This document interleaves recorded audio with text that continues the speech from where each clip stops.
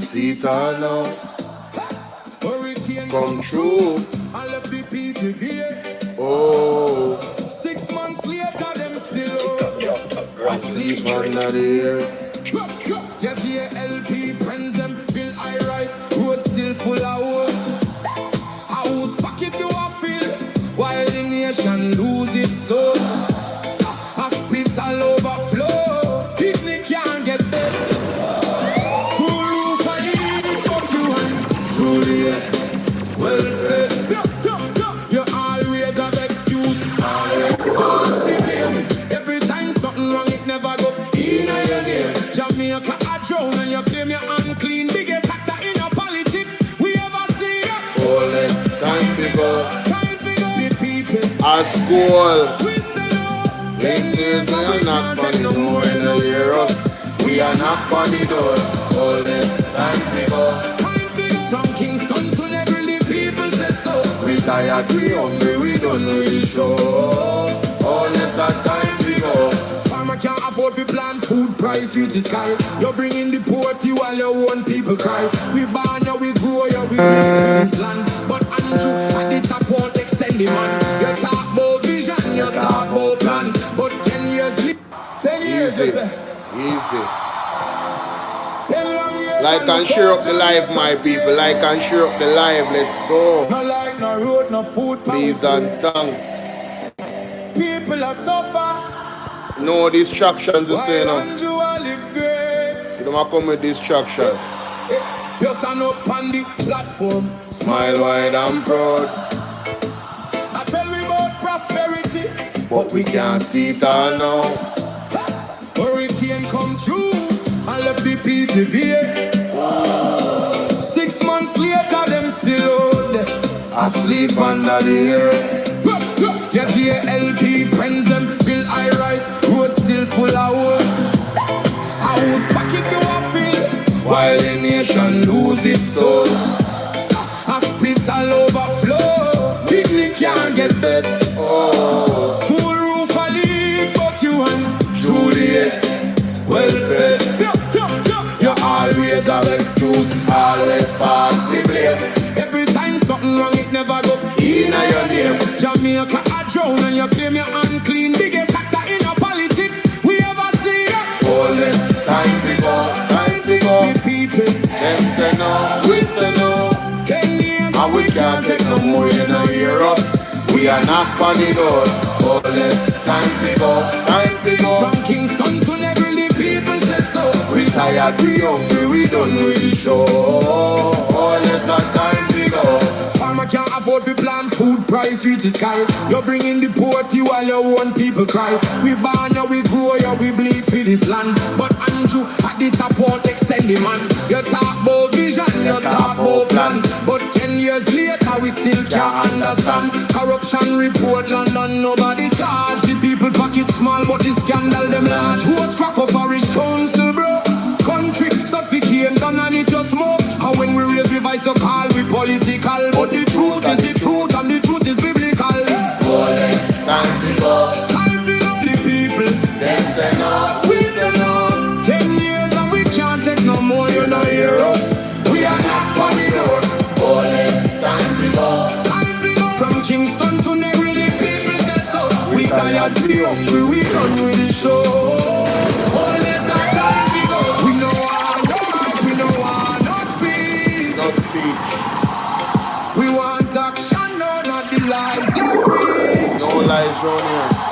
Hurricane victims still under tarpaulin.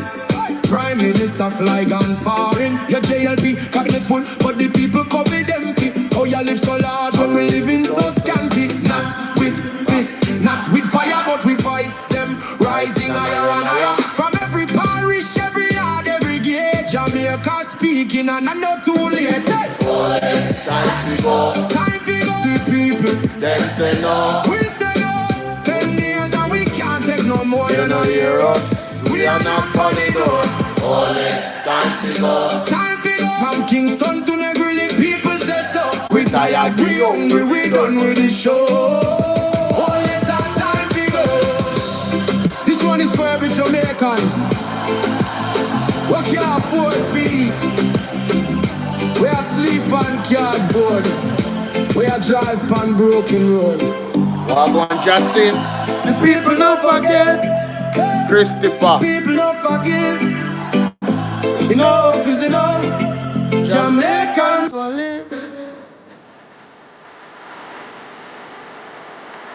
Jamaica.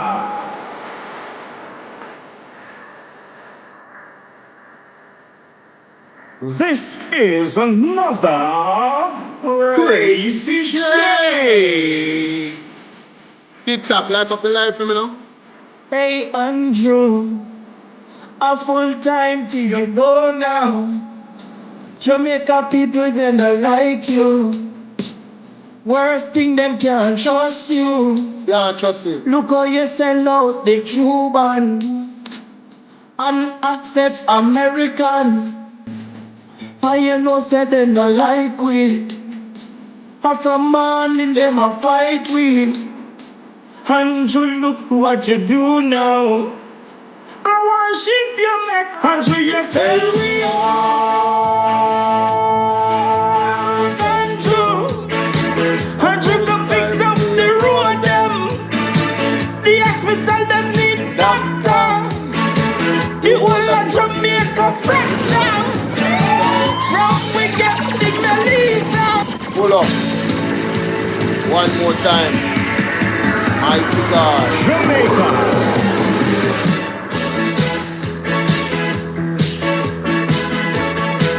This is another Crazy J.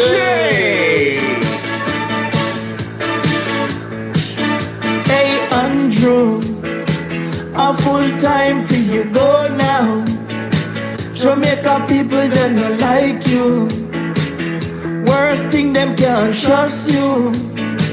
Look how you sell out the Cuban and accept American.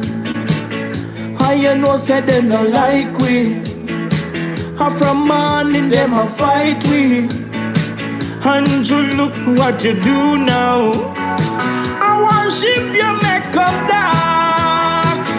And you know we can't fight. Andrew, you sell we out.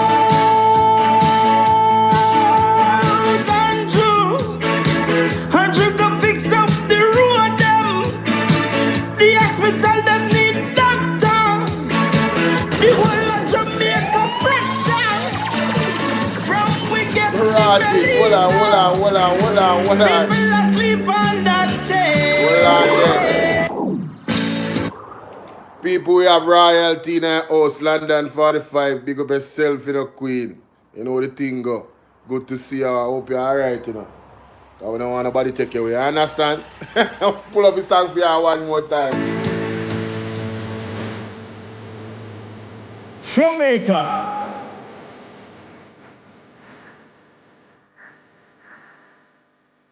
This is another Crazy J. Hey Andrew, a full time for you go now. Jamaica people they don't like you. Worst thing them can't trust you. Look how you sell out the Cuban and accept American. And you know say they don't like we. And from morning them a fight we. Andrew, look what you do now. I worship you make come down. And you know we can't fight. Andrew, you say we are.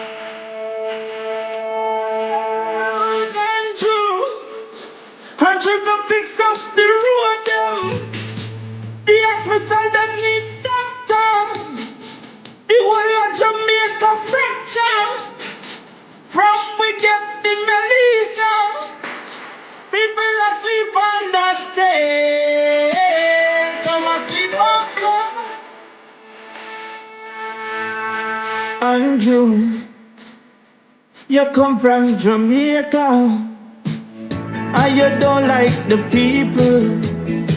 You make the country a suffer now. Andrew, you don't remember when they say a Spanish town you from. That's how your man and grow. Why you sell we out?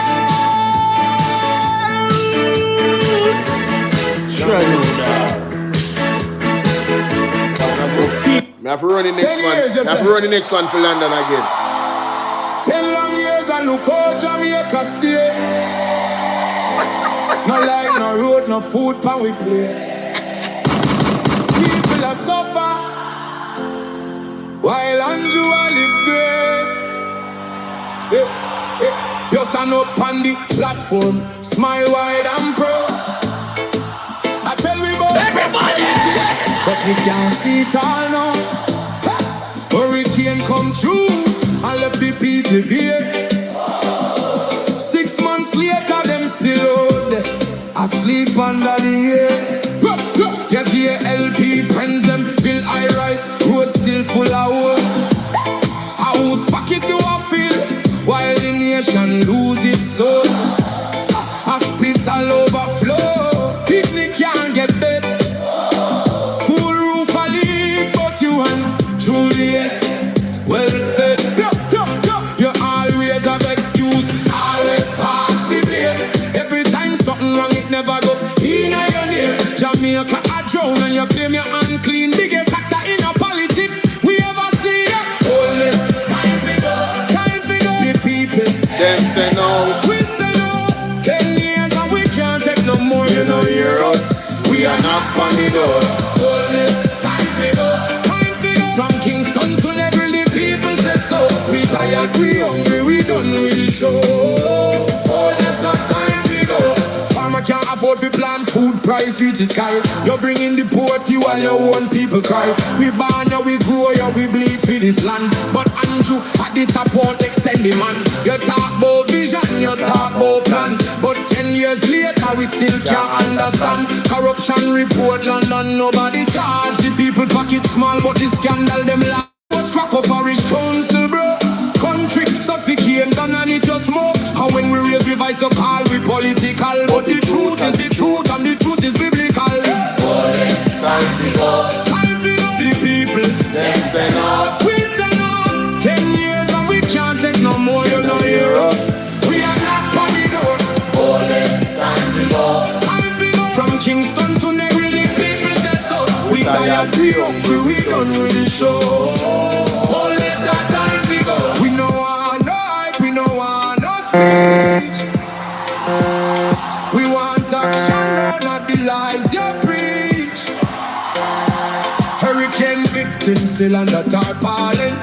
Prime Minister fly gone foreign. Your JLP cabinet full, but the people covered empty. Oh, you live so large when we living so scanty. Not with fist, not with fire, but with voice. Them rising higher and higher. From every parish, every yard, every gate. Jamaica speaking and I'm not too late. Police, time to go. Time to go. The people, Them say no. we say no. 10 years and we can't take no more. You know hear us. We are not on the door. Police, time to go. Time to go. From Kingston to Negril, the people say so. We tired, we hungry, we done with the show. All this time to go. This one is for every Jamaican. We can't afford feet. We are sleep on cardboard. We are drive on broken road. The people don't forget. People don't forgive. Enough is enough. Jamaicans will live.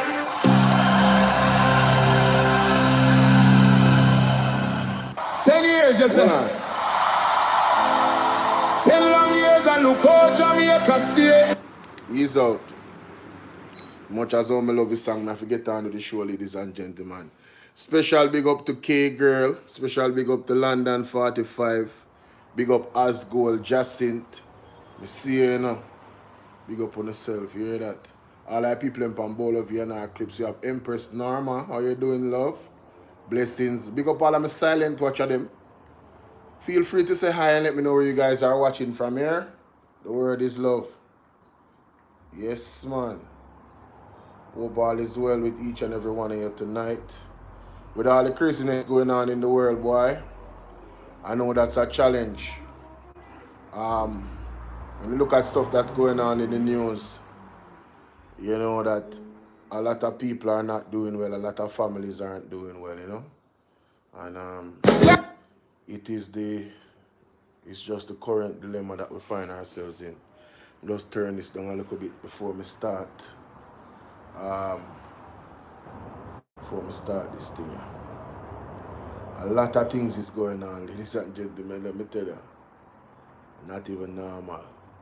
But let's start with the distraction. So, what the lady name? And you notice what I said a while ago, the distraction. Sharon Oxford, how you doing? Good night. How you make your letters them so bold? How you make your letters them so bold when you type? And thank you, okay, girl. Thank you, Momo. Big up yourself. London 45, you know the thing, mama. Yeah, man, time come now, man. We sick of them, man. Andrew need to lift up and go about in business. You understand? But if you don't want to do it by the request of the people, God are gonna move him. And there's nothing what the lab rat them can do about that. Time come now. Woman of God, big up yourself. Alright, so like I said, ladies and gentlemen, let us look at the distraction first. Right? Let us look at the distraction first. The young lady, what's her name? Councillor Julian Chang resigned with immediate effect. CVMTV has learned that recent elected councillor for Savlamar Division, the PMP's Julian Chang, has tendered her resignation from the party with immediate effect. The development comes after an internal matter that saw Ms. Chang threatening legal action against another party member. Details surrounding the resignation are still emerging, but party insiders have confirmed that Chang's departure will trigger a vacancy in her division. The PMP is expected to issue a formal statement in coming days. Efforts to get a comment from the party's executive up to news time provided futile. So we got that out the way. That is a distraction, ladies and gentlemen. That is a distraction from what you name Dr. Andrew Wheatley. That is a distraction from what you name the FLA. Who remember so the FLA boss need to resign too. These are all distractions, ladies and gentlemen. Don't fall for the banana in the tailpipe. Stay vigilant. You understand what I'm saying? The real issues, they want you to forget about the real issues. Like this story right here, right? Grim finds at least 14 bodies discovered and death investigations identify across Jamaica in June. Do you guys remember what Pastor Peter Chambers' message was when there was the blackout? You remember what he said about evil spirits being entered into Jamaica that will cause death? Aren't you guys noticing what has taken place since then, since the blackout? You see how the accidents on the roads have intensified and normally leading to death. These are the things you need to remember. All right. Spiritual warfare in high places, ladies and gentlemen. Again, do not be distracted by these little things that Jamaica Labour Party media outlets put out to try and divert you from the real issues. Andrew Wheatley needs to resign. Xavier May needs to resign. Darrell Vaz needs to resign. Floyd Green needs to. A bunch of them, the Prime Minister's wife needs to resign. You understand? A bunch of them need to resign. All of them that is being investigated for illicit enrichment and know they're being investigated for illicit enrichment and know so them are thief and know so them don't make their money right way, them need to do the honorable thing and take with themselves. You understand? If a one time in their life, then do the honorable thing. Now is the time. If them really say them choose Jamaica. But let's get into this article, ladies and gentlemen. Let's get into this article. Yeah, here we go. Grim finds at least 14 bodies with Within days of each other, Jamaicans have been confronted with a series of grim discoveries: decomposed bodies in rivers, bushes, and remote communities, skeletal remains hidden in vegetation, and victims whose disappearances ended in tragedy. Great. The incidents, recorded across several parishes during June, unfolded even as the island continued to record relatively low weekly murder figures, highlighting a lesser-known aspect of policing in which cases are initially classified as decomposed body found, skeletal remains found, body found, or death investigation, while investigators determine identity, cause of death, and whether a criminal offense has been committed. A review by the Gleaner of the Jamaica Constabulary Force, JCF, weekly reports covering much of June, together with official reports and independently verified news reports, identified at least 14 body discoveries and death investigations across the island. Wow. The review is not presented as a complete record of every body recovered during the month, but illustrates the geographic spread and frequency of the cases documented during the period. Among the most disturbing was the case of 12-year-old Crystal McLean, who was reported missing on June 12th before her body, in an advanced state of decomposition, was discovered in the Rio Grande at Grant's Level in Portland on June 17th. The discovery sent shockwaves through the parish and prompted renewed calls for justice. Hey, what's up? Portland mourns. A family mourns. A community mourns, Portland Eastern Member of Parliament Isaac Buchanan said, as he called for a thorough investigation into the child's death and urged anyone with information to assist investigators. Just days earlier, another missing persons case had ended in tragedy when the body of Khadijah McLeod, who had been reported missing from Manchester, was found in the Peppers area of St. Elizabeth after a farmer heading to his property stumbled upon her partially decomposed remains. Police said she had last been seen with her boyfriend, 50-year-old Maurice Fennell, who later died by suicide in St. Anne. The June review also identified a succession of other body discoveries. On June 2nd, the decomposing body of a 60-year-old man was found inside his home in Four Paths, Clarendon. On June 6th, workers discovered the body of a man at the retirement landfill in St. James. On June 9th, the decomposing body of a 68-year-old man was found at his home in Golden Grove, Claremont, St. Anne. A day later, the police were called to Gray's Hill Close in Mandeville, where 72-year-old Primrose Hall, who had been reported missing 3 days earlier, was found face down inside a barrel. Wow. On June 18th, investigators launched a probe after the torso of a male was found in vegetation along the Aberdeen/Quick Step Road in Saloa, St. Elizabeth. 3 days later, another fully decomposed male body was discovered in a remote area near the Santa Cruz police station in St. Elizabeth. The review also identified skeletal remains discovered in the Content District of Askanish, Hanover, on June 25th.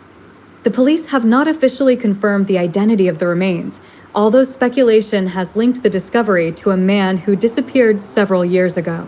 Investigators have not publicly established that connection. The incidents occurred in rivers, bushes, homes, gullies, remote communities, landfill sites, and heavily vegetated areas, with some of the discoveries made by farmers, residents, sanitation workers, and passers-by going about their daily routines. The cases also illustrate why official murder figures can change after they are first published.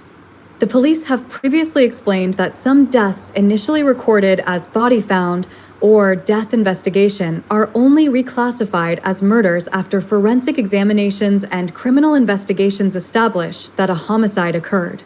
Those cases are then added to the official murder statistics.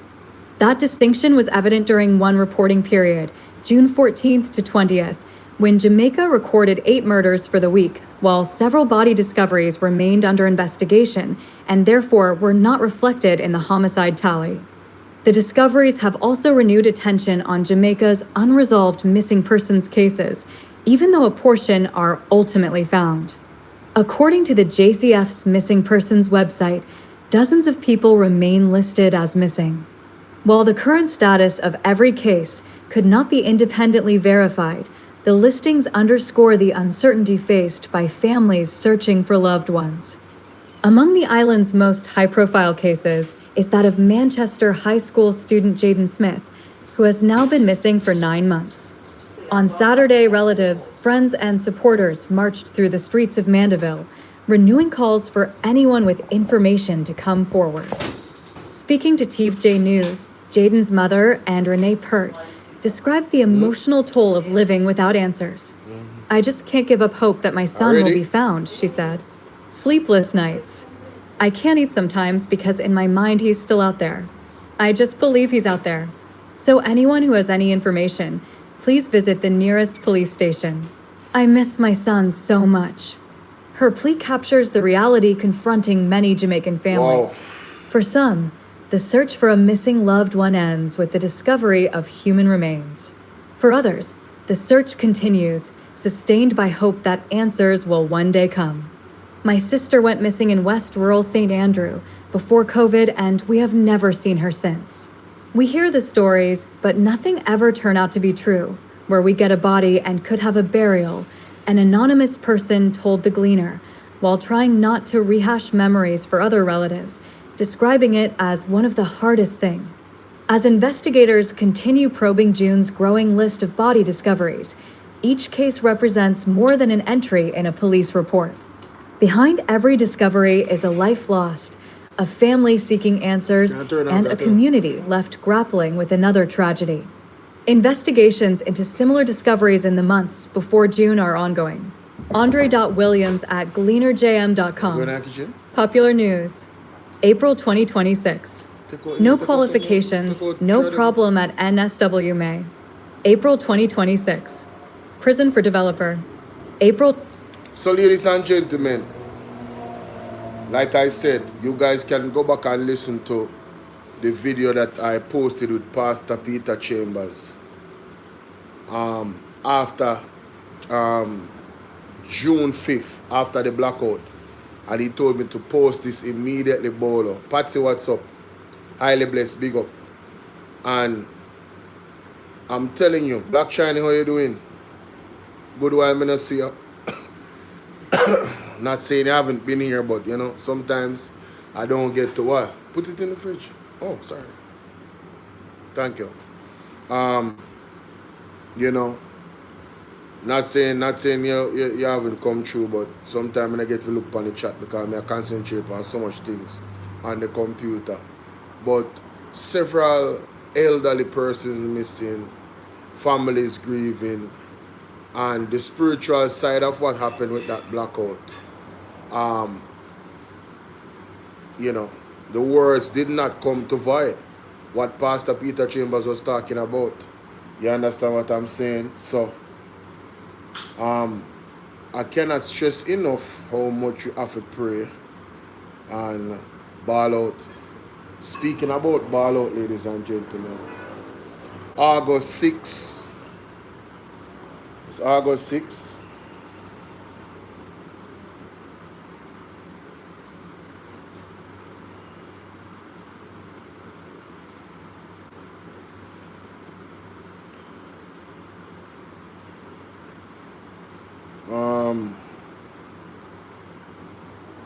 Let me see. Where's the oh, here it is. So August 6th, ladies and gentlemen, the annual Ball Out Convention, a war cry for Jamaica, no retreat, no surrender. Alright. It's going to be at Hudspin, Clarendon, August 6th. Alright. Bishop Dr. Edgar Daly from Brooklyn, New York will be a guest there.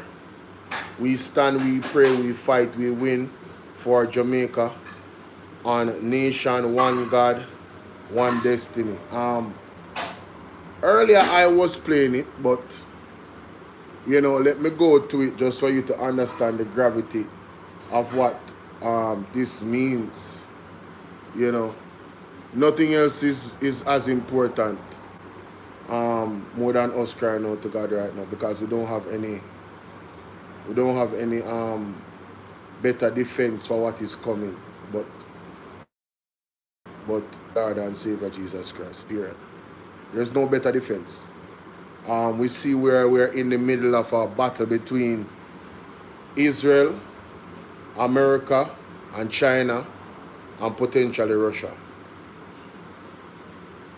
You understand? Because you're talking about the BRICS, right? And why do I say Russia? Because of what potentially could happen in Cuba.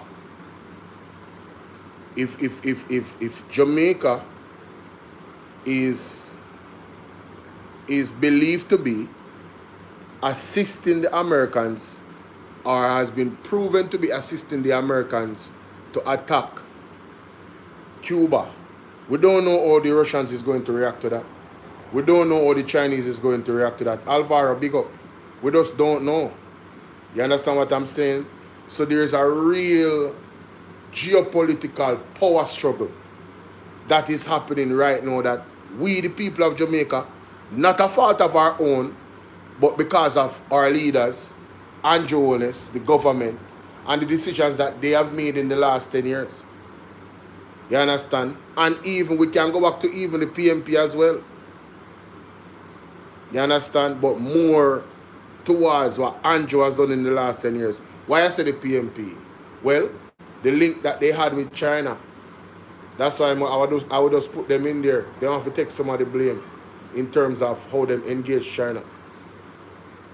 But Andrew Holness has definitely taken it to another level, ladies and gentlemen. I don't know what that man has promised China. I don't know. But Andrew, the first person to go to Israel, first person to go up on the wall and pray, first person to visit Israel and go and talk to the man up there. We don't know what that conversation was about. We see Jamaica have this transformation now in our police force, where the police them out here have this DNA and this imagery and this operating energy as the police them and the forces them in Israel. You understand? And it's just the truth. Many times persons have observed it and said it. Right? So there is a lot going on, ladies and gentlemen. There's a lot going on, but I don't want to go off in a tangent. Let me see if I can find, well, I know I can find it, but I don't know what's going on with the computer, man. Well, YouTube, not the computer. Really, YouTube are the problem. I was listening to this video earlier with the pastor. I just want to get a clip of it for your listening ears, for those who were not here. Where is it? Oh, here it is. Here it is.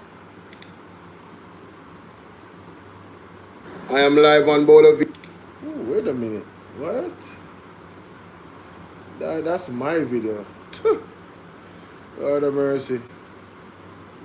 The original video I want. Ah, here it is. Right. We told you to get them, get the kerchief, get the plaque, get the stuff. People laugh at me. You gave them the mandate to continue and to do what was necessary. So that's intentional. It don't look nice, sir. Amen. I'm doing some work. God be my helper. I need money. Anybody have any money can give me a couple millions?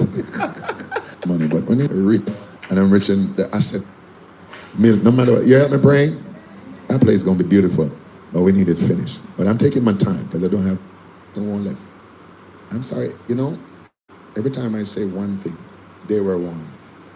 Listen. They were warned. They were warned. Can you imagine? Amen? Amen. But then now, I said, Lord, what is this? And the Lord says, it is intentional. It is intentional to take the license, because when you take the license, the people can't say they have ID and they have TRA. So if you take the license. Hi, Sassy81. How you doing, love? Salute, salute, salute. Hope you're doing well, my darling. Good to see you, good to see you, good to see you. Because I was not looking at the chat on the computer, I didn't see you there. I hope you're still here. Thank you for always supporting. You understand? One of my honorable members, Antonio, said, Andrew do everything for money and lost him soul. Yeah, I mean, come on. Let me see.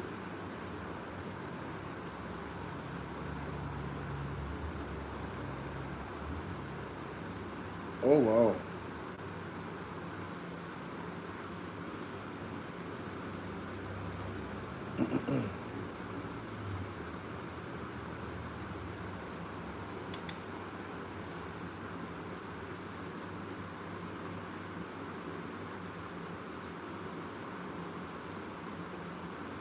Amen. 3/4 of the country. But then now, I said, Lord, what is this? And the Lord says, it is intentional. It is intentional to take the license, because when you take the license, the people can't say they have ID and they have TRA. So if you take the license, when they're to get it back, they won't get license, they will get NIDS. So they don't understand. You won't get back license. They'll tell you that's, oh, we're going to give you one thing.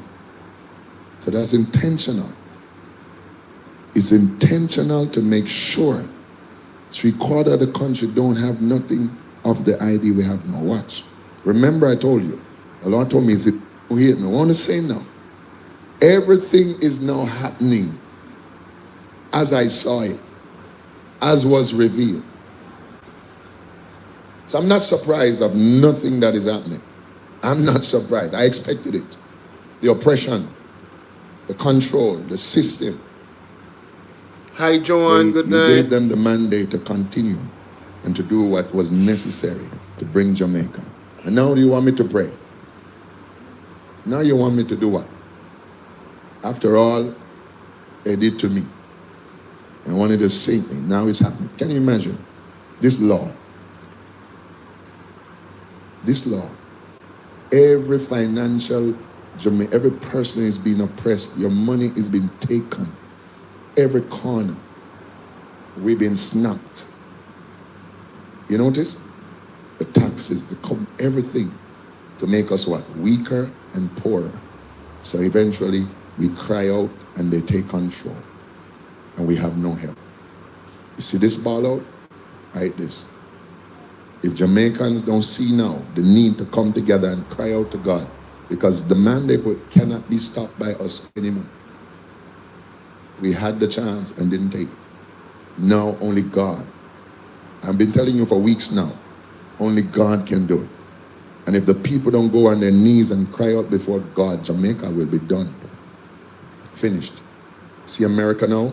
They want a heavy piece of it. Listen. Didn't I tell you? Listen. Didn't I preach months ago that China and America will fight for Jamaica? Right? Was I lying? Nope. Now they're sending a woman as the ambassador who says, China got too much of Jamaica and we want to take back the port. We want to take back the businesses to America. So this is going to be a war for our country by two foreign countries. Where does that leave the people? Right Caught in the middle Yep. of the crossfire. Yep. Who's going to suffer? The people on the land. China has invested heavily. They're not going to just walk away. Nope. They have invested more than on the highways, the bridges, the this, the that. They have built, over the last 10 years, they've been building Jamaica, not for Jamaica, for themselves. The ports. Man, listen, I gotta clip this up, bro. If it's even a 5-minute video, that part right there that he just explained, I'm sorry, I gotta clip this up. It needs to be said and it needs to be understood. Huh? Yeah, and I've been trying to tell people that I'm not against the Chinese. I'm saying you gotta understand how business works. The Chinese is not doing this for us. They doing it for themselves. They got their own ulterior motive, just like America. They got their own ulterior motive. Jamaica needs to stand up independently, and the only way we can do that is if we have leaders that walk upright, leaders that are not compromised, leaders that are not corrupted. That is the only way that is going to happen. And the leaders that we presently have right now, I don't care what no Labrat wants to say. Your bro devil is not walking upright. He's not. He's not. He's fully compromised. 100%.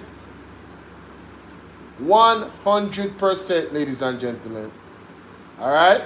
It is what it is, man. And you just need to face the music. Anyway, let me just do a little recording here. Let me see. So, ladies and gentlemen, a very important message here from the man of God,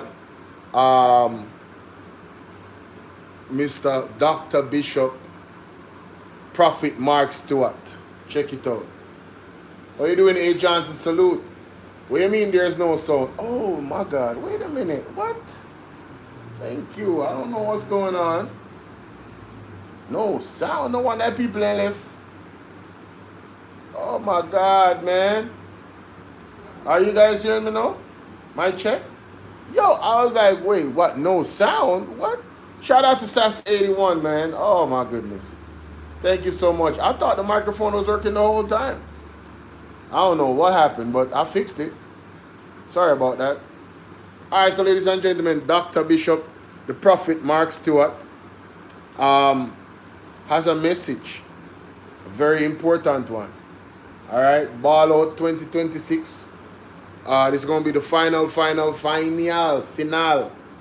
And the reason why you should attend, you must attend, he'll explain. All right, let's get it. I wonder one answer now. All green. All right. I'm here. I want to say now. Everything is now happening as I saw it, as was revealed. So I'm not surprised of nothing that is happening. I'm not surprised. I expected it. The oppression, the control, the system. You gave them the mandate to continue and to do what was necessary to bring Jamaica. And no, now man, you want they're me on multiple platforms, so them they not hear now me. you want me to do what? Like and share up the live, guys. After all, thank you. They did to me. I wanted to sing. Thank you, Now it's TikTok. happening. Thank you for the love. This law, every financial, every person is being oppressed. Your money is taken. Every corner, we've been snapped. You notice? The taxes, the everything to make us what? Weaker and poorer. So eventually we cry out and they take control and we have no help. You see this ball out? Right, this. If Jamaicans don't see now the need to come together and cry out to God, because the mandate cannot be stopped by us anymore. We had the chance and didn't take it. Now only God. I've been telling you for weeks. So you guys understand now how important September 3rd was to stop certain things that was in motion from before September 3rd. You guys thought it was a regular election. Well, every time when the government put on more pressure upon us, we said to us, say, election of consequences. This was the greatest election consequence. The very soul and fabric of this country is being torn apart, reshaped and reformed to facilitate the devils and the demons. Listen up. Weeks now, only God can do it. And if the people don't go on their knees and cry out before God, Jamaica will be done. Finished. See America now? They want a heavy piece of it. Didn't I tell you? Didn't I preach months ago that China and America will fight for Jamaica? Was I lying? Now they're sending a woman as the ambassador who said, China got too much of Jamaica and we want to take back the port. We want to take back the businesses to America. So this is going to be a war for our country by two foreign countries. Where does that leave the people? Right, caught in the middle of the crossfire. Who's going to suffer? The people on the land. China has invested heavily. They're not going to just walk away. Nope. They have invested more than in the highways, the bridges, the this, the that. They have built, over the last 10 years, they've been building Jamaica, not for Jamaica, for themselves. The ports they control. So you think America can just come and tell them leave and what? So we're trapped in a warfare that we as a citizen cannot fight. We cannot fight. We don't have what it takes. Whoever wins, take us. We've been sold. We've been handed over. And now we sit here scrambling on the roadside all over, fighting one another with witchcraft to survive as Jamaicans. God. Come on. That's how we're here, killing one another and fight. That's what they want. Kill out one another, set us up against each other to war and kill one another. Where is benefiting? Jamaicans are being put underground like never, ever in the last couple of years. The amount of people that have been buried in this country, from children up, every day. Yep. Church can't keep funeral. Peer funeral. No good church service can't hold again. 3/4 of Christians, everybody gone to where? Funeral. True, every man. day. There are more funeral service happening in Jamaica than church service right now, because funeral is happening every day. Many church keep one time. Sacrilege. And all the people do is sit down and defend what is wrong, because they're under a spell. Curse. We've been preaching this thing, talking to the nation. If I'm a prophet, they hate me. One woman looked at me the other day and said, we want back the Mark Stewart from Davidton. All of a sudden you get up a trouble with man. You don't like you, that's why we're not call your church. Again, we're not support you because you talk against it. What can go so? Ladies and gentlemen, let me show you what the pastor is talking about in terms of, you know, the whole situation with China and America. Let me show you exactly what he's talking about. This article supports exactly what he's saying. You understand? It's no joke, ladies and gentlemen. It's very, very serious. So, let's get into the article. Here we go. U.S. company AECOM conducting security assessment, you know, ladies and gentlemen, at Jamaica ports. You remember when Carly Lake said it's a serious national security risk for the United States that China owns 49% of the harbor. Yes, ladies and gentlemen, it got real. She hasn't even touched down in Jamaica yet, and she's creating waves. It ain't no joke. So let's listen to this. eGleaner classifieds mobile apps. Sign in, subscribe now.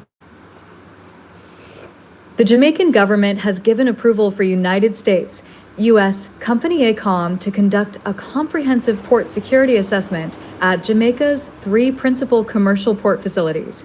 An April 29th letter to Port Authority of Jamaica Chairman Professor Gordon Shirley has stated. Jamaica, them say Jamaica government has given approval for the United States. Jamaica, they never had a choice. Understand this. They never had a choice. But given approval, what? Tell them no, no. Tell them no. And see what go on. But given approval. Let's continue. That's some funny stuff, man. Stated, given approval. The letter from the Ministry of Foreign Affairs and Foreign Trade said the assessment was built on previous discussions and will evaluate security infrastructure across the facilities and identify opportunities for modernization, aligned with United States and international industry standards. The facilities to be assessed are identified as Kingston Wharves, Kingston Freeport Ltd., and Montego Bay. The U.S. Department of State, through the Embassy in Kingston and contracted implementer, AECOM, will lead the effort. A section of the letter read, "It was not immediately clear what AECOM's core work is, but informed sources describe it as an American multinational infrastructure consulting firm headquartered in Dallas, Texas."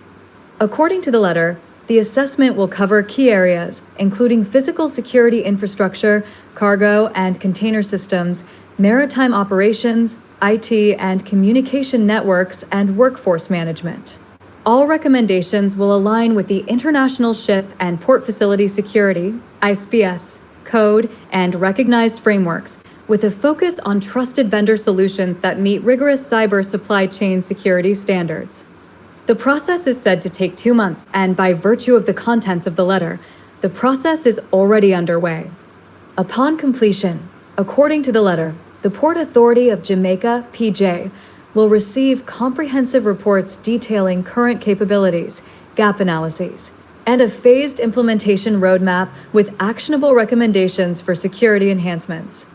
It said AECOM was eager to work with the PAJ and was anxious to meet with staff to discuss assessment timelines, scope of work, and site visits, which will form part of the assessment.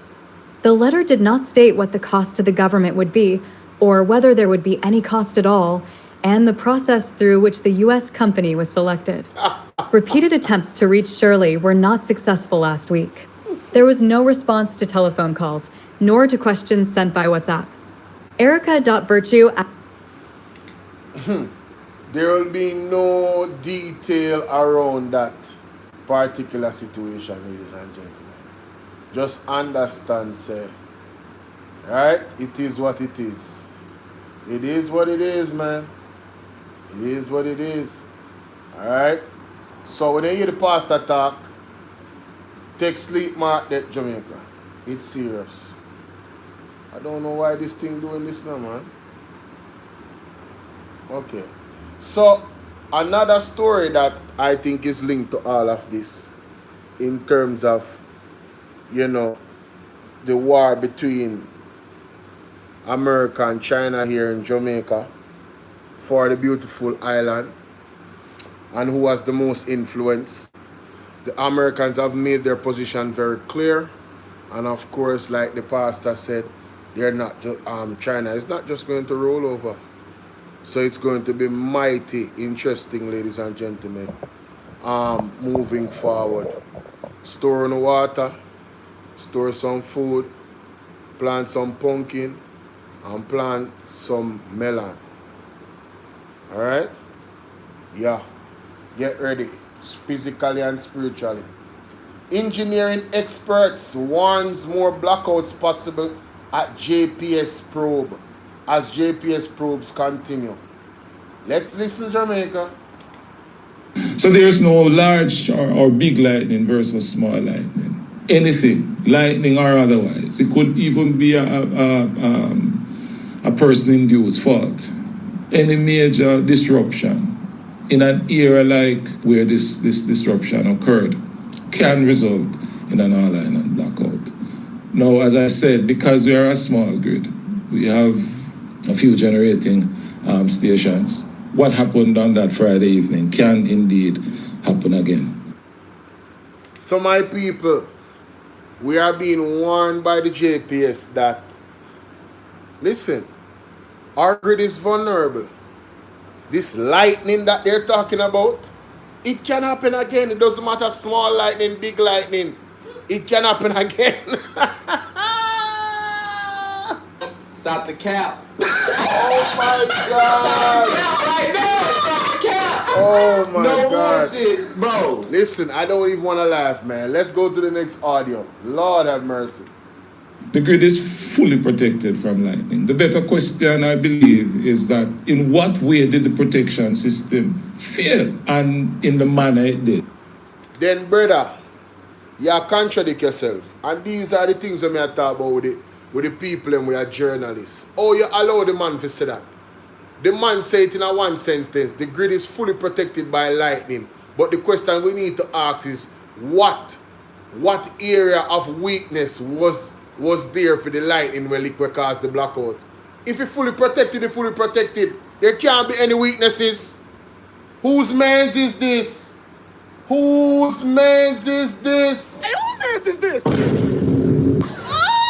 Who man's is this? Yo, a damn thing I may talk about, you know, brother. No, listen to that again. The grid is fully protected from lightning. The better question, I believe, is that in what way did the protection system fail and in the manner it did in the particular area concerned? Those answers will be made available, I'm sure. Jamaica, what did they say caused the grid to fail? No lightning. The man said it's fully protected by lightning and then go on to say the rest of that. And nobody not stop him and say, but hold on, sir, wait a minute. That's a contradiction. What do you mean it's fully protected by lightning? According to reports, a lightning caused the whole blackout.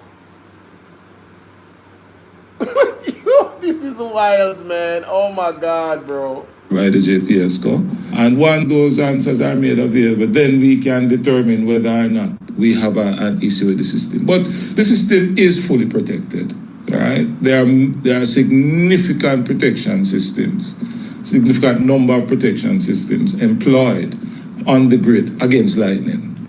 Brother, obviously it's not significant enough. We had an all-island blackout, and we're told is that a lightning caused it.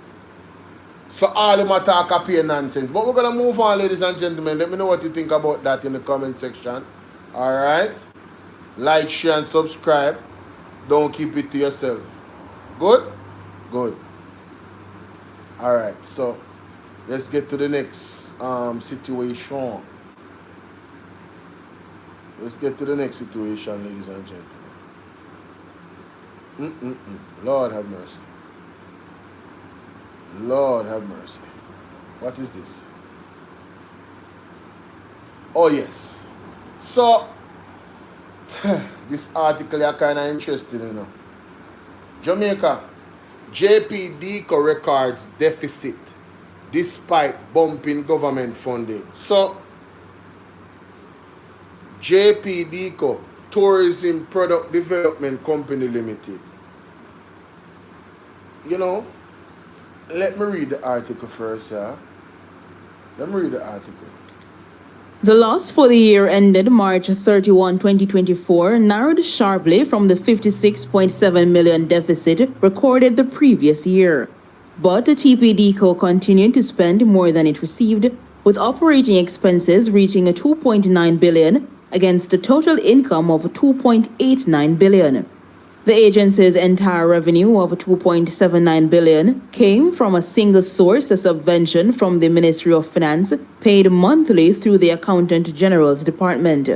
This is to cover recurring costs and staff compensation. That subvention rose from 2.31 billion in 2022 to 2023.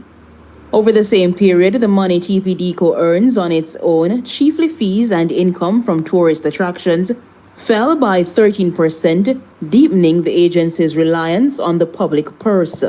Beautification projects remain the TPDCO's largest area of spending by far, accounting for 1.38 billion or almost half of all expenditure.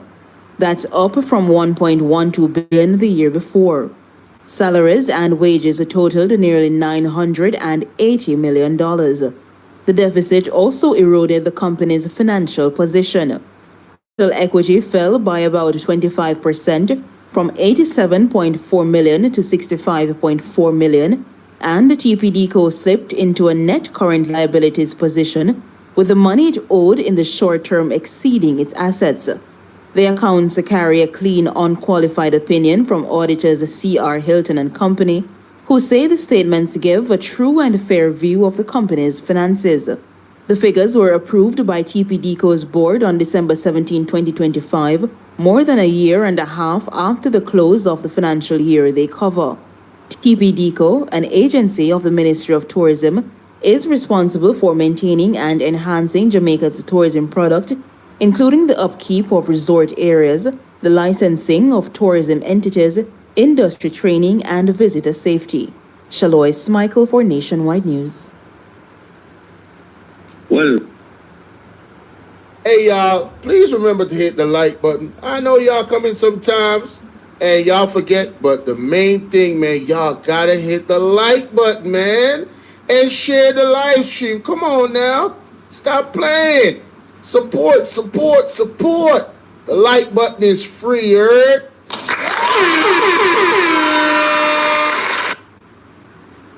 So, ladies and gentlemen, you see on your screen, TBDCO stands for Tourism Product Development Company, a Jamaica government agency mandated to maintain, enhance, and develop the country's tourism product. Its core function is to ensure destination integrity, improve visitor experiences, and support local tourism businesses. Licensing and compliance, it processes the facilities Jamaica Tourist Board JTB license application for attractions, tour enterprise, and other tourism entities to ensure they meet regulatory standards. Destination Assurance, it conducts regular assessment and inspection to maintain the quality, safety, and integrity of tourism attractions across the island. Also, it organizes capacity building programs, including the flagship Team Jamaica course to elevate customer service standard and hospitality skills among tourism workers. Product enhancement, it spearheads infrastructure projects and beautification efforts in resort areas such as pro-named upgrades in hotels to improve the aesthetic and cultural appeal of communities. Craft development, it supports local artisans and craft producers by providing skills training and workshops to showcase authentic Jamaican products. Listen to me, ladies and gentlemen. Timeless, how you deal with? Strawberry 10, I miss you too, baby. What's up? How you doing, baby? Well, ladies and gentlemen, I think the TBD needs to focus on putting pressure on the Ministry of Health. When a tourist come to Jamaica and they cannot receive proper health care, they're not coming back. I think the TBD needs to put pressure on, what's his name? Nesta Morgan. Because when the roads are not fixed and the tourists come here and they're on those bumpy roads and they have those long delays, it inconveniences them terribly where their vacation is concerned. And even in tourist areas, the roads are bumpy and the roads are bad. It is what it is. I never tell a lie, ladies and gentlemen. There's few roads in Jamaica that have a standard of the highest quality. I want to say few, maybe 1%. Maybe one. I'm not exclude the highway then. Please exclude the highways. The highways them have nothing to do with this. Alright? So when you're talking about the main objective of TBD is to ensure destination integrity, improve visitor experience. That is huge. And all the things I spoke about ensures the destination integrity and improves the visitor's experience. You cannot have a situation where they are going to the hospital and them can't get proper health care. Why would you come to Jamaica if that is the case? And don't tell me that that is not happening. We have had several cases already that came out. Just the other day I was reading an article with a clergyman. He had to fly his niece to Florida to get health care in fear that she would have died waiting in the hospital in St. James. This is the reality. But people talk about third term and fourth term and all of this nonsense. Fourth term of what? People losing their loved ones? Absolute nonsense. But let's continue. I've made my point. So help me finish with the article, yeah? Yes, I finished with that. Just click off some of these. Alright, I'm finished with that article. Now, again, ladies and gentlemen, we're not going to come off this. Andrew Honest, have you met with Dr. Andrew Wheatley as yet?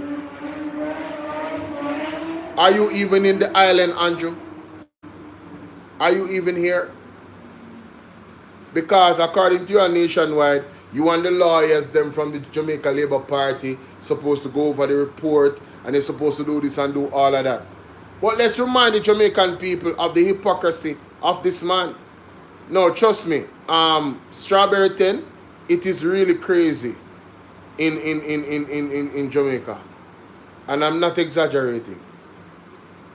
The clergyman wrote a letter in the newspaper, the pastor. He had to fly his niece out to Florida for her to get care. He said the difference was incredible. As soon as she went there, 7 doctors was looking after her. 7.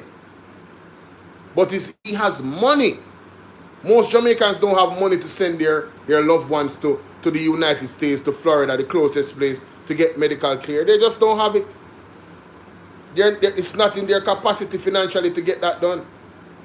So now, I've been telling people for some time in Strawberry 10 that, listen, we cannot afford to get sick in Jamaica.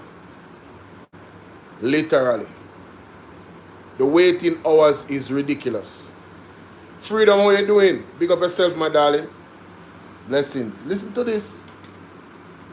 The hypocrisy. Sitting in Parliament with a Minister of Government was openly accepted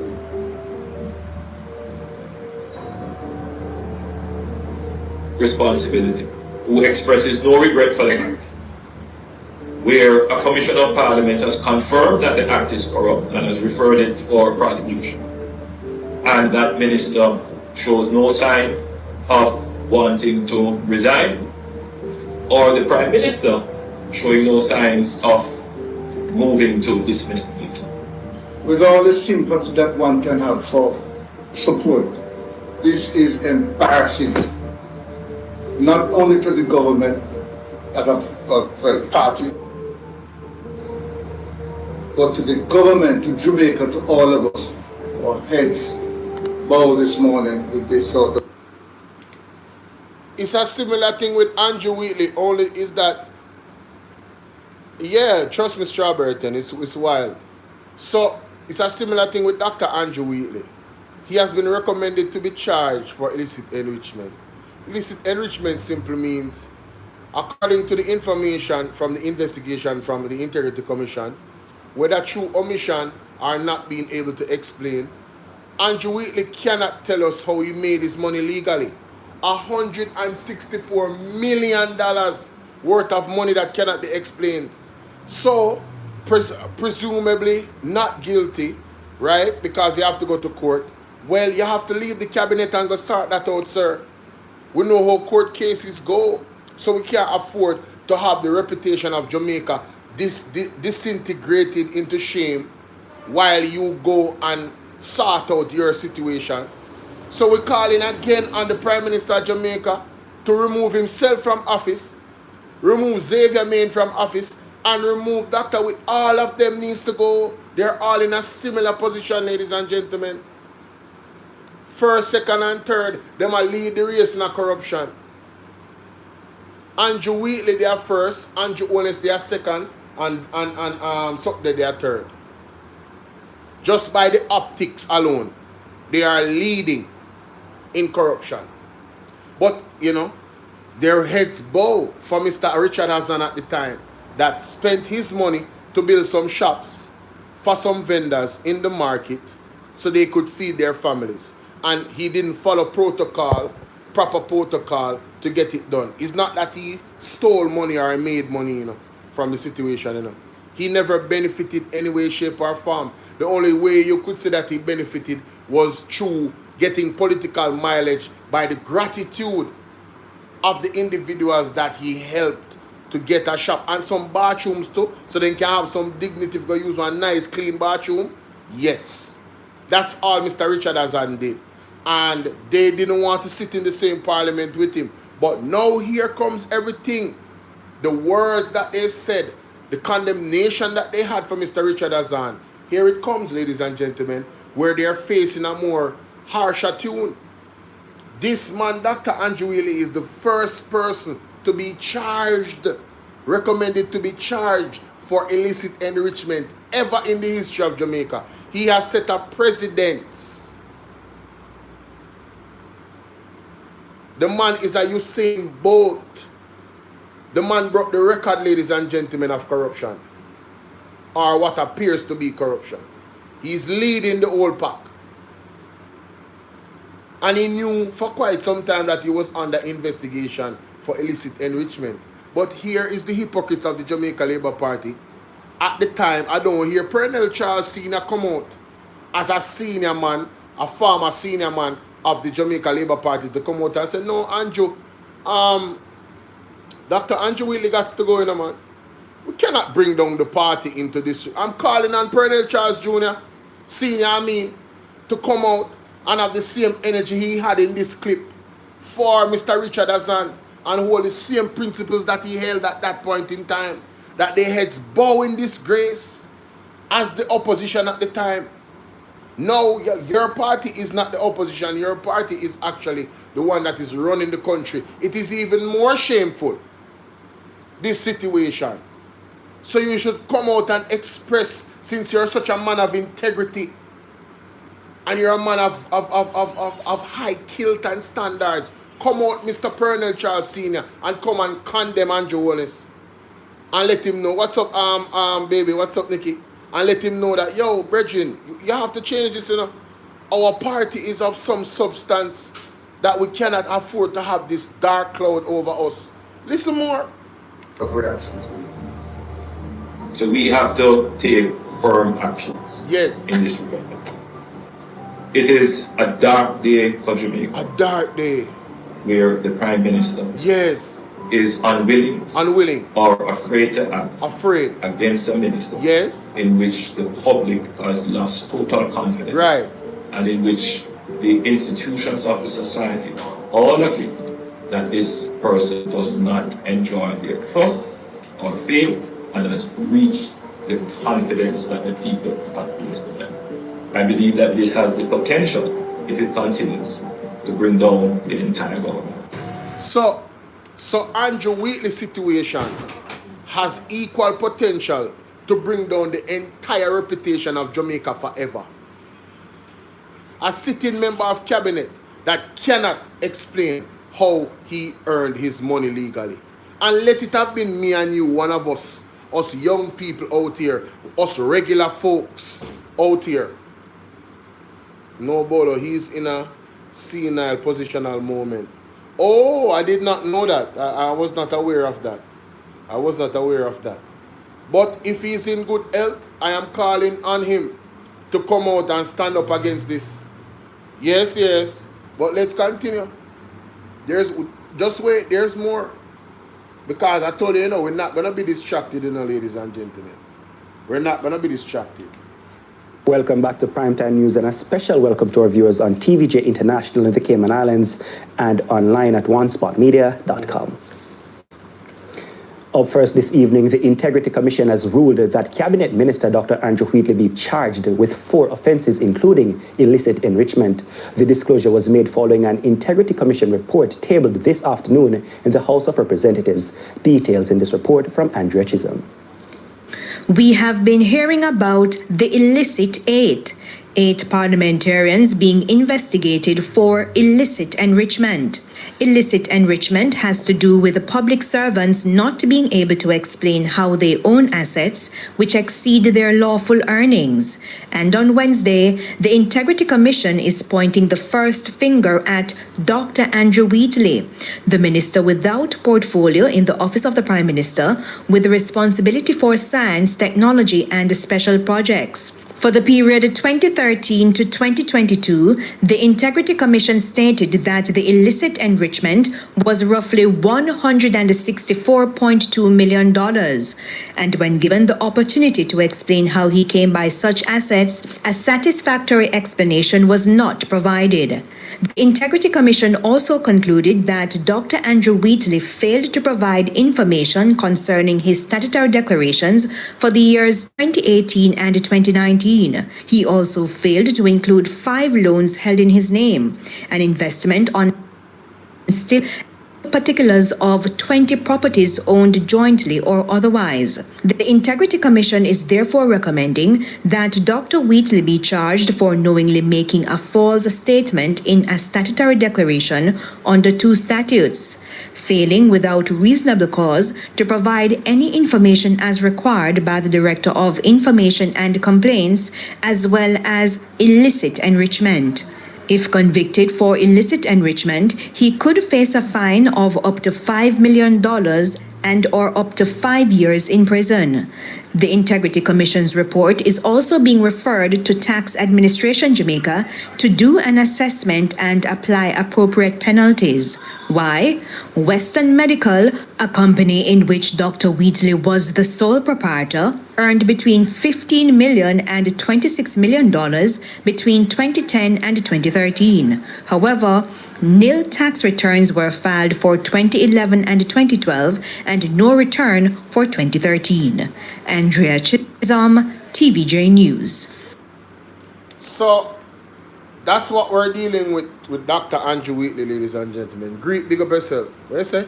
No recommendation. IC rule that he be charged. Oh, yes. Thank you so much for that. Lavish, how you doing, darling? I hope you're holding up, you know. Blessings to you. All right. I hope the family is holding up. All right.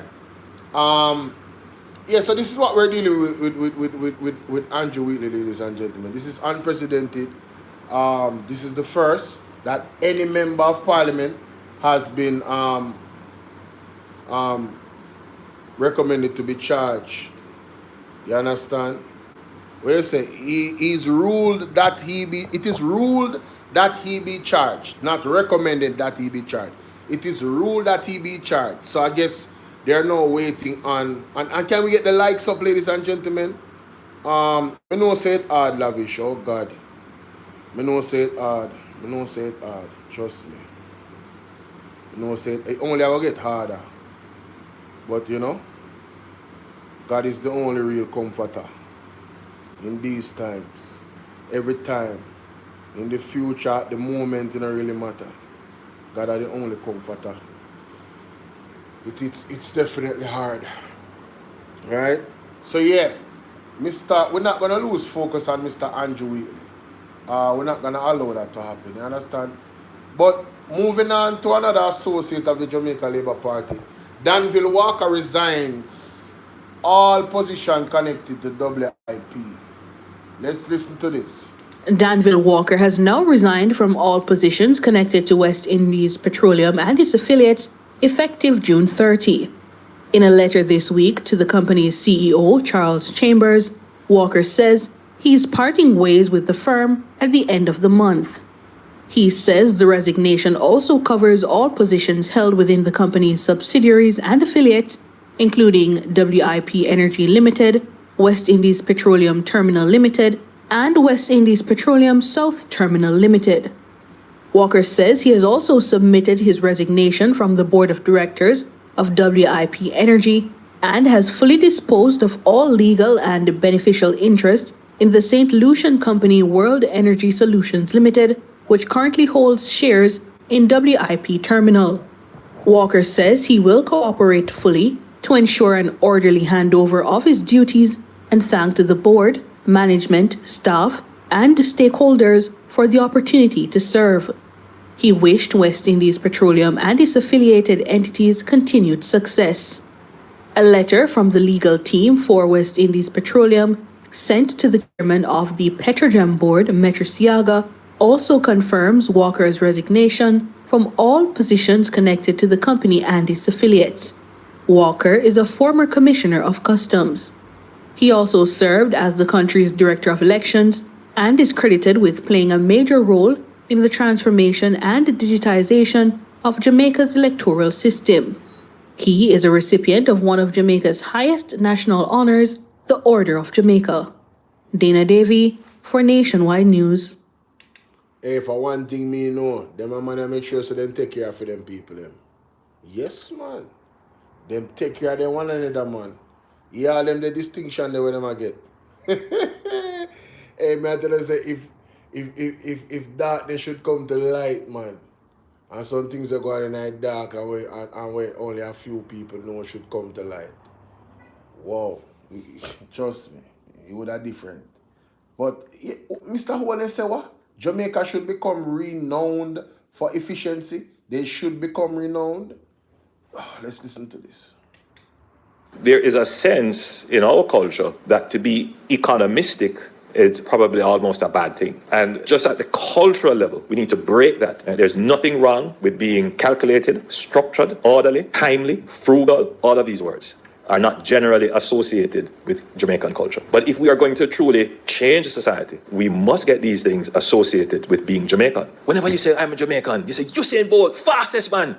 What we need to do is to take that and say, Jamaicans, man, the fastest people at doing business. When we go abroad and people see us, they say, Jamaican people, hardworking. So what is wrong with getting efficiency as a cultural identification of Jamaicans? That's what we need as a resource. The more efficient you get, the more productive you become. And in the latest statistics that we have seen, Jamaica is the third least productive country in the region. I've said it in a convoluted way because I intend to be euphemistic about the situation. But that's the reality. So in as much as we are the fastest people and we have the greatest culture and so forth, it really matters not because we're not being the most productive. So we need to have a pro-growth, pro-social, pro-economy culture. It amazes me. It truly amazes me how this man diverts blame from his administration. He came here and he said to us, listen, we're going to bring prosperity. 5 in 4. All of these things, all of it failed. None of it came to fruition. And nobody can be honest in the Jamaica Labour Party, even their supporters, to say, listen, this man has promised us a bunch of things and he absolutely failed us. He had a long time to... How are you doing, Sylvan Ev, my honorable member of the platform? He had so much time to get it right, ladies and gentlemen. And he failed miserably over and continued to fail because even though he has not cracked the code of growing the economy past 1%, they have had an average of 0.8% growth, since they've been in power, average, not even 1% growth in the economy, And then you hear them boast about the employment rate, and you go, how are you saying this now? If we have an employment rate that only 3% of the Jamaican people actually are not employed, only 3% are not employed. How is production low? How does that coincide? That doesn't make any sense. It tells you that the statistic is flawed. How is the statistic flawed? Well, there's over 300,000 persons that are not seeking a job, so they are not put into the category of unemployed. Therein lies the problem. That is a huge gap of a lack of production because the jobs that are there simply are not attractive. Whose fault is that? For not offering young people greater opportunity to earn a livable wage. Not $100 a week, a livable wage. And then they blame the young people for not having children. How are you going to start a family with $100 a week? With inflation and everything that is going on? Come on. They literally put $8,000, less than $10 on the minimum wage the other day. So you cannot, at one end they were calling the men bums and them don't take care of them pitney. And when them stop have youth now, right? When them not have no youth now, oh, you guys are not being productive enough. You don't make up in the mind. Where is the opportunities for the youths? And then we had the People's National Party that came out last year with an incredibly detailed manifesto with love and intelligence and consideration for the youth and the elderly and the most vulnerable. And the Jamaican people spat on that and threw it in the garbage. And now you guys are suffering under Andrew Honest telling you that, oh, we need to be more efficient.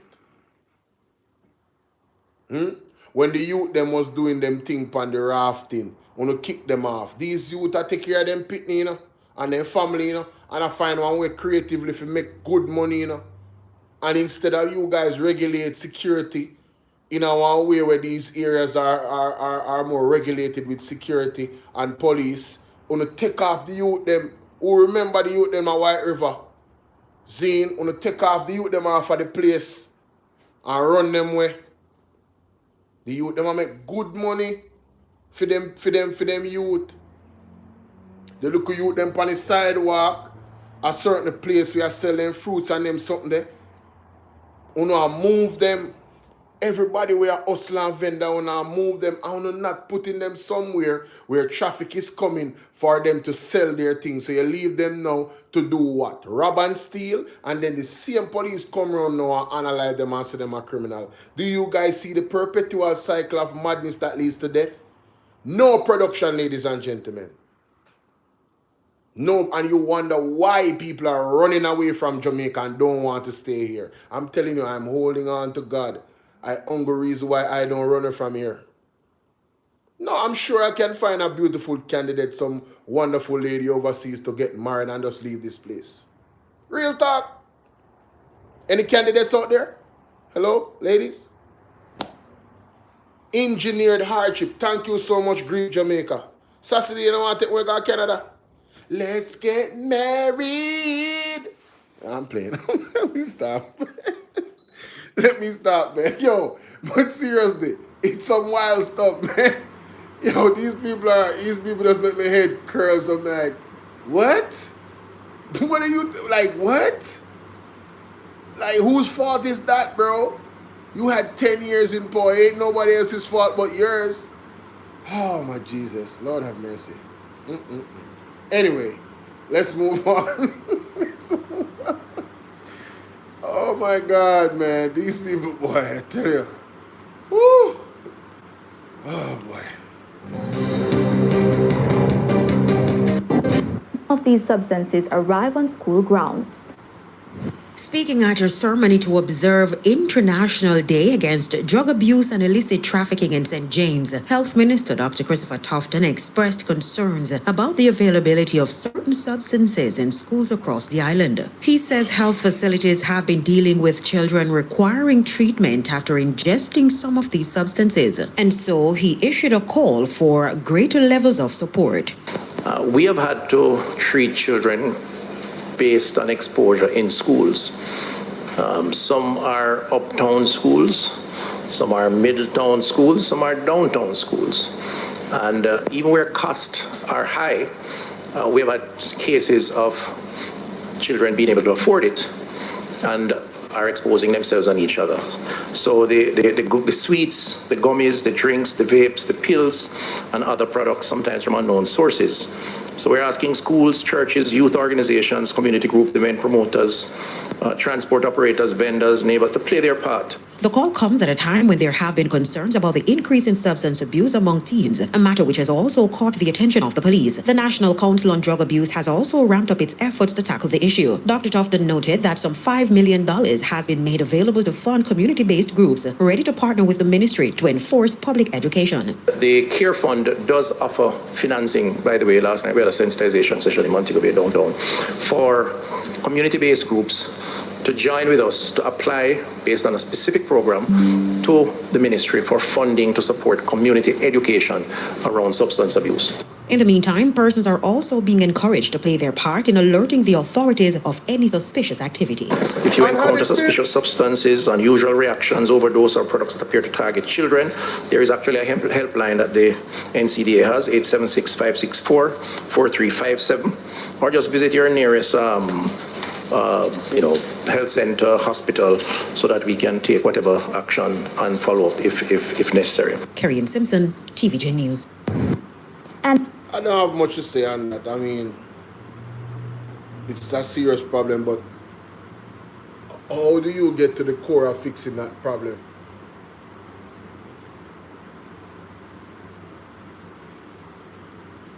I don't think they're ready for that conversation, ladies and gentlemen. I don't think the country is ready for the conversation of how you actually fix the problem of substance abuse in Jamaica. You'd be surprised who is actually facilitating substance abuse among teens. You'd be surprised. And it's a problem all over the world. You'd be surprised. You got young kids that are linked to gangs, and they sell all types of stuff in schools. It's a different time. It's a different time. And sometimes, You can have a good kid and somebody slips something in their drink. So you have to teach your children to be vigilant. Oh my God, my apologies guys. Sorry, I didn't realize that my microphone was off over here. So let me see what's the next thing. Business, no, I don't want to see that. There was another article that I saw that I found very interesting. What is this though? What's happening here? The European Union has extended its sanctions against individuals accused of threatening Haiti's peace, security, and democracy for another year until July 2027. The measures target 9 individuals and 1 entity with asset freezes and travel bans. Those sanctioned include former President Michel Martelly, former Senate President Yuri Latortu, and gang leader Jimmy. The EU says the move reflects continued concern over gang violence and its commitment to supporting Haiti's stability and humanitarian response. And on the international scene, damage assessments are underway in Kentucky after torrential rain triggered deadly flooding. Governor Andy Beshear says at least 4 people were killed as floodwaters caused widespread damage. A state of emergency remains in effect, with additional resources deployed to support search, rescue, and recovery efforts. 5 counties have also declared local states of emergency. And those were the top regional and international stories. And this has been happening just a few days ago. I think it's Tuesday morning. That's the best. In this pocket is all that's left for some residents of several housing schemes in Santa Cruz, St. Elizabeth. That trickle. And this has been happening just a few days ago. I think it was Tuesday morning. That's the best we get. The water situation has been happening. This lack of water situation has been happening since October 28th last year.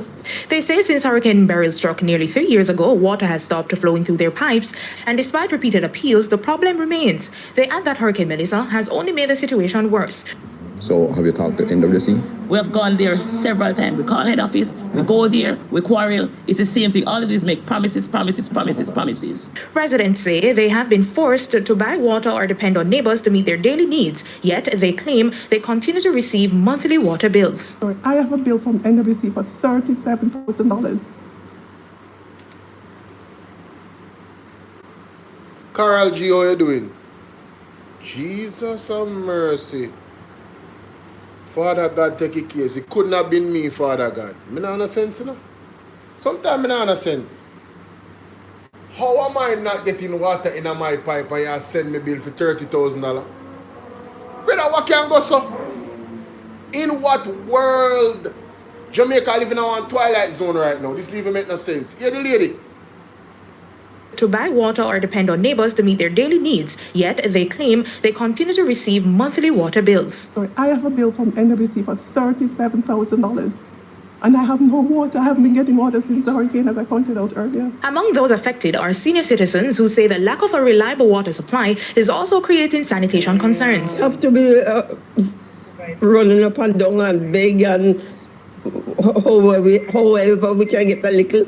Because, so we can't survive without water. The residents are now making an appeal to the National Water Commission to restore their water supply, saying access to water is a basic necessity they have been without for far too long.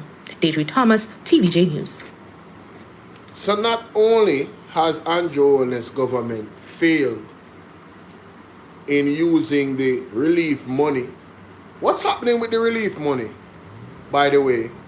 The money that persons actually donated to help people after the hurricane, what happened to that money? I would love to know. Guys, could you hit the like button for me? I think we can get to 100 likes, over YouTube. Yeah, man, I think we can get to 100 likes. I think it's possible. And could you share the live with at least 10 people? You understand? Share the live, man. Share the live. All right? But this situation is crazy. I mean, before Hurricane Melissa, they had water issues. It's been 8 months now. Officially, we are going into the 9th month. This is a day in the 9th month after Hurricane Melissa, ladies and gentlemen. I want you guys to let that sink in and marinate a little bit.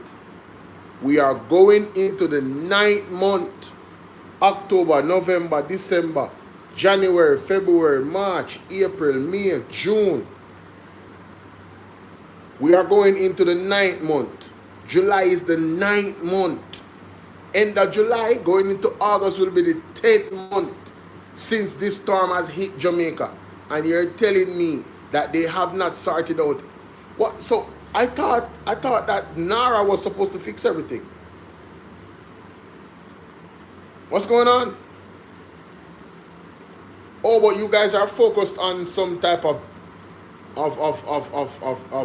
fixing up hotels and building the new South Beach, but the basic necessities for the regular citizens in St. Elizabeth, no, that's not a priority. Boy, I tell you, boy, hey, man, listen. Boy, The Accident and Emergency Unit at the Falmouth Hospital is expected to reopen in another month. That's according to Health Minister Dr. Christopher Tufton. He made the revelation recently following a tour of some of the facilities hardest hit by Hurricane Melissa out west. We're expecting that the ward space will be whatever it is at that time. I'm told by the team there are additional 20 beds from where it was. Previous to the hurricane, we were about 147 beds. By the way, that's coming from 77 beds when I became minister. So we had made significant progress in terms of bed additions. I'm told with the additional work, you'll see about 20 or so more beds. So it should go up to maybe 160, 65-ish. Meanwhile, the Catherine Hall Health Center is now operational. Dr. Tufton says he's satisfied with the center's readiness to resume operations. Good as new facility and patients who are here getting service. The pharmacy is up, registration, doctors. We will have a week or two for the dental to be up because a chair needs to be installed. But essentially, a week or so, all the services would have been restored right now. 90% of them are restored. And the facility serves, I'm told, up to 90 patients a day, maximum. And we're about 85-90% back to normal.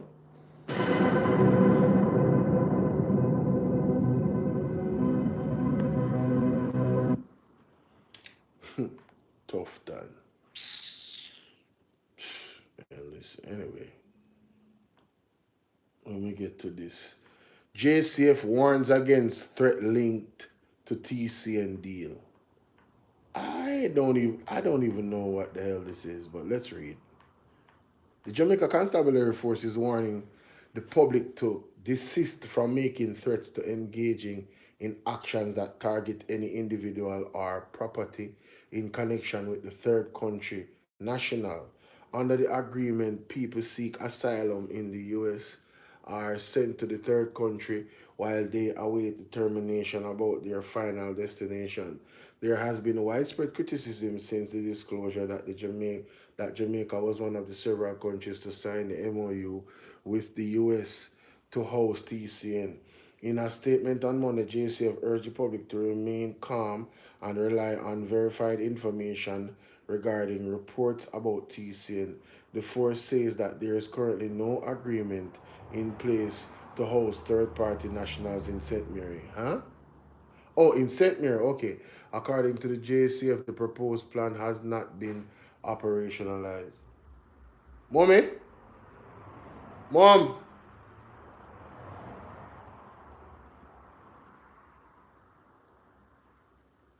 Mommy? Oh, yeah. Me heard something a while ago.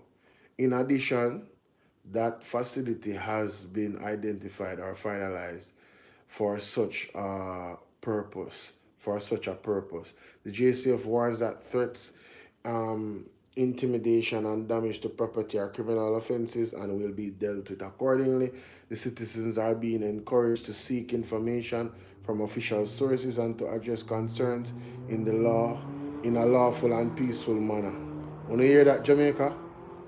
If you threaten any property for anybody that's supposed to help the pedophiles and all of these despicable people, the JCF is gonna get you. So now calm down here. Yeah, man, calm down. That is it. And I mean, Cesar Rubio said the most despicable people, them.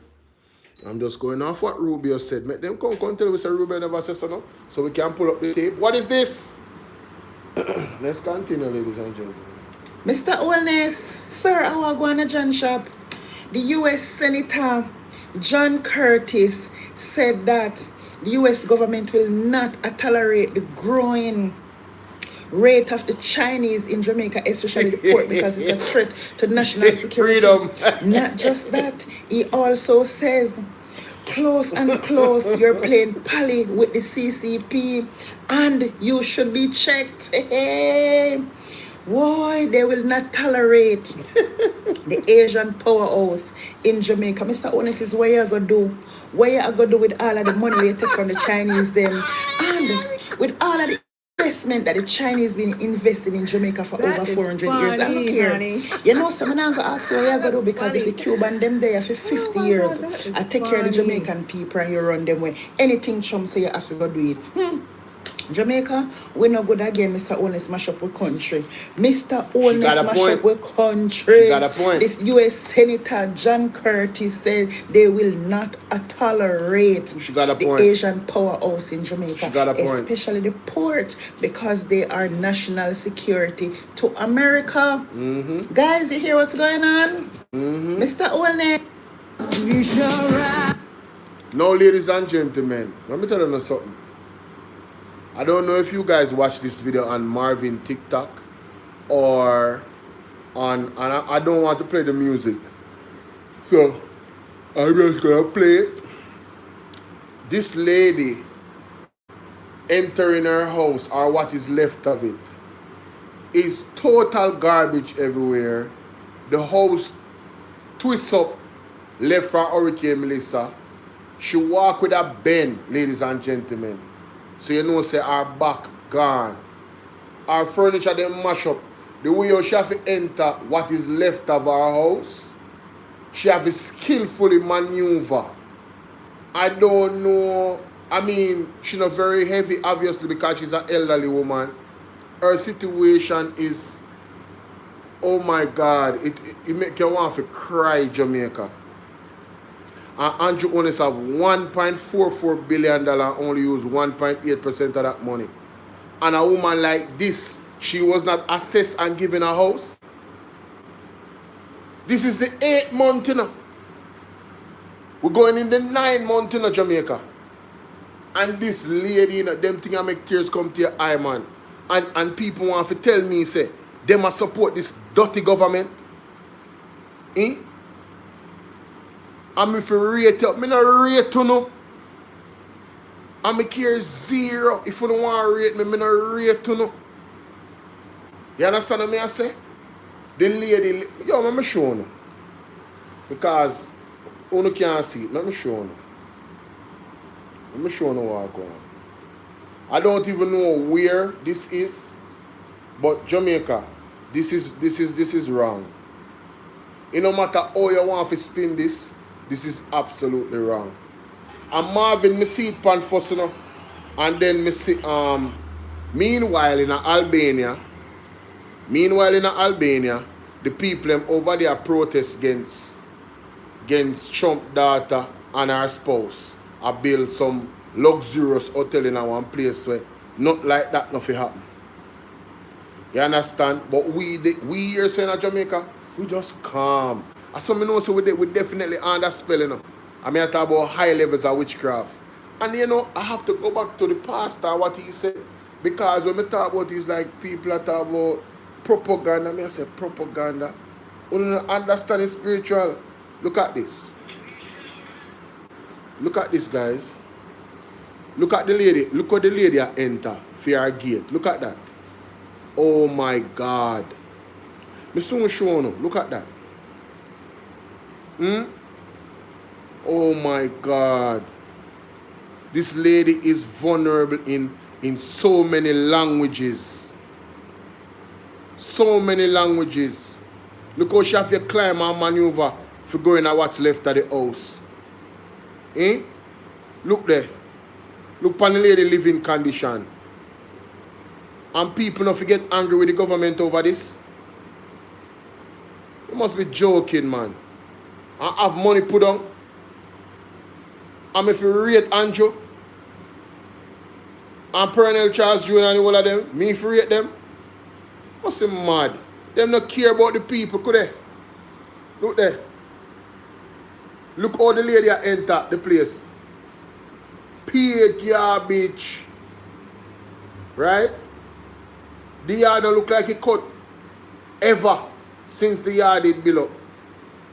And hurricane come blow down the lady house partially, ladies and gentlemen. Most of it.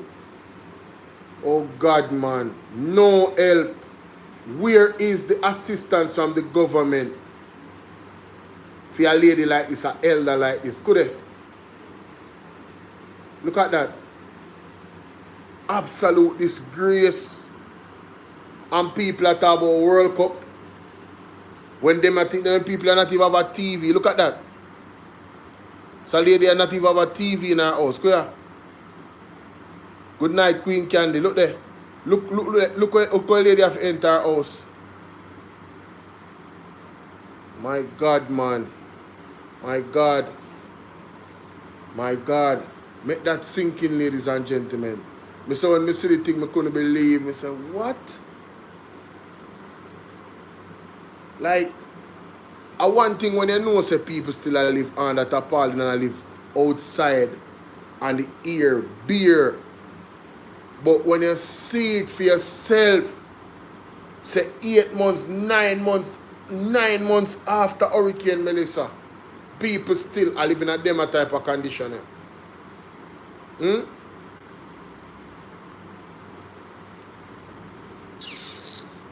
Yo, man, I tell you, man. I'm gonna show you how delusional dilated people can be. You know, Marco Rubio made it clear that they told third world countries that, listen, we are asking you guys to take these despicable human beings from us so America can be safe.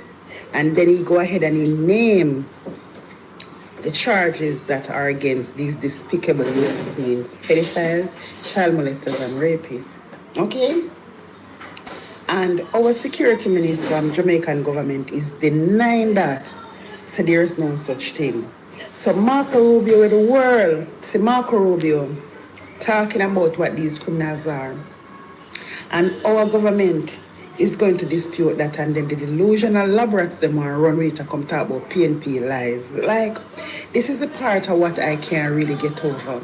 Is it a thing where people who does not support the foolishness that Mr. Holness is doing is PNP? Is it a thing that when you don't support what the government is doing is the PNP?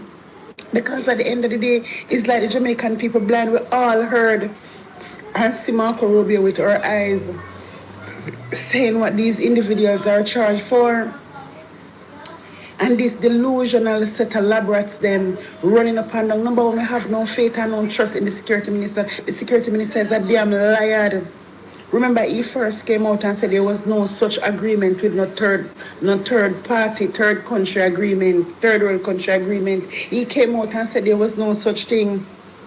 Then he come again and he changes their mouth and say it was only 25 and they're going to be transiting through Jamaica. Now, when he was asked about the MOU and how long it was signed for, he couldn't answer. There's no time. You understand? These people are the most wicked and cruelly set of people this government here in power. And the Jamaican people are so misinformed by you guys, and then you guys say you're going to go ahead and maul away misinformation when the government, how can this be? The Jamaican government, you are the one who are misinforming the Jamaican people. You understand? And then you all say you're going to conquer misinformation when you guys are the one who misinforming the Jamaican people with your lies. So funny. This got to stop at a point. This is tiring. This is tiring. This got to stop at a point. From Mr. Holness to the security minister, the whole of them are liar. Mr. Holness lying thief, Horace Strong lie them thief. Them say, remember Bigfoot herself say it. Anyway you find a liar, she say her mother tell her say anyway you find a liar, you find a thief. And this governing party, I feel ashamed to see how good they are at misinforming the Jamaican people. And then they come out here talking about mis and misinformation. This is sick. This is sick. So what these people are for, why they're deporting these people and say that they want them afar, they can get them from the border, and this is why they're sending them to third world countries. You want to tell me that when I feel like everybody in Jamaica have no sense, only the diated laboratory them have no sense. That's all I can tell you about Mr. Honest. Remember me tell you say no God timing never wrong. God timing always right. Never wrong. Karma is there coming for you. You got joke. Darling, they say the proof is in the pudding, but they have to learn to read too, because the whole information also they are Google. So all them have to do is go Google it. I don't have no time for them because all when you play them proof, them says AI. So they have to learn to read and the research. The whole answer, everything they are Google, them can go Google it. Because whole more information is there about what the US government think of with the Chinese influence, infrastructure, all of this in Jamaica, growing population. All of it is over there. So they don't have to believe me, darling, because when you give them proof, them say AI. Darling, this. And to all of y'all labrats who running up in my comments, come talking about Mr. Holness and me can't if Mr. Holness no shit me in the name and this, that, and the devil knows all. Only don't worry for yourself. One thing I can tell y'all, don't bring the cow down the pasture if he already ate. So no can continue full Mr. Holness belly. Cause no blind fish say Mr. Holness Bigfoot and them two daughter. Them living large. They living large. Holness, Mr. Holness are the king, Bigfoot are the queen, and them have them two princesses. They are living large. I only not have nothing. Them have hundreds of apartments, houses, acres, hundreds and acres of land. Okay? Money for kill, only not have nothing. Bigfoot and Mr. Holness are the two highest paid person in the parliament. So only can stay right there, their belly full, and only still a carry them go past, so only not have nothing. See it? Not even one look at house in trust house and I can't get not even piece of land. I want to take piece of land and call them squatters. So I can't stay there. Things will not hurt me, not hurt myself because I brain small and I don't have no ambition. I don't have no ambition. So when I come up in my inbox like when I want specialized forward, I not go get that from me because I don't pay certain things attention. Janet. So my son brain small, but who am I not to forgive y'all?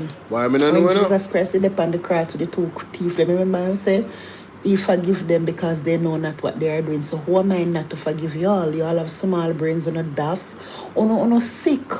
So I go forgive you, I go still attack for you because I don't have no sense.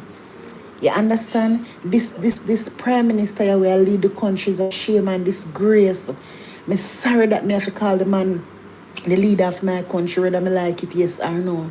Mr. Honest is a disgrace to the community. Fail the people, fail the country. Look at the state of how Jamaican people are living.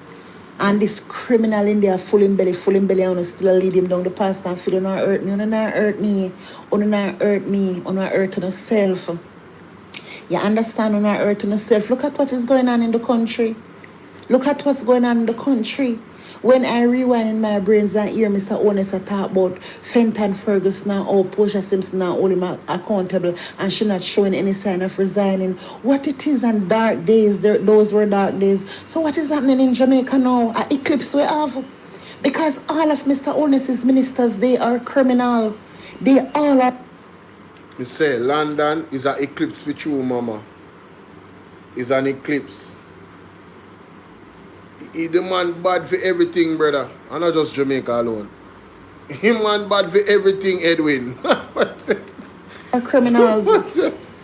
So eclipse we have at Jamaica because Fenton Ferguson 18 dead baby said those were dark days. And it was a shame on the country and all kind of rot and bullshit and the devil knows all. So tell me, with all of the ministerial money them were missing and the thiefness them were going over there, Mr. Honest, and all the dead man will get gun license, what is going on in the country? What is going on in the country? We don't have no shame. We don't want better for yourself, we don't die than daft. I want Jamaica no matter what.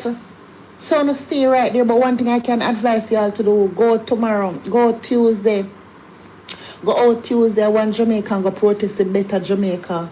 That is all I need for to come. I realize say it is sad though. And let me tell you why it is sad. When you look at your country going backwards, in a today when we even have gadgets to make education easier, we have 73 to 75% illiteracy. Only not say the country go backward. Only not say the country go backward in a shame. No farmer economic growth, no nothing at all. I don't have time to come up in my inbox come someone wants to get personalized forward. Not from me. Not from me. Like I said, who am I not to forgive you all because y'all don't know no better. Niggle brains don't have brains full of a pure damn foolishness. So I'm going to be always forgiving you all and I'm going to be always talking for you all. You understand? Because when we go shop, the whole way pay the same thing for the items. None of us is paying different money because of who we support. And this is the whole thing on having on our head. Anytime people come out here and talk for the country, we don't talk about people at PNP. We don't forget say a 38% voter turnout. You have persons who don't support Jamaica Labour Party and don't support PNP. Exactly. And still when they're out here talking against what the government doing, you know, come out here with mouth full of shit. Everything at PNP, from you don't support this government, him say you're a political activist. Even the persons who stand up for the country, Mr. Honest, disrespect these people and call them all kind of names. As long as they're not supporting the evil and the wickedness and his dictatorship, you is a political activist. I don't have no time for no. Life is nice. I sleep all day. I not much long wake up. I can't sleep because I torment Mr. Honest, torment on the soul. You understand him fed on a bag of lies on a belly full of foolishness. On a delusional and torment. So don't think we're not going to get no specialized forward from me. It's not right here, and I don't have the time. Here things are going on, I didn't wait and some I don't have the time for now. Some I don't know want to come up in my inbox and tell themselves, so this me can't this because I don't want to pay my bills and I don't want to feed me. I feed myself, I pay my own bills. I'm fully capable of taking care of myself. So no can't this me, or no this myself and then and on top of it again I understand why you guys behave the way you are behaving because guess what life hard. When a prime minister want to die and a defend and a carry a pasture all on him belly full, have no under deep manners, a punish and starve and a call on squatters. Don't take it out on me. Remember Andrew on the same belly full and him pot a boil. You know like and share the video, ladies and gentlemen. I'm just the messenger. You understand? Listen and spread the message. Don't try come at the messenger.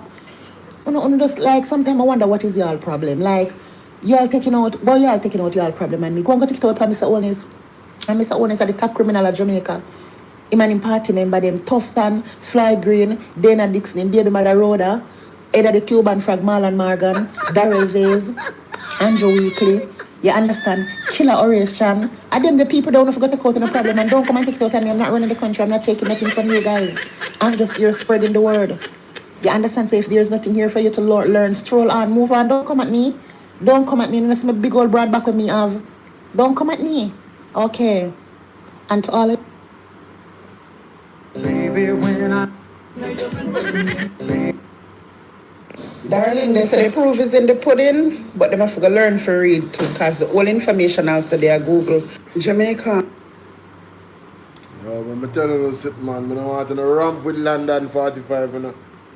I don't want to do ramp with London. London, big up yourself anyway there. You understand? Them two fully done, man, if you stop him, man. Then if you tap it. But we are going to move on to some other important stories that I came across, ladies and gentlemen. Let me open the file card here. You have to start it that one, yeah? And then, did you know that Mr. Farrakhan's wife died at 90? 2 days ago this news came out. Condolences to the entire nation of Islam in America and Mr. Farrakhan himself and his entire family. Ladies and gentlemen, there was an earthquake, a magnitude 3.9 earthquake that fell across sections of Jamaica yesterday morning. Jamaica, St. Catherine, Kingston. All right. 3 days fasting, prayer, mourning and repentance for the entire island. Petrojam announces Danville Walker as new general manager. So Danville Walker walk out of one job and walk in the next now. Yeah, man.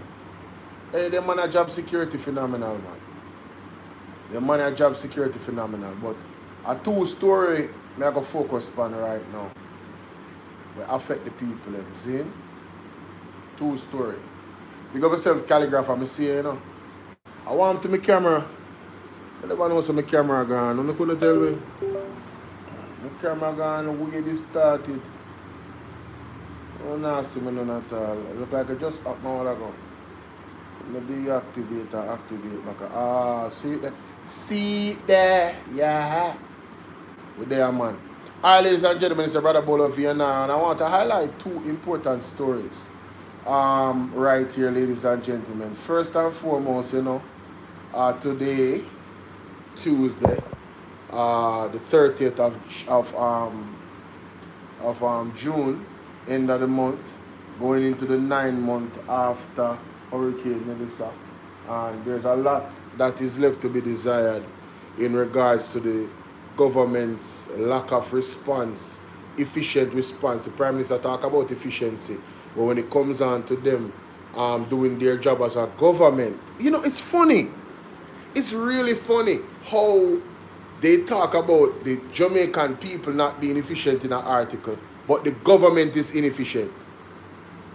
They promised you things 10 years ago, and they gave you a timeline, and it's passed 3 times, and then they promise you the same promise again for another 10 years.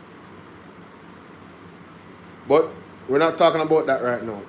It's still efficiency in terms of how they have dealt with the situation, right? So yeah, let's get to this. A protest to try to save Jamaica. Let's read.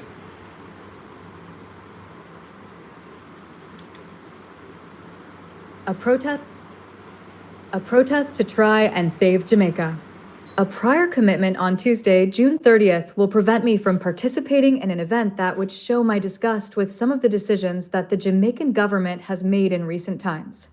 The protest, organized by non-denominational, non-political group Stand for Jamaica, aims to lodge its objection in Crossroads, St. Andrew, from 7 a.m. to 9 a.m. to, among others, 3 important issues that have been dogging the nation. The matter of the embrace of people of varying nationalities who have been deemed to have done wrong in the United States and sending them here as bewildered folks. The need for transparency in respect of the use of donations from the billion-dollar Hurricane Melissa Relief Fund, and the whole business of accountability as it relates to removal from office of public officials recommended for criminal prosecution by the Integrity Commission are high on the agenda.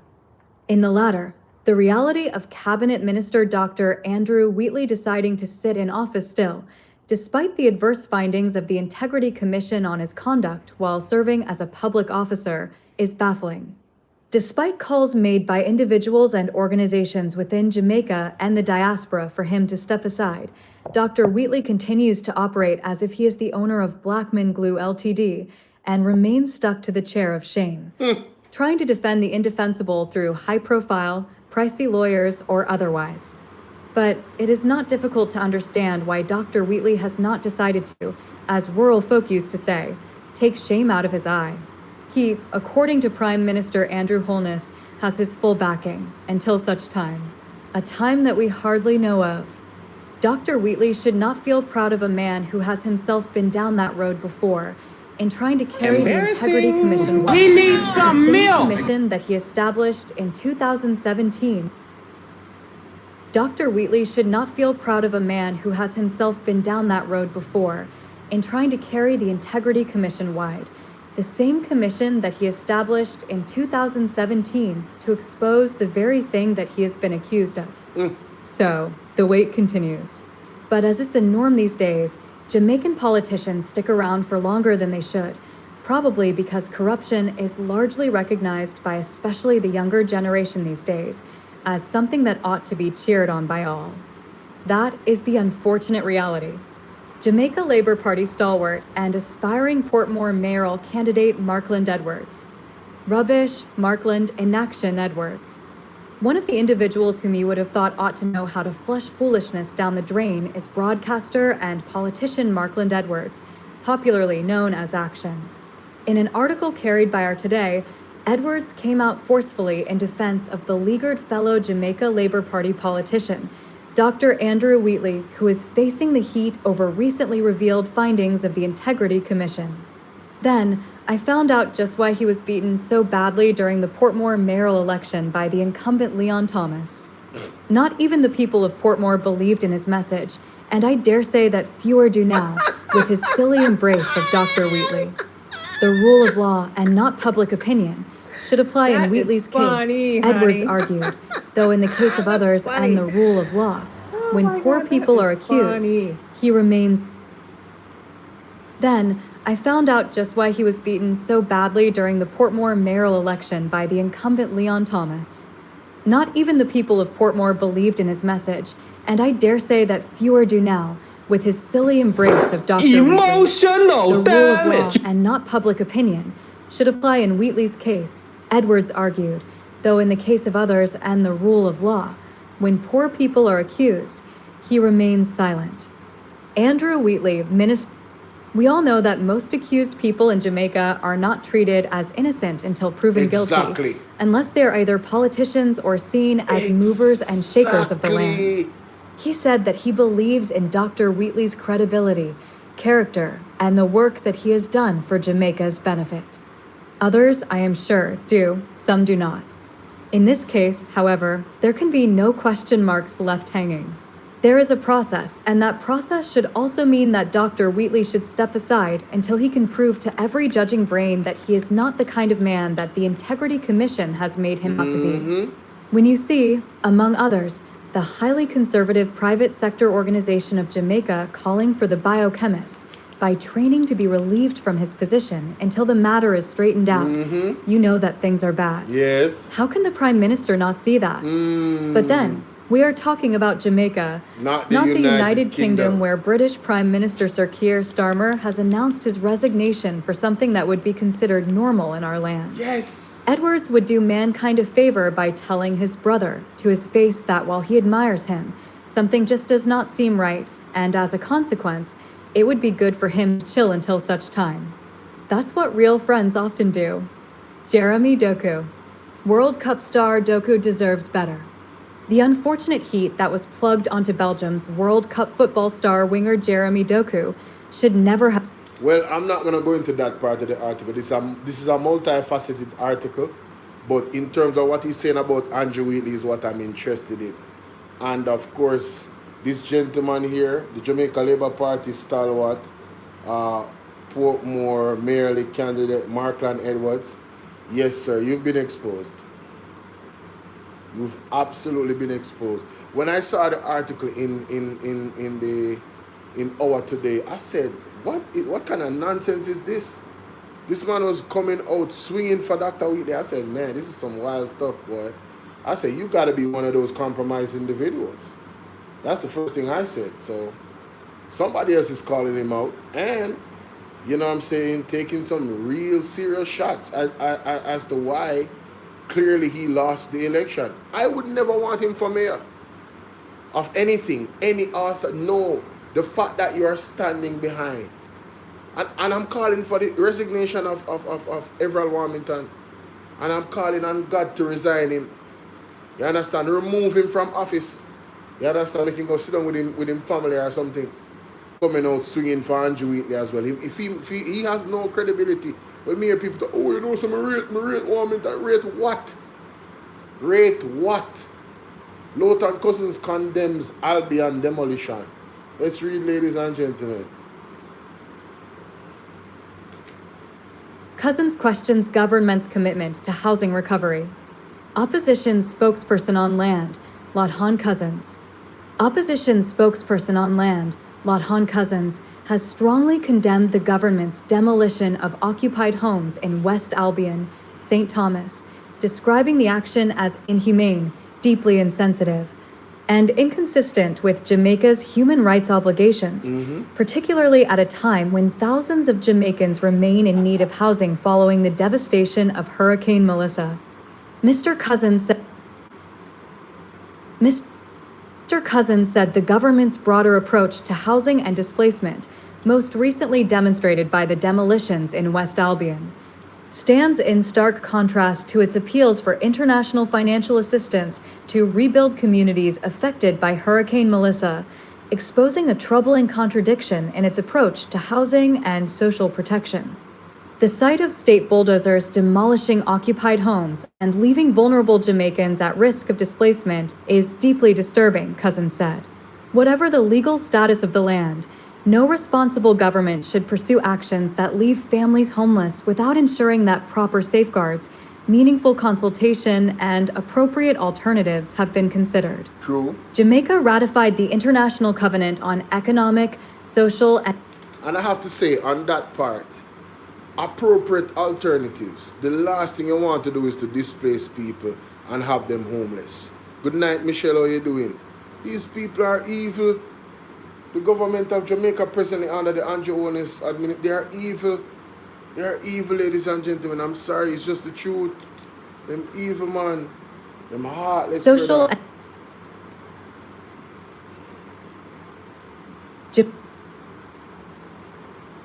Whatever the legal status of the land, no responsible government should pursue actions that leave families homeless without ensuring that proper safeguards, meaningful consultation, and appropriate alternatives have been considered.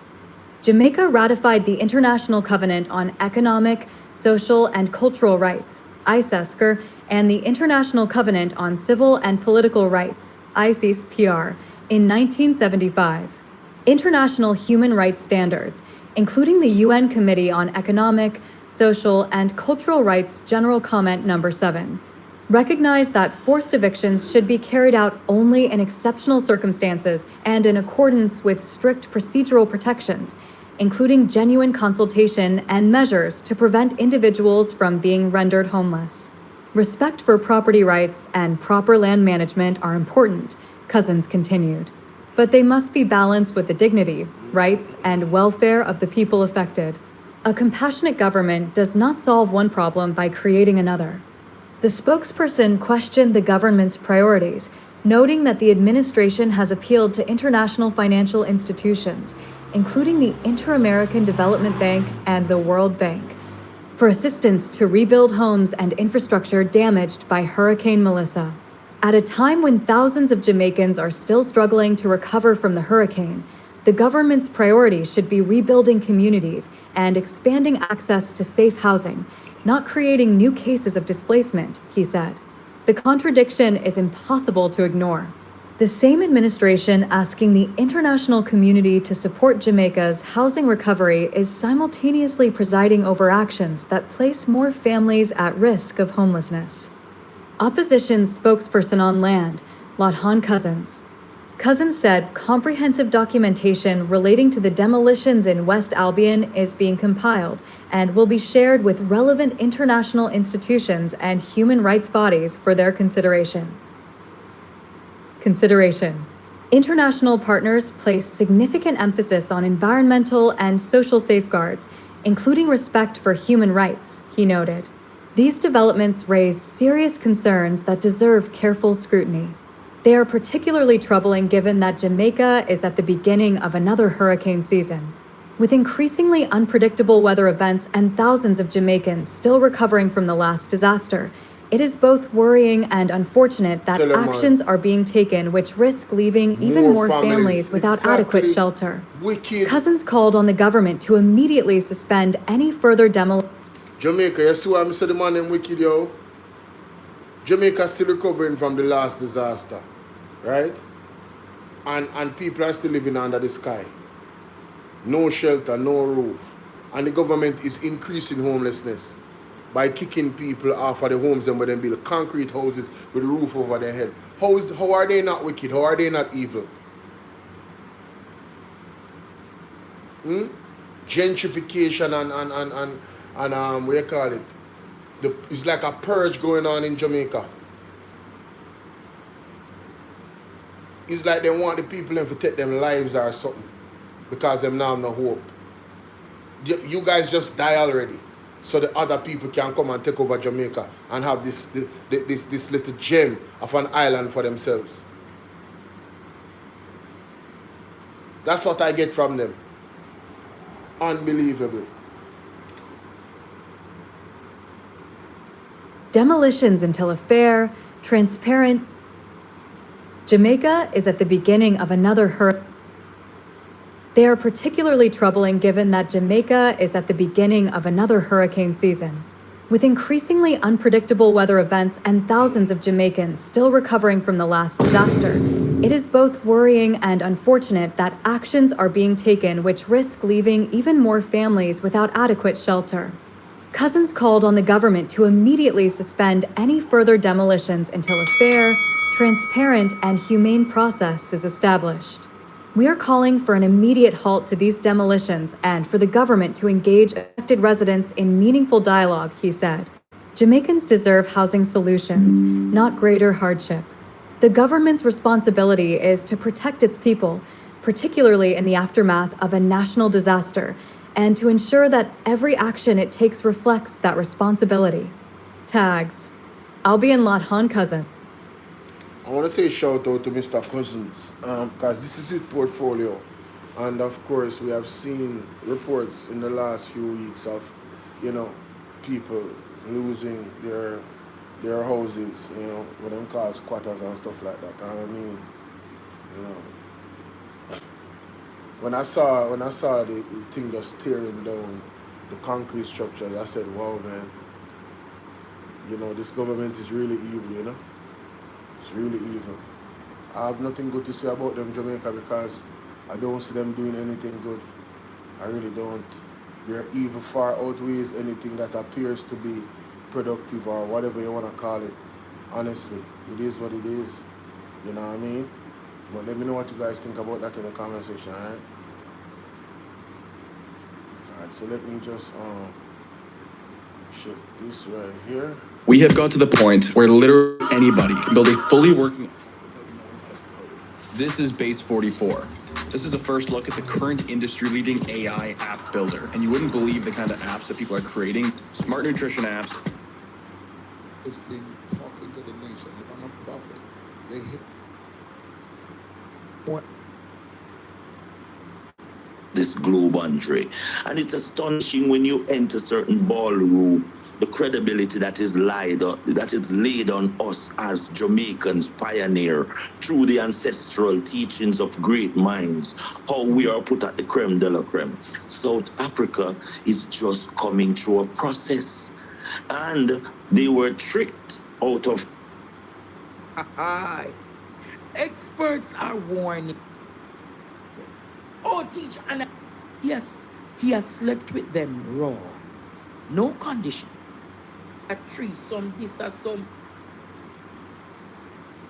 As ambassador of the United States, she what a Chinese carrying into the country. Yes.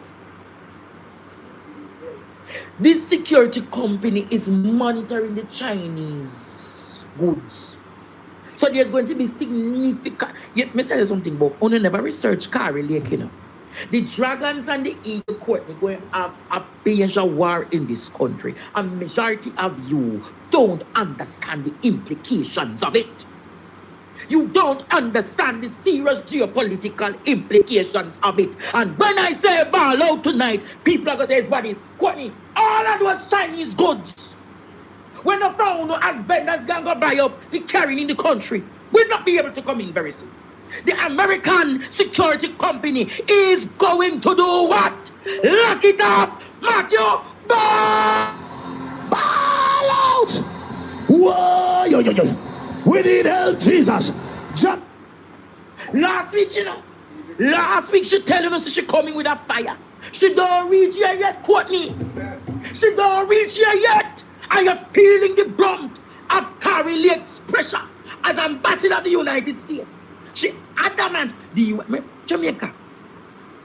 You remember what can go so? You remember me look down Courtney. I'm gonna tell you when Rubio come to Jamaica, it was never nothing else. It was about the Chinese in Jamaica. You remember I talked to you about the Belt and Road Initiative? And all many of you gullible people. Oh, teacher, and I said it were two things they discussed.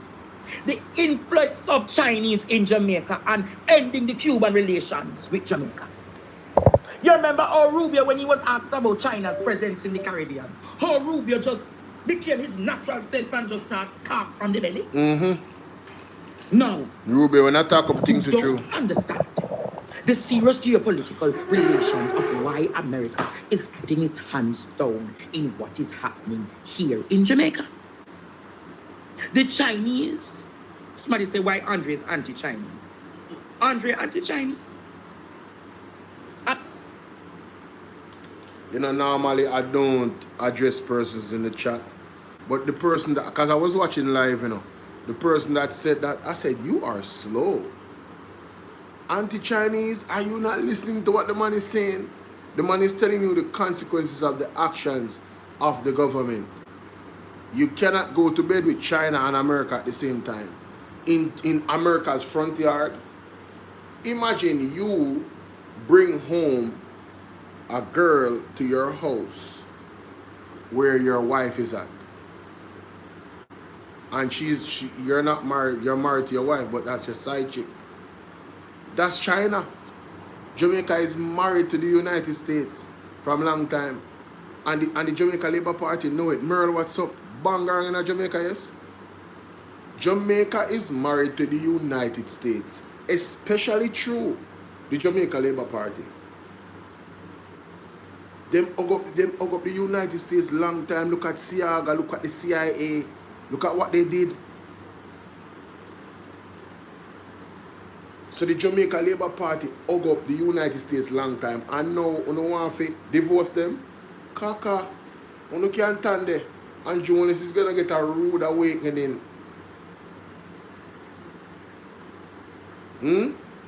Andrew Honest government is going to get a rude awakening. I'm going to play something for you. And remind them of the rude awakening too. You can't stay there. I am anti what can go so. Real dummy. I am anti-neocolonialism. Thank you. That is and colonialism. That is it. I'm anti-ethnic oppression, separation, and segregation. Of course. I am anti the sovereignty of this island. Exactly. You know why Jamaica cannot stand on its feet?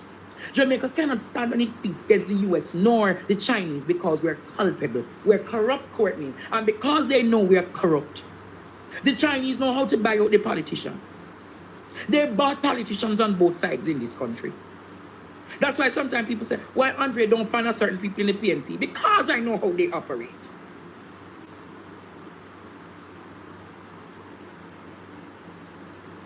So because they're corrupt leaders,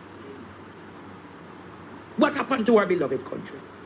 Our beloved country, Courtney, becomes compromised in negotiations. So when the Americans come in and say, oh, we have these facts on you. Exactly. If you don't do as we say, then we are going to expose and lock you down. Bingo. In the interest of geopolitics. And the interest of what? Advance for them agenda, yeah. That's what they do. So because Holness is a culpable one that has entertained the Chinese, and Holness knows what the US has on him, so you have to what? Trod what Courtney carefully. But I am telling you, the labor rights going to react because Courtney, what Holness has done has compromised the Labour Party. It has compromised the Jamaican people because he is embedded. Let me tell you in a classic example of what Holness has done. Holness has done a threesome with the enemy. Holness decides, Courtney, as a night nurse, he wants to have the greatest political sex. So I'm going to wrap him foot round the Chinese and wrap him mouth over the Americans.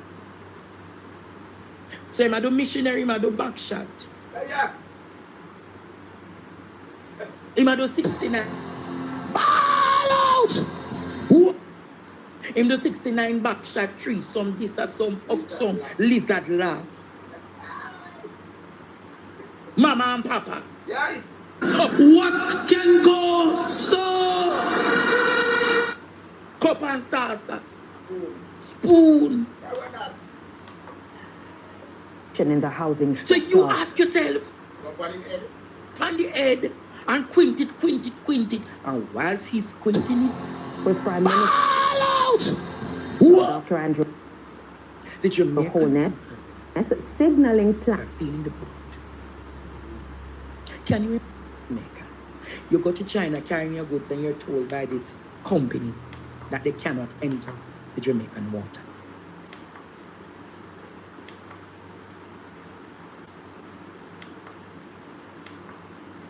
I'm not spoiling your ears tonight. I am giving you the realities of how this man has royally popped this country. He has bent over. Jamaica is vulnerable. Mighty God. And on top of that, he carries Israel in to do an orgy. Can go a political orgy. I'm telling you. Okay. Andre, where this topic is concerned, 100%. 100%. He's 100% on this one. Israel in the apartheid orgy too. No, but Israel is the hidden hand, ladies and gentlemen. It's the hidden hand.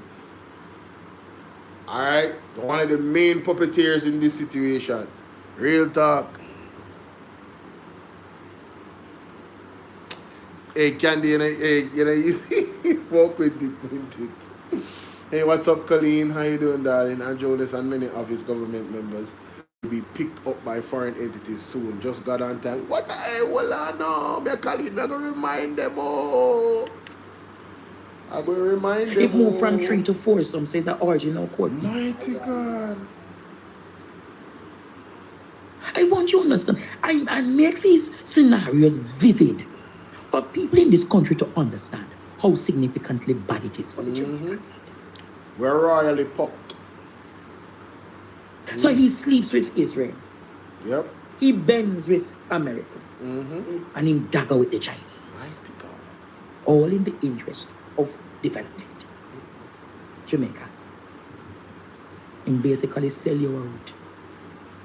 And then, because he has slept with them raw, no conditions and no agreement.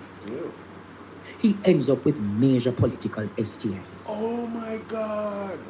The Chinese give him cancer. Emotional The Israelis damage. give him gonorrhea. And the Americans give him the political syphilis. The political syphilis quoting of 10,000. Despicable. That is a political syphilis, you know. The political chlamydia. The political chlamydia quoting. Is the Chinese getting the lands on the island. The prime lands on the island. The political. Take his microphone. Just a minute. Just a minute. Take his microphone. Time out, Andre. Usher him out. Time out, bro. Usher him out. Time out, bro. Nah, man. Usher him out. Yo, time out, Andre. Come on, man. Pause. You gotta chill, bro. You can't take no more of this. Political chlamydia. What the hell is going on? But you're not lying, though. That's real. That's real, Jamaica. That's real. All jokes aside, that's real. That's exactly what is going on right now. Lord have mercy. Gonorrhea from the Israelis. All of Jamaicans' data and information. What you do with it? Take it away. And what happens? The EOJ now is being manipulated by the Israelis. Lord have mercy. I want that to sink into you tonight. That Jamaica has gotten a raw deal. Where we have had what? The political syphilis of 10,000 despicable people coming to the land. The political gonorrhea of your data breached. And the chlamydia of the lands being given to the Chinese people, creating further neo-colonialism and oppression and gentrification on the island. That is a raw deal. Jamaica had political sex with all of its major partners. Never used a condom to protect her own. Jamaica, let me take a break, and when I come back, we're going to go to Andrew Weekly tonight. Welcome to Goldilocks. All right, my side. So all our people them on Bolo Tbv and our clips. I'm gonna, Lord. All of the people on Bolo Tbv and our clips. I'm gonna need you to come over to Bolo Tbv. Let me turn off my camera. All right. Show you what I'm talking about. Show you what I'm talking about. See?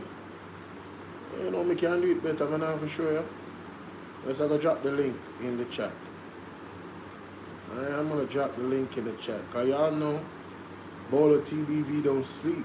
Bolo Tbv run almost like 12 hours straight sometimes. So, that's where it's at, right? That's where it's at. Alright. Yeah.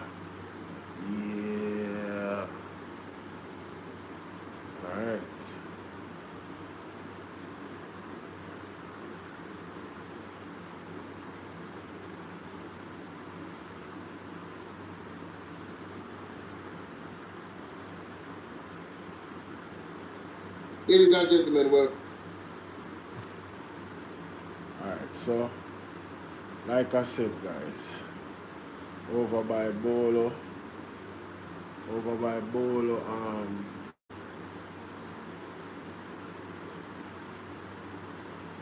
Bolo VNR clips, come over to Bolo Tbv. Alright? Yeah, man, come over to Bolo Tbv, alright? That's where we're gonna continue the show. Let me turn off this thing right here. Yes. And yeah, let me get the link for you.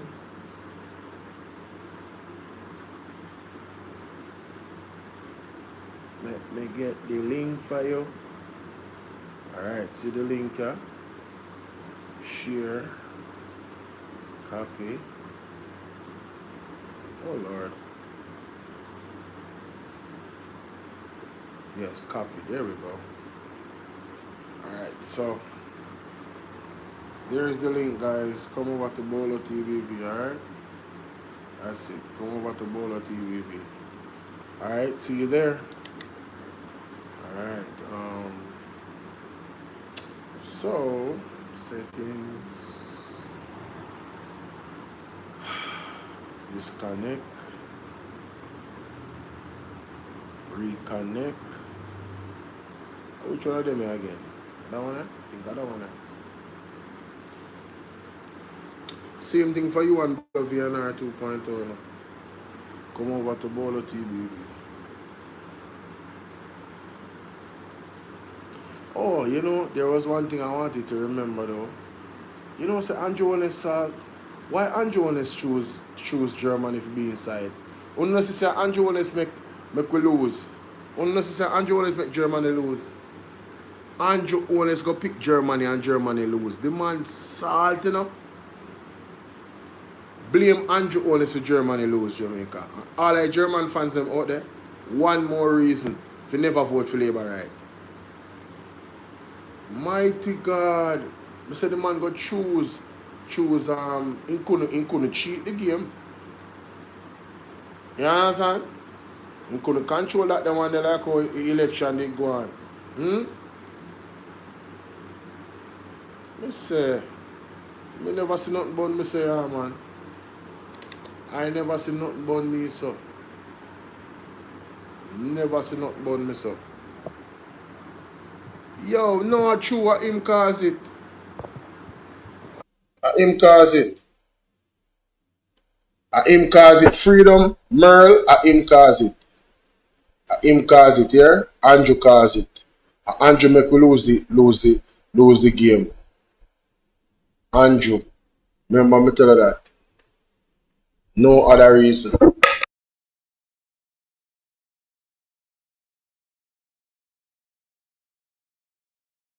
I want to highlight Dwayne Vaz. Dwayne Vaz has gotten a lot of criticism and a lot of flack. And, you know, it's nothing wrong with getting a lot of criticism. It's how you respond. And if you guys pay attention to his social media, you realize recently in Parliament that Pernell Charles Jr. threw a stone at him. You understand? Saying, oh, instead of going on social media and highlighting these things, come to us, let's talk. Ladies and gentlemen, the devil is another liar.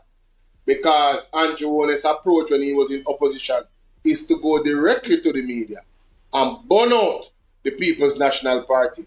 You understand? For any little minor thing. And of course, Dwayne Vaz has been highlighting some major issues. Let's read.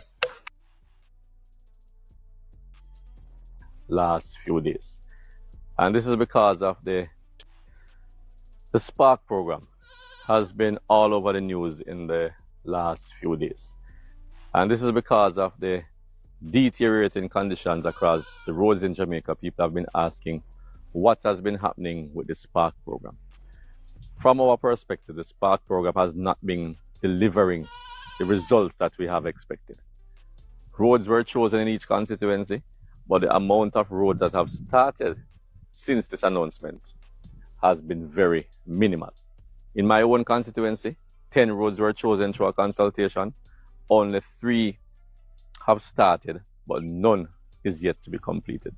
Work orders have been issued for others, but yet the designs have not yet been done.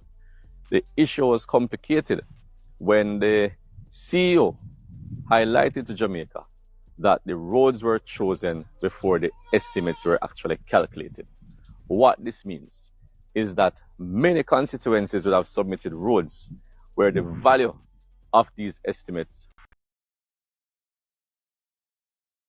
that has been allocated to the constituency. So for example, you would have heard Dr. Dayton Campbell complaining the other day because his total estimate is over $1 billion when the amount allocated to the constituency is only 300 million, which gives a shortfall of over 700 million. This is the same case in the amount of money that has been allocated to the constituency.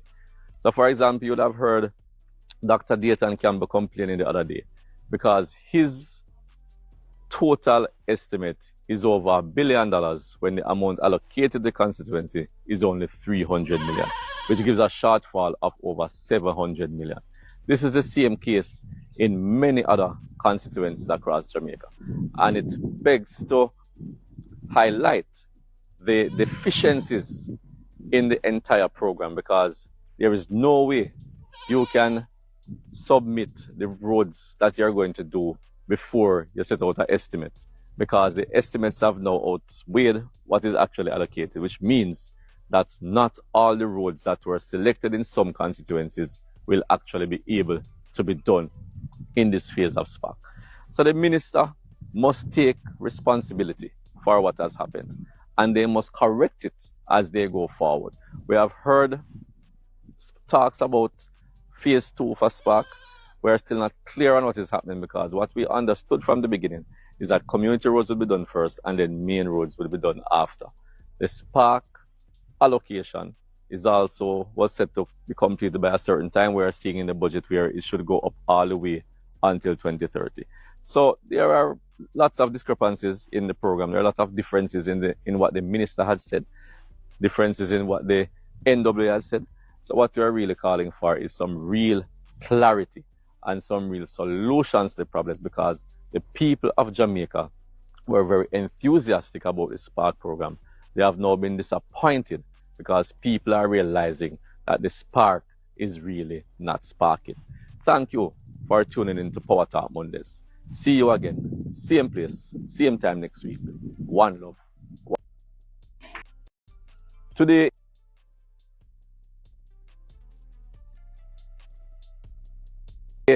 when all persons in shelters across Jamaica. Today is Friday. Today is Friday, May 8th, the day when all persons in shelters across Jamaica should be moving to suitable location based on what the minister said. Well, we are here today, and the minister made some pronouncements yesterday that the deadline has been met and everyone has left the shelters. But what the minister is not telling you is that the promise that was made is for persons in the shelters at Petersfield to be relocated to suitable location at the site that we are standing right now. This is where the 50 houses are supposed to be put, where the government has said the houses are here in Jamaica. But as you can see, the only thing that has been done so far is about 6 bases have been built. No sewage put in, no water put in, so therefore the site is definitely not ready. This was a promise made by the minister to the residents that were staying at the Petersfield shelter. So they are disappointed again. So the pronouncements made are simply not true. Missed deadlines after missed deadlines is what we are seeing here at Petersfield as we speak right now. Even yesterday, when the persons were being removed from the shelter, the place where they are being put was not ready. This was at the teacher's flat beside of the school. The place was not cleaned up. No electricity was there. No water was there. The persons had to move by themselves, had to lift up the mattress and carry on them head over to the place. They had to clean it up themselves. It's actually when they were finished cleaning, that is when the fire truck came to assist, when they already got a power wash to clean up the place. So it showed that this was just a last-minute decision.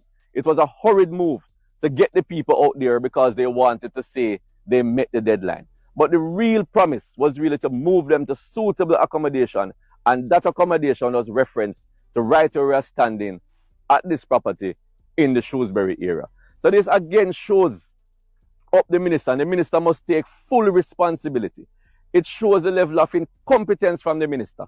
And I'm calling out the Prime Minister to step in right now and assist to ensure smooth transition for these people at the shelter so they can have dignity and pride in where they're staying. It was just this morning when we spoke to them where somebody had did some work and got them the light last night, got them some water, but there are still some issues where the electrician still needs to come back today to try to remedy the issues. The toilet bowls in some of the places not working. So it is obvious again that the place was just not ready. It was a hurried move just to satisfy what they had said earlier. So we're calling out the Prime Minister. Please assist the residents at the shelter in Shrewsbury and get them to where was promised to them. Another issue highlighted by the residents when they went there to clean up: rat infestation. And all over the property, rats left, right, and center. And if we're being serious, right now we are talking about the hantavirus. And people across the world are scared. Jamaicans are saying they're scared. The ministry is saying we should be prepared, and they are prepared. But imagine having this virus threatening Jamaica right now and threatening the world, and we're sending persons to a place that was not properly cleaned up before the persons went over there. Is this how you care for the persons of Petersfield? Today is... Welcome to this edition of Power Talk Mondays. Today we'll be continuing the conversation about the Petersfield shelter and the relocation of the persons who were staying there. We did an interview last week. We also did a release stating clearly that the government was obviously not prepared for moving these people on May 8th. The minister came out and stated that the May 8th deadline was met. We rebutted that by stating clearly that the deadline was not only about moving them from the shelter, but about moving them to suitable accommodation. That suitable accommodation was the site where the houses were supposed to be built, 50 of them, 20 in the first phase. But when we went to the site, nothing basically was done. Only 6 bases were built. There is no sewage, no light, no water. Nothing has been put in place. So obviously this site will not be ready anytime soon. When we talked about how they moved the people from the shelter, sending them next door to the teachers' flats, and when they went there, the condition the place was in, rat infested, filthy. The people had to clean it themselves. And we spoke about this, and it seemed that the minister is upset. So he came now with a release. And his release, I was really surprised and disappointed when I saw the release, because he made some absurd statements by asking me some questions that obviously the minister doesn't realize he's the one who should be telling me about these things. He asked me about the Westmoreland Municipal Corporation and why they have not paid.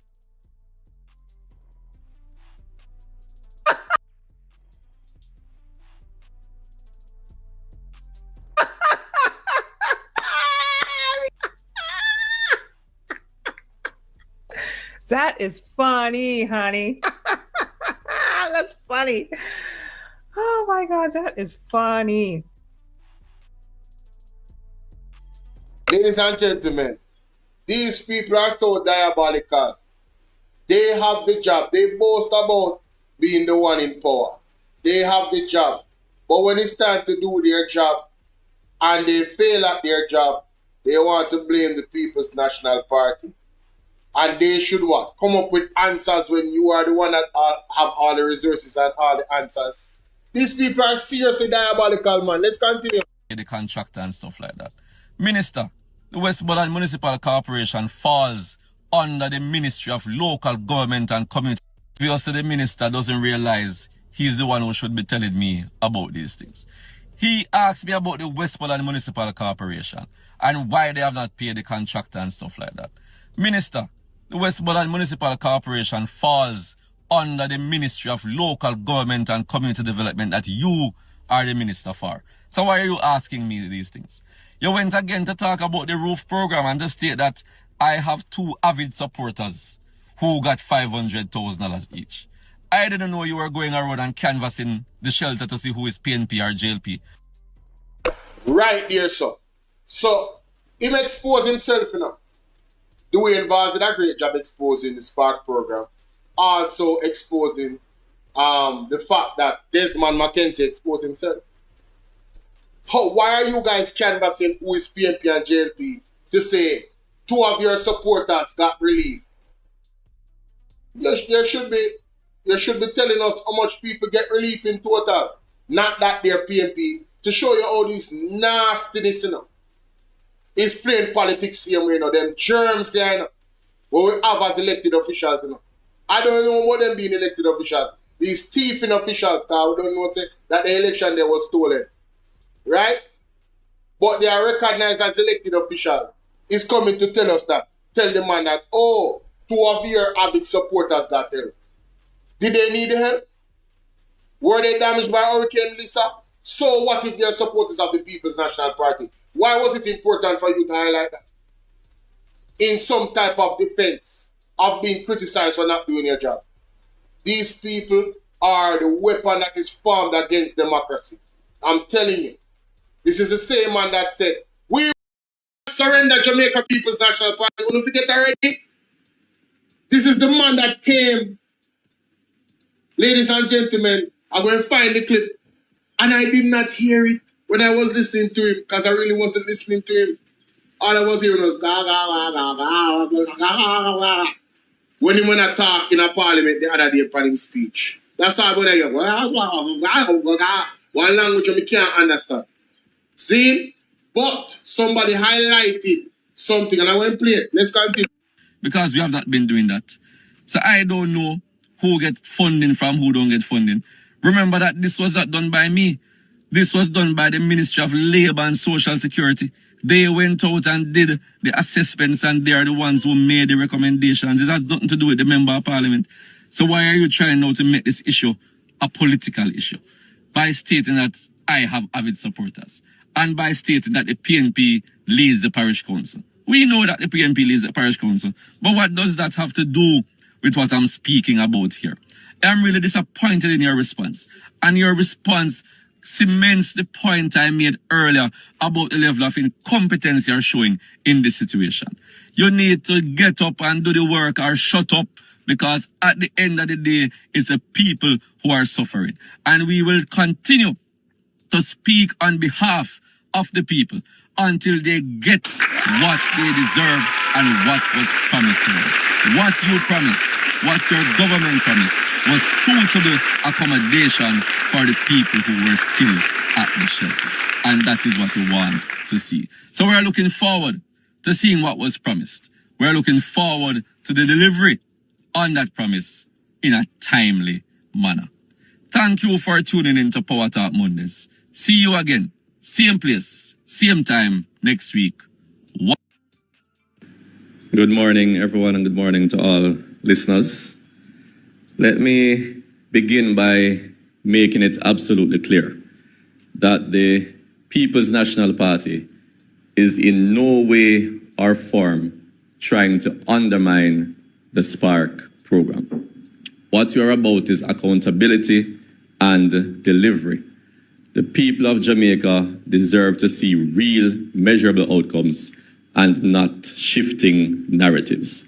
And what we have been seeing since the Spark program was announced, continuous shifting narratives and delayed outcomes. So we really need real answers as to what is really happening. And the problem really started from the beginning. And as was stated by the CEO, E.G. Hunter, the roads were selected before the estimates were actually done. So when you put this into context, what really happened is that you have an allocation for Spark. You decided that each constituency should get a particular allocation, which was $300 million at the time. You also stated that constituencies should choose 10 roads. So when the roads were selected, what should have been done The estimates should have been done at that point in time, so some priority could have been put in place so persons could know exactly what was happening and how many roads could actually realistically be done. And what could have happened from then is that persons would have chosen roads that could have fit into the particular budget. But what we're seeing now, we're seeing constituencies, for example, in Eastern Westmoreland, where Dr. Dayton Campbell spoke of earlier, was that his roads, the total cost was actually over $1 billion.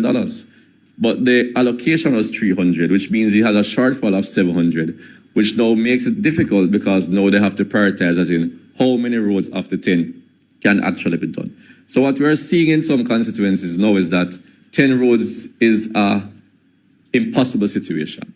Some may get 6, some may get 3, some may get 2. We don't know what the situation is at the particular moment. And the minister continues to change the narrative as he goes along.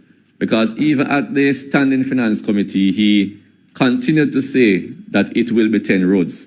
But in his last statement, he declared that it's going to be 6. So what is it? Is it 10? Is it 6? Is it 3? We don't know what is happening. And even my own constituency, where work has started on 3 particular roads. But when we spoke to the contractors, because work orders were issued for others, they advised me that those work orders, even though issued, no designs were there for them. So I'm trying to figure out how can you cost a road without having the design? Because the design should be done first before you can know exactly what will need to be done on that particular road for you to have a costing for it. So the entire thing has been missing. It has been in shambles. And the government just needs to come forward and explain to Jamaica exactly what the truth is and how we move forward from this. Embarrassing. There have been other complaints from other members of parliament, especially about the worker compensation situation. And the minister seemed to have just thrown it or brushed it under the carpet. He's asking for proof. But what I'm asking the minister is that what kind of proof are you asking for? There is no formal system that these persons are being paid through. So they don't get pay slips. They don't get direct deposits to their account. Most of these persons are paid in cash. So I'm not sure what kind of proof the minister is asking for, but he cannot just throw it under the carpet because these are legitimate claims. And remember. So Abka fits only one proof, ladies and gentlemen, when he knows that the people them get paid by cash. So when they make a complaint that they are not getting paid, it is the concern of the people them, right? You can't, what proof? There's no formal piece of paper like a stipend to say, see, it proves that I paid them. So you can prove say you did pay them, and them can prove say them get paid. So how we are going to move forward? You're not going to, the people are saying they're not getting paid. So if they don't get paid, the work won't do. And then who suffers? You see what they do, Jamaica? Let's continue. You see, they lie by omission, you know? And them use craft. The government is a craft government. You understand? Let's continue. These are our people who are out there working under this program, and our people are the ones who are suffering. So the governments must stand behind our people and ensure that it is fair with whatever compensation that they are getting. In closing, I want to say the government continues to speak about politics anytime they're asked to be accountable. And I've noticed this trend from this minister. I've also noticed this recently from the Minister of Local Government, where whatever you ask for, they try to twist it to be politics. Well, we're not about politics when we're speaking of the people, because at the end of the day, we want to ensure that transparency is there, that we have proper accountability for the resources that are being spent, and we want the people of Jamaica to be the beneficiaries of whatever is done. Good morning. Welcome everyone to Power Talk Mondays. And today we'll be looking into that incident that happened in Granville, Montego Bay yesterday, where a woman was fatally shot by a police officer. The video has been circulating, persons have been commenting, and the general consensus is that this woman was murdered in cold blood. We don't know the conversation that was happening between the policeman and the woman, but based on the video evidence, I can't see what would have led him to fire to kill in that particular instance. And it's really heart-wrenching because people are supposed to feel safe when the police comes around. An incident like this causes the trust level between citizens and police to continue going down. It is already low. And for this to happen, it will continue going down. And there's a major issue we're having in Jamaica when, yes, murders are going down, but police killings are continuously going up. And it really begs to wonder why this is really happening. And it is clear that not everyone who is being killed are persons of interest, are persons who are involved in criminal activities. Innocent people are being involved in what is happening. And it brings back the conversation where people are talking about body-worn cameras, because if there is nothing to hide when you're going into a combat situation, for example, or whatever situation, why would you not want to wear the camera?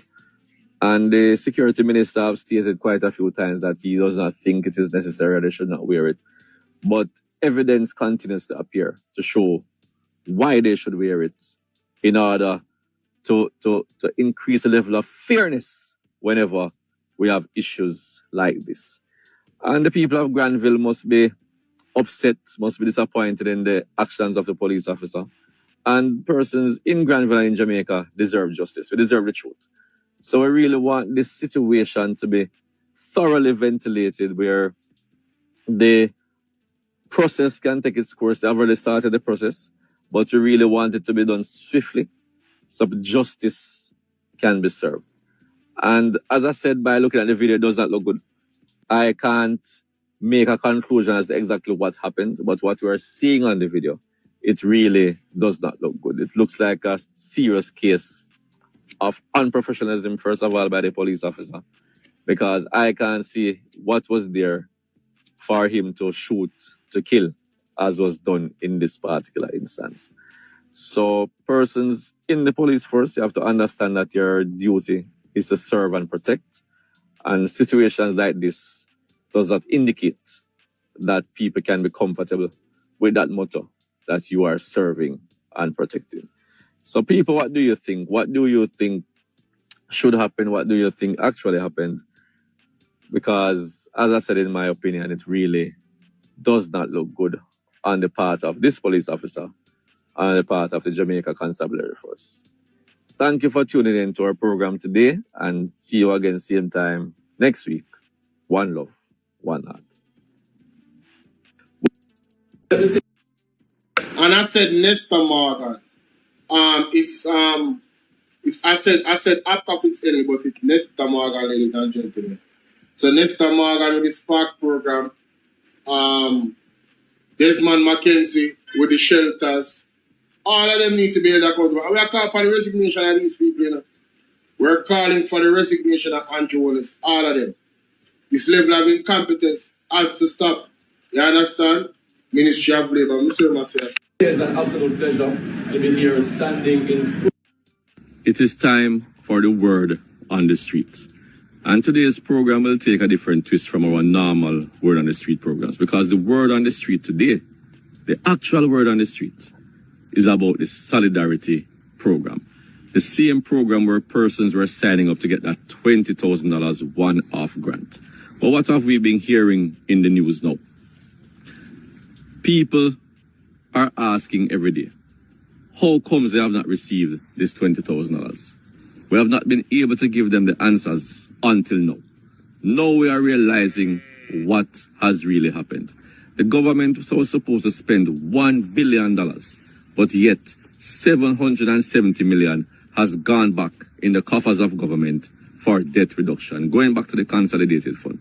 So this means many people out there who were anticipating getting this one-off payment will not get it, because the government has taken back this money, using lame excuses that they did not get the desired registration. 18,000 people, they said, registered. Only 11,000 would have gotten. But yet the program was designed to register 50,000 people. So how comes you're saying now only 18,000 applicants came in? That is because you gave us limits MPs were given limits. When we started to register persons, we were told we can't register more than a certain amount of people. So that is why you would not get your full allocation. But that is obviously the strategy that the government was using to register less people so that less money would have been dispersed. People, you need to really look at what is happening with this government. Every single program we're looking into has certain questions that they must answer. And this solidarity program, as we speak right now, they must come out and explain to the people of Jamaica, why was it done like this? Why so many people would have registered to get the $20,000 and they did not get it? Why so many people have wanted to get it but were not afforded the opportunity to register because we had limits? 50,000 people have said it was designed for. Only 18,000 were registered. Only 11,000 reached. $1 billion was allocated. Only 200 plus million was dispersed. If this is not strange in our society, then I don't know what is strange. So this is the word on the street today, and thank you for tuning in. And remember, going forward, send us your pictures and videos of any infrastructural needs that you know deserves the attention. It is your word from your street. Welcome everyone to this edition of Power Talk Mondays.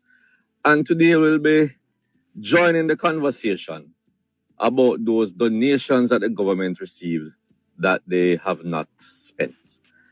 And it's really disturbing because when I think about how many persons are here suffering months after Hurricane Melissa, a lot of them don't have any place to sleep, no decent shelter.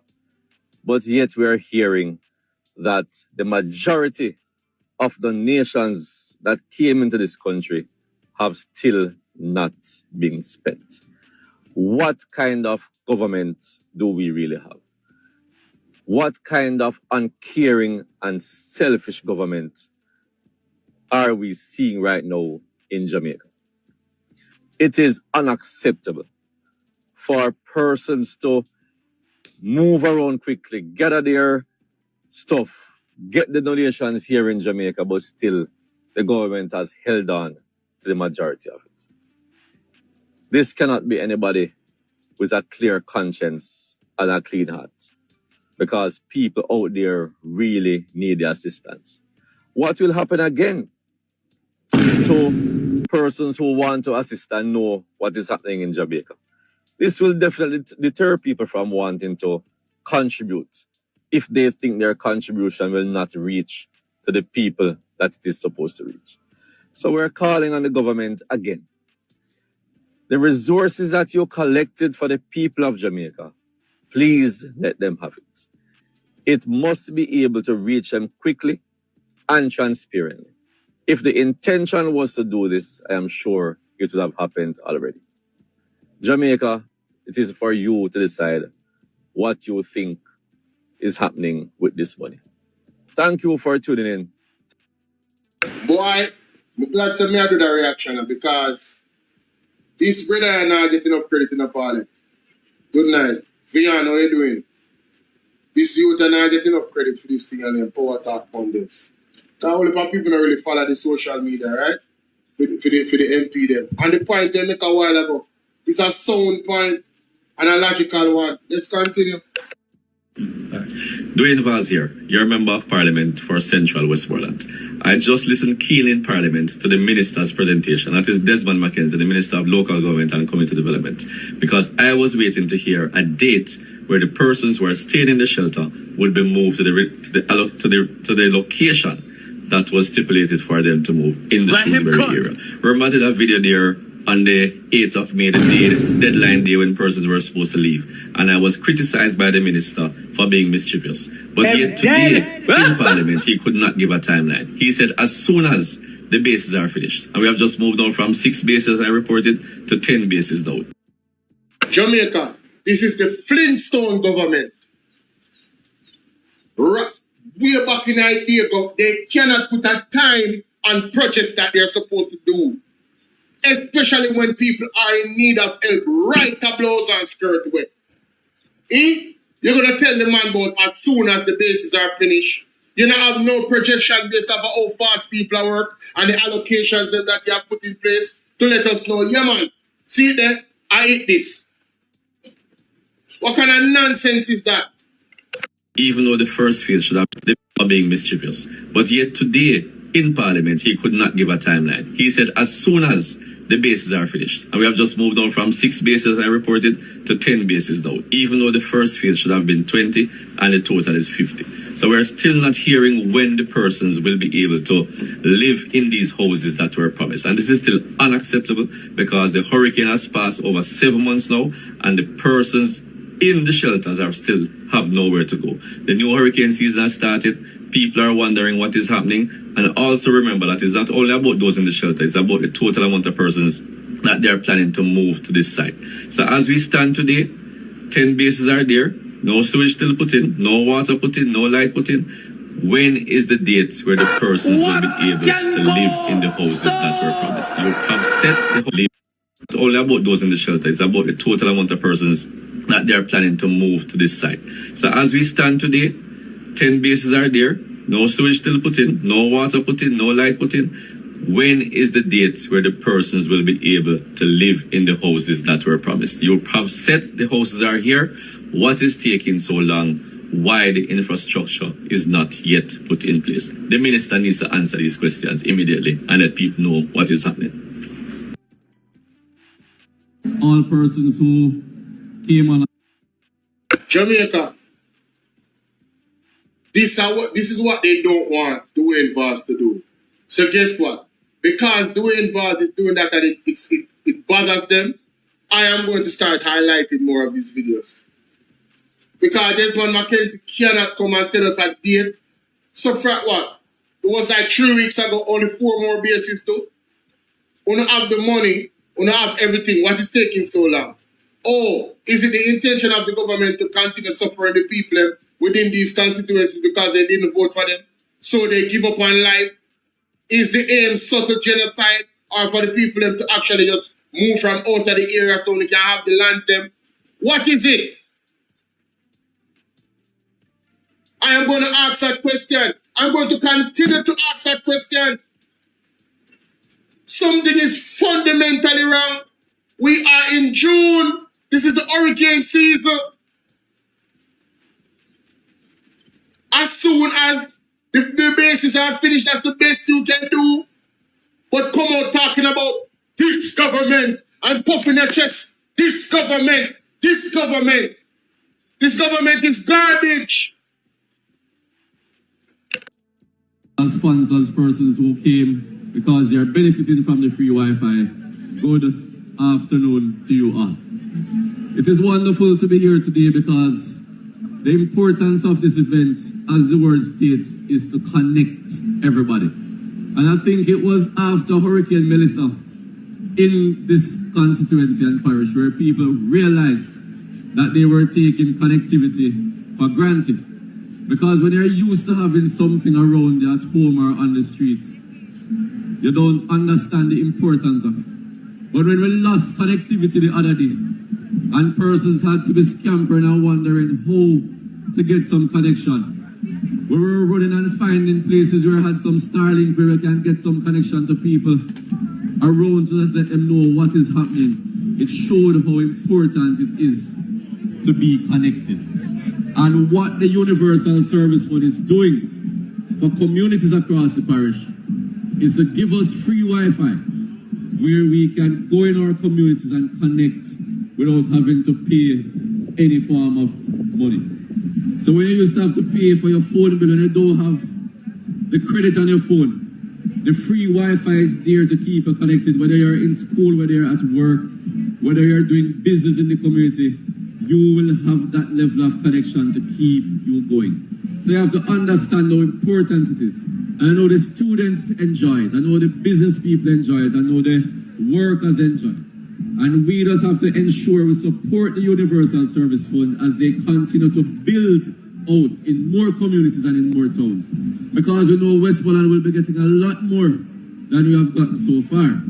And I'm banking on the CEO, who is my brethren, Charlton, to ensure that every nook and cranny across the parish of Westmoreland becomes connected because we understand the importance of keeping the connection with the residents across the constituency.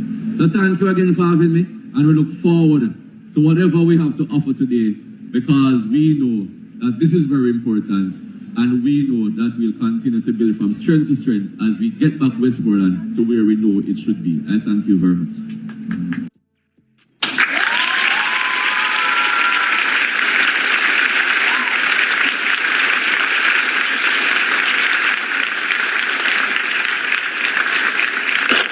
Brilliant. Man, I do an excellent job, man. Big up Mr. Dwayne Vaz, you know?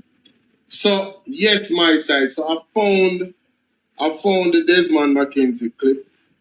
The audacity of this man. 1 second. The audacity of this man.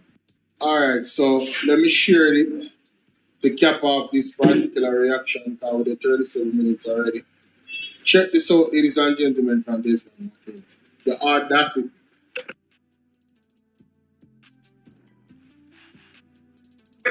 Remember last week speaking about increasing the fines and doing all that is necessary. Yes, that is good. But the country needs to have a social call on the state of how we are disposing of garbage. And I'm using this presentation today to ask us to put aside our political differences and let us unite and campaign in making Jamaica a cleaner and a better country. Because if you on that side, eventually by 2040 become the government. 2040.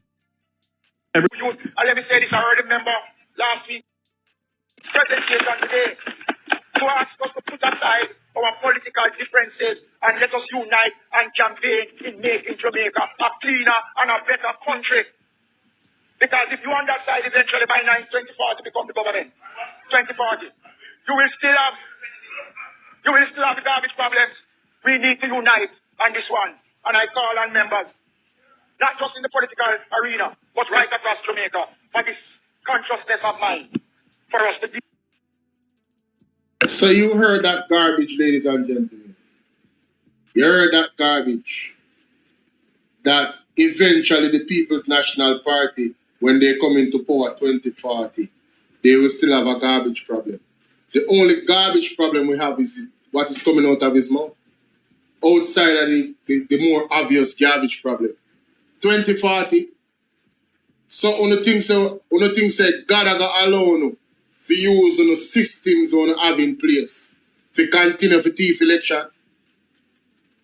And I mean say that's a thus saith the Lord. You understand? So the secrets of heart has been exposed as to how you guys continue to stay into power. But that chain shall be broken. The shackles that you don't have Jamaica under. Because you, Desmond McKenzie, are the one who said, you will not surrender Jamaica to the People's National Party.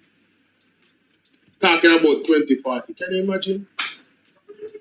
So him in a film self thing say them have everything so locked, so confident that when we see 2030, 2 more term, last in mind, the devil is a liar. Anyway, we just want to share that upon that reaction. Let me know what you think in the comment section. If you made it to the end of this reaction, you are the boss. Big up yourself, yeah? Wally Palo.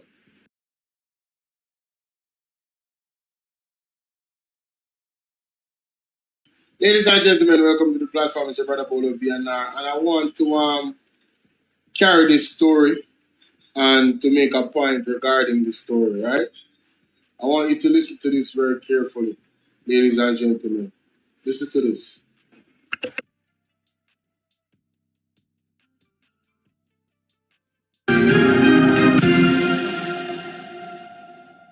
Welcome back and thanks for staying with us. And a special welcome to viewers on OneSportMedia.com as well as TVJ International in the Cayman Islands. We begin up first this evening. We begin with the news that an accounting and customer service officer employed to the Caribbean Maritime University, CMU, has been arrested and charged following an investigation into alleged financial irregularities involving students' funds. Kevin Anthony Panton was charged yesterday following an investigation by the Financial Investigation Division, FID, and the Special Investigation Branch of the JCFs. Prince Moore reports.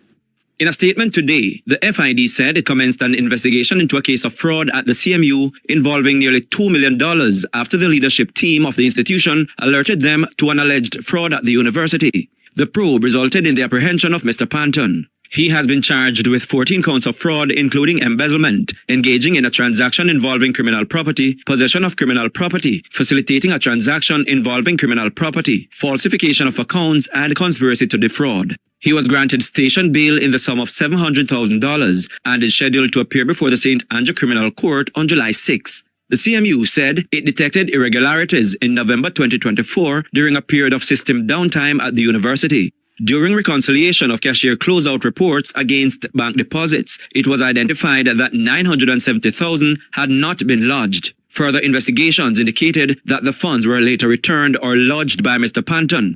However, the sequence of events remained inconsistent with expected cash handling practices. The university said additional concerns arose during the January 2026 examination period when students presented manual receipts for payments that were not reflected in the university's records. This triggered a formal investigation into manual receipting, banking, and receivables posting processes. The investigation revealed that the sequence of manual receipt books had been broken and that several receipt books remained unaccounted for. A total of $1.7 million could not be accounted for from the manual receipts reviewed.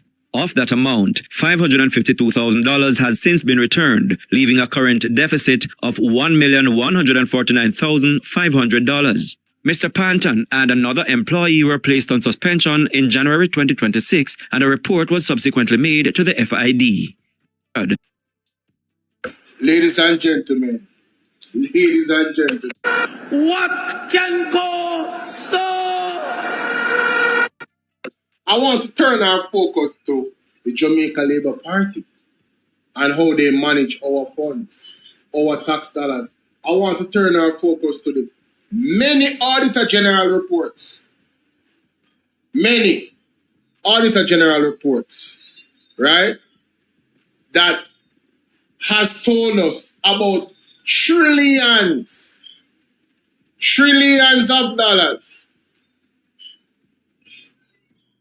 that's been unaccounted for, right?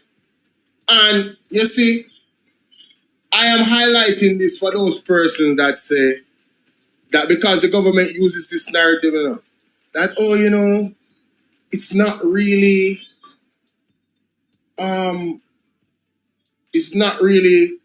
it's not that the money was stolen. Ladies and gentlemen, do you guys hear what is happening with this particular case?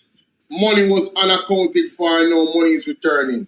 Now, let's just say that some of these monies that are unaccounted for walked out of the ministries, the particular ministries of government, and those monies were used to benefit persons within the time period it was unaccounted for. And then the money is returned. It's not that the money never used in Jamaica. The money was used between the time because there's no real-time audit. So the money is used between the time. Nobody knows that the money is... I'm giving you a scenario, I'm showing you how dangerous it is to have trillions of dollars unaccounted for. And then people try to brush it off as if, but the money never stolen.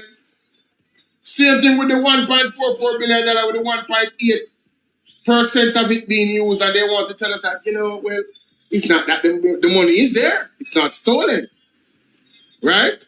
There's a situation with one of the banks in one of the reports where the 150 million US that was given to JPS is concerned. That bank, allegedly, I think I snapped, was in some type of financial woes. And because the money sat there, the bank could use the money because they would know, and this is a hypothetical again, the bank could use the money because they know the money allocation would not be going on at the same time when the money was lodged. So that money sitting in the bank, that 150 million US dollars, 24 billion Jamaican dollars, that money sitting in the bank helps the bank to give them leverage to get themselves back on their feet. So the question, and that's a hypothetical. So there was a question being asked, what is the relationship between the government and the bank? Or what is the relationship between Darrell Vaz and the bank? And then you're going to have people say, oh, this is conspiracy theory. Why are you guys so Conspiracy theory is just a way to say you don't want to think of the possibilities of how money can be stolen from us. We're not saying the money was stolen, no, we're saying there's a possibility that you could lodge money in a bank, a large amount through the government. The money sits there, knowing that the money will not be moved at the same time, because you're not going to spend 150 million US dollars just like that. That's a lot of money. So the longer the money sits there, it gives the bank leverage. Persons who work in the bank know exactly what I'm talking about. That's why they encourage people to save their money, and that's why the banks don't like when people withdraw their money too. But they don't want to tell you that, but they really don't like when you withdraw your money, because they want your money to stay so they can use your money to facilitate other things, right? And so they can make money from your money. Period. So if a bank is in trouble and the government can give them an olive branch and say, yo, that's the bank we're going to use. See, you follow me now? And this is a hypothetical situation. I was listening to Mark Golding. In terms of the funds, in terms of the donation in the particular overseas for Hurricane Melissa, if I'm not mistaken, allegedly, isn't Audrey Marks the one that runs the entity that the monies went to for donation? For those ticket sales of that event that they kept overseas. Isn't Audrey Marks the one? Isn't it her company? And Mark Golding was questioning, yo, like, what's going on? Right? And to use the company, she's going to benefit in it. Why did they use Audrey Marks if she's the one that actually owns the company? That's what you would call a sweetheart deal. The more money comes through the company, the more money she makes. Why they couldn't use an independent entity? This government is comfortable with nepotism, right? If it is indeed through her company. And I'm just showing you, Andrew Ones put his wife as the Speaker of the House. They are comfortable with corruption, ladies and gentlemen. And you, the people of Jamaica, if you are not uncomfortable with trillions of dollars being unaccounted for, Auditor General Pamela Monroe handles audits regarding unaccounted for or mismanaged funds.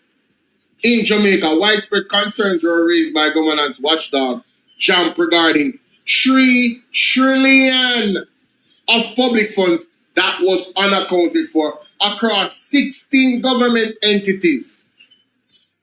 So when you hear that money is unaccounted for, I am doing this video to tell you, you should have your alarms. You know, when a watchdog in your house, on your yard, that protect your yard, and you see ears go up like this, once a ear unaccounted for, you should be deeply concerned. What you should also be concerned about is that this particular government, the Andrew Ones-led government, is so comfortable, ladies and gentlemen, with money being unaccounted for. It is like a DNA in their runnings of the government. It's nothing. Tell me, what have they done to fix the problem of monies being unaccounted for? When they talked about 3 trillion, that was like a couple years ago. You know? We don't know how much more now is unaccounted for across the same 16 government entities and ministries. Ministry of Health, Education, Labor. I am of the view that this is how they steal and rob money or use those money to benefit themselves and their families. That's my view. I don't have any evidence of that. This is how they fill their pockets. In my view, I don't have any evidence of that. But God is not sleeping, you know. God is not sleeping. And I'm doing this video to say to the people of Jamaica, wake up. Wake up. When you, I'm going to play the video again. When you hear unaccounted for, do not take it lightly. It's not a tagline, but they never steal the money. That don't mean them steal the money. It's just unaccounted for. They just don't have a receipt. Then if you send your pitney go shop and they give your pitney $5,000 and you tell your pitney, say, listen, I want you buy 2 bun, and I want you buy a bottle of water, 1 bread, and 1 pound of rice, and I want you buy 2 mackerel, zine, and 1 hot sauce, and then come back then come back with no money. And them say to you, but mummy, you know, say $5,000 it costs. That's what you mean by it's called the money is unaccounted for. Underspending the money, not giving a receipt, and then wanting us to believe that just trust us when we tell you that the money was used for what we said it was used for without a proper receipt. What the hell can go so? What can go so? Let's get back to this particular fraud situation at the CMU. Listen to this. After the leadership team of the institution alerted them to an alleged fraud at the university. The probe resulted in the apprehension of Mr. Panton. He has been charged with 14 counts of fraud, including embezzlement, engaging in a transaction involving criminal property, possession of criminal property, facilitating a transaction involving criminal property, falsification of accounts, and conspiracy to defraud. He was granted station bail in the sum of $700,000 and is scheduled to appear before the St. Andrew Criminal Court on July 6. The CMU said it detected irregularities in November 2024 during a period of system downtime at the university. During reconciliation of cashier closeout reports against bank deposits, it was identified that $970,000 had not been lodged. Further investigations indicated that the funds were later returned or lodged by Mr. Panton. However, the So Jamaica, and this is a possibility, the man used the $970,000, right? And do what he want to do with it. Probably, whatever him do, in a space of time that it was not lodged, and then return back the money. But whatever he did could potentially earn him double that money, triple that money. You understand? And that is a scenario, ladies and gentlemen, of how skullduggery can be done. Dishonest, unethical business practices. And this government is the unaccounted for government. Dangerous. Dangerous. sequence of events remained inconsistent with expected cash handling practices. The university said additional concerns arose during the January 2026 examination period when students presented manual receipts for payments that were not reflected in the university's records. This triggered a formal investigation into manual receipting, banking, and receivables posting. So what happened here now? He made a mistake. And the mistake was caught. But whatever he did before, the damage was done. And this is where Auditor General comes in when the Auditor General audits stuff. They made a mistake. That's all, you know. They made a mistake. And now she's like, oh, wait a minute. So what's going on here? But there are so many mistakes in where the government is concerned. It's really not a mistake. It's them not really caring. And then nothing really happens, right? In the Ministry of Health, that individual just walked away in the sunset and was never charged. No criminal charges. So we have these people working in such a way, ladies and gentlemen, that they are so skillful and so good at what they're doing that they see the loopholes, use the loopholes, benefit from it, and then walk away scotch-free. And this is why the Integrity Commission is getting so much fight from the anti-honest-led administration. Because they are the anti-corruption agency that if they hold the government officials accountable, that particular accountability is going to trickle down to all the other minions that is connected to them or work for them. So that's why they fight them. But God on time. Processes. The investigation revealed that the sequence of manual receipt books had been broken and that several receipt books remained unaccounted for. A total of $1.7 million could not be accounted for from the manual receipts reviewed. Of that amount, $552,000 has since been returned, leaving a current deficit of $1,149,500. And Jamaica, all you have to do is go and listen to. Remember what Rosie said about the monies that they allocate in the area, in the constituency for roads. How much money she said that the MP take from the contractor. Should the money allocated. I'm just saying, and you wonder why our roads are not fixed properly. Right? Skimming off the top. Grabbing. And that's what Rosie said. I don't mean say so. But I'm just showing you an example. Right? Just showing you an example, ladies and gentlemen.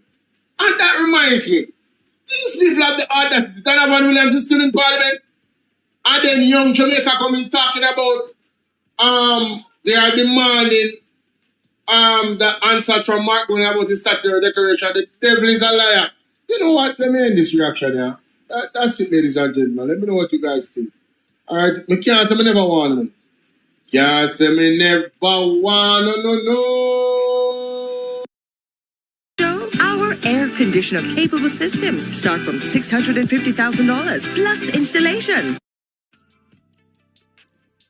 Sorry about that, guys. Please remember to like and share the video. In this one, I want to go over a clip that Mr. Lonesome played of a soldier giving his commentary on the blackout that happened in Jamaica June 5th, 2026, 9:02 p.m. And then I'm gonna call Head Boy to give his commentary on it. Trust me, you don't want to miss this one. Share this, tell everybody. All right, let's go. Yeah, man, look, when we say army man, you say army man. Don't play with me. You say army man. You say army close that, right? Okay. And that's another Jamaican man now over there. So he's not Jamaican army before. When we say we get him. You see? Army man. When we say we call army man, we call army man. We say we can't get him. Pick up family, pick up. You know if you want to do something right now, but one thing, pick up. Army people. Yeah. Let me hear what I said to me, also. I'm saying something to me, also. Let me just play this. Hear this. Yo, weird. Well, I'm there. I listened to your knockings last night, or not this morning. You want to know? I'll tell you what, one. It's a power outage thing there. It was concealment for something. You hear? Remember me tell you. It was concealment for something. If I again, I'll get more from that. I'm using for the whole Maritzwater quarters area. But we don't confirm fully just here yet. But as far as that power outage is concerned, remember the man carrier. The carrier coming at Kingston Harbour. The rest of the group, which normally about 6 to 7 more ships. Nobody never see them because them stand off outside of you. Yeah? And we know that carrier did it. And we believe that so-called goodwill something that doesn't play out the people them ideas and we try to have the people in Cuba. You know, we can't trust them people when them plan to do something. I don't know if you're hearing that clearly, but he's saying that there's 6 to 7 more ships, entities or subs that come with that particular vessel. It doesn't come alone.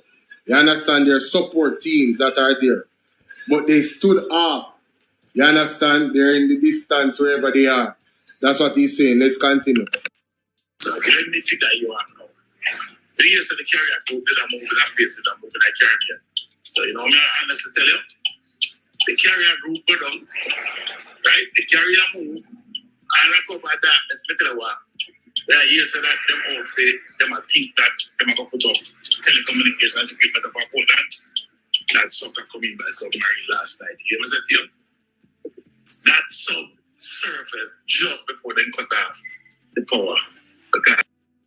Jamaica, you hear that? The man said, as he believe he got word that a submarine surfaced just before them cut off the power last night, all island-wide. Listen more. They're setting up a telecommunications thing. Listen more. As me get from a little rumbling so that I hear some song out of port that from the sea, but then said, not even from cruise ship. They never hear them sound they come. For the people in Portland, obviously one person could not have heard that sound. And last night when you guys had a blackout, Celine, if you're in the building or Kimon, the East Portland people, did you guys hear a sound last night? That sounded not even like a cruise ship. It was a weird sound. Same time when the light blackout, if after Head Boy talk to me, you can call me, let me know. Let's continue. See? So, an easy thing for a sub come up quickly, then have craft they can launch from the sub for bring equipment come ashore for set up the electronic equipment where they want to use for work against Cuba from the North Coast, Portland, St. Mary region. especially about for pay value where they can't set it up and people that even know. Because so much of that area there where people can't access. Yeah, with VARs and team attitude and all that something like open area and the lockdown. Yeah, I honestly feel that power outage last night killed the whole power grid in the country. Because that thing's so layered that we can shut off one street or one district rather than cut down the whole country. Shut.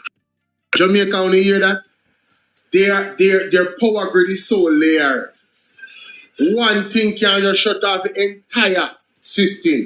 So the man has to believe, based off of female intelligence, where I get, because the man was soldier.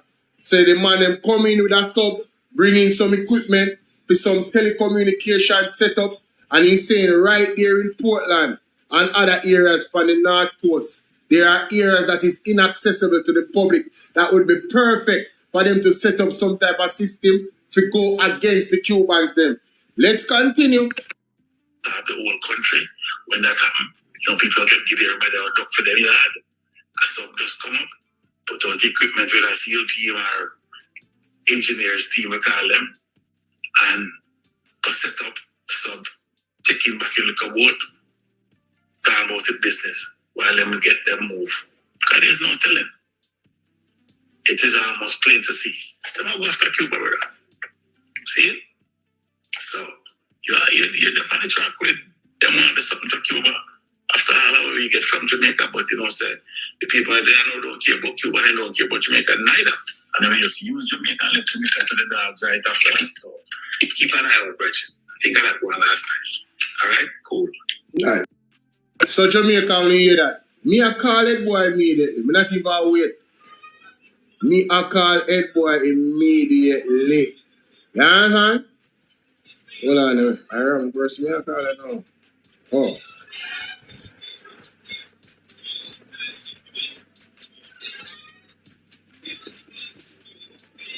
Okay, what is it? Can't find microphone.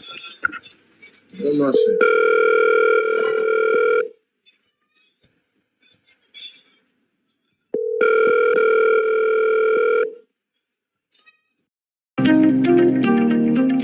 Okay, so harbor maneuver, and I'm alone on the boat. I'm gonna hold the boat to the pier here with the thrusters going continuously. Not much space in the front, maybe half a meter and less than a meter in the back, and a safe launch.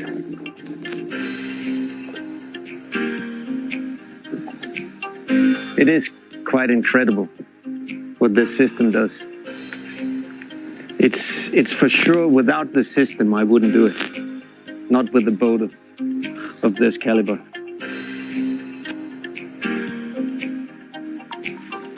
It's practical and safe, but it also makes you a little proud when you make harbor maneuvers. So it is really a good feeling.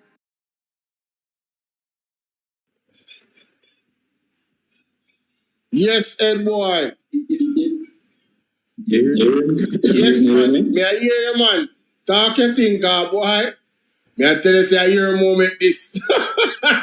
Well, remember, I have been saying this for how much days now? A few days now, a few days. I mean, from this system forward, running money forward. I've been saying that. Yep. I've been install a radar in Portland. You're gone. Your system start. Not surprised that them. Your system gone. You're in and out. You're in and out. Go ahead, I'm here. I don't know. Right. I'm not surprised. Yeah, I am not surprised that the soldier would have alluded to what I've been saying from week, that they will be installing a system there. Yeah? He's not just alluding, He's saying that he got reports about some weird sounds in Portland. You understand? So that's kind of significant. Yeah. So that is that is one more again that we have proven once again that when we speak, we don't just speak from a position of just wanting to give malice, but a position of understanding. And we have little we know together we intel. Yeah. Right. And for the listeners, I don't know if you guys heard, but Head Boy was on several platforms. My own as well. He called Andre. He called, I think Colin Bell. I think he called Colin Bell too. And he spoke about this. He was asking the question. He was asking. Yeah. Mm-hmm. Go ahead, Head Boy. No, right. No, so I'm saying that you're correct. That I did it with multiple platforms. And I mean, Mystic Sensation, Colin, Andre, even Brother Perry, yourself. So I practically was on every platform from week sharing that there is going to be the installation of a radar in Portland. I tell you, when I heard this clip this morning, because I was listening to it this afternoon, I said no. First thing I did when I go live was call you, because I said, man, I forget my program to come hear this and speak to it. You know what I mean? It couldn't have been more on point. And when you look at it, it would be the thing that would make the most sense. Remember that the ship came as not just as a whole, but there was multiple parts of the ship. Exactly, that's what he was saying. Right. So it had the different arms of it that really never came on land, but would have surfaced during that time. And what is interesting to note is I'm seeing a document circulating that the country will be locked down for 2 hours because of some bomb threat. I don't know how true that document is. I don't see the office of the Prime Minister or anything, any government logo on it. So for now, I will say it's not true. But something is happening that is not adding up. And the gentleman is right in saying how the grid works is that the grid was designed now that it prevents having an all-island shutdown, because there are mechanisms in the grid that would safeguard against that. So I don't understand how we have a conversation now about the grid and being shut down totally and the country was in blackout when the system is designed that if Westmoreland have lights, St. James can. Yeah? Exactly. That was one of the most common sense things we was looking at, like, yo, how is JPS system this vulnerable? But I am saying to people, don't just be caught up in the Cuba situation alone. I am of the view that this is a stunt from JPS to get some more money. Oh, very interesting. I mean, they're multitasking. And I'll tell you why. Because if the grid was never designed that way to not operate a particular. You, just you, building your app on Base 44. Where say it, rain cats and dog? Okay. Ladies and gentlemen, top of the day, top of the morning, wherever you are in the world. My name is Bolo Tbv. Do you guys remember the FLA report controversy around my name? Shane Dallin?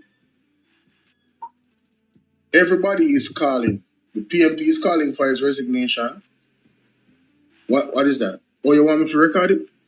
The PMP is calling for his resignation, right? I haven't heard civil society come out yet and call for his resignation, but the PMP has come out very, very strongly. Zulika Jess, she in her speech in Parliament, openly, without fear or favor, demanded his immediate resignation, given the damningness of the report, of the FLA report. A dead man ordering bullets, the system actually, manipulated, the evidence of the manipulation and who gave the order.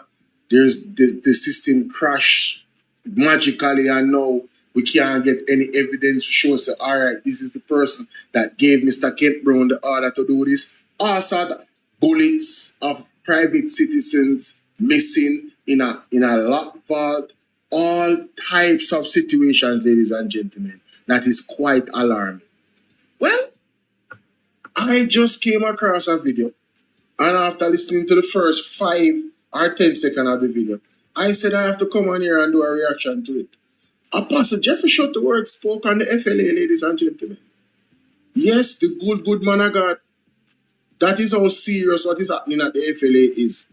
The good man of God spoke on it. So here we go on. Let us read or let us listen to this particular short clip of what he's declaring regarding the FLA. Mighty God. By or before the end of July 2026, we are decreeing and declaring, effective immediately, that the hand of God, that God will visit this entity, removing those who are to be removed, and to replace such individuals with righteous men and women of God. We are speaking righteousness over the FLA, and that the hand of God will move, that he will dispatch his angels, yes, to visit that entity, and that sweeping changes be orchestrated by the hand of God. Since those who have been placed in the position to ensure that this agency, FLA, is properly managed and regulated for the functions given to it, right, alongside the functions given to it, they have failed. And they refuse to step aside.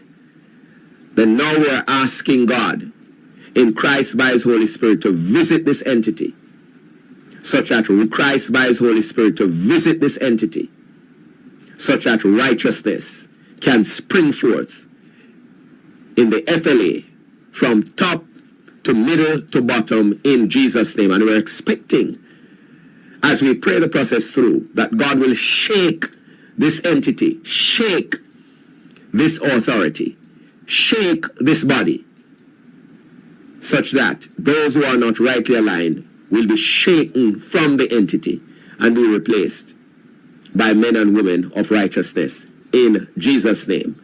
And this will have a ripple effect right across the Ministry of National Security and the government on the whole. In Jesus' name.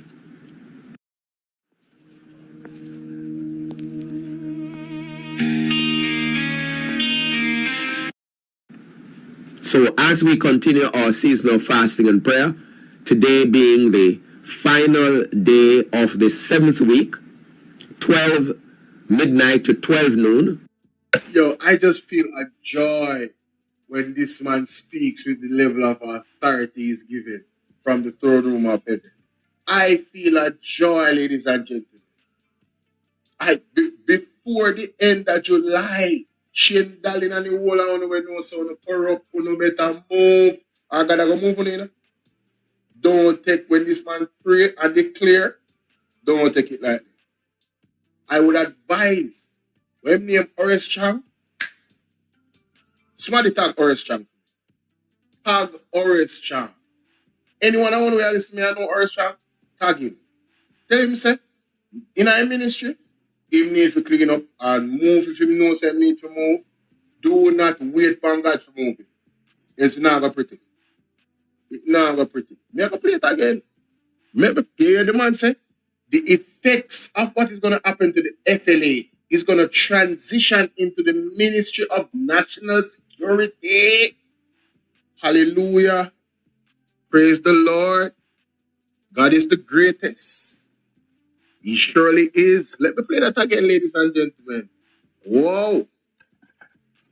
And we are going to be stepping into week 8 at 12 midnight later on, by or before the end of July 2026, we are decreeing and declaring, effective immediately, that the hand of God, that God will visit this entity, removing those who are to be removed, and to replace such individuals with righteous men and women of God. We are speaking righteousness over the FLA, that the hand of God will move, that He will dispatch His angels, yes, to visit that entity, and that sweeping changes be orchestrated by the hand of God, since those who have been placed in the position to ensure that this agency, FLA, is properly managed and regulated for the functions given to it, right? Alongside the functions given to it. They have failed. And they refuse to step aside.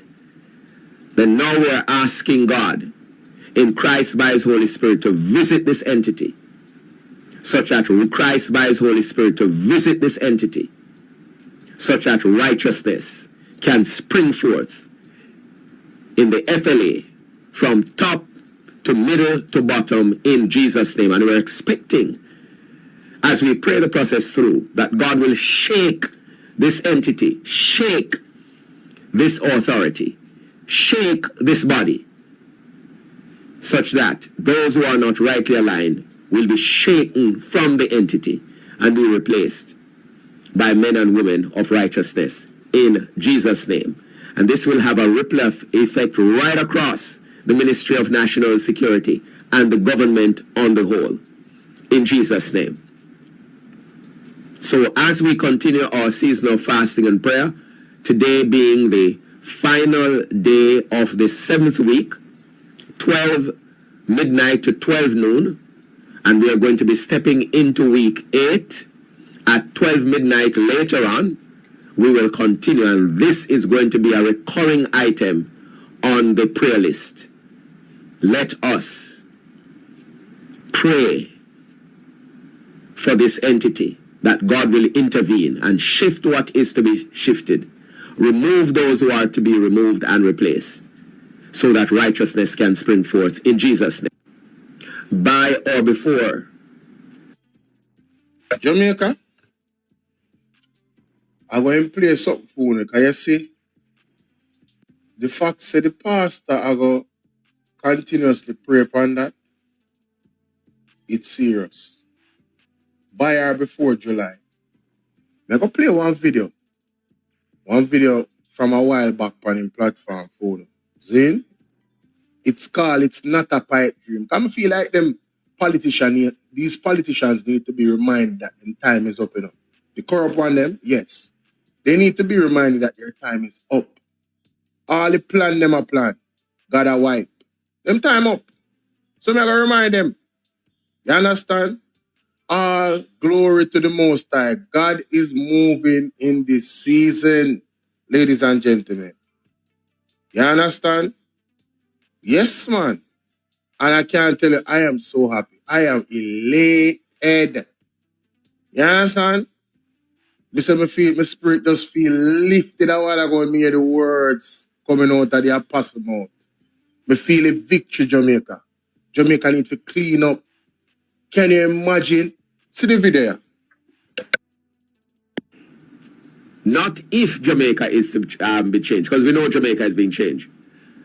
Jamaica is being transformed. And by or before 2027, we will see a new Jamaica emerging. Not completely new, obviously, but there will be major turning points. One of them, finally, we will be led by a righteous prime minister.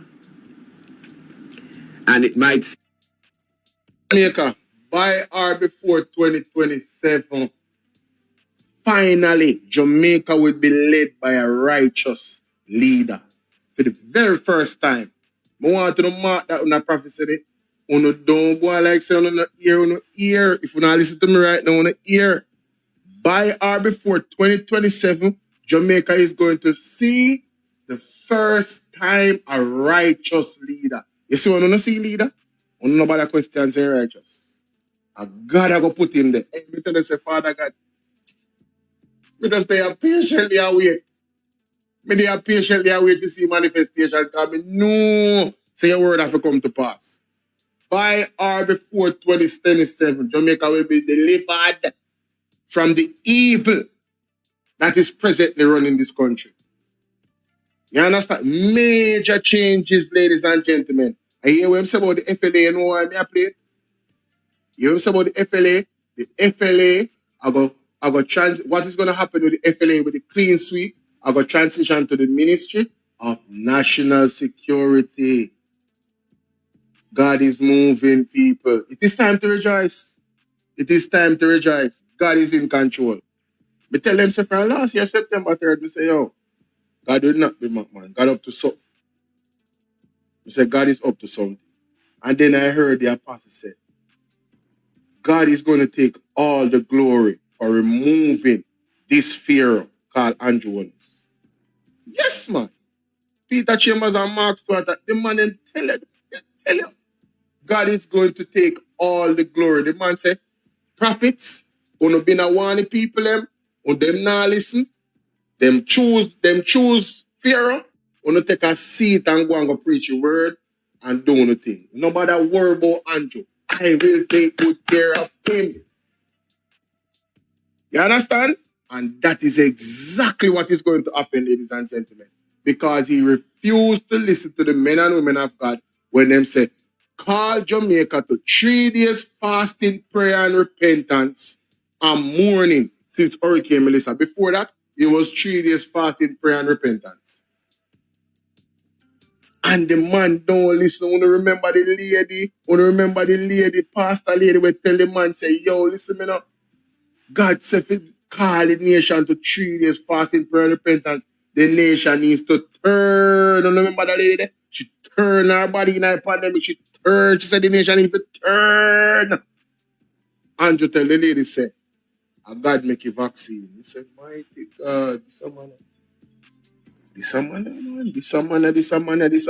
the man say that. Say, yo, he man really seriously tell the woman that the woman got that and she want pastor, you know?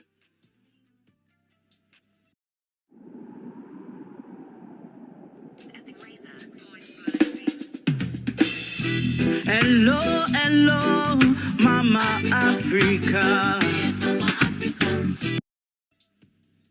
Hey man, let's continue. By or before 2027 is not a pipe dream, ladies and gentlemen. Not if Jamaica is to be changed, because we know Jamaica is being changed. Jamaica is being transformed. And by or before 2027, we will see a new Jamaica emerging. Not completely new, obviously, but there will be major turning points. One of them, finally, we will be led by a righteous prime minister. And it might seem like a pipe dream. I'm smiling because those of us who are able to see in the realm of the spirit, we have some interesting developments coming this year that will trigger changes politically, which will take many by surprise, because there are those who think that they are around forever and they can stay as long as they want. We shall see what we shall see. That's all I'm going to say. We shall see what we shall see. So apart from the intensification of judgment, which will come in different ways, not just natural disasters, but God will also use external intervention in the affairs of Jamaica. I'm going to say it one more time. God will use external interference in the affairs of Jamaica in order to set things right. Since we have leaders who think nobody like them, and they have put themselves in power through corrupt practices.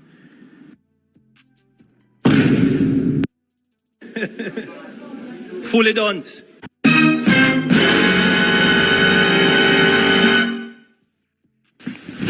Emotional damage. They have put themselves in power through corrupt practices. Leaders that think there is nothing like them. Mighty God. Listen, I love that word and I love that prophecy. Yeah. Eh? When we tell you what happened September 3rd. Ladies and gentlemen, it's June 22nd, Paul Buchanan. One of the stone them we have a turn. That case the area, man. Woo! Watch God work, ladies and gentlemen. Watch God work. Think nobody like them to set things right. Since we have leaders who think nobody like them, and they have put themselves in power through corrupt practices, we have a system of election where persons are to be duly elected, and they corrupt the system. So I know me say so, the man says so, thus saith the Lord. They have corrupted the electoral system. They have won the election through corrupt practices. God will remove them because they feel like them have everything locked, Jamaica. What me say? Me say, hey, I tell myself, I feel like I go to church today. No, sir. I feel like I got to go to church today. No look a joke about that. Yes, man. When we say I got to church today, we must have a shoe. I'm just trying up my shoes. You understand? I have one point set press already. You understand? Me can press a look shirt. I feel like I got to church today. I feel like I got to church today, Jamaica. Yes, man. This is beautiful. These videos are, this is not a new video, you know. The one we played before is a new video, like a day ago or so. We talk about the FLA. But this video about the pipe dream is not a new video. This was, let me check the date on that video. Let me check the date. This was the 27th of January. This was the 27th of January. The man declared from the year start, thus saith the Lord. By or before 2027, Jamaica will see a new leader, a righteous leader for the very first time. And the man explained to you how Andrew Owen's government went into power through corrupting the electoral process. Thus saith the Lord, not my word. So all of you labor rights out there, that is barking and hissing, the hungry belly labor right them. Uno better change your alliance and stop worship Andrew here. Choose wisely. Oh, because if you don't see same no business about uno, by now, some of you wake up come here about it. But if you don't see him not choose Jamaicans, he might choose Jamaica, the land mass itself. Uno can't stay there. You remember good. Let's continue. nobody like them, and they have put themselves in power through corrupt practices. We have a system of election where persons are to be duly elected, and they corrupt the system. So what God is going to do is going to use other means of displacing them. Watch and you will see. External intervention in addition to continued disasters of different types. So we shall see what we shall see. This is going to be a pivotal year which will pave the way for what will manifest in 2027. So we continue to pray the process through. Not if Jamaica is to be. Jamaica be encouraged. You see these activities. We are going through the judgment now. You understand? We are going through the judgment because we disobedient to God. We are going through it, man. It's a bit dangerous. You understand? It's a bit dangerous. It's not a pretty. God wrath. It's God wrath, man. Because all of the things, all of the men and women of God that God has sent to warn you know, all this prayer where they in a leadership. I want to ignore them, want to cuss them out, want to talk bad things about him, profit them, want to tell lie on them on the internet, the whole are only in a trouble. All I want to wear them on TikTok, no found them on TikTok, we are disrespect the man, my God. The whole are only in a trouble. All are only in a trouble. You understand, man? We are talking about say them a Andrew over man and one bag of alien man. Hey, me tell you something, whole down in a trouble. It no matter which part of the world you know there. God is gonna reach out and touch. Oh no? Let me know what you guys think in the comment section, man. I feel encouraged, ladies and gentlemen. My spirit is lifted. You understand? This thing with the FLA is very, very serious. When you see the man of God come out and talk about the FLA, if you get a clean sweep, praying the process through for the FLA get a clean sweep. You know, say, hey, if them in a trouble over there, man. Hey, man, they over the FLA, they in a serious trouble. Fire, they are most still and them think a cool breeze Jamaica. Fire, they are most still and them think a cool breeze. That is it. What you say? Herman said tears full me eye. But hey, me say me I have joy in my spirit. Nothing to cry about, but me understand. We express emotion differently. I have joy in my spirit after listening to the man of God. I'm telling you right now. This is a teachable moment that I'm going to go through right now. Honestly. You cannot make this up. I want to show you something. Right? So let me get this video on this phone first. No, I don't need to do that. I can't get it on here. All right, so I was watching the Troy Bridge opening today. All right? I was watching the Troy Bridge opening today. And I'm happy that the Troy Bridge is open. But I want to ask some questions to the people of Jamaica. How long did it take for them to fix the Troy Bridge? That's what I want to ask first. I'm going to Google it too, you know. I'm going to Google it. I'm going to Google it. How long did it take the government to fix the Troy Bridge? How long did it take the Jamaican government to fix the Troy Bridge? The Jamaican government took roughly 4 years and 10 months to replace the collapsed Troy Bridge. See that? You guys can Google it yourself.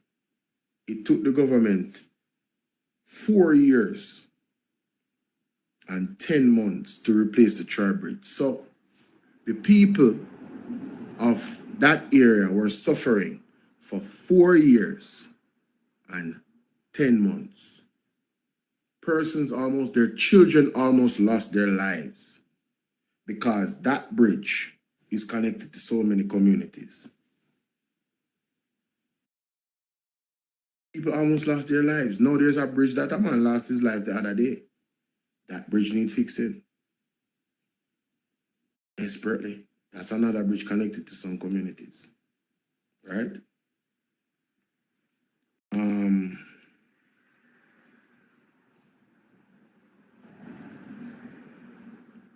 Hold on there. Let me see if we can find some clips. I need to hear some comments from Everall Warmington regarding the Troy Bridge.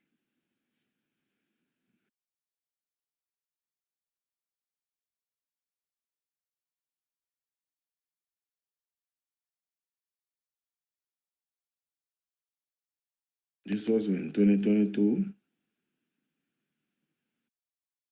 Let me see this.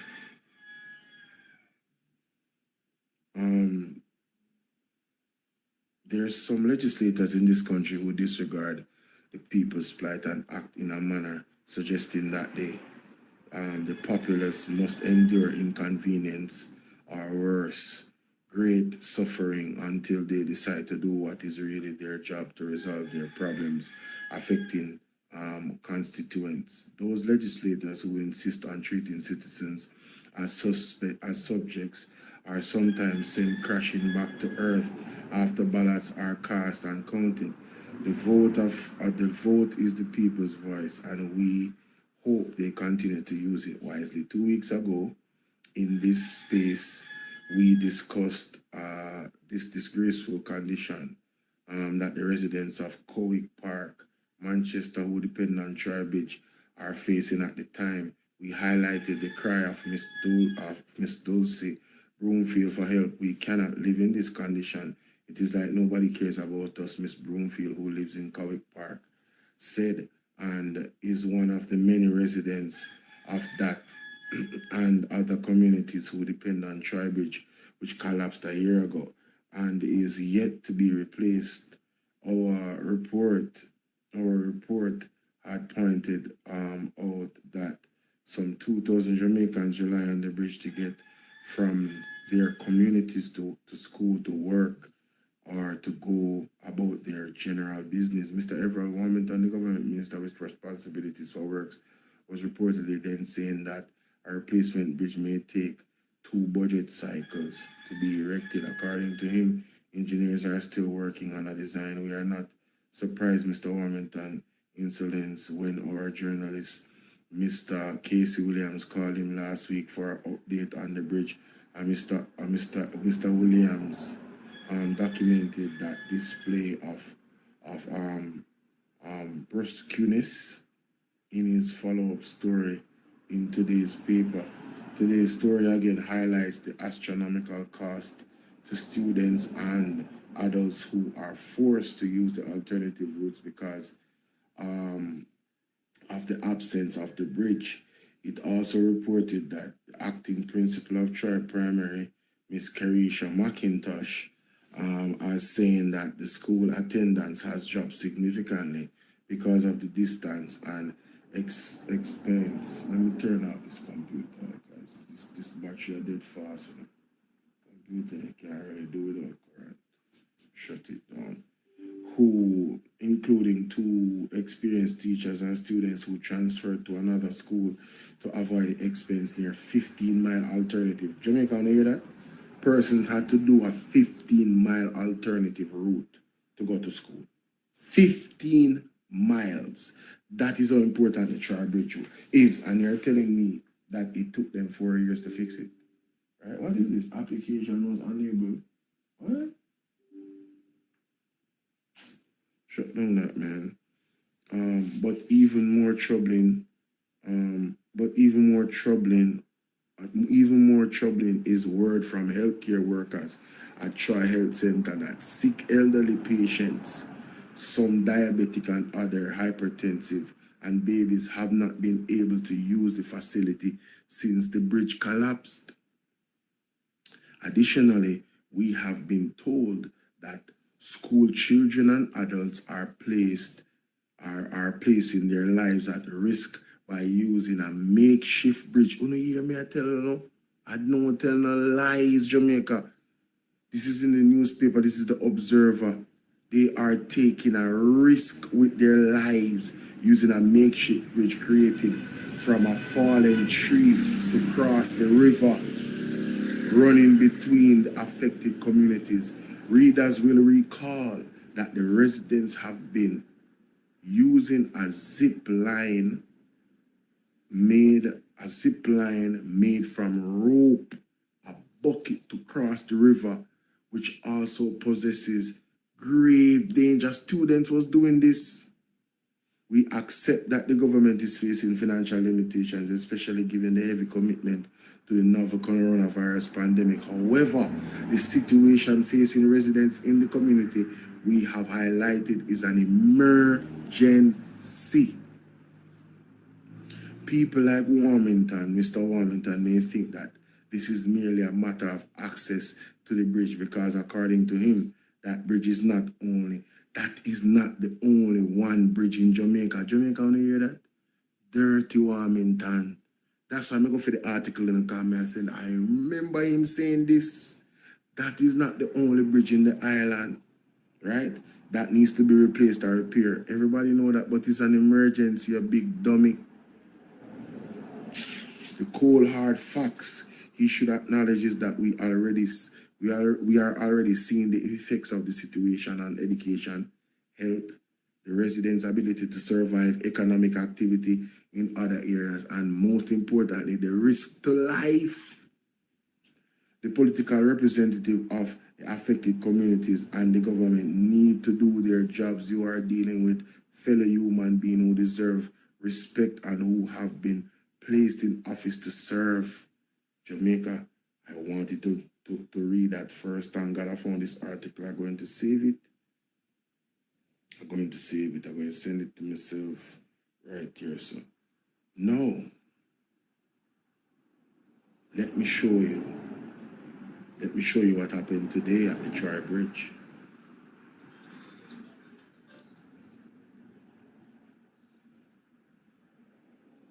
Grand opening, right?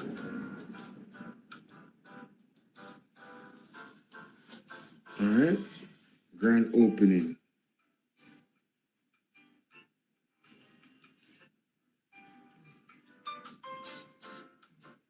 All smiles. Grand opening.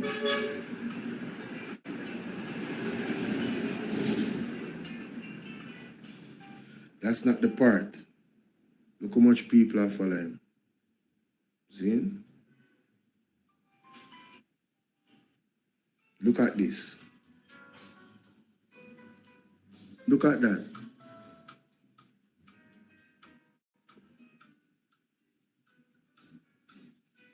Sometimes I have to wonder if some of them things are staged. The same people, Jamaica, the same people that were suffering, kids almost losing their lives, these are the same people showering around the Prime Minister as if they did a timely, they did their job in a timely matter. Just look at this, you know. You see that? What is the message that the people is sending the government? They can suffer you for 4 years, and then when they bring relief, you shower them with praises after suffering you for 4 years. See? Look at it. Look at them. All smile. That's some of them same people here, you know? When I suffer, you know? Watch them. Everybody want to take a picture with the Prime Minister. Mighty God. Look at that. Bro, you cannot make this up. Now let me go to the video when we really want to go to. That put this and ties this into a bow to show you that this is something that the politicians do all the time. Why are you carrying a chicken into a cabinet meeting? Because sometimes Sir, why are you carrying a chicken into a cabinet meeting? Because sometimes a chicken understands politics better than people do. Watch closely. This lesson is not about the chicken. Sir, what are you doing? Stop hurting the poor animal. Be patient. The lesson has only begun. This is cruel. Let it go. Sometimes pain teaches what words cannot. The poor thing is fighting with everything it has. Because it still remembers the pain. I can't watch this anymore. This is cruelty. The poor creature has almost no feathers left. Keep watching. How can you remain so calm while it suffers? Because the lesson is not finished yet. Look at it, it can barely walk. Watch carefully. Haven't you done enough already? Grains? Why are you giving it food now? Because the lesson begins now. No, it can't be. After everything that happened, it's going back. Clock! It was fighting to escape just moments ago. Why would it trust him again? This is unbelievable. It has already forgotten the pain. The same person who caused its suffering is now its comfort. Now do you understand? What does this even mean? Clock. After everything that happened, why is it still beside you? It was terrified of you just moments ago. I don't understand. That's exactly the point. Watch the chicken carefully. A few moments ago, it was running from me. Now it sits beside me. All it took was a handful of grains. People are just like this. You take everything from them. You make them suffer. You leave them with pain, disappointment, and broken promises. Then, when the time comes, you give them a few grains, a little relief, a little hope, a few gifts. Suddenly, they forget every injustice. Suddenly, they forget the suffering. They forget the pain. They forget every injustice. That's the lesson.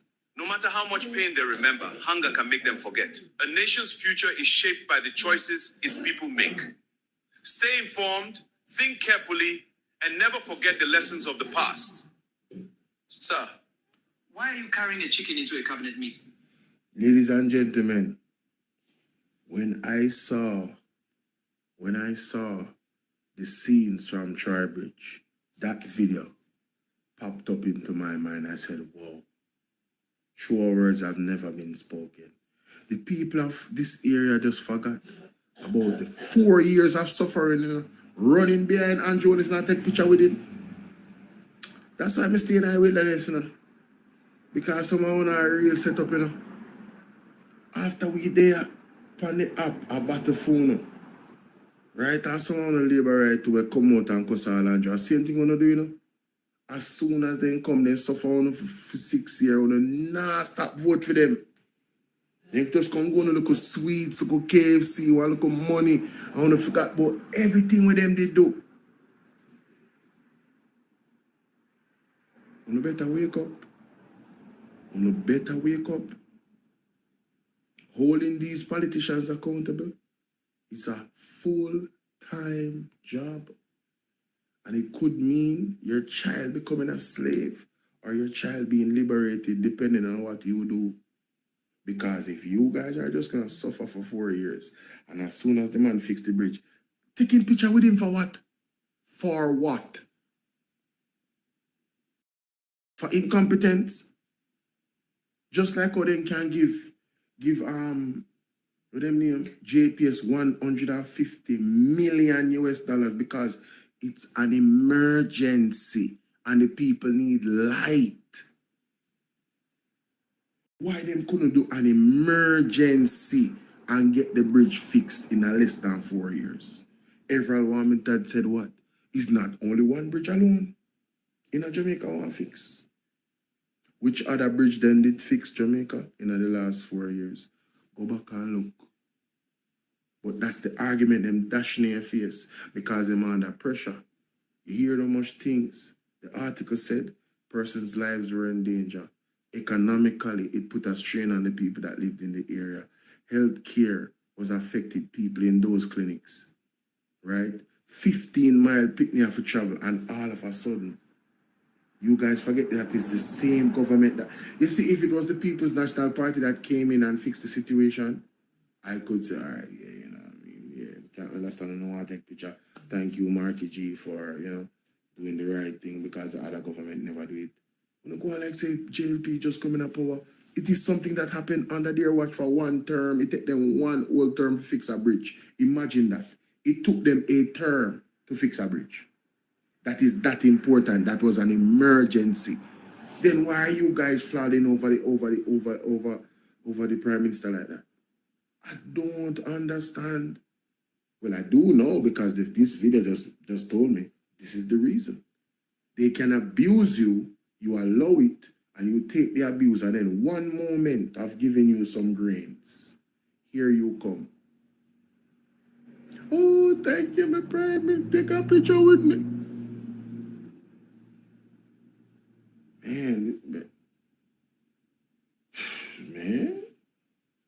Man, boy. Hey, man, I'm trying to, boy. Yo, like the video, share the video, man.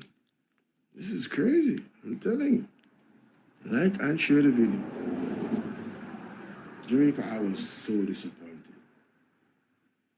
So disappointed when I saw that. But then the video clicked to me. So ladies and gentlemen, good day. It's your brother Bolo Tbv and I in the space, right? Now, our today put out this article June 5th. Today is June 7th. And this article, I believe, was prompted by the pressure of Oceanwide that put out an article about Mark Golding 2024 statutory declaration. I think maybe a month before that or some weeks before that, Oceanwide again came out and said, asked Mark Golding about it, and he said, listen, in terms of that, I don't know what it is, but I surmise that what might have happened is that, you know, the Integrity Commission is short-staffed, so it's taking them longer.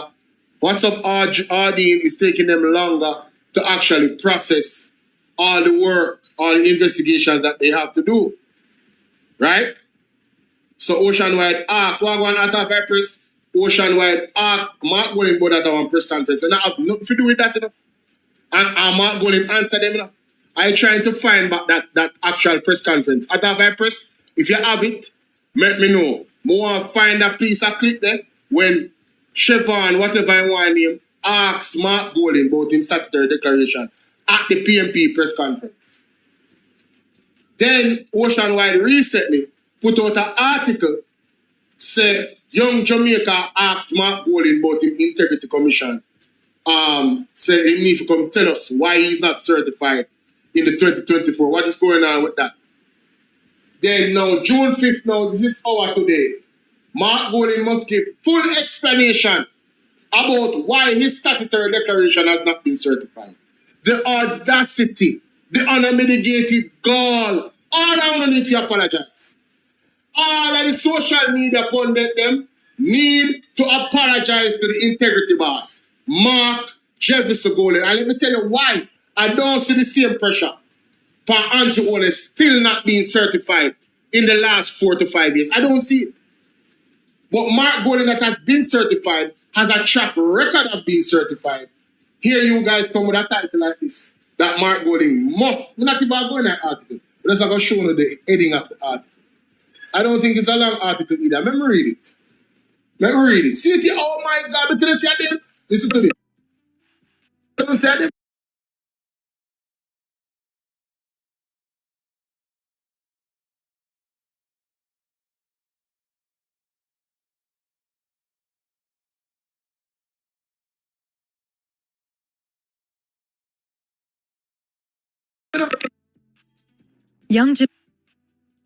Young Jamaica, the youth arm of the governing Jamaica Labour Party, JLP, is calling on opposition leader and president of the People's National Party, PNP, Mark Golding, to provide the Jamaican people with a full and transparent explanation regarding the status of his 2024 statutory declaration, which, to date, has not been certified by the Integrity Commission.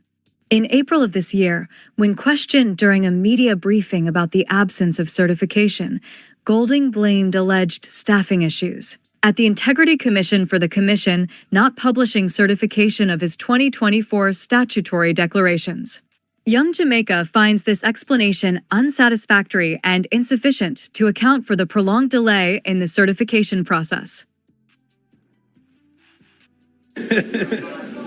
Fully done. Embarrassing. He needs some milk. What can go so?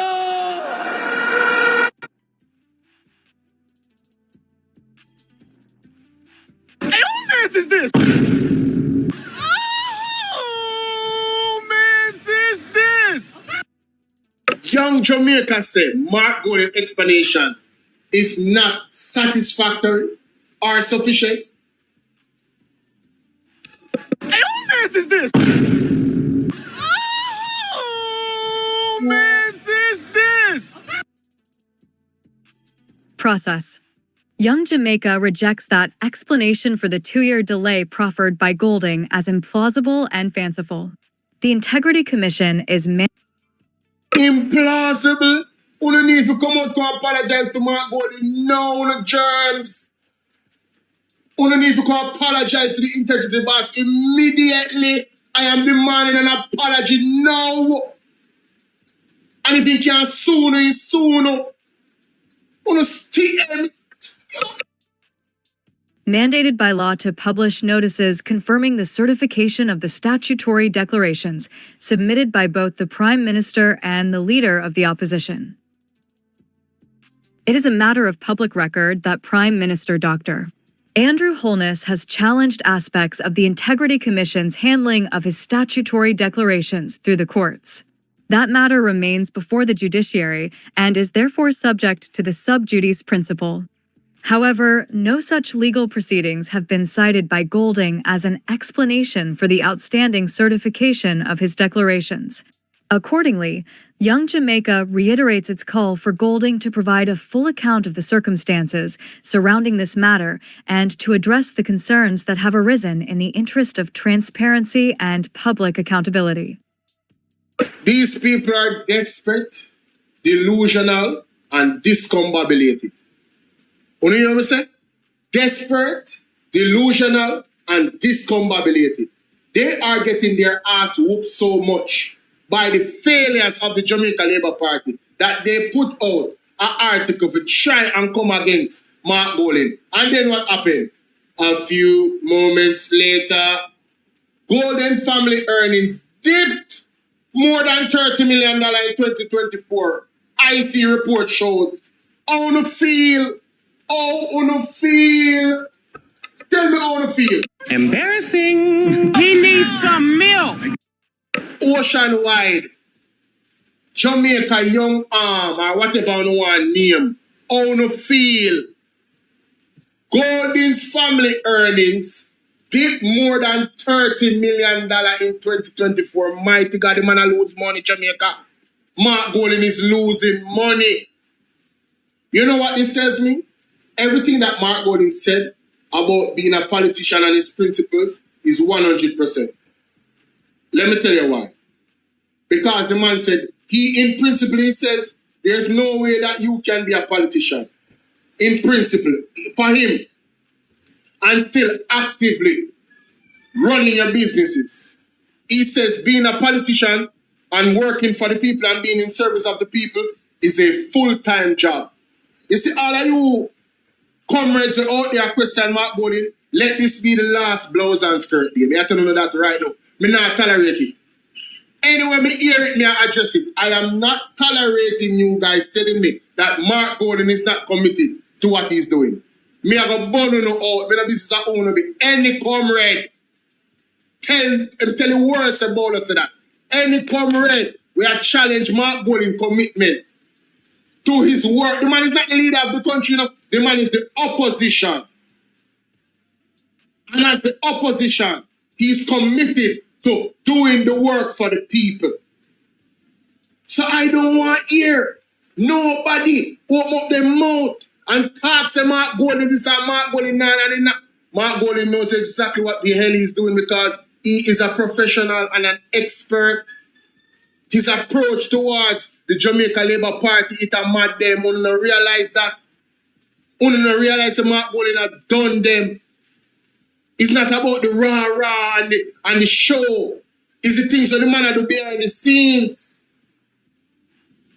The man is very sharp and smart and meticulous. And he's going up against a giant that has so many people and corrupt people behind them. There's a group of people that don't want Andrew Honest to come out of power. And they will, the man is saying they not surrender Jamaica to the people. You don't hear. Open up on the brain. I could get into the article, ladies and gentlemen, because this is important. When you listen to this, we're showing how Mark what $30 million the man lose. $30 million. Alright? More than 30 million the article said, not 30 million. My apologies, I have to be accurate. More than 30 million. Let's continue.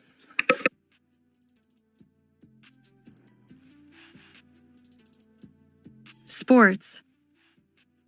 The Integrity Commission, IC, has published a summary of the income. The Integrity Commission, IC, has published a summary of the income, assets, and liabilities of opposition leader Mark Golding, his spouse, and children for 2024 in today's edition of the Sunday Gleaner.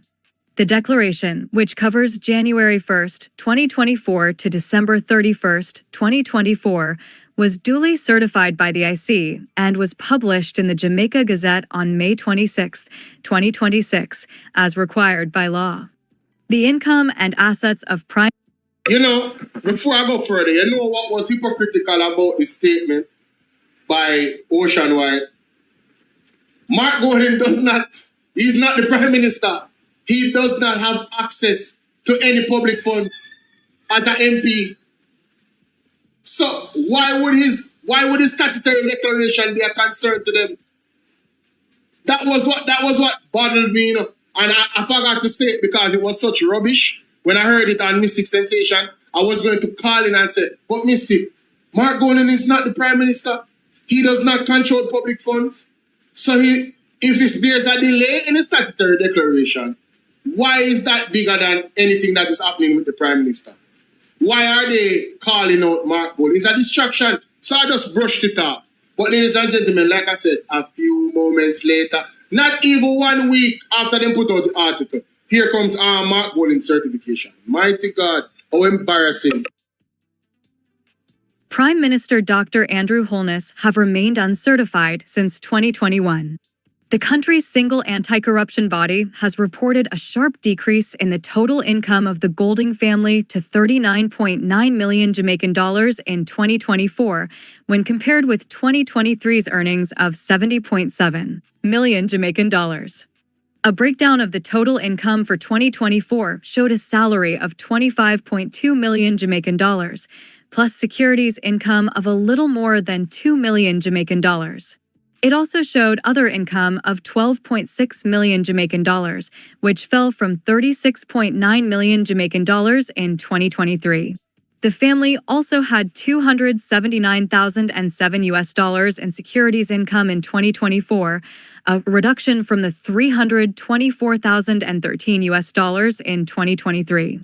Under the current legislative regime, lawmakers, public officials earning $12 million Jamaican dollars or more per annum, and other designated government workers are required to file annual statutory declarations with the IC. There's another thing I need to mention. Mark Golden does not take his full salary. Mark Golden takes 20% of his salary. The 300 or 200% that they give them, the government, the JLP government give, that Mark Golden and the People's National Party could not stop because they are not the majority. Mark Golden has protested against that by himself, not as an entire entity or party. Everybody else do what they want to do, but he's saying, listen, I can't work with this because these people need their raise and they're not getting it. So Mark Golden has decided that every month he takes out a certain portion of his salary to give to different charities that is needed. Meanwhile, him still lose $30 million in 2024. Mighty God. What a guy. I tell you, today is Mark Golden International. You only think I joke. Mark it down. June 7th, 2026. For me, every June 7th, I will mark down this day and celebrate Mark Golden. As a leader. As an integrity boss. Okay? Let's continue. I see. In the case of the Prime Minister and opposition leader, the law says their declarations must be gazetted and published for the scrutiny of members of the public. The total Jamaican assets of the Golding family dipped from $165.6 million Jamaican dollars in 2023 when compared with $142.1 million Jamaican dollars the following year. The family's Jamaican assets comprise securities amounting to $113.8 million Jamaican dollars, a marginal increase over the $111.2 million Jamaican dollars reported the previous year. Savings accounts of $654,589 Jamaican dollars and 99 cents, declining from $946,440 Jamaican dollars and 68 cents in 2023. Current accounts showed a balance of $2.2 million Jamaican dollars, approximately $1 million Jamaican dollars less than the sum recorded in 2023, and other personal property was $1.15 million Jamaican dollars. Additionally, the Golding family had Jamaican assets, including receivables of $7.5 million Jamaican dollars, automobiles valued at $10.8 million Jamaican dollars, and cash value of life insurance in the sum of $6 million Jamaican dollars. At the same time, the total assets held in U.S.-denominated currency by the Golding family amounted to $908,907 US, representing a reduction when compared with $995,874 US in 2023. The Golding's US dollar denominated assets comprise savings of $76,245 US, securities amounting to $379,667 US, real estate valuing $140,000 US, purchase price, automobiles $86,572 US, current accounts $3,459 US, and cash value of life insurance in the sum of $222,953 US. In terms of liabilities, Golding and his family have other accounts payable of 2.7 million Jamaican dollars, as well as 6,890 US. The Integrity Commission hereby certifies that the statutory declaration submitted by the above-named declarant has been examined. Based on the examination, which does not constitute an audit, it appears that the declaration has been duly completed in accordance with the provisions of the Act, the anti-corruption body noted. Meanwhile, the IC had conducted an investigation to determine whether the Prime Minister owned assets disproportionate to his lawful earnings and whether he had made false statements in his statutory declarations by way of omissions, which would be a breach of the law.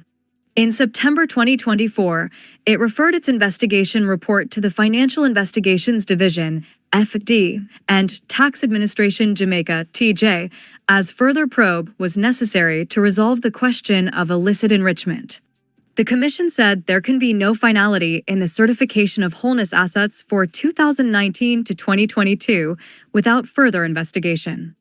IC Director of Investigation, DI, Kevin Stevenson made the referral to the FID and TAJ over concerns about the funding and operations of companies linked to the Prime Minister. The findings of the DI and #39S investigation raised significant questions around the income-generating capacity of the referenced companies relative to the funds which have been identified in their accounts, the report said.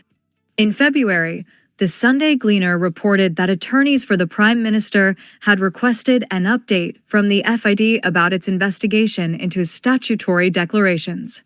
Almost a year has elapsed since the reference of this report to your office, and therefore, in the circumstances, I request that your office provide an update to my client and the Integrity Commission. The Prime Minister's attorneys wrote in the August 2025 letter to head of the FID, Dennis Chung. After confirming to the Sunday Gleaner that it received correspondence from attorneys representing Wholeness inquiring about a probe relating to their client, the FID said. A written response was provided directing them to seek the relevant information from the Integrity Commission, as any investigative matters concerning their client rest with that body. In December 2024, the Supreme Court granted permission for the Prime Minister to pursue judicial review to invalidate 2 IC reports that questioned his statutory declarations and financial dealings. However, the court rejected Wholeness' bid to compel the IC to certify his 2022 and 2023 declarations or recommend exoneration. So, while the integrity boss can go through the process and answer the questions to the Integrity Commission and show everything and give them the details and become certified, Mark Bolin, Sir, the Right Honorable Mark Bolin, when he can do that, what Andrew Wellness does is take the Integrity Commission to court and tell the court, say, to reject the actual findings of the Integrity Commission and certify him. Andrew Wellness wanted the court to certify him. Right? See that? In December 2024, the Supreme Court granted permission for the Prime Minister to pursue judicial review to invalidate 2 IC reports that questioned his statutory declaration. However, the court rejected his bill to compel IC to certify his 2022 and 2023. He wanted the court to compel the Integrity Commission to certify him. What can go so? Meanwhile, the Integrity boss is sitting pretty while being orchestratedly attacked by JLP media. To distract us from the fact that the government did not only spend 2% of 1.44 billion. To distract us from the FLA report, the damning FLA report, dead people buying ammunition, systems being manipulated, and then evidence being conveniently unavailable for investigation. private people, right? Come on now. But we're gonna go on Twitter to see if Ocean Wide has any integrity in them enough to make sure that they put out a story and give Mark Golding the honor he deserves. Just like how them did put out, I'm expecting Jamaica to come apologize to the man talking about he must answer this and answer that. How in the hell would Mark Golding be able to answer a report that has not come out? Right? The report has to come out to say he's uncertified before he can take action. And then they put out this stupid article talking about no legal action has been cited by Golding. How do you put a legal action forward for a document that you haven't seen? It's the same thing with the FLA. They couldn't carry the Integrity Commission to court until the report was tabled. They couldn't carry them to court.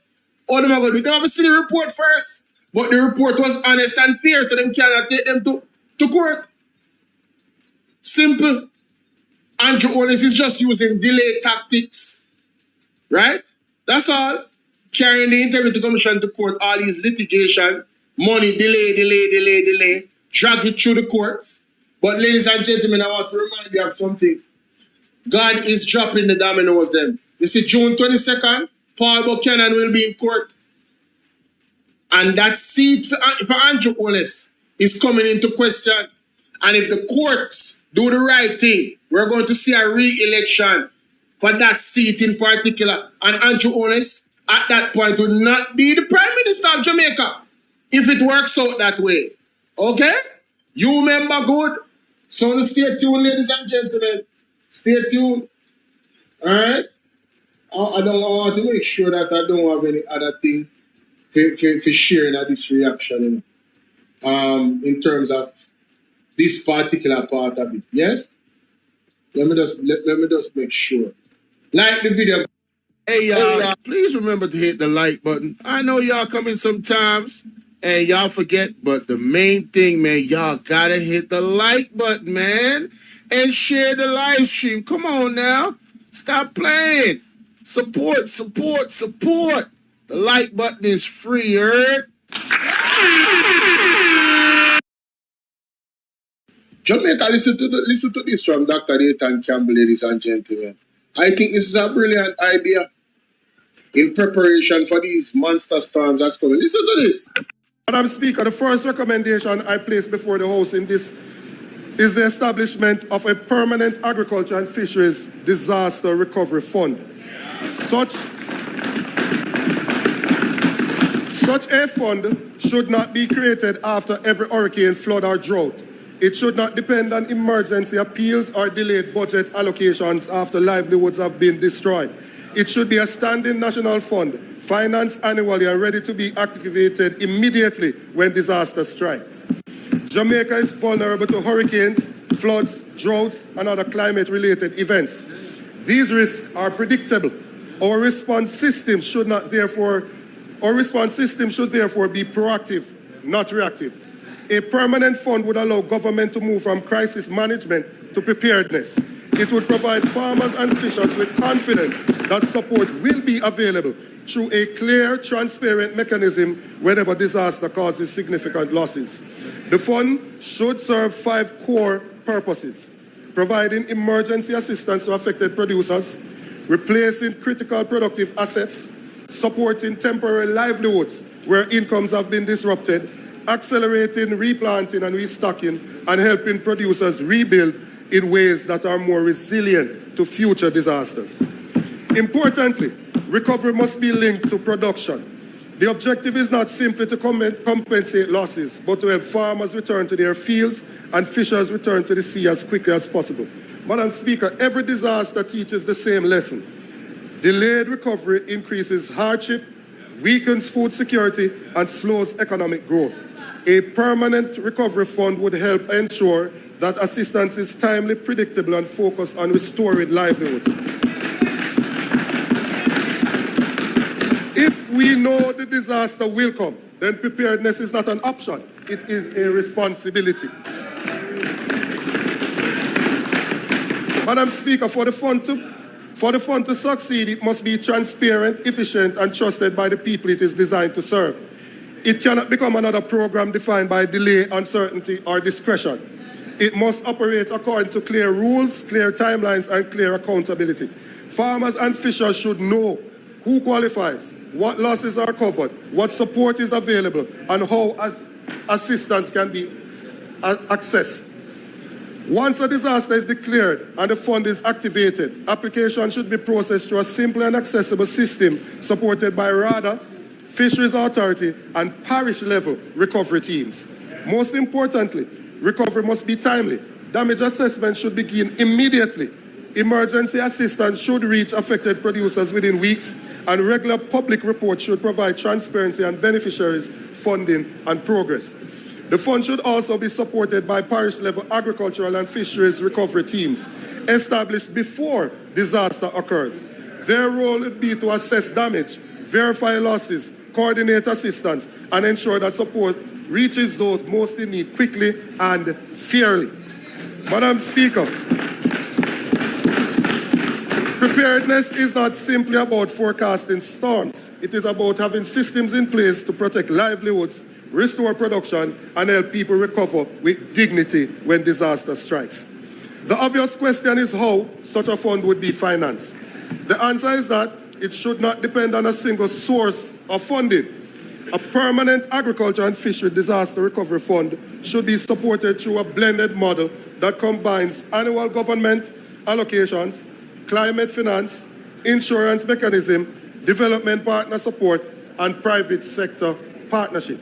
Madam Speaker, a responsible nation does not wait until livelihoods are destroyed before searching for funding. It prepares in advance.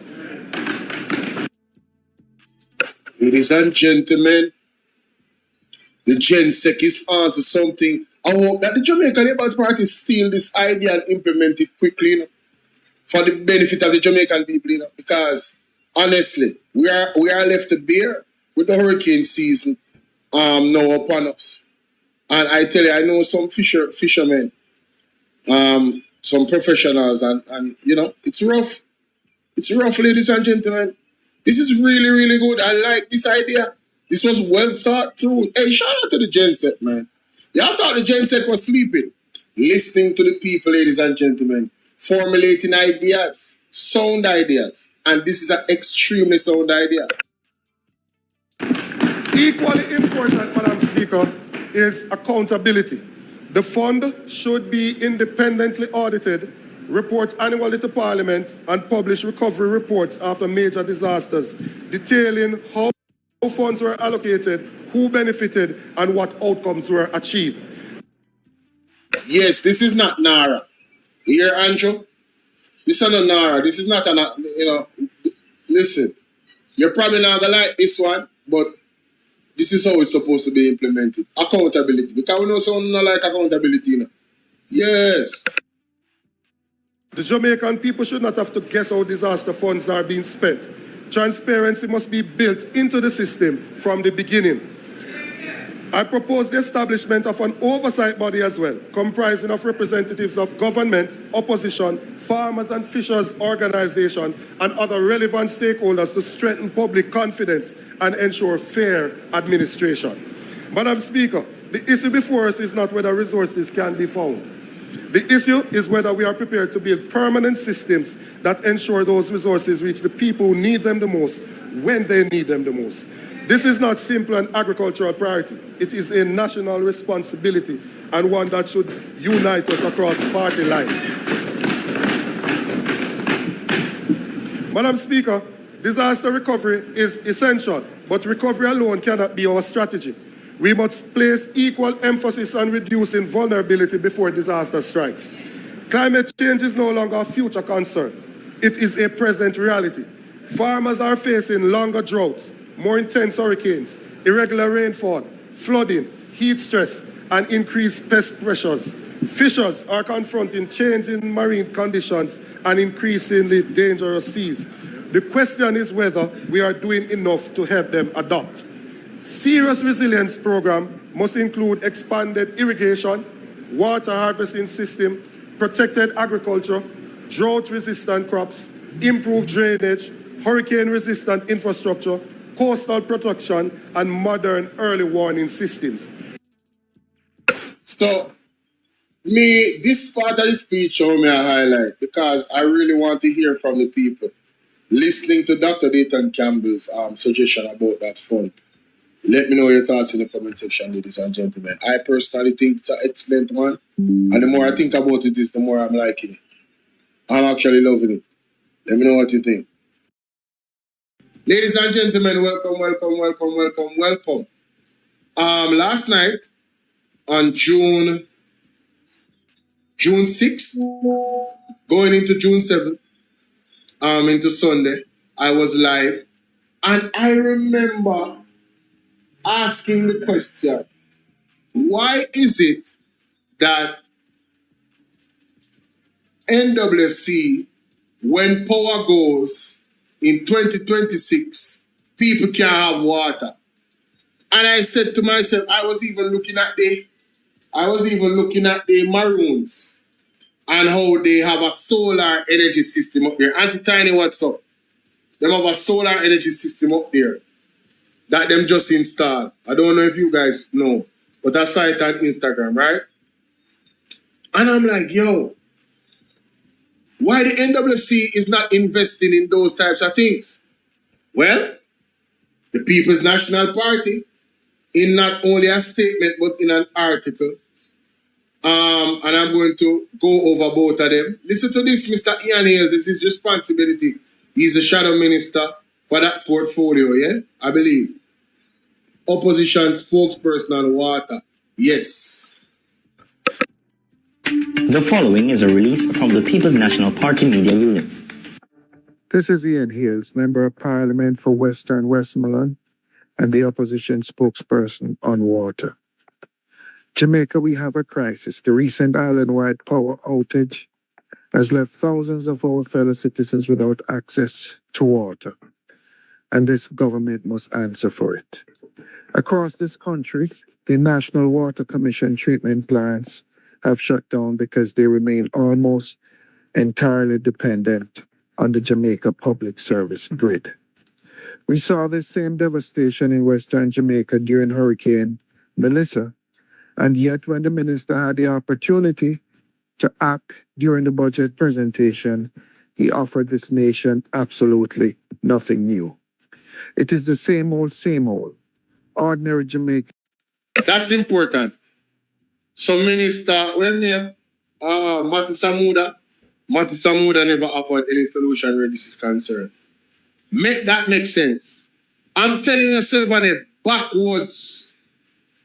Ladies and gentlemen, if you appreciate this platform, bless up the Cash App, bless up the Zelle, bless up the Super Chat, bless up the gifts, just bless up. Right? I said this last night, bro, but I didn't know that Matsamuda didn't even have any plans. So now this answers my question from last night.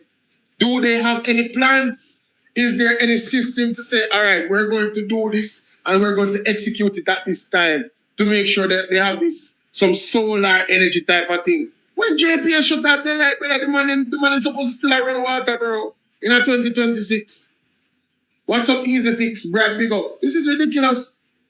Paul, it says many more disasters, disappointments, deceptions, more alien transported to the country.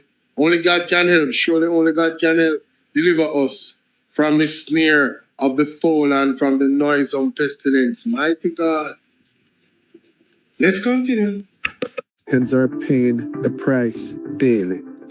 This is not a minor oversight. This is a governance crisis, one that threatens public health, our tourism sector, and the daily lives of the people in communities across the island. I am therefore calling on this government to immediately implement a policy shift, moving critical infrastructure onto solar and advanced renewable technology. I remember Nara is here and they didn't mention anything about putting in solar for the NWC. So they can't come and tell us that, yes, you know, this was a part of our plan. It would be a bold-faced lie, ladies and gentlemen. It would be a bold-faced lie. He didn't mention none of that in his speech. And NARA was in conceptualization at the time. So they could have had, what do you call it? You know, they could have had some type of dialogue about it behind the scenes, yes? My goodness. And deploying generators now to our tourism corridors, our residence communities, and our most heavily populated areas also. We cannot continue to hold this nation hostage to a single point of failure. The people of Jamaica deserves better, and this opposition will not rest until they get it. This government needs to table a comprehensive energy resilience plan for the water sector within the current parliamentary session. This is Ian Hales, opposition spokesperson on water. Visit our website at pnp.org.jm or check us out.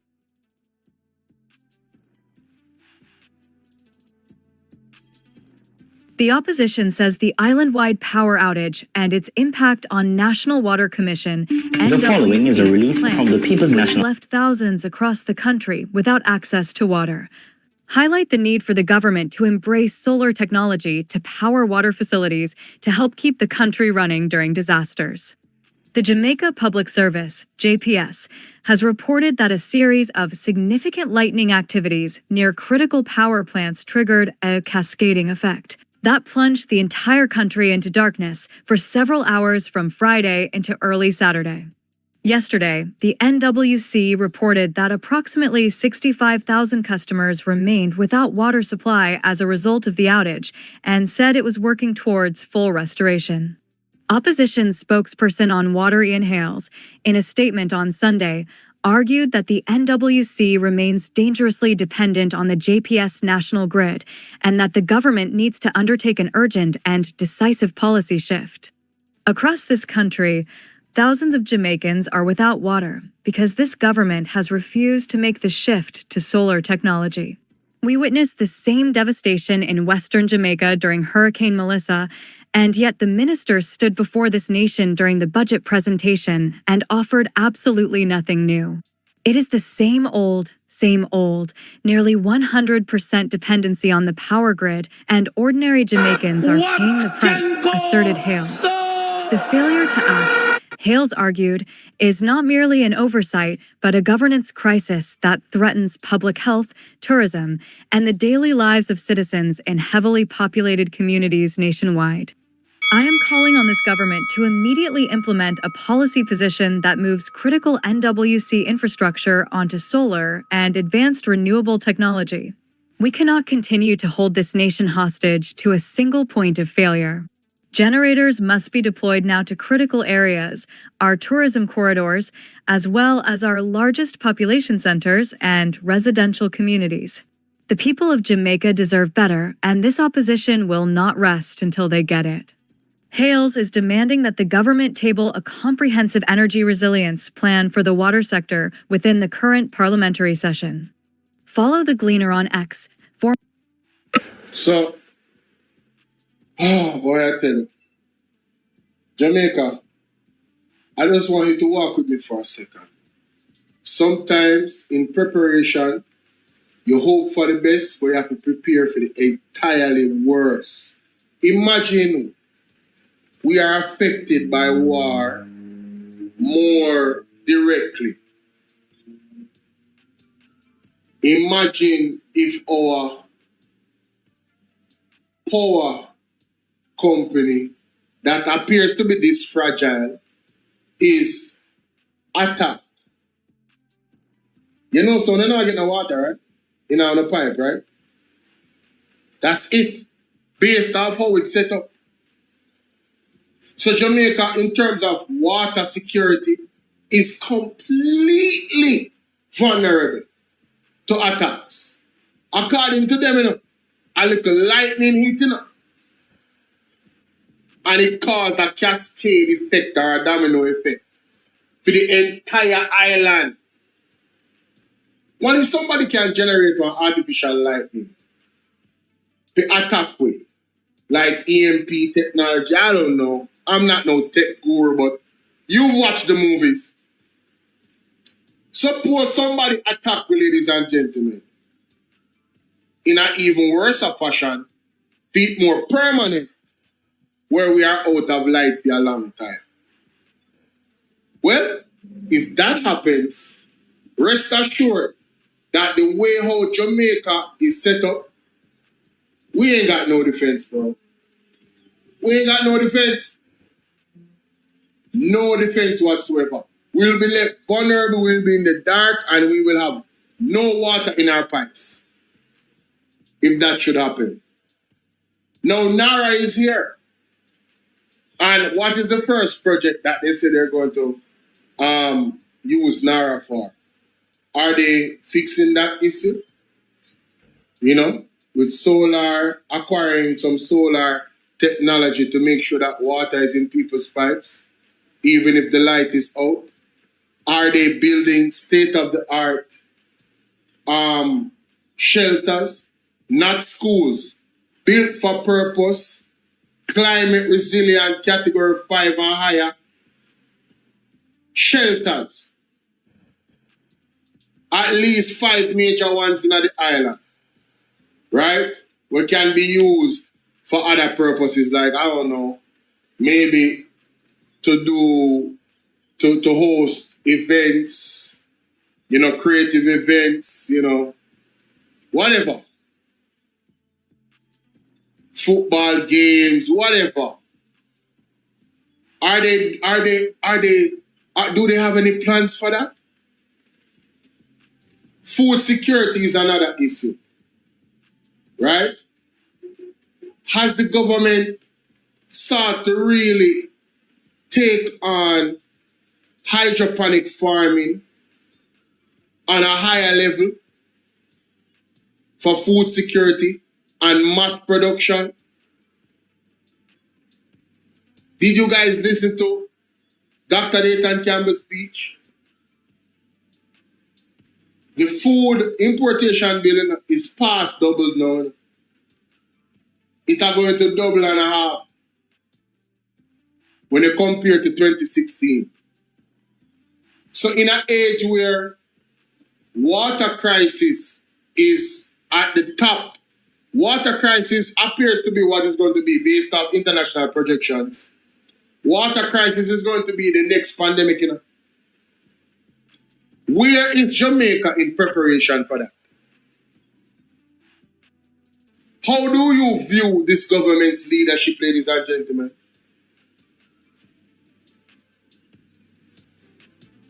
Mighty God. Hey, man. Let me know what you guys think in the comment section, yo. I remember the woman of God telling me from last year. She said, Bolo, stock up on water. Unforgettable truth, big up. She said, Bolo, stock up on water. It's very important. Janet, big up. Carmen, big up. She said, stock up on water. Do as much water as you can stock up on water.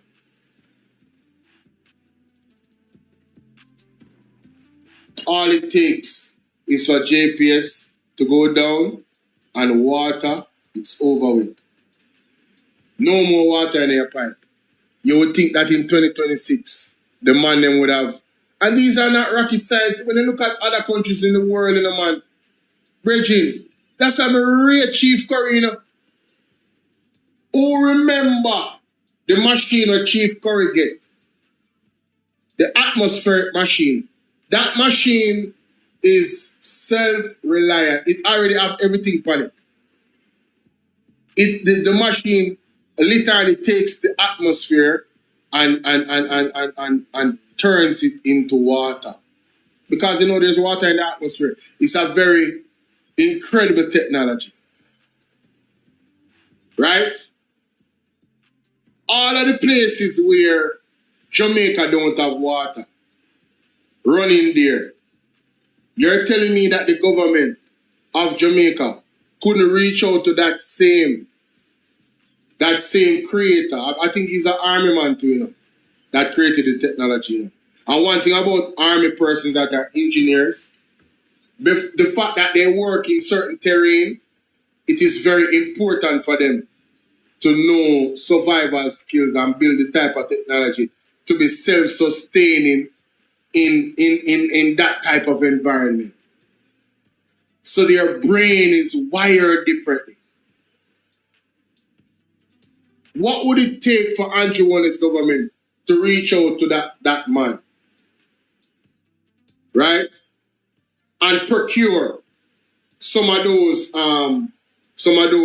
atmospheric machines strategically. And place them strategically all around the island where persons really having water issues. And, you know, hey, it's pretty far up in the hills.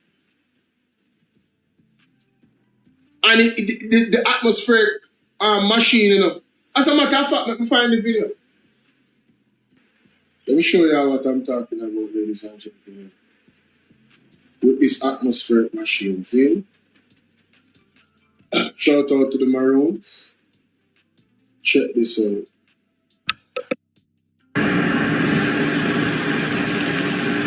What if I told you that this water came from thin air? Sounds like science fiction, right? With atmospheric water generators, or AWGs, we're making it real. We're using advanced technology to pull humidity from the air and turn it into clean, safe drinking water. No pipes, no wells, no contaminants, just water. And here's the best part. You can help make this innovation available to people who need it most.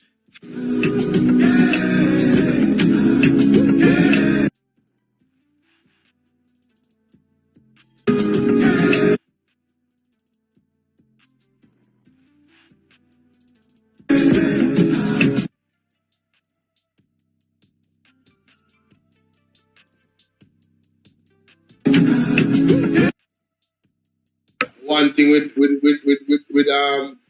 you know, they love the music on their video, you know, we can't cover some of them video because of it, you know. But I'm trying to find where they actually installed that same machine up at the Akonkon. Because they had a whole ceremony. Big old machine in Jamaica. Up at Akonkon, you know. Big old machine, water atmosphere. It takes the air, the water from the atmosphere and generate it in the machine. Pure, drinkable water. You understand? And the Maroons, them have one of that. Even if they got it through diplomatic, you know, circles, I mean, the chief, you know, his influence, you have to give him credit for that. What is Andrew doing? Why Andrew not reach out to them people here? Get a similar thing like this. Multiply them all around the island. If them really care about the Jamaican people. Then. These are questions. Right? How bauxite mining? No. Where's the video, man? Oh my God. I think this is it. See it there? I think I... Hello, Jamaica, and hello, the Maroons of Jamaica.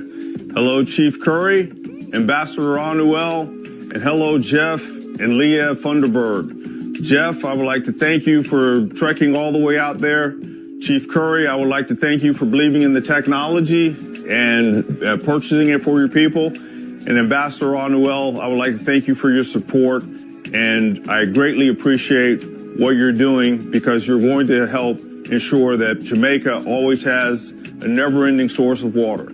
I've been working with this technology for many years, and I'm very pleased to provide this technology to the people, the Maroon people of Jamaica, and to the entire nation of Jamaica. I thank you for purchasing this machine because you're going to help all the people around there because now everyone will understand that you're never going to run out of water. This is a great honor for me. And it's a great honor for the technology and all the hard work that everyone's put in here to do this. Apollo Mondesir, Colin Hertzler, the technicians and the engineers who helped build this technology, Dexter Moon, who stood with me for many years to get to this point, and everybody else who's helped along the way.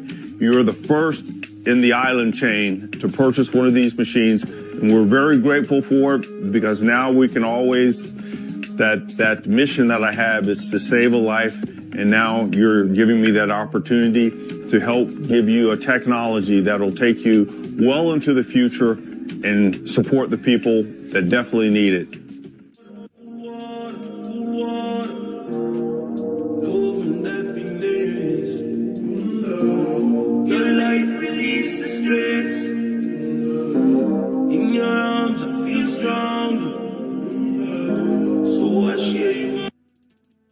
The Maroon Nation is the first in the entire Caribbean to take steps towards water security through atmospheric energy. Atmospheric. Jamaica, you don't even understand it. You me feel a way, brother. What is the excuse of the government to see Chief Curry take this lead? Immediately when this was posted, this was March 8, 2025 in a Jesus name. Immediately when this made the news, if I was a prudent leader, I would have reached out to the Moses Foundation and I would have said, how can I purchase these machines in bulk? Give me a discount. What kind of deal are you going to give me? My TikTok, there's more, ladies and gentlemen, there's more. Old pirates, yes, they rob.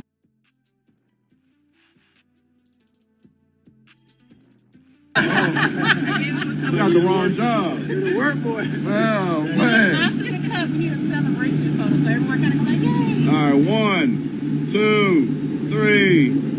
Smile. Hold it. 1, 2, 3. All right, I got one more for you. Phone, oh, wait, this phone. Okay, I got another one. All right. Charging everyone who gets this phone. No, no. How much? Tag you and all We gotta make it. We gotta take a moment in each. 1, 2, 3. 1, 2, 3. Hold it. 1, 2, 3. One more for me. 1, 2. Clean water on 3. 3. Clean water! Excellent. One last one. And now we need, this is the cut shot. Okay. Just press the picture, the red one, with the little flower. Gotcha. Okay, everybody pretend like you cut. All right, 1, 2. Hold on, the dog's trying to get a shot. Oh my God. Clean water on 3. 1, 2, 3. Clean water! Excellent.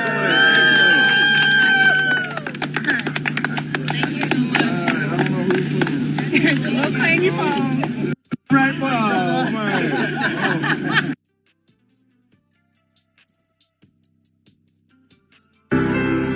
Well, today is a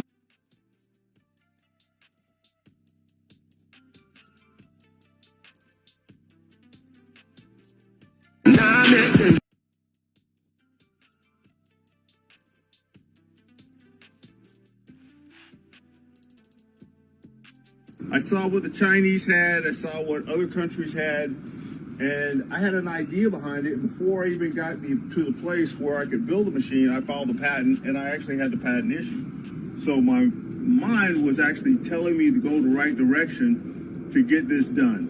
And the end result of that is this machine right here, which I built for the United States Army to prove a point.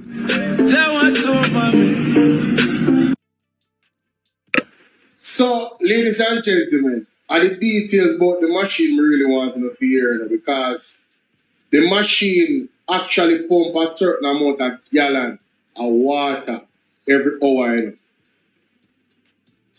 It's very efficient,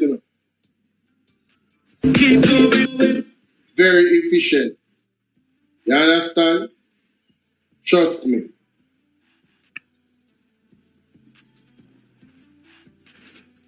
Is our new 20-panel Mesa array.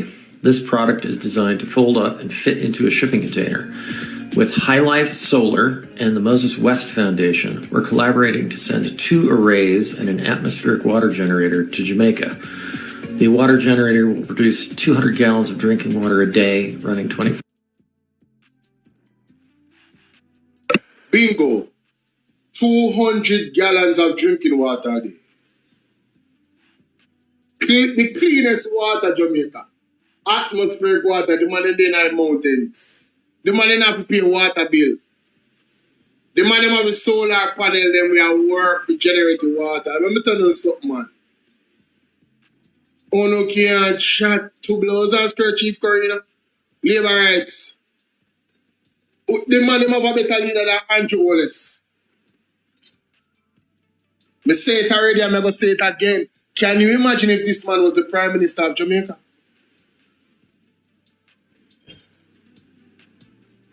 These are innovative, brilliant purchases. Meanwhile, JPS light shut off and we gone to hell, no water. And as long as it shut off, we're still in a hell. So imagine if it was a prolonged shut off. Ven love what you doing, sweetheart. Man, listen, boy. 24/7 completely off grid.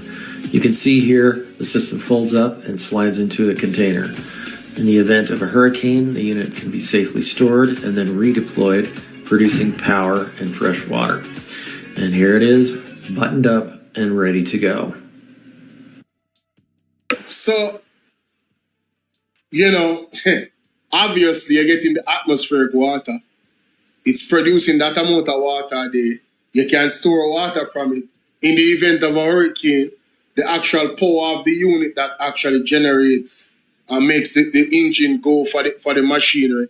You can just store it and put it up in case of a hurricane. And when it's done, you take it out back, water again. Talk to me nice now. Talk to me nice. Here is our new 20-panel Mesa array. Man, listen. Let me see. There's another video. Hey everybody, it's Dan from SolarSet. This is our 20-panel Mesa array, 13.76 kilowatts coming out of this thing. It's about 20 feet long, 20 panels. This will go into a shipping container and power an AWG from Moses West Foundation. And with the help of High Life Solar, we're getting this down to Jamaica here in June. But wanted to show you what we're up to and how it works. So these panels flip down, as do the ones up top. And we've got a couple of sets of wheels that we're going to mount on either end so it can move easily in and out of the container.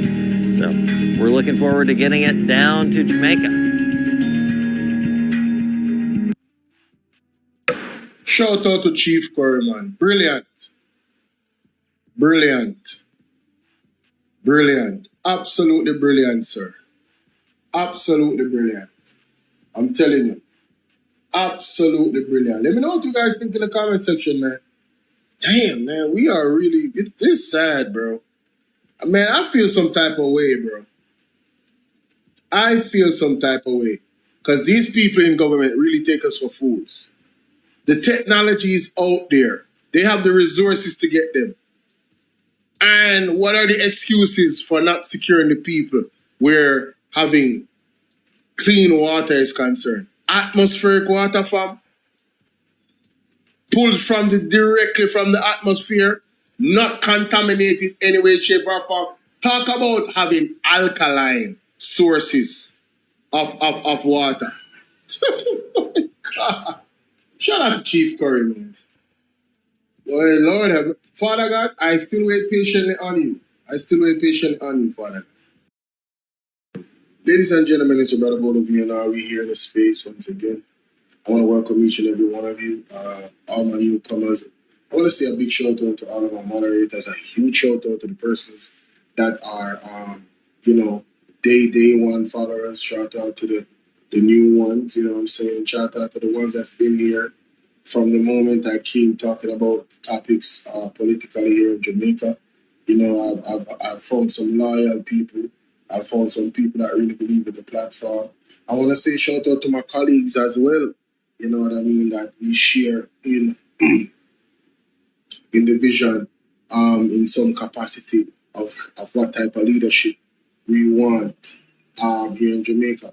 However, recently, you know, a very important event, a very shocking event happened. I call it an event because to me, it appears as if it was staged, ladies and gentlemen. The details of it, you know, there's a lot of different narrative floating around, but I don't have any problem with any narrative. I believe the conversation should be had because we're not getting any explanation that makes sense from the relevant authorities. And I'm talking about the Jamaica blackout situation, ladies and gentlemen, right? We have heard that lightning hit and what, you know, the entire grid went. So, you know, I was listening to Andre Stevens, and his argument was that, you know, it's not one grid. Well, it is one grid because I looked it up on Google, and Google says it's a grid. But there are 50 plus substations here in Jamaica.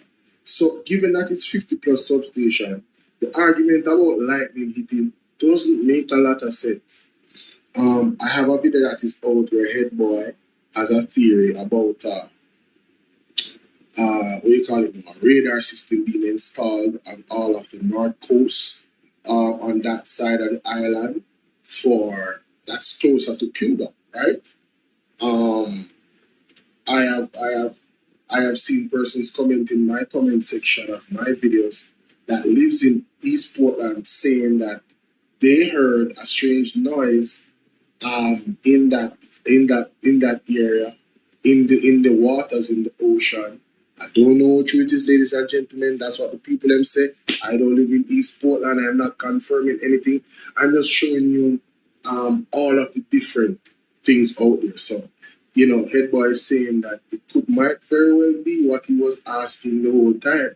Are they setting up some type of radar system that to go against, some type of system to go against the Cubans when they actually go against them? No. Why that argument has validity, right, is when you look at other operations that the government has done, right? In terms of Venezuela, weren't they in Trinidad? The USA, weren't they in Trinidad? Weren't warships in Trinidad shortly before some type of attack happened in Venezuela, where you know, the Venezuelan president was snatched up. So it wouldn't be outside of the realm of possibility for that to be true. However, in this particular video, 119, the vlogger, he has a very interesting theory, ladies and gentlemen. And I have to say, I did not, his theory that he's about to mention, it was part of my thought process, but not in the detail in which he said. But I am going to play what he said, and then I'm going to remind you of what I said, and then give my commentary. Again, please remember to like the video, share the video, subscribe, become a member of the platform, donate, super chat, you know, donation link is pinned, all that good stuff. Let's get into it, ladies and gentlemen. A drone from Cuba flew over Upper Camp and released what you call an incendiary device, setting one of the barracks on fire. Cuba also infiltrated the systems of the Jamaica Public Service and lock off the entire grid. No make no dopey fool, no. Cuba did all of that because Cuba is very, very, very, very upset with Jamaica. We let our warship come at Jamaica, come and intimidate Cuba. And Cuba see Jamaica as cooperating with America. And so it is very serious.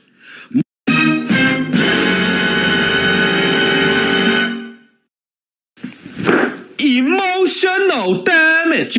I'm dead.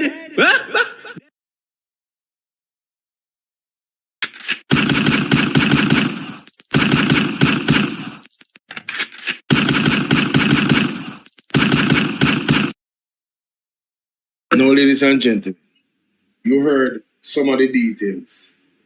According to him, Cuba let off something cause up park camp for the on fire, and then something to cause the entire grid to shut down.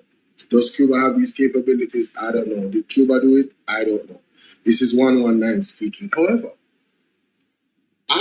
ladies and gentlemen, in one of my videos, I think the first time when all of this happened and I came home that late night right here with the light shining right there, for those that are on that live stream, I said, could it be that Cuba attacked the country because of the warship that's here? I did ask that question. Could it be that Cuba was the one that is responsible for this? I did ask that question. You understand? I did. I really did. Do I believe? I don't know. I'm 50-50. I was just throwing it out there at the time as a question. But according to 119, he got sources. Let's listen in. He got sources, ladies and gentlemen. Let's listen more. More serious than anyone I want to think. Because if America should attack Cuba, Cuba will attack Jamaica. We are all sitting ducks right now. And 119 is here for telling us, say, there were already tensions with Cuba from we send back the nurses and the doctor them because Cuba come out and say, we are move like we are America puppets. And when 119 talk, 119 have credibility. Because 119 is the only one ready telling you this. Nobody not telling you this. It's only me, 119, the broken news boss, coming to tell you that there's a piece of tension between Jamaica and America now. The broken news boss.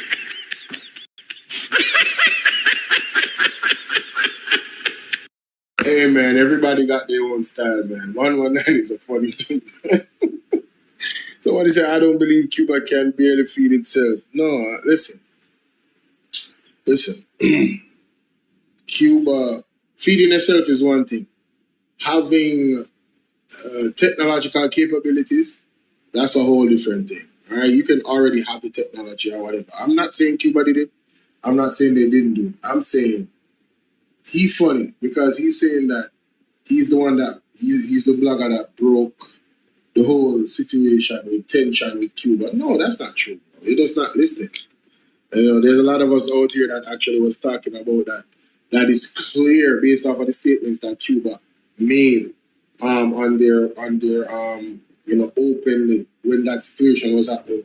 It's clear that the Cuban government is looking at the Jamaican government like, bruh, they said it out loud. We read it. You know what I'm saying? So yeah, he's a good promoter though. The way he does his thing is like, he has this dramatic, I don't know if I think he's a comedian. So that would make sense. I think he's a comedian by profession. So yeah, let's continue.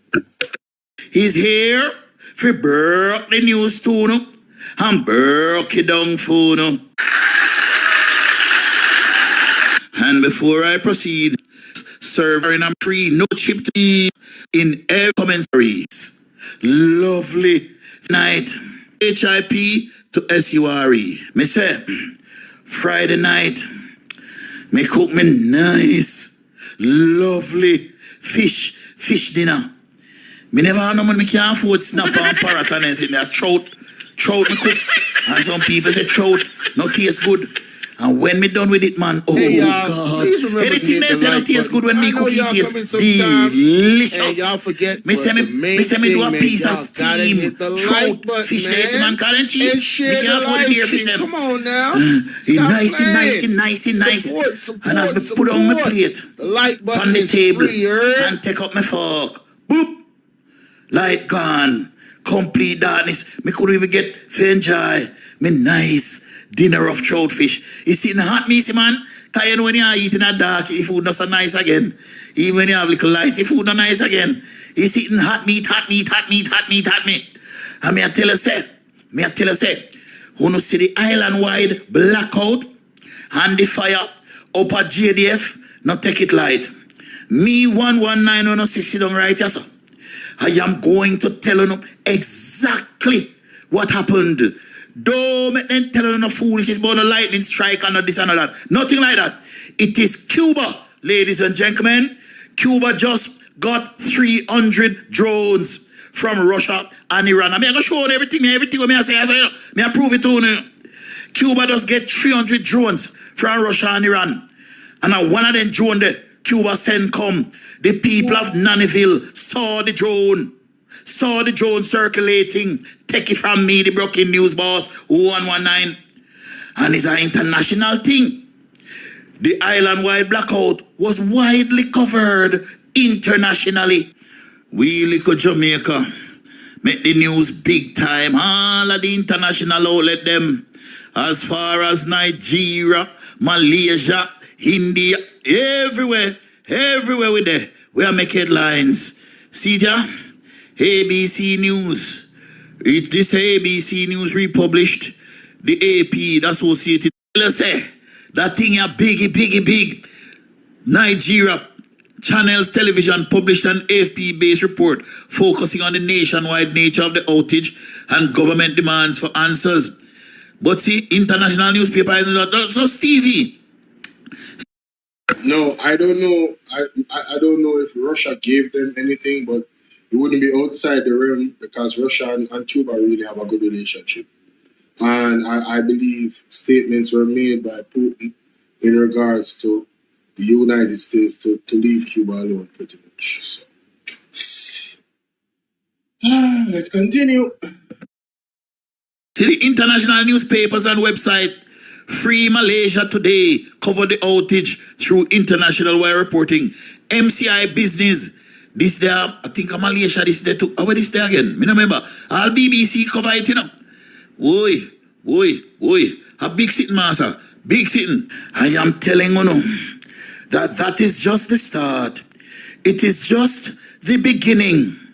Because government go get to involve in a one piece of pricky. Like they never hear say rat no business in a puss fight. A war this you no go get to involve in a. Why when America want to send the warship you never tell them no? And everybody knows that it is not no goodwill, not none of this, that. Everybody knows. Yo, I don't know. Like I said, I'm not saying Cuba did it or they didn't do it. I don't even know if they're capable of doing it. Maybe what they saw, because he's saying that people saw a drone in the air, and the drone war is a real war, you know? Like they got drones to do all type of stuff. You heard? So the drone war is a real war, right? The drone war is a real war, ladies and gentlemen. Right? So I don't know if they're capable of doing that. I don't know if Russia gave them any type of equipment like that. US obviously have drones, obviously. US have all type of war-type technology. Could it be that they saw a drone, but it could have been a US drone? Possible. Because I'm not trying to discount if persons had seen what they said they seen, right? Let's come to that. It is intimidation to Cuba. A U.S. aircraft carrier just docked in Kingston Harbor. They're calling it a friendship visit. But Jamaica has seen this before. In the 1970s, the CIA flooded Jamaica with weapons, destabilized Michael Manley's government, and backed a political faction that tore the country apart. All in the name of friendship. The USS Nimitz arrived as part of Southern Seas 2026, a so-called goodwill deployment across the Caribbean. But let's be honest, the U.S. doesn't park one of the most powerful warships on Earth in your harbor because they like you. They do it because they want you to remember who's watching. Jamaica declared independence in 1962, but economic dependency, military presence, and political interference never left. The Cold War playbook didn't disappear. It just got rebranded. When a superpower docks a warship in a small island nation, that's not friendship, that's a reminder. Jamaica has always resisted outside control, from the Maroons to Manly, from Morant Bay to today. So the next time someone calls this a goodwill visit, ask yourself, goodwill for who? And it's not that any America attack Cuba, Cuba will attack Jamaica. Because Cuba has attacked Jamaica already. And America not attack them yet. It's just a warning shot them I give it. I come talk about the fire. Apparently the fire started itself at JDF. Because while the JPS can offer an excuse, them conjure up an excuse. They come up with something about lighting. Want to blame God. Who don't know what JDF I blame? It look like they want to blame. They want to blame the building that catch a fire, says the building fault. And I want to listen to this good and properly. Because they're trying to come up with all kind of different excuse and explanation. But see the Gleaner telling us now? This is the Gleaner telling us. The headline said, JDF urges patience as probe begins into Upper Camp Barracks fire. And I need not a probe. Not a probe is needed. It says, the barracks building that was raised on Friday at Upper Camp, the headquarters of the Jamaica military, was flagged by soldiers as a serious fire hazard, sources have revealed. And when they say it was flagged, it don't mean to them, go and raise one flag.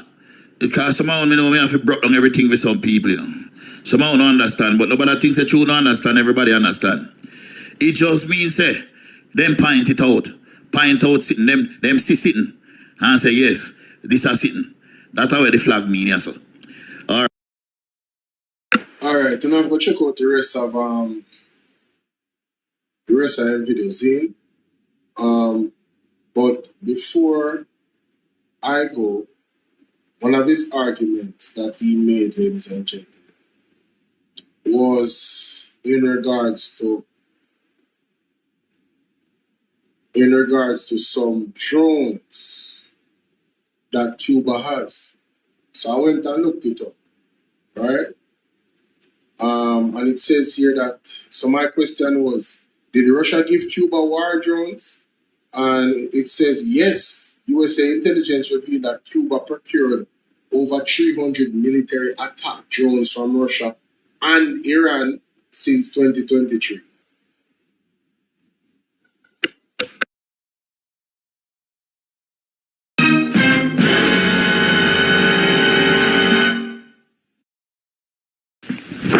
Emotional damage.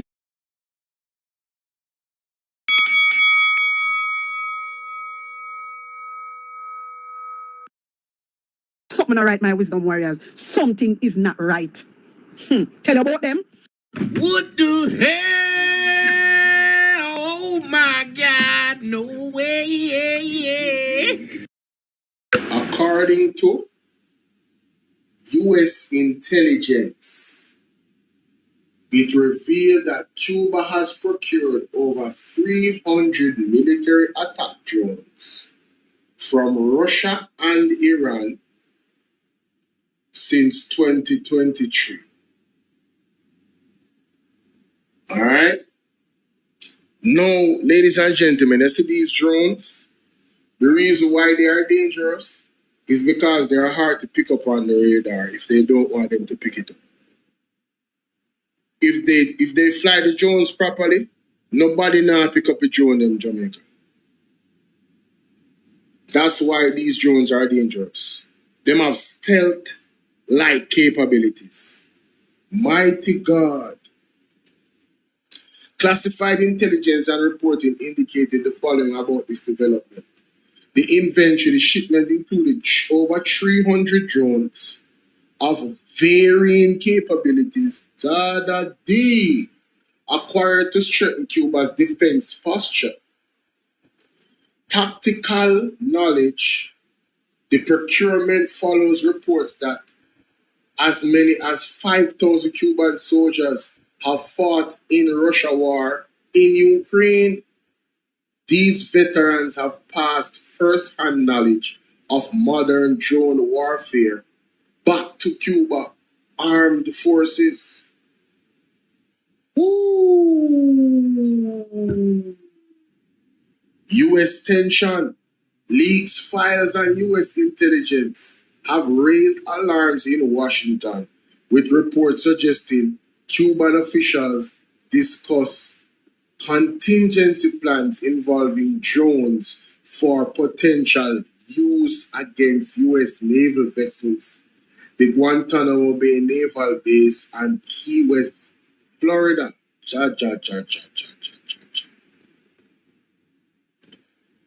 Cuba response: Havana has not denied possessing the drones, but maintains they are strictly for defense. Let me read that again. Havana has not denied possessing the drones, but maintains they are strictly for defense. Cuban Foreign Minister Bruno Rodriguez accused the USA of fabricating these threats to justify economic sanctions and potential military aggression. Yeah. Ladies and gentlemen, I don't think I need to say anything else, man. Mr. 119. Hey, I don't know if you have any real intelligence of what happened, but your argument is strong, sir. It's a possibility. Let me know what you guys think in the comment section. Very interesting. Very interesting indeed. Wow. 300 plus drones with various capabilities. But Cuban's statement is that we're not denying that we have the drones, but it's for defense. And saying that, that's something that USA will do. Say they have intelligence that they want to do this because they really want them to give them a reason to attack Cuba. They want Cuba to give them a reason to attack Cuba. So it's possible that they would say, they would fabricate it. I'm not saying they did, I'm saying it's possible. This is warfare, ladies and gentlemen. You heard? So, excuse me, let me know what y'all think, man. Like and share the video. Good stuff, good stuff. Wait a minute. Let me continue. Let me tell you something. The first grab me grab her after she lick out the phone and me see saying feeble. Me brain. So your account of the situation, Miss Kim Brown Lawrence, is that she slapped the phone out of your hand and you grabbed her. So she is wrong to slap the phone out of your hand.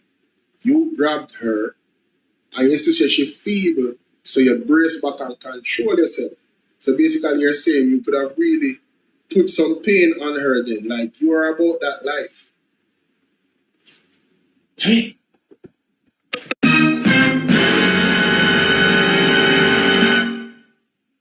Yes, back. Come here, learn to control myself. But it now go end well. Super.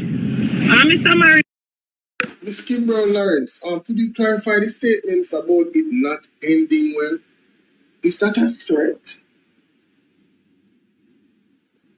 I don't, we need clarity. What do you mean it's not going to end well? I mean, if she's indeed guilty, if you go to court and it's, assault, what wouldn't end well? I don't understand. What do you mean? These are questions. Suppose we make the young girl have a knife and stab you. We can't see two people fight and the whole box mad. You don't saw nothing go, sir. And furthermore, sir, me in the fight. So in one instance, Miss Kim Brown Lawrence, you're admitting that the two of you were fighting.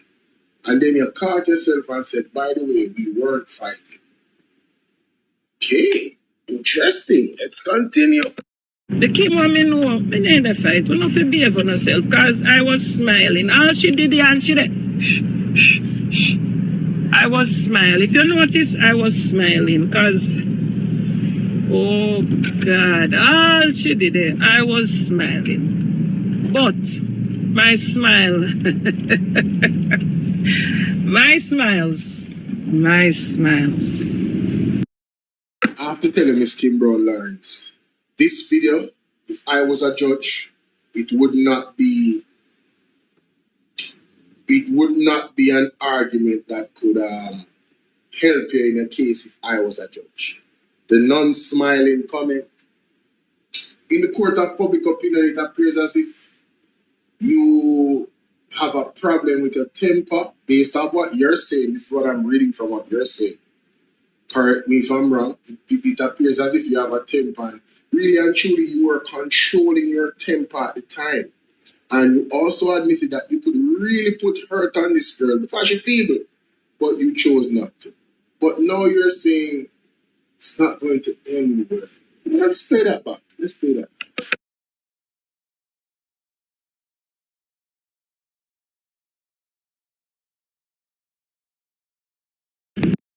She saying feeble. My brace back. Because I learn to control myself. But it now go end well. And super. And Mr. Morris.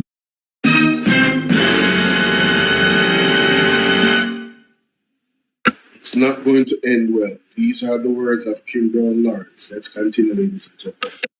Is spreading news that every man FR at the Roads and Works Department.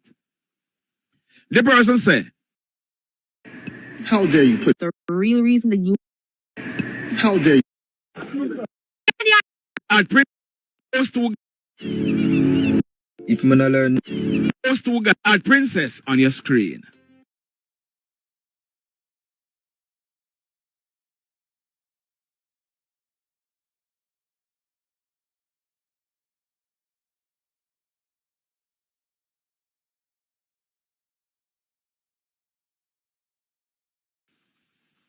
Kim is the person say, somebody went to Odisha and tell Odisha say, What did you learn from the... The person say, somebody went to Odisha and tell Odisha say, Kim is spreading news that every man FR at the Roads and Works Department.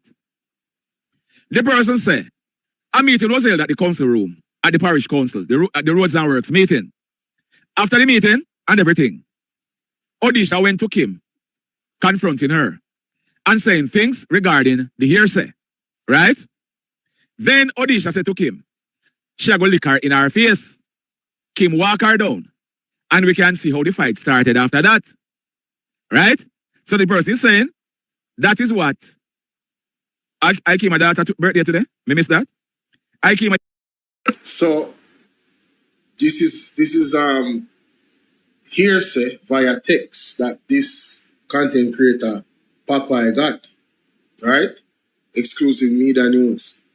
So apparently whoever sent this to him allegedly was there, and allegedly their account of it is that Kim Brown Lawrence was pretty much allegedly saying some terrible things about the lady's character. And based off what Kim Lawrence is saying, it sounds like it correlates, because remember she was saying she had no teeth and she not effie. You know what I mean? So it's like when you hear the allegation now, the allegation would make sense because of that verbal confrontation right there. Let's continue. Your daughter is celebrating her birthday today. Happy birthday to her. Nayoka, message me I read. Comment me I read. Happy birthday to your daughter, Aikima. Happy birthday. So, the person is saying, what started the fight is that Odisha go to Kim and tell Kim, say, yeah, spread news for me. Say, every man in the Roads and Works Department, me a F. Now, after the meeting, the person is saying that starts the argument. Emotional No, the person went on. After the fight, Saad Campbell, that is the superintendent for the Roads and Works, took Kim to the parking lot, took Odisha to the parking lot, and Kim Brown was running behind her to lick her back. No, ladies and gentlemen, I don't know if that happened for real. It's an allegation, but based off the video that we just listened to with Kim Brown Lawrence, I can see that happening. Because she said it's not going to end well. You know? Hey. Ooh, she really be seeming like she's the one to get back at the person. Like she have to, you know those type of people where if you hit them, they have to hit you back, else they're not going to feel good. Kim Brown Lawrence come after me like that type of person. Yo, let's continue. We workers grabbed Kim and took her into the planning department so that Odisha can drive out. Because Kim, the person is saying that Kim had a stone in her hand. After I'm dead. What can go so? What can go so? What the hell? Oh my God, no way. Hey, y'all, please remember to hit the like button. I know y'all come in sometimes and y'all forget, but the main thing, man, y'all gotta hit the like button, man, and share the live stream. Come on now. Stop playing. Support. The like button Sad is Campbell, free, that so went on. After the fight, Sad Campbell, that the superintendent for the roads and work, took Kim to the parking lot, took Odisha to the parking lot, and Kim Brown was running behind her to lick her back. We workers grabbed Kim and took her into the planning department so that Odisha can drive out. Because Kim, the person is saying that Kim had a stone in her hand. After Odisha drove out, Kim came from the office and drove to the Roads and Works department. And Odisha was not there. So she came back to the office and asking for Odisha. She said Kim... So hold on. So Kim Brown lines. It is alleged that you run down Khadijah with one stone in her hand and she drive off because people them hold it down, and after that you still go to where she were? Damn. Allegedly. Queen, what's up, Queen? I'm in every office, including the CEO, looking for Odisha. He or she drove to the Roads and Works department and in department so that Odisha can drive out. Because Kim, the person is saying that Kim had a stone in her hand. After Odisha drove out, Kim came from the office and drove to the Roads and Works department. And Odisha was not there. So she came back to the office and asking for Odisha. She said Kim storming every office, including the CEO, looking for Odisha. He or she, I don't know if it's a male or female, send me the message. The person said Kim cuss and the compound loud enough so that every staff came out of them office. Odisha, the person went on to say, Odisha is very problematic because every time she come to a meeting, she and somebody have to catch up, right? So Odisha have a track record. According to this person, ladies and gentlemen, Odisha have a track record. So could this be the root cause why she and Kimon can't take tea? Kimon don't like she because, according to what them I say, mighty God, she have a personality issue. Let's continue, ladies. The person say, Odisha, so here is how the yam part coming at the argument now, you see?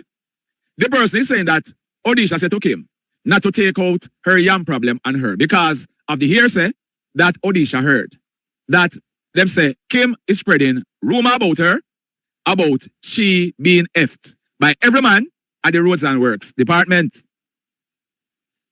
So Odisha went to confront Kim and saying she must keep her yam problems to herself. Now the yam problem the person is saying Odisha was talking about is yam as in yamed. So when you hear she has say keep your yam business, it's like should I want to say Kim a call her yamed because every man in the department are FR. Right? So the person ended by saying there is also a roundtable talk at work that Odisha is with a certain high-ranking member in the department. And few other guys from the department is involved with her. And she said, the person is saying that is roundtable talk. So, that are the part where Kim left out. The person said, Mighty God, Jamaica, this is so baga. But wait, there's more. So allegedly, this lady, she likes to explore, multiple men. Unfortunately, in this society and time, that has become the norm. Women call it being adventurous, not being tied down. You know, loose with the goose, so to speak. Anyway, that appears to be what has caused this verbal spat that turned into a physical one. Let's continue.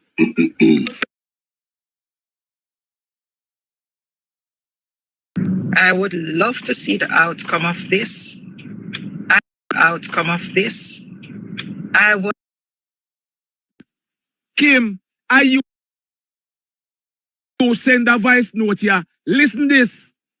Yeah, Madam CEO, I would love to see the outcome of this. I was assaulted. Right now, I think I have brain damage. I was assaulted and I'm going to go to the doctor and get a medical report because I was assaulted. So Kim.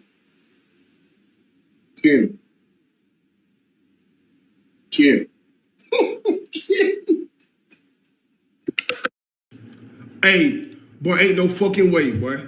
Boy, ain't no way, boy. Boy, ain't no way, boy. Boy, ain't no way, boy. Boy, ain't no way, boy.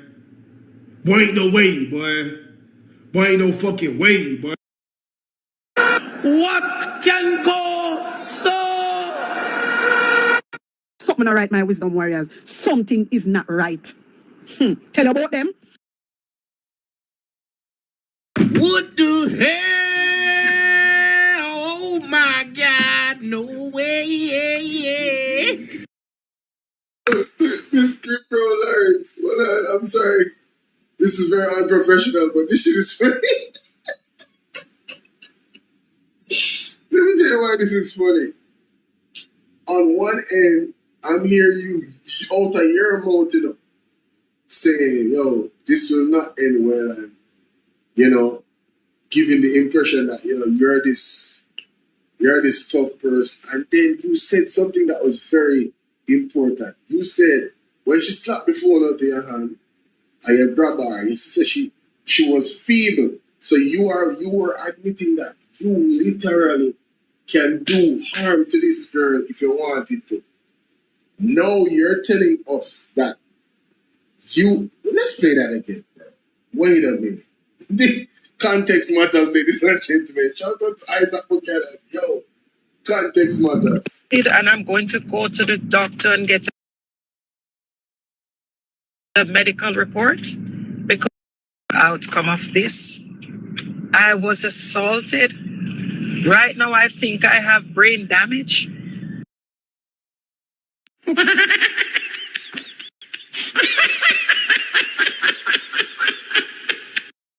I'm dead.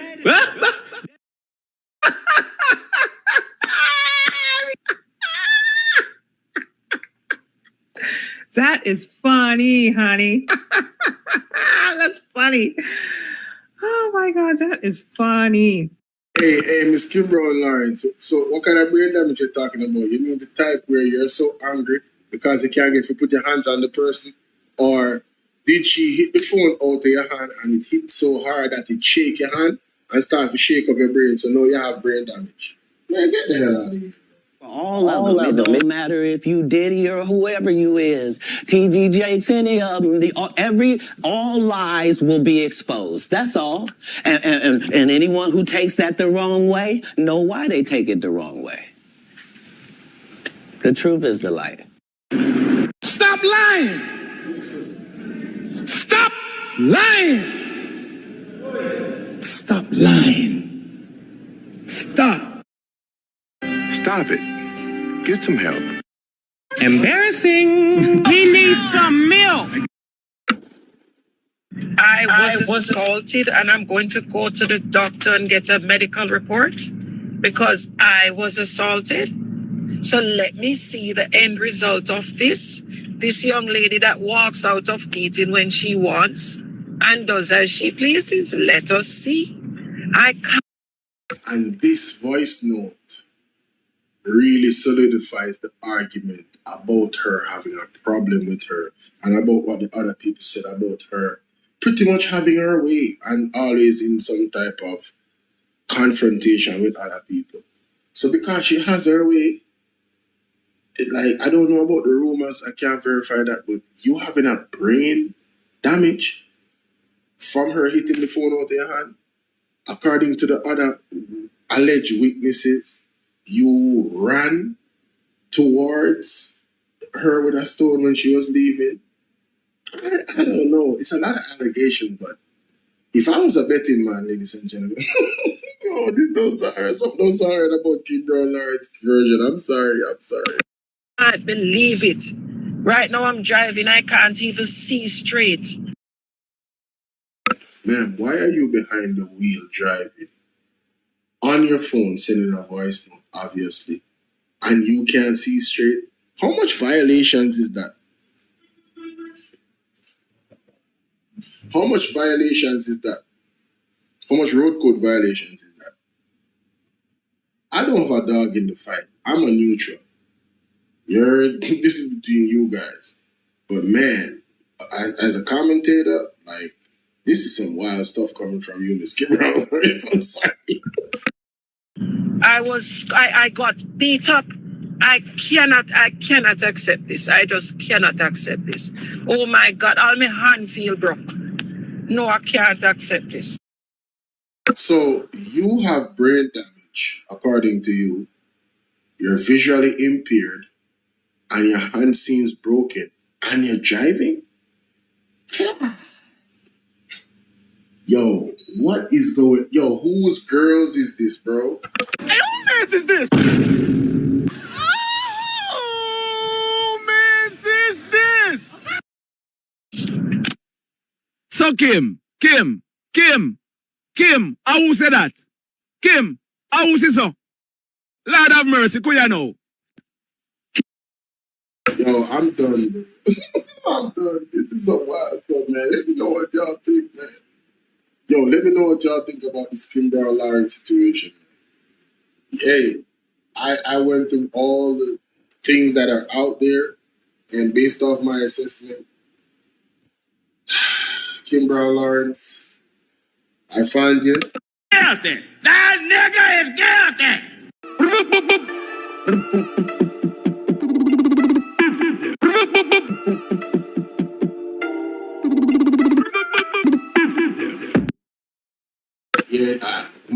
Yeah, what I say, my opinion don't mean a hill of beans. If you're going to take it to the court, then take it to the court. Yeah, but this is some funny stuff, man. This is embarrassing. Anyway, let me know what y'all think, man. Like the video, share the video, and keep it to yourself. Ladies and gentlemen, of course, you know that last Friday gone, Jamaica had an all-island blackout, and there's been many theories as to what actually occurred. But, I like to hear from the men of God in these times, and of course, I'm going to share what the man of God has to say. I have not listened to this at all. This is a 5-minute and 33-second clip. Let's get right into it, ladies and gentlemen. Like and share this video. Do not keep it to yourself. These are very important videos. The videos that I go over with the apostles are the most important videos, ladies and gentlemen. All of the other stuff is politics. But this is the foundation of which we all should be concerned. When you're hearing the message from the throne room of God, through the men and women of God. Yes? Let's continue. A strong signal was sent. Let me say that one more time. We have to realize that a strong signal was sent. Let me say that one more time. A strong signal was sent to the island of Jamaica that the eagle can take Jamaica with one swoop. Right? One swoop. S-W-O-O-P. One swoop. Just like an eagle swoops down. Yes. One blow. And the eagle can take Jamaica. The eagle is concerned, and I'm speaking using prophetic language, so you have to read between the lines. Eagle is concerned about the inroads that have been made by the dragon in the eagle's backyard. And so a strong signal was sent to the island of Jamaica that the eagle does not have to set foot, literally, on Jamaican soil to take Jamaica. That the eagle can remotely shut down the island and then take the island without firing one shot.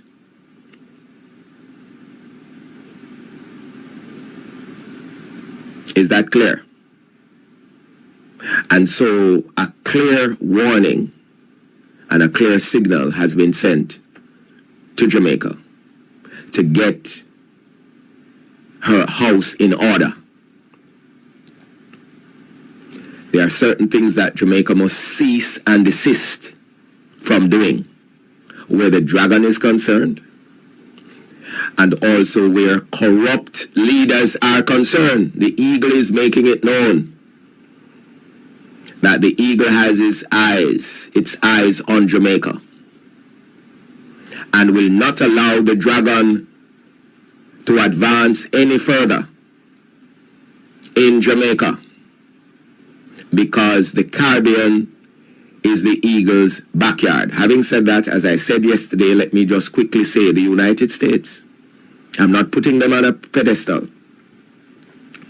The United States is a backslid nation. Let me make it clear. And God is also warning the United States that she had better repent, because she's playing the role of Babylon.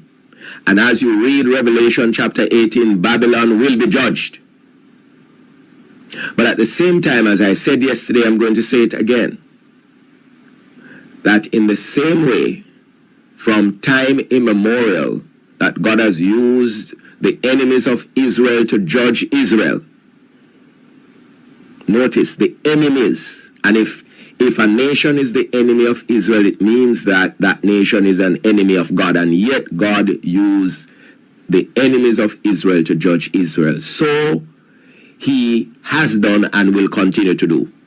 So the fact that God will allow the Chaldeans, for example, or the Babylonians, or the Amalekites, or the Midianites, or the Jebusites, right, or the Hivites, or the Perizzites, and so on, right, or the Amorites, and so on, to judge his people does not mean that God is on the side of these enemy nations, but that is God for you. There are times God will directly judge with his own hand, and there are other times he will use others. He will use pestilence, he will use plagues, he will use phenomena such as volcanoes, earthquakes, flooding, drought, and so on. He will use grasshoppers or locusts. He will use hornets to judge a people. So the fact that God would use the eagle to hold up a big stick over Jamaica and even to slap Jamaica with the big stick, not a big slap, but a little touch, doesn't mean that the eagle is in good stead with God. But that's the sovereignty of God. And so corrupt leaders, including politicians, had better beware, because it's a clear signal that is being sent to the island of Jamaica. At one go, Jamaica can be plunged into darkness where we can't see, because all the vital technologies are shut down. And then the main defense, the epicenter of main defense, upper camp, can also be immobilized at one go. So Jamaica is fooling herself in thinking that, oh, we are sovereign and we're this, we're that. Jamaica is not sovereign. You think you are sovereign, Jamaica, but you are not. And I now will point you to Isaiah 26. If you want to be sovereign, Jamaica, and I'm speaking to the government, I'm speaking to the Prime Minister, et al. If you want Jamaica to be sovereign, bow before God. We have to realize that a strong signal was sent. Let me say that one more time. A strong signal was sent to the island of Jamaica that the eagle can take Jamaica with one swoop. Ladies and gentlemen, if you don't know who the dragon is, wanna watch karate movie? And you see them have their festival with the dragon. You know who the eagle is. United States, obviously. Who is the enemy of the dragon? Who is the enemy of the eagle? A clear signal. We have heard the rhetoric about this being USA backyard. So based off what the prophetic word is saying is that this was all the United States, ladies and gentlemen, thus saith the Lord, sending a signal to Jamaica. So all of the government officials them were corrupt. And Jonas when I puff out in chest and talk about this is a sovereign nation and guerrilla warfare when it came on to the Maroons. When you're supposed to start wetting your pants, you know, man. When you're supposed to start wetting your pants. This is directly aligned, you know, with the prophetic word of external forces, you know. I think I should play that and remind you guys. Yes, because context matters, innit? Yes, I think I need to remind you all of what is to come, man, in this particular year of 2026. It's not a pipe dream, ladies and gentlemen. A clear signal was sent. You tell us that God is working, and you hear what the man said? And that is so interesting. God will send the enemy of his people to teach them a lesson. Mighty God. God will send his enemy of his people to teach them a lesson because them stray away from him. That's like, listen, the only reason why you are protected, remember it's me. I'm the one blocking them from hurting you. I know you're disrespecting me. I remove my hands. I remove my hands. I remove my edge of protection. I know you are vulnerable. It's to remind you of who is the boss, who is in control, and who is worthy to be praised. Jamaica, you don't get more clearer than this. It don't get more clearer than this. Let me play this one, external forces.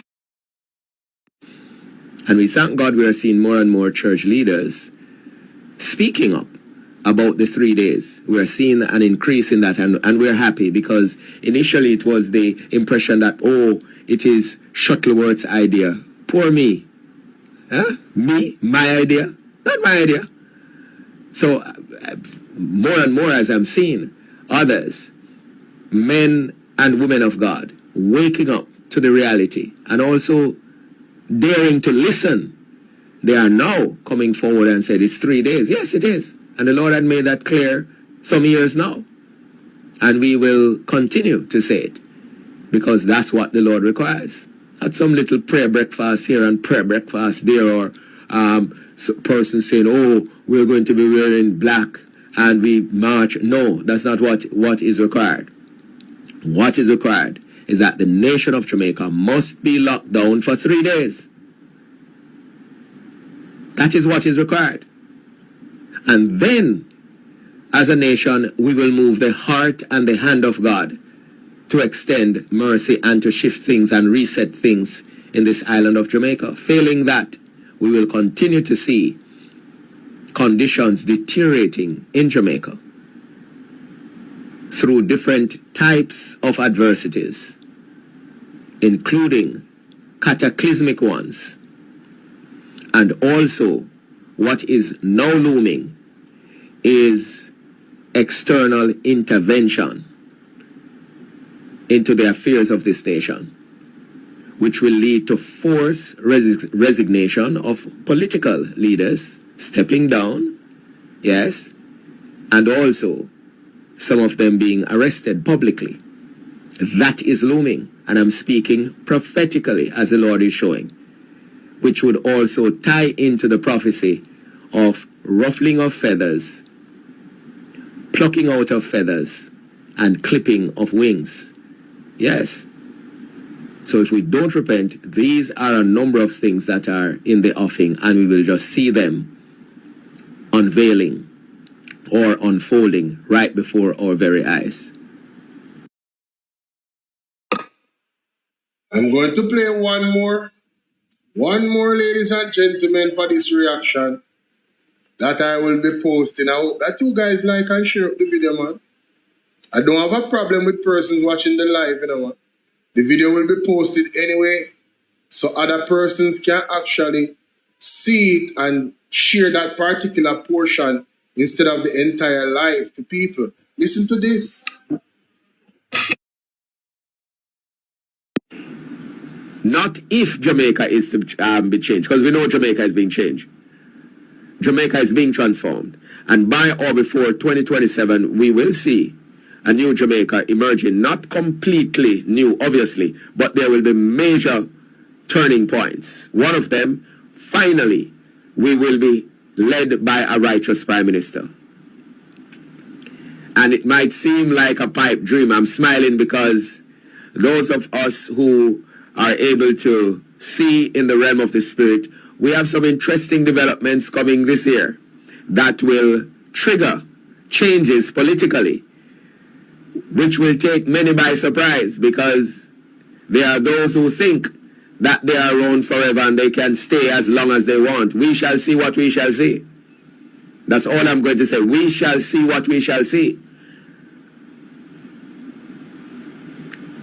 So apart from the intensification of judgment, which will come in different ways, not just natural disasters, but God will also use external intervention in the affairs of Jamaica. I'm going to say it one more time. God will use external interference in the affairs of Jamaica in order to set things right.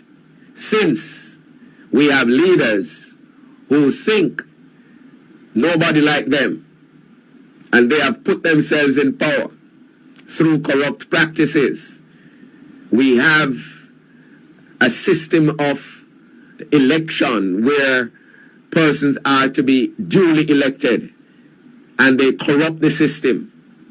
So what God is going to do is going to use other means of displacing them. Watch and you will see. External intervention. Ladies and gentlemen, when we say the election was stolen, that's a thus saith the Lord. Here, they use corrupt means to corrupt that process and steal the election, thus saith the Lord. Not my word. So when you hear me say it confidently, it's coming from the throne room of God. Let's continue. In addition to continued displacing them. Watch and you. We have a system of election where persons are to be duly elected, and they corrupt the system. So what God is going to do is going to use other means of displacing them. Watch and you will see. External intervention in addition to continued disasters of different types.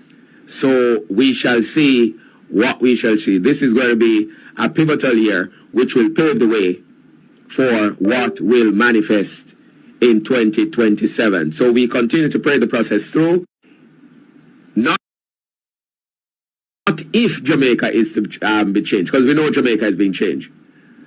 Jamaica is being transformed. And by or before 2027, we will see a new Jamaica emerging. Not completely new, obviously, but there will be major turning points. One of them, finally, we will be led by a righteous prime minister. Finally, we will be led by a righteous prime minister. I am giving you a warning. Ladies and gentlemen, let me know what y'all think in the comment section, man. Friday night blackout was a clear prophetic warning of things to come. The eagle exercised its power to let Jamaica know that it's displeased and we can take you at any time. So Cuba is there and they're in the crosshairs. But will Jamaica be next to be in the crosshairs of the eagle? I would not be surprised. But let me know what you guys think in the comment section, ladies and gentlemen. Ladies and gentlemen, it's your brother Bolo Tbv, and I want to examine. It says here that public apology from Young Jamaica for misleading attack on Mark Bowling. Hey, that's how I love her. Yo, let's hear what she have to say, man. The following is a release from the People's National Party Media Unit. The People's National Party Youth Organization is calling on Young Jamaica and the Jamaica Labour Party's Communications Task Force to issue an immediate and public apology for the dissemination of a reckless, baseless, and malicious statement concerning opposition leader Mark Golding's 2024 statutory declaration. The PNPYO is deeply disturbed that this misinformation was sent to the media and disseminated to the wider public without even the basic level of research, verification, or due diligence being conducted. The PNPYO further notes that the certification by the Integrity Commission of opposition leader Mark Golding's 2024 statutory declaration was published in the Jamaica Gazette on May 26, 2026, more than a week before Young Jamaica's defamatory press release was issued. The Jamaica Gazette is the official state newspaper and a journal of record for the government of Jamaica and serves as the official medium through which such information is published to the public. Even the most basic level of due diligence would have revealed the facts before Young Jamaica chose to issue its statement. So I did not know that. Before Young Jamaica came out and put out the article, Mark Golding statutory declaration was gazetted. No man, sue them, Mr. Marky G. If they don't come out and publicly apologize, sue the hell out of them. Them out of that. Make an example out of them, Marky G. I know they have a lot on your plate, but I know you can find on the top line of them where you know, if you just deal with the case. No man, them stink man, them out of order man. Let's continue. Public is therefore entitled to ask whether this was simply negligence or a deliberate attempt to tarnish the reputation of the leader of the opposition. We are proud to be led by a leader such as Mark Golding MP, whose statutory declarations have been certified by the Integrity Commission every year since he became a Member of Parliament in 2017, including for the year ending December 31, 2024. The Prime Minister and the Minister with responsibility for information have repeatedly pledged to fight misinformation and correct falsehoods when they arise. This is their opportunity to prove that those commitments are more than talking points. If an apology to the leader of the opposition is not forthcoming, it will speak volumes about how seriously the JLP and its affiliates. Hey, me say, you see you. That's why I should get the big bucks, ladies and gentlemen. Dana Morris Dixon, we're calling you out. Dana Morris Dixon, that pledged to fight misinformation. We are calling you out. Ladies and gentlemen, if you're not following and you're not subscribing, please do so right now. Dana Morris Dixon, Minister of Education and Responsibility for information in whatever capacity you are. We are calling you out. If you guys don't swallow your pride and fix Young Jamaica business and make them come out and loudly apologize to Mark Golding for spreading mischief and misinformation in regards to his statutory declaration without doing any real research. And this thing is a regular thing from them too, you know. And that will find out, you know. Over the years, they have been operating in this capacity. Right? So now, seeing as the JLP want to tell us that they are the standard of information and they are the only ones we should listen to. Well, we're not going to let this go. You know? We are not going to let this go. We need to apologize to the integrity boss. The man even lose money in 2024, $30+ million. And what alarms me is that the man is not the Prime Minister. So I don't understand why you guys are so zealously attacking his statutory declaration when he has a track record of being certified, but your leader for the last almost 5 years is not certified at all. And if you should go into the details of the report, it's quite damning. Right? And And this is why the People's National Party was asking for his resignation, for him to be removed and do the principle thing. But because you guys don't have any principle, right? And now we know that you don't have any principle based off your actions from then till now, right?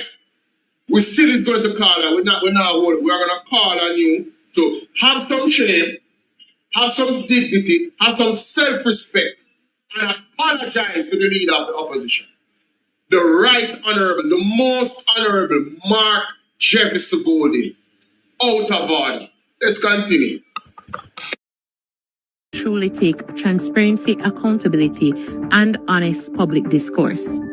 As young leaders, we have to hold ourselves to a high standard and strive to operate above the fray at all times.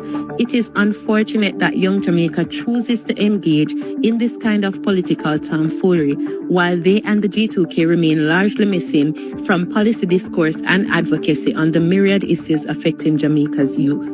The PNPYO is calling on What does the young arm or the young jail people, what them for? They are so quiet when it comes to key policies and legislations and what is actually happening in the country. They seem to be an organization of puppets that only move when the Prime Minister tells them to move and only talk when the Prime Minister tells them to talk. Where's your independent voice? Where is it?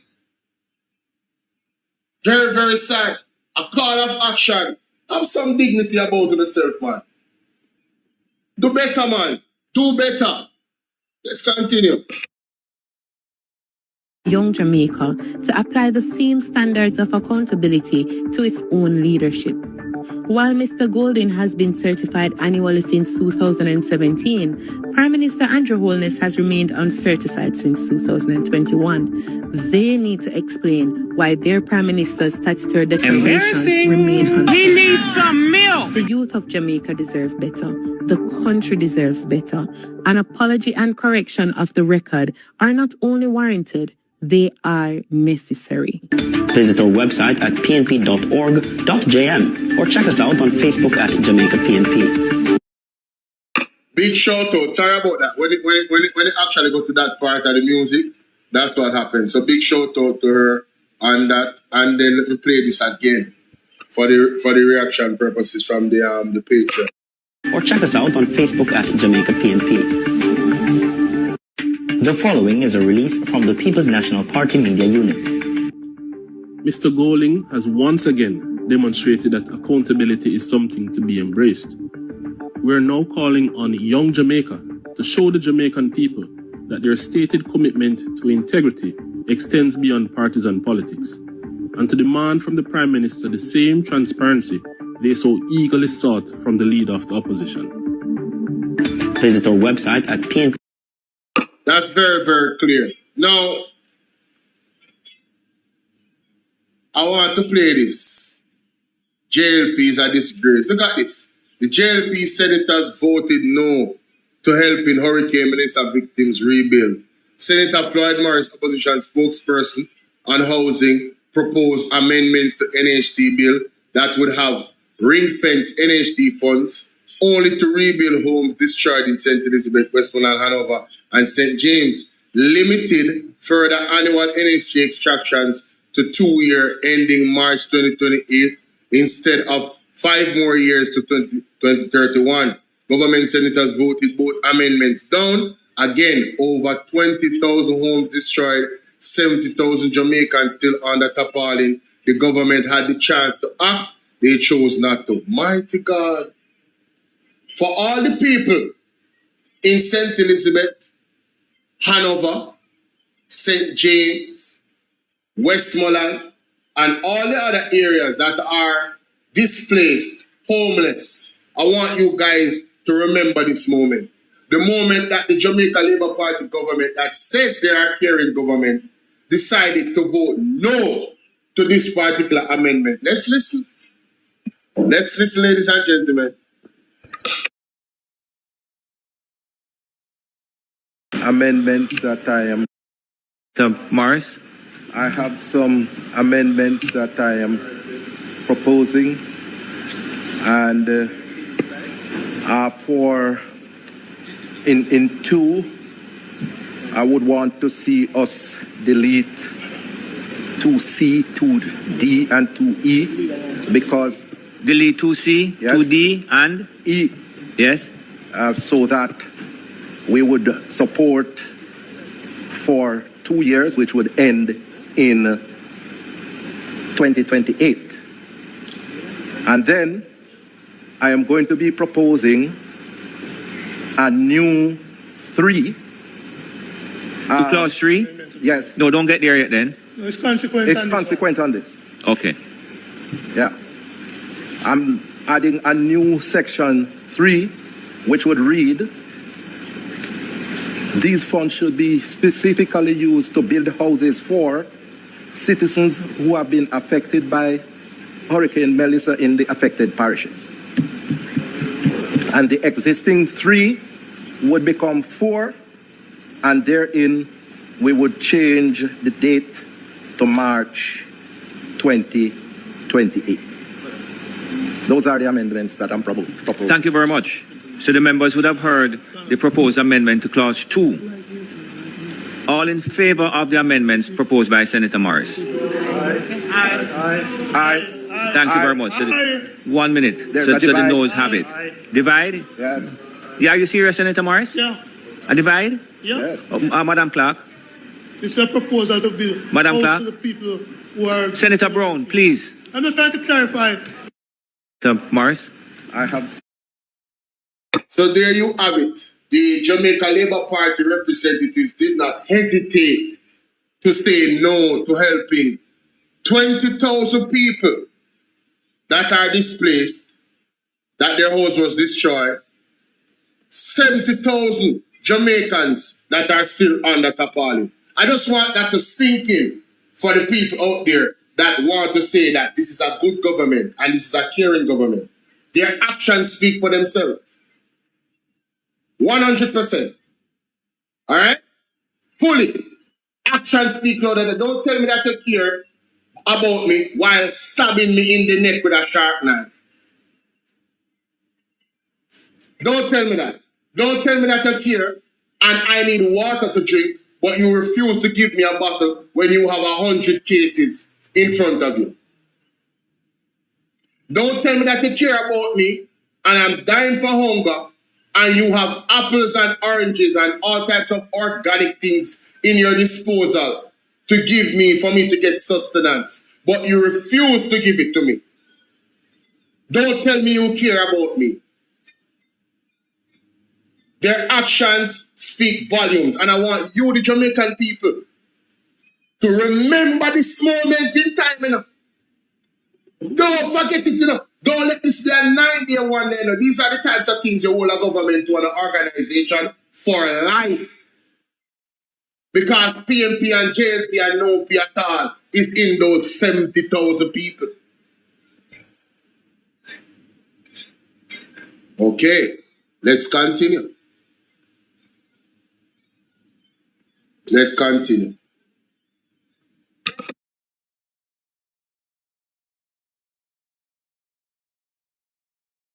People's National Party Media Unit.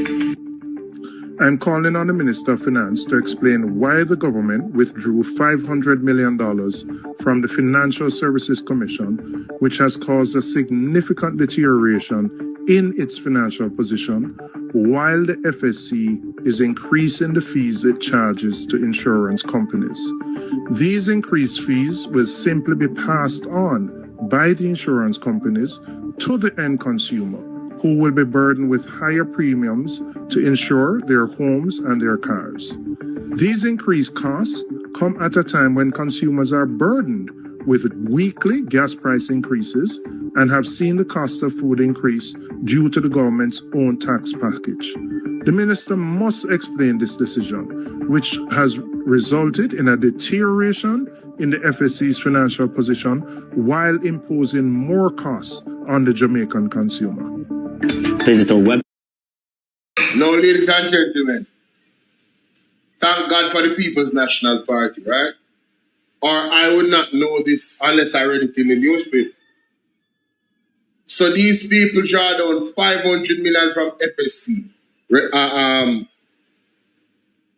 from FSC as regulator seeks, and the FSC in turn is seeking to charge the insurance companies more. Obviously, the insurance companies are going to charge their customers more. So you, the regular citizen, you remember when they said no new taxes? Oh, they're finding ways to bleed you guys of money. The government is finding ways of bleeding you, the regular citizens' money. Meanwhile, their family members that own and very wealthy is going to benefit from NARA significantly. Oh, we're going to get involved. We're going to get into that. Let me know what you guys think in the comment section, ladies and gentlemen. That's the next topic. We're going to get into that. That's what we're going to get into. Mighty God. You know, like I share this video, ladies and gentlemen.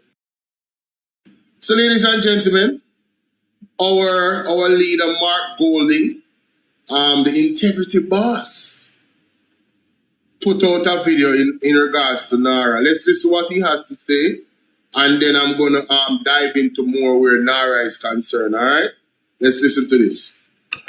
Greetings. Today I want to say something about NARA, the National Reconstruction and Resilience Authority, which was passed as legislation in both houses of Parliament a couple of weeks ago.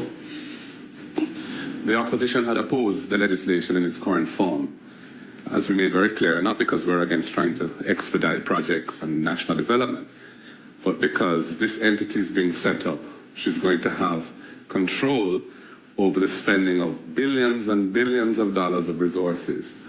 But the way in which it was being set up lacked basic norms about accountability. So the only person that the legislation contemplates expressly is a CEO who's appointed by the Prime Minister as the minister responsible for NARA, and there's no board of directors in place to provide oversight over the decisions and operations of the entity itself. This is a public body being created by statute with no public board.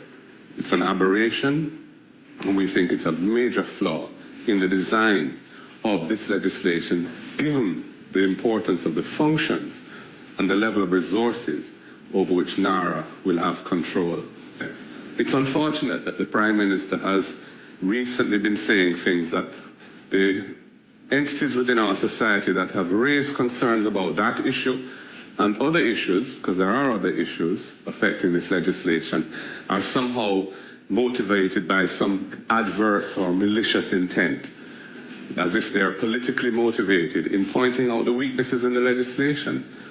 The reality is that the NARA legislation is problematic in its current form and needs to be amended. A board needs to be appointed. This committee that they're seeking to establish, which they call JAMROC, is not mentioned in the legislation. The legislation doesn't even facilitate the sharing of information with JAMROC by NARA. The powers that are given to NARA and to the minister, who's the PM, to issue directions to public bodies that are responsible for regulating projects, stepping in to take over the decision-making process and vary it as the government may see fit at a given point in time, with no transparency around those decisions, no need to publish them.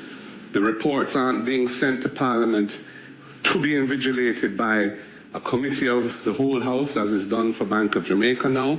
These are structural flaws that should be corrected. But it's very unfortunate when you see a Prime Minister impugning motives, negative motives, to persons who are standing up as citizens of the country on a matter of grave concern and raising their voices to see improvements to the legislation. It's a red flag that something is fundamentally wrong with what is happening. And that is what I wanted to share with you today. So you might ask, what is Mark Golding talking about? Florence, it is really real, Florence. It's really real. Good afternoon to you. Good afternoon. It's really real. The Jamaica Labour Party organization is an absolute disgrace. I'm not talking about partially a disgrace. I'm talking about the absolute 100% back of the class, nepotism, cronyism, political, not political, economical vultures. I mean, every single negative, everything to do with holding down poor people. That is the Jamaica Labour Party. And I have no apology to give.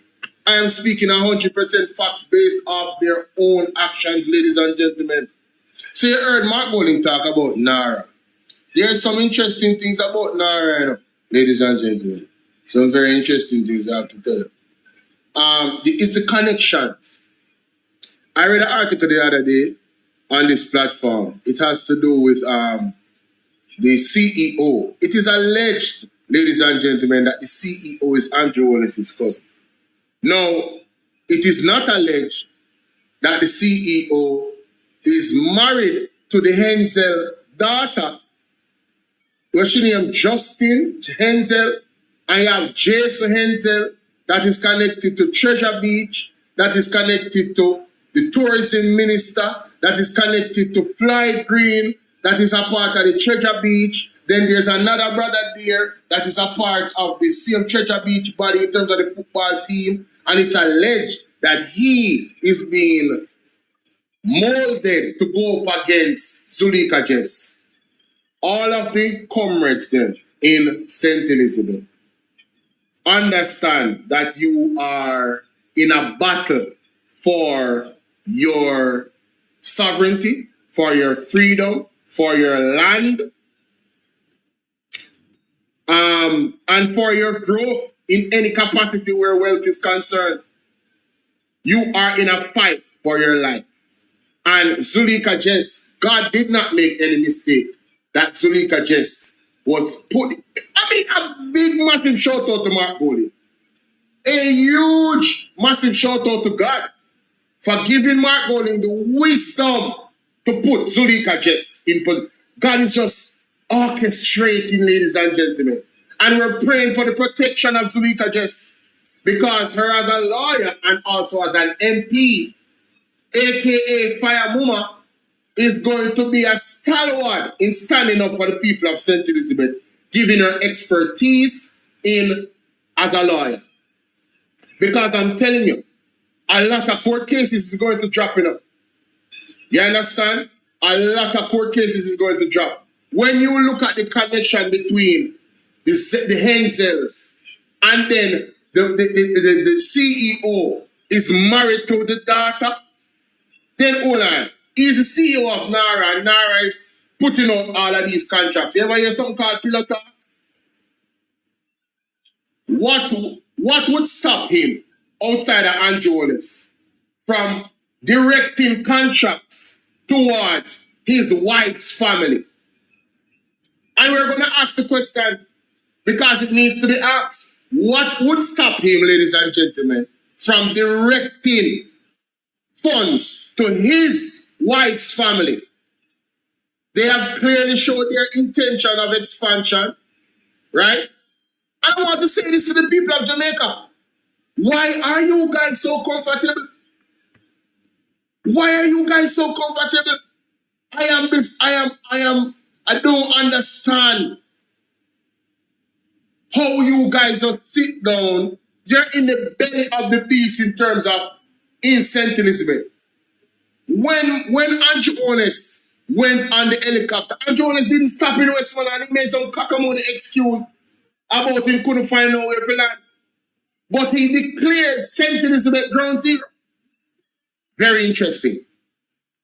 Very interesting, ladies and gentlemen. You understand?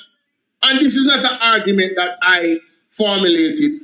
I want to shout out my colleagues that are out there, the Dre Burns, the Andre Stevens, you understand? The Wayne Lonesomes, the Anissa Bell Roses, right? And one of our newly independent ones, Ishmael, a brother of Bolo Tbv, you understand? For his deep diver analysis, right? And also Alvaro, Big up Alvaro and TikTok. Alvaro has been on it. Alvaro has been on it, ladies and gentlemen. So I am asking the question, what in God's green earth would stop them? And as a matter of fact, they have shown intent, ladies and I want to play something for you. They have shown us clear intent that they indeed plan to do big things in St. Elizabeth and Treasure Beach. Recently, the Prime Minister was talking about moving the people from Parity because they won't be able to live there. I want to ask the question, ladies and gentlemen. If the people are not able to live at Parity, how comes they can be able to invest in that area? Yes. What is happening here? How comes they are able to invest in the area to the point where they have these big grand plans? So, you guys don't have enough money where Nara is concerned to make sure that the people stay in the positions that they are. It's not prudent for you to spend our money on us, but it's prudent for you to spend our money on some private investor for them to further their wealth, but not to protect the people of Jamaica in terms of this is where they live, right? But you see, I am upset, but at the same time I'm contented, ladies and gentlemen, because the declaration from the man of God, thus saith the Lord, is that anything they build, God is going to mash it down. He's going to mash it up. Anything they build, God is going to mash it up because they are being strategic in displacing the poorer class of Jamaica so their wealthy friends and families can get rich. Thus saith the Lord. They're being strategic. Let's listen to this. Shouldn't leave aviation before I talk about Lionel Denshaw, because I know that it is a matter of local interest. And whilst I cannot give you all the details on that today, we are sure you can't give us all the details today, but you have it. Let's continue. I certainly have been inspired by my conversation with Jason this morning. I mean, Jason Hensel, you are inspired by his conversations. I wish I was a fly on the wall when they had that conversation. What did Jason do? Did Jason tell you that, hey, listen, we're all going to make some good money? Is that what Jason told you? The small group of you, listen, we're all going to make some good money. This is going to be amazing. Rubbing your fingers. I'm just asking. I wish I was a fly on the wall when they had that conversation, ladies and gentlemen. Celine, how you doing? Yes, sir. Rain is falling, cats and dogs in East Portland. And the potential for it, and is to give me some data, which he has. And I'll definitely move that forward. And Minister Green and myself will help to channel that, because aviation is at the heart of tourism, as you know. They don't swim to Jamaica, right? And 97% of the transport of the world is by air. So aviation is critical to us. So back to the point now of how NARA is going to insert itself into the new tourism that we're talking about. So Jason Hensel, his family owned Treasure Beach, St. Elizabeth. How NARA is going to insert itself. And then the husband of his sister is the CEO of NARA. What a family business. Some unknown Libra. What a family business we have uncovered, ladies and gentlemen. What a bangarang. This is a field. This is a manure. This is a area of filth that is ripe for corruption. If you should plant the seed of corruption in this field, it shall grow like a tall tree. What a bangarang. Just look at the dots. His sister married to Mr. Anderson. Mr. Anderson is allegedly Andrew Warner's cousin. The tourism minister of Clyde Green, active in a St. Elizabeth. The people in a party being displaced and removed. And then some type of tourism development is happening. Mighty God.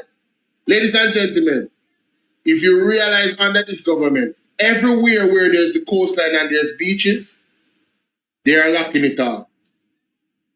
Locking it off all over the island. And that's not hearsay. All over the island. The amount of court cases in East Portland. See, where Daryl Vaz and his family them have property rights. So I'm going there one time and I see him, way back in idea, for him poach him and his wife and them. Them time them never listen to politics. Right? I went there once and I saw them. And I went to the Goat Island and everything. I see him. That was the closest I ever got to Daryl Vaz. You understand? That same area there with Blue Lagoon there? Yes. The people them now can't access it. A big problem. That's why them didn't want him wife win again because it's vast land. Jamaica, are you seeing the connections? All these friends of the government and family members. And where the other money is going that we have to go pay back. But they voted in Parliament to not make the NHT money where we contribute mandatorily to help the people who are homeless. What a wicked, evil, bastard government. Huh? Talking about their caring government. And people come on in that, so I have no tolerance for no labor right in the comment section. It is too blatant and too clear. Them don't even care about Uno. Uno is nobody. If we not get one, well, I don't know how much them are paying if you come online, if you come chat foolishness. If we not get 100 US a week, Uno still not getting no money. These people are controlling billions and trillions of dollars towards their friends for them to stay wealthy while you get crumbs to sell out your own people and misguide them. Right? Direct them into hell for them to not own anything, only a few owning it. That's what capitalism is, you know. A few being wealthy and standing on the backs of the poor. Some of them like are worse than the JLP MP them. Some of them worse than the JLP MP them. Worse. You don't have no soul.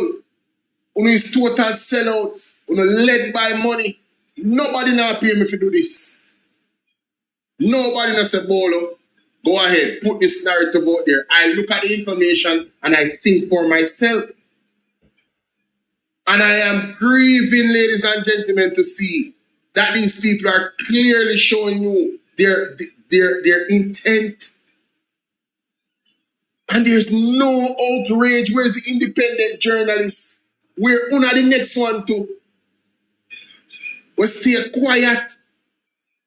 You guys don't see any problem with Hensels. I'm married to Mr. Anderson being a close friend or a cousin of Andrew Owens. And then Andrew create Nara that give him all of these sweeping powers to challenge all and overturn all of the regulated authorities that is in Jamaica. And oh, by the way, they will not go to prison because they are indemnified. Mighty God. When is the Jamaican people going to wake up and rise up? Yo, man, I tell you, man. Because it is creating the infrastructure that is required. I was extremely pleased. To insert itself into the new. So aviation is critical to us. So back to the point now of how NARA is going to insert itself into the new tourism that we're talking about. Because it is creating the infrastructure that is required. I was extremely pleased that Minister Bartlett mentioned. That is Jason Hensel, the brother of Justin Hensel, the wife of Anthony Hans, CEO of NARA. And he's very pleased, ladies and gentlemen, about Minister Bartlett's support for upgrading Lionel Denton aerodrome. And where's the money coming from? NARA. NARA is supposed to be a response to give the Jamaican people resilience. Where the hell them I use our money for? We go upgrade aerodrome. And then now upgrade the people in house and give the people in my house that don't have any. My Jamaican people, make it make sense. We need justice. This is what Zulika just was talking about. We need justice. Hear them something here. The importance of upgrading Lionel Denton. Because it turned itself into the new tourism that we're talking about. Because it is creating the infrastructure that is required. I was extremely pleased that Minister Bartlett mentioned the importance of upgrading Lionel Denton Aerodrome. We've been operating Lionel Denton since 2010 as a private airstrip, and we are looking forward to this public-private partnership, which will see a $2.9 million investment to widen it, lengthen it, put up a new fence and a terminal building. We know that it will make a tremendous $2.9 million investment. Meanwhile, people live on the tapali.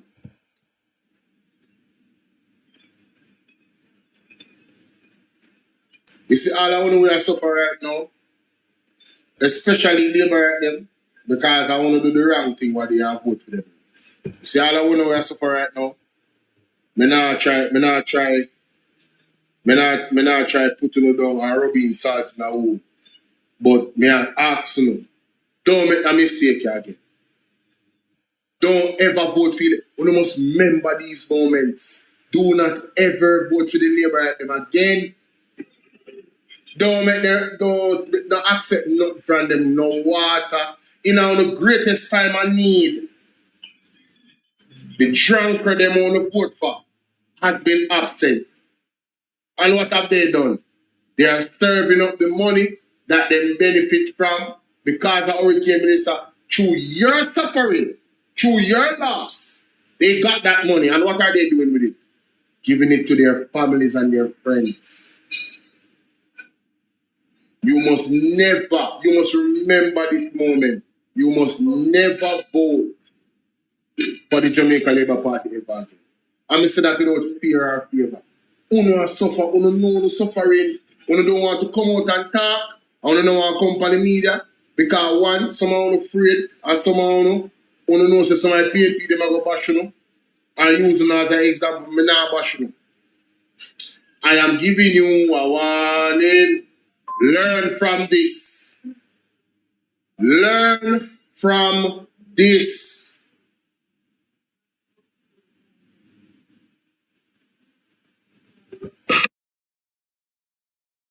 We've been operating Lionel Denton since 2010 as a private airstrip, and we are looking forward to this public-private partnership, which will see a $2.9 million investment to widen it, lengthen it, put up a new fence and a terminal.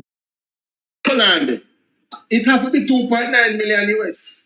2.9 million Jamaican dollar can't do so much. So much stuff we might talk about. Alvaro, hold on there. Alvaro, come on. Alvaro, come talk to me. Let me play this first and then you talk to me. Let me play out your side. But that $2.9 million we might talk about, I can't Jamaican, I must be US. It has to be US. Terminal building. We know that it will make an airstrip, and we are looking forward to this public-private partnership, which will see a $2.9 million investment to widen it, lengthen it, put up a new fence and a terminal building. We know that it will make a tremendous impact on the access to Treasure Beach. We have had consultants, aviation consultants, say that there is a tremendous return on investment for the government and for all concerned. So I really am encouraged by his support and the ministry's support. A tremendous investment. We have Alvaro in the building. Alvaro, I know some life on YouTube too, you know, so I'm a record. Talk to me. Them man in the Jamaican man. A US. A US man it have to be US. Because when I talk about widen strip and building and fencing and one bag of something, it have to be US. So that our 2.9 million that our 3 times 150 that almost $460 million. But you see things around with that. People are blindsided and not understand what this man said. In the following clip, there's another clip where Bartlett say something said. The investment do them all make. The small players them start cry already because them don't see no more benefit. There's no benefit for them. Anybody know Treasure Beach here? A lot of Airbnb type of business there, no, but a small man them. I don't like them big boys there. Oh, so the small one them all cry because Ed Bartlett mentioned the 3.0 tourism plan, which will get rid of the Airbnb people. But remember, so them tax them what they are in the budget. They put this new tax plan and put Airbnb them. My which is more tax than where's the money paid. That's one. But if you look at it, the man said, give thanks for the investment. Flight Green and Edmund Bartlett going to make. Business people will say investment unless you confirm or they know already. That's one. But maybe do a backtrack. What's the name of that man? Who that? Jason?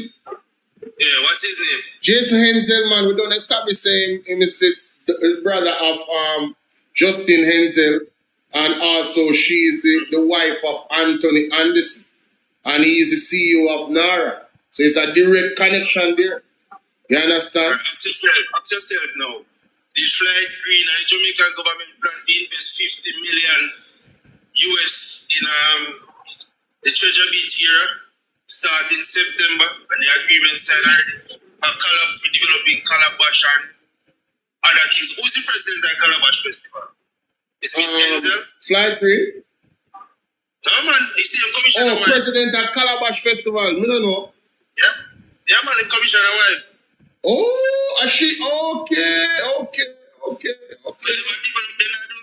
people, after their friends and their family. Yes. Oh, it's got big people. Wow. How is it that they strike an arrangement or agreement, develop a place? If you look at TVJ News, when they show that piece of place, the place was empty. Yes. Already employed down and light down. The whole place fixed up back and people in a pool already. But now people still want to do it. That is a good question. That is a good question. How is it important now, run Treasure Beach? You fix up in hotel, but then you leave the people want to do it sleep. Yes, that I mean I understand.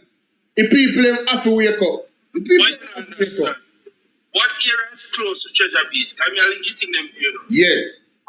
Which area premises that people have to live in a St. Elizabeth? The same place down Parati, man. Parati, man. And then they say go. This is what they call indirect gentrification. Style thing. Exactly, because they can do what they want to do, especially with NARA. So you see, people have to just be informed of them thing. But me not tell people, me make connection with people. Man, that's not us. But now they start seeing them as something different. There's more to be than that. We have more to be than that. Yes. But more is going to be revealed, and I am certain this is going to go to to the courts. Me not ask Christ. Hell and high water go run right now, me I tell you. Jamaican people, maybe some of them are sick now, but they're not open their eye. Yes. So let's see how it does go there. But let's say, Andrew, let's say, Vernon Field. Hey y'all, please remember to hit the like button. I know y'all coming sometimes. Yes, we see that clip every true. The main thing, man, y'all gotta hit the like button, man, and share the live stream. Come on now. Okay. Stop playing. Support. Like button is free, you heard? One that is our own army base. No owned by Jamaica. Alright, no problem. Owned by Jamaica now. So you're developing an airport. Did the airport authority put out a bid for tender from 2021 and nobody accept the tender? Nobody take it up? We do a master plan a bit. So if we're at 2026 now, how head Parliament now I tell we say, you're going to build an airport there. When you put out a tender 5 years ago and nobody accepted the tender? Mighty God. Yes. So,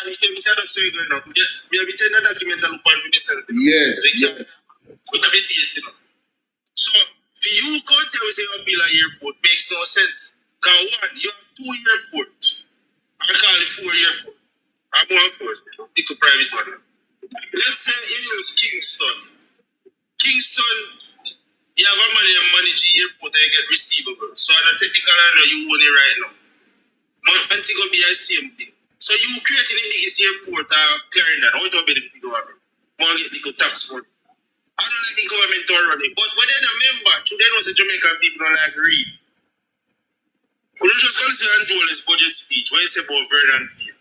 He wanted it to be a private operating airport. So Edmund Bartley come and fool the people have no about it. What's a private airport in not to do with government? The private man paying tax and then do what they do. You know not to do with government. Right. So now you just read them from the people now before the airport authority. You know see airport authority announce a bid. They secure money, yes. They secure budget for doing tender from 2021 December. Nobody no accept a bid, so you want to tell people say you have a build airport. When you can't build 2 clinics. You can't build 2 clinics. And clinic is have a build an airport. That is true. That is true. You have a type of security plan, infrastructure, road network, highway, water, because near sea you have a security, port and land, police force, infrastructure, cyber attack. One of them is something you have got to think about the airport. Yes. Because airport that people can, one you have a relocation of people, because people can live near airport. No. Live all different type of things. Yes. So there's just one bag of thing they just tell the people them because they know that. But to your point, Alvaro, in the same clip where you talk about, because I hear trying to see it on YouTube, you know, on TikTok, you know. You know, say people them like crowd, like them say, what? Like, brother, we are talking about. You know, say foolish is some talk. People them laugh off time. In the same thing. You feel me? The 28th of November 2018. My children tell them, say, no, there can be no airport without a master plan. You know? Yes. That is 2018. The master plan never did until 2021, you know. Yes. In the master plan, page 25, you know. It take up to 2 years see master plan complete the stages, them, you know. Oh, so there's a process. So them have 2 years. So them that our 2024, you say. So them start to do any of them the process there. Nobody don't accept no tender. So when you want to tell the people, we can see their document everything like that. Yo, I chew this. I waste of time, so we waste of time. I don't look at them, I waste of time. Wow. It's over airport authority website, you know. And so many people can download and read, you know. Themselves, you know. Yeah. But they know some people don't like read, they don't tell them anything and they just come like sponge, you know. Hold on the Alvaro. For the people on Bolo Tbv, that is the video of Edmund Bartlett. It's on mute, you know, but if you want to go and listen to all of the full context of what I'm talking about, them plans to Treasure Beach and all of these things on the South Coast, go and listen to it for yourself, here. It's on BOJ TV live. Yeah, man. I'm telling you, check this. Check the South Coast Highway plan. Them are here, you know. The microphone, the right iPhone, so them are here upon YouTube. You know. Tell them go check the plan if there's in the airport tonight. When I'm Jonas, they will leave the plan. The South Coast Highway. No airport in that plan. So if no airport was in the plan, that means you have to come with a new plan. Yeah. To incorporate the airport. Yeah. The airport is not something you can just control like one shop or one. No, man. Serious planning have to go on. It be strategically aligned. Yeah. There's different things with plane land, if it is that. There's allied necessary components to go to the airport. Right. So that never happened already. How you come now and tell the people? That is just election flight, future election flight. Yeah. Continue to promise the people them when no real substance that they behind them at all. Now if you understand too, say that. So the budget approved and the budget is $1.4 trillion. The government only have $1.3 trillion in revenue, expected revenue. The budget shot $103 billion. You hear government on TV tell how they going to raise the money? No, they not tell you that. And that's a fact because when I listen to Rasta and I talk about that same something there. That's a fact. That's a fact. They go by BOJ, the information by Ministry of Finance, but they give people them little ticking things and little sweetie. The sweet name and the industrial partner and chat about the substance of the argument. Just like how people come and tell us that. They have enough money to sustain anything we are going to Middle East. Madness. But no direct bars until we conserve. That makes sense to me. Madness. Absolute madness, my general. Or if you conserve something you can't control. But we don't want the reaction to get too long, so we're going to move on from this. I think we have said enough. Ladies and gentlemen, you can go to Alvaro page on TikTok. That's ALVARO with a fire. Alvaro, you can't miss him. Him show the thing them. You're not on the YouTube page, brother? Brother, you are doing thing them. You need to have the YouTube page so they can see it on the screen, good brother. Because you drop information, you need to have a YouTube page. You need to put it in that. Yeah, man. But him knows that not go say no. But he just tell him that I know the Jamaican people up sweet. Yes. You couldn't tell me that. Yeah, man. So, I'm going to check out the brother Alvaro, ladies and gentlemen, and like and share the video, please. If you haven't done so already.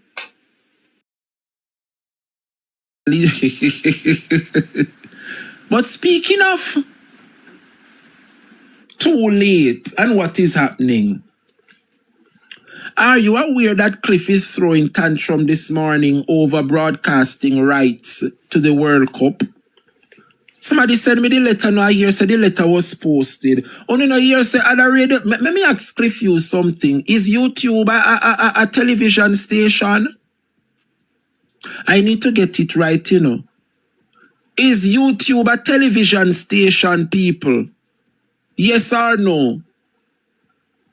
Students, is YouTube channels a television station? Absolutely not.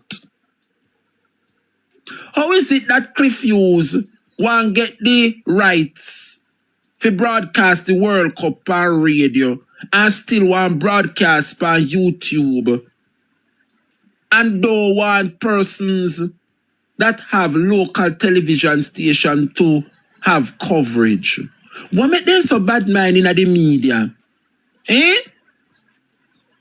YouTube is neither TV nor radio. Radio and TV are TV. So me not understand how Cliff Hughes come and put up big letter. So them a sue radio station and TV station. They will come and sign deal behind them back. So they want to bring the World Cup.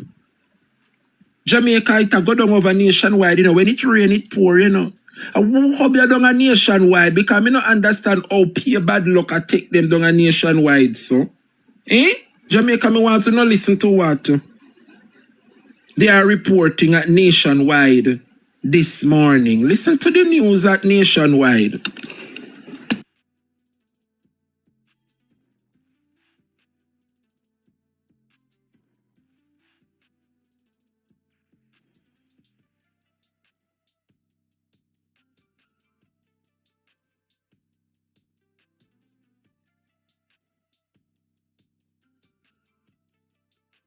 authorized to engage in the radio broadcast of matches at the 2026 FIFA World Cup final is being played in USA, Mexico, and Canada.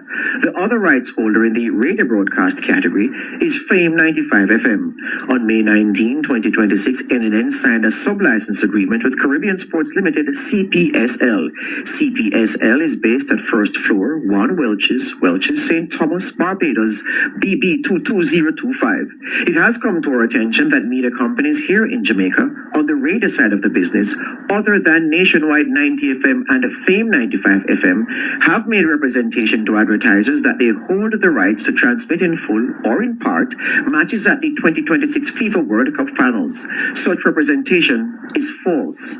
NNN will protect its position as it relates to the radio broadcast of matches at the 2026 FIFA World Cup finals being played in Canada, the USA, and Mexico. We will pursue all breaches in court. Yeah. Judge Davis say they will be going to the court. So let me ask you something, Cliff and George. Same like how you take up phone yourself and go sign with one next company in a Barbados to have exclusive right. Only no feel say no other radio station of the powers can do the same thing. And what the Nationwide News Network? No, me want fit. You know, hear what them say. Them take up themselves and then go Barbados. Some radio station we catch up in a one corner on the second floor. You never hear it. So they find somebody in a one hole in a Barbados, because there is no radio station bigger than any radio station in Jamaica coming out of Barbados. So they find one radio station hitch up in a one corner on the second floor in a Barbados to sign with exclusive rights. So let me ask you something. No other radio station in a Jamaica can do what uno do.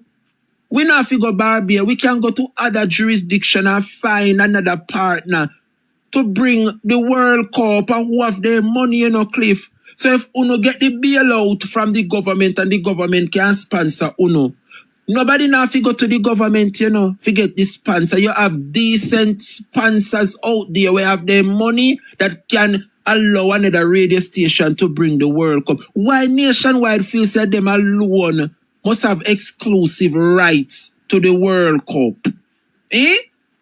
No wonder they have to take away your YouTube channel because the people them say you do too much now. You don't hear about it, Jamaica?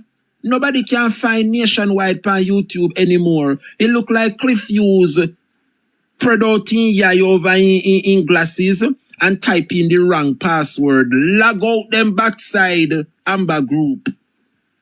I don't know what is happening. Look like Amber Group and make some money other way other than Nationwide, because Nationwide now pull the weight. And it look like the Amber Group signed with somebody else too to bring exclusive coverage of the World Cup. Nationwide find out and say them are going to drag it through the court. But we not hear nothing from the Amber Group. Remember Amber Group a power them, Revo.ai. This no look good at all, Cliff. This don't look good at all. And the fact that your very best to leave you, and how you go function during the World Cup. Because the Tyrone Reid gone there, gone a CVM. So every media host I do them bid from now so that they can put on a show for the World Cup. So what Nationwide did was to go and fight out the other radio stations them to get exclusive. And I can't blame them. What is the bigger money talk, Cliff? So if you go Barbados and you manage to sign to have the exclusive rights, maybe somebody pay a bigger money where they too can have exclusive rights. The market is big in. Uno remind me of the bad mind people in pan TikTok.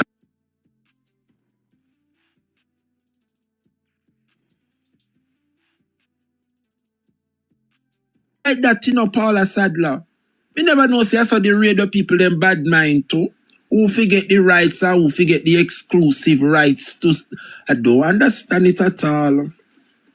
But Nationwide, you have to go pull up on no socks because the people them attack And the people them say, them lag on out of YouTube. So me hear them this morning I beg individuals to go resubscribe and follow one channel. I don't remember what they call themselves now per YouTube. Radio and TV merged together. And people had a warm time finding them because the main channel wasn't live. And when we do find them, George Davis in him feelings face long because he don't have the audience now to propagate the propaganda and the misinformation. So he's very humbled with him 200 listeners. You know, anyway, the bagger them there, them are go find nationwide. 200 of them find them this morning. It's an absolute disgrace. Huh? Revo TV lock out nationwide from the YouTube channel. I don't know, I'm only asking. Corinne Griffiths. It seems like they lock them out of the YouTube channel with almost thousands of followers. So no more propaganda. It look like propaganda come to an end. God and time. Me telling you, so if you sit back and put on a trust to Almighty God. You don't realize y'all know the PNP no retaliate to nothing with the Labour Party. Not a thing. We just sit down there and watch God Almighty doing thing and work it out for the People's National Party. Eh? Well, Jamaica, you know, look good at all over there, you know. See, Smaddy over here so say, why would we beg and plead to nationwide to tell us what is happening? I am now convinced that the court instruct them not to mention anything about the channel being down.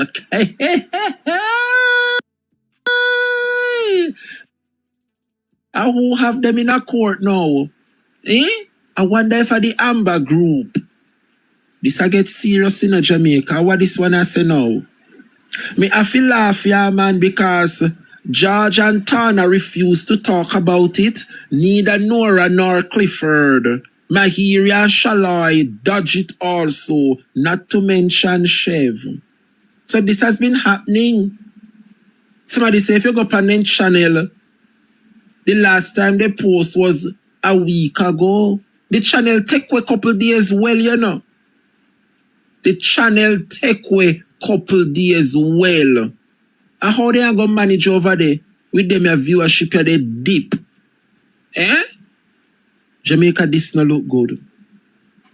This no look good, but we have to speak on it because had it been the People's National Party was in such a predicament, they would have begun the morning time at 6 o'clock on the PNP with Turner, and George would have take it up from 7 o'clock to 8. Yeah?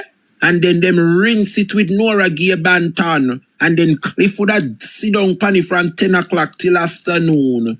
And when Mahiri and who else? Mahiri and Shalai Michael. Don't remember them, you know, then too much over there on the minimum wage. Worthless set of people them. Look how God bless them with a channel. To do the right thing by the people. To educate the people with truth and justice. And to sit down and make Labour Party corrupt. Uno shall be the downfall of the Labour Party. And I rest my case. Uno, nationwide, shall be the downfall of the Labour Party. Moving on, nice. Highlighted, and I quote, our high dependence on, the minister highlighted in 2022, our high dependence on source markets like the US and Canada leaves us entirely at the mercy of external border decisions, flights cancellations, and foreign health advisories. Diversification is no longer an option. His words, not mine. It is a matter of survival. Madam Speaker, let me repeat and emphasize. The minister said diversification is no longer an option. It is a matter of survival. Again in 2024, Madam Speaker, The minister reiterated that we're moving to break historically singular reliance by opening the Middle Eastern and African markets. We need visitors whose travel habits are decoupled from the economic cycles of the United States. Madam Speaker, the minister speaks eloquently about the tourism linkages network. Yet under his watch, international financial benchmarks reveal a scandalous reality. Yet under his watch, linkage has become a euphemism for massive economic leakage. For every single dollar spent in an all-inclusive tourist, in an all-inclusive hotel in Jamaica, up to 70 cents leaks straight back out of our economy to the overseas travel agents, foreign-owned mega airlines, and international supply chains. Every single dollar earned in this sector leaves Jamaica immediately. It does not circulate. It does not multiply. It takes an immediate U-turn back across our borders. Madam Speaker, speaking of the Middle East, in 2022, he went to Riyadh and Dubai, promising a Middle Eastern corridor. By the end of 2025, the arrival count was a mere net increase of 330 people. Madam Speaker, what about Africa? The minister went to Nigeria in 2021, staged a massive photo opportunity, and promised a historic gateway. What is the net increase? By the end of 2025, the arrival count was 1,440,000. A net growth exactly 320 people over his baseline, while his visits to India, and India is one of the largest, fastest growing countries in the world, only produce a maga 360-person increase. In Jamaica, there is a saying that talk is cheap. That is costing us. Madam Speaker, there is a concept in the Ministry of Tourism that is termed seat support, which is merely a disguise for flights coming into Jamaica. Since 2015, this administration has spent $2.86 billion on seat support. Madam Speaker, it would be good if the minister could report to this parliament on the amount spent on achieving less than half of the percent of our visitor arrival. Madam Speaker, despite the multiple utterances for the importance of diversification, what has happened to our primary market in the meantime? In 2017, the United States accounted for 64% of our total stopover arrivals.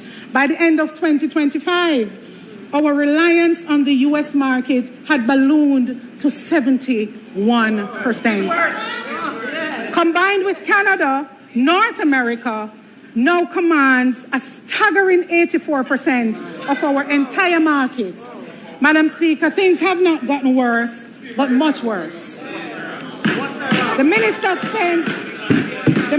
spent billions of taxpayers' dollars flying across the world to find new ingredients, and his own Jamaica Tourist Board statistics show he has made the Jamaican tourism pie more vulnerable to a single external economy that it was a decade ago. Madam Speaker, the minister is completely silent on our cruise shipping sector because the reality is an absolute embarrassment to this administration. He has made statements claiming that the cruise sector lives up to expectation, but the only expectation that has been met is his expectation that nobody would check the math. Let us unmask the numbers. In 2019, before the pandemic, Jamaica welcomed 1,544,233 cruise passengers to our shores. That was 2019. Fast forward to the end of 2025. Jamaica finished the year welcoming 1.1 million 361,000 cruise passengers. Madam Speaker, our cruise sector has declined. Madam Speaker, our cruise sector has declined by 28% compared to 7 years ago. Madam Speaker, we're facing a massive shortage. Nearly 438,000 visitors who are completely missing from our ports. Madam Speaker, I seek protection. Protection. Yeah, protection. This is not your time. Let me reiterate, Madam Speaker. Members, please allow the members.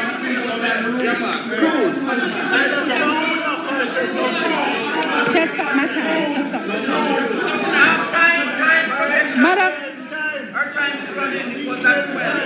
Madam Speaker,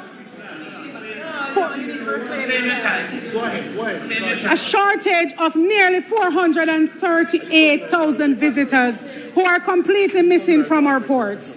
438,000 visitors using our taxi service to buy our craft, to experience our attractions. Madam Speaker, let's go deeper into the math. Government's inability to reclaim cruise market share has cost our tourism practitioners over $3 million in passenger opportunities. An assumption that $10 spent per guest would mean that the economy would have lost $30 million and 4.5 billion Jamaican dollars. Madam Speaker, could it be that I am making an unfair critique of Jamaica's tourism minister? It is the global cruise industry has not rebounded since the COVID-19 pandemic. The answer, my colleagues, on the other side is a resounding no. Global cruise volume has skyrocketed to an all-time high of 37.2 million passengers, a 25% global expansion over 2019. Further, Madam Speaker, could one say that the cruise... Hold on, ma'am. I've stopped your time. Could you please take your seat?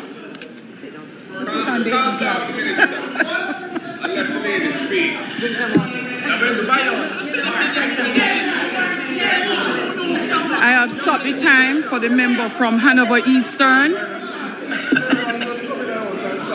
and for the member from St. Catherine East Central, the member from St. Catherine East Central,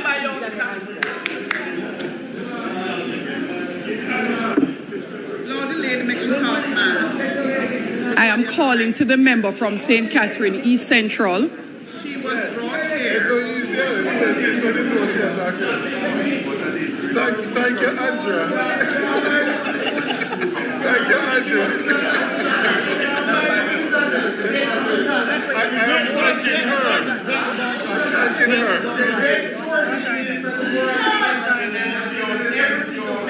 Have some respect for the speaker. Respect the speaker. Have some respect for the speaker. You have no respect for the speaker. Have some respect for the speaker.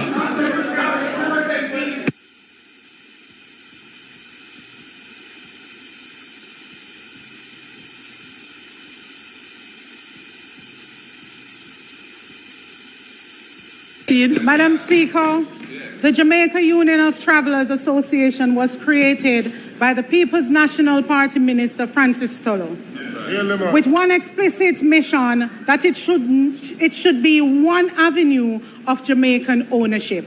Together with Jekyll and Maxie, they represent generations of Jamaican families who built their livelihoods on tourism transportation.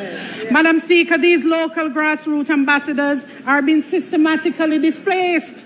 This government has allowed major hotel operators to establish their own in-house transportation companies, systematically cutting out Juta and Jekyll operators. Many all-inclusive properties, foreign companies control transportation, while local drivers still pay parking fees to access compounds. The all-inclusive model is a vertical integration machine. The room, the food, the entertainment, the water sports, and now the vehicle, all under one foreign corporate umbrella. It is colonization all over again. The structure ensures the bulk of tourism revenue never touches Jamaican soil. Madam Speaker, during my tenure in hospitality industry, 14 of them were inside the vacation club segment. I speak from personal and professional experience. There are approximately 20 vacation clubs across 15 hotels in Jamaica. The majority Spanish operated. This segment generates approximately $150 million US every year. And the Jamaicans were strategically kept out of management of every single one. Every project director, expatriate. Every sales director, expatriate. Paid in US dollars and Mexican pesos in Jamaica. Jamaican professionals on the sales floor generating the revenue, demonstrating the competence, while foreigners held the titles and collected the US dollar denominated salaries. But the indignity does not end there, Madam Speaker. It is compounded by a practice that is as insulting as it is deliberate. Many of these Jamaican professionals, the ones deemed unworthy of the director title, are routinely used to train the very expatriates, who are then placed above them. Jamaican knowledge, Jamaican expertise, Jamaican institutional memory transferred, extracted, and handed to a foreign national who arrives knowing less, earns more, and leaves with everything the Jamaican taught them. And there is something still worse. Madam Speaker, this is a serious indictment on the Ministry of Labour, as many of these directors do not arrive through the conventional recruitment process. They arrive as vacationers, checking into the very hotels where they will manage the club. Within approximately 2 months, they are granted work permits for jobs that qualified Jamaicans are demonstrably capable of performing. They come as tourists, they stay as directors, and the work permit that should have gone to a Jamaican is issued in 2 months to a vacationer who never left. Meanwhile, the Jamaican working beside them are hired on short-term contracts with mandatory contract breaks and deliberate interruption of continuous employment to prevent them from accumulating the rights and the permanence that Jamaican labor law would otherwise guarantee them. Gets the work permit in 2 months. The Jamaican gets the contract break to ensure she never becomes permanent. Madam Speaker, in December 2025, I wrote to the Minister of Tourism 7 specific demands on behalf of the workers facing a year without income. The Minister's response, silence. When Hurricane Melissa struck, hotel operators projected 120 days closure. 6 months mortgage moratoriums were granted. That was the plan. Then the plan changed. Hotels announced reopening in August, in October, in November. 9 months, 12 months. But the moratorium remained at 6 months. Make it make sense. Madam Speaker, in the aftermath of Hurricane Melissa, the Tourism Enhancement Fund launched the Tourism Housing Assistance Recovery Program known as TARP, a program that promised to aid tourism workers affected by the storm, workers whose homes were damaged and destroyed while they were on the job serving Jamaica's visitors. A promise was made. Let me tell this House what that promise looks like in practice. We are now 9 months into yet another hurricane season. 9 days, rather. 9 days for my perfect ones on the other side. 9 days into a new season. From my office, 30 names were submitted. tourism workers from Eastern Hanover, men and women who lost roofs, lost walls, lost everything. To date, 3 have received assistance. The government is supposed to give them, not me. 3 out of 30 from the office of the Member of Parliament from St. James Southern. 20 names were submitted. 1 person has received assistance out of 20. Madam Speaker, among those names, still awaiting is a cost control clerk, a woman, a mother, a family of 3. She did her job. She kept the records, balanced the books, held the hotel's accounts together. And when the storm passed, she had no home. I have to shout if noise has been made on the other side. Today, Madam Speaker, the woman is sleeping in her car, in cups. Check me after this presentation.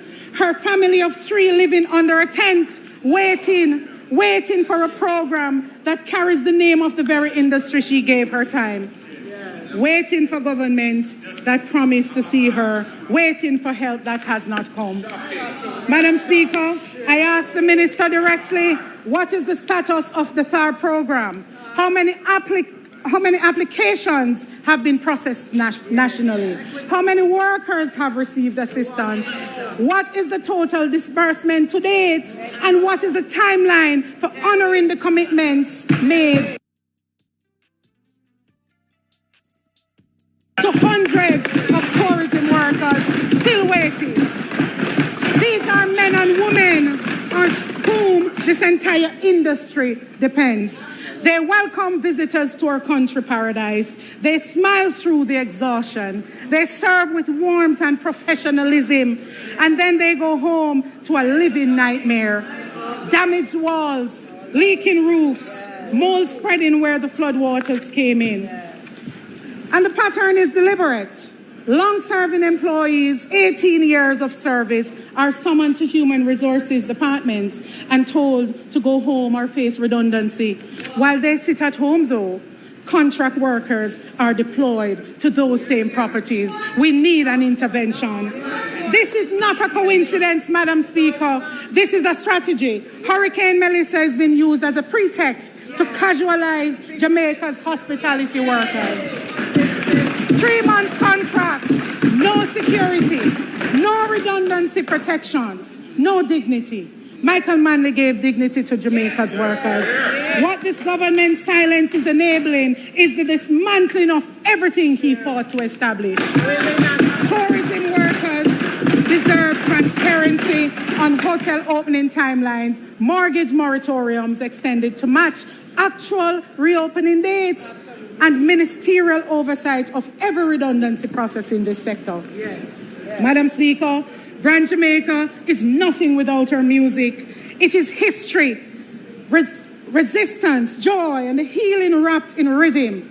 Reggae is Jamaica's greatest cultural export. Yet, Madam Speaker, there is a painful irony. When visitors check into most all-inclusive hotels expecting the soul of Jamaica, they find imported overseas performers, while our talented, gifted entertainers are idle at home, displaced in their own country, watching foreigners profit off a sound their ancestors created. Madam Speaker, this is cultural exploitation.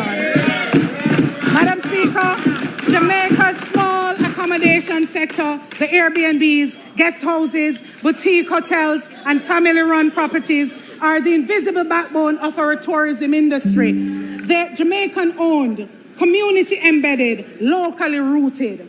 They serve the diaspora visitors, cultural tourists, and the independent travelers who want to understand Jamaica, not merely consume it.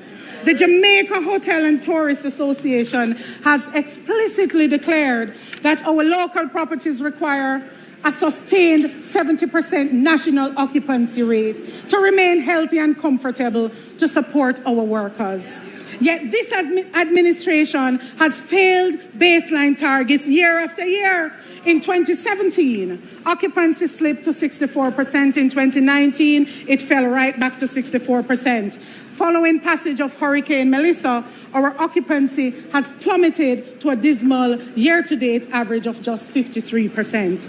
Our hotels are half empty. Our workers are facing catastrophic shift cuts. And what was this government's response to small operators in crisis? It was not support. It was not relief. It was a tax that slipped through this parliament like a thief in the night. 2 a.m. on a Wednesday morning, at the tail end of a marathon sitting, this government sneaked through a revenue measure. They passed a law forcing our local Airbnb operators to pay a staggering 15% general consumption tax starting April 1st, 2027, without a single shred of public consultation.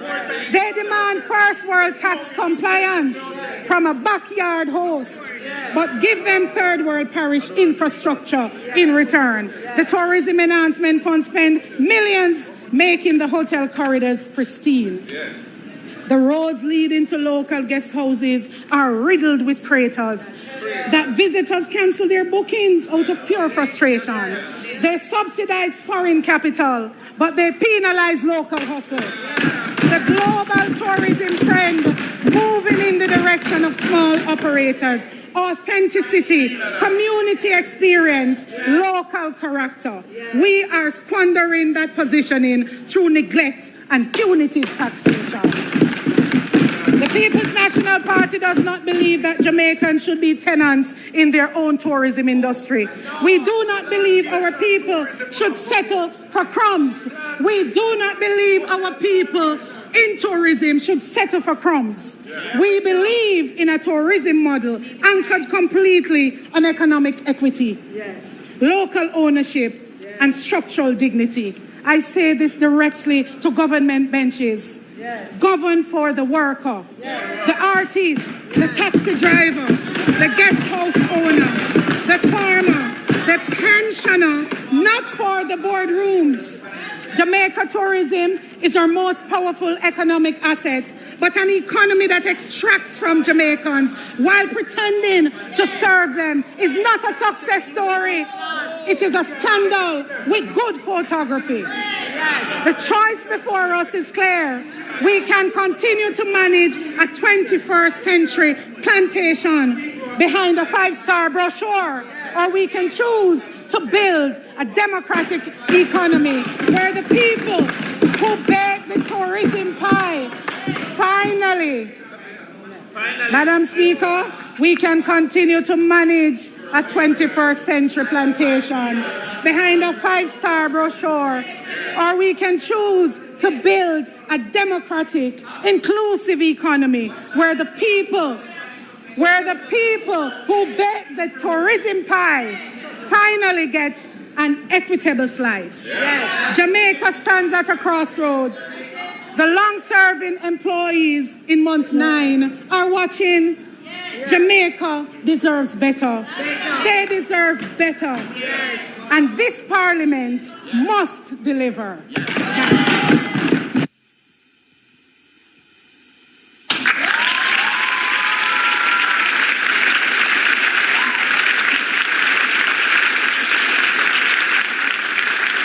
Boy, I tell him I'm super proud of Miss Perkis, man. Mrs. Perkis, she's married. Wow. May I tell you, I was waiting on this one and she did not disappoint. Although they always try to disturb the People's National Party speech, them, you know. Like, share, and subscribe, ladies and gentlemen. Like, share, and subscribe. Powerful. Standing up for the people. And over. Represent. That was intended to help build back. They are using the funds at the NHT to fund the budget. And I think Jamaicans should strongly disagree with them. And Jamaicans should never forgive them for what they are trying to do with the NHT. Moving on, Jamaica. 17 minutes past the hour of 12.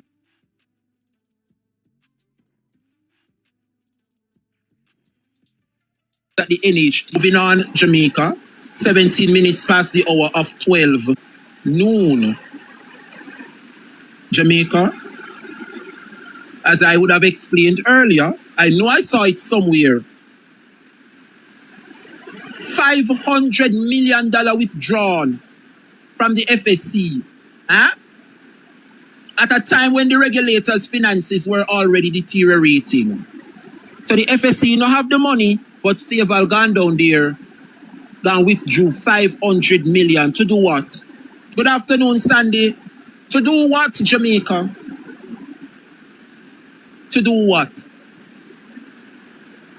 So $500 million has been deducted from the FSC. We need some answers. Why is it that the government continue to invade our institutions to take away the little money to fund the budget? What is it that Faval is doing to steer the economy so that the economy can grow? What is it that the Jamaica Labour Party is doing, is putting in place so that the economy can grow? Instead of going at the NHT, going at the FSC, take out the people their money. Huh? What is it that the Jamaica Labour Party proposed to see the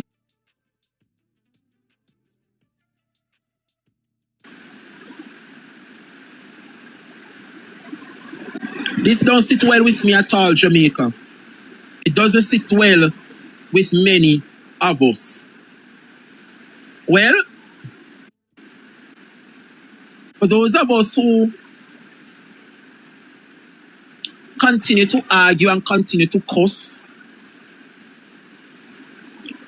and continue to ask, yesterday we would have delved into why the Prime Minister is in a predicament that he's in. And when we wrap up my program, the Labour Rights, they message me, then call down my phone.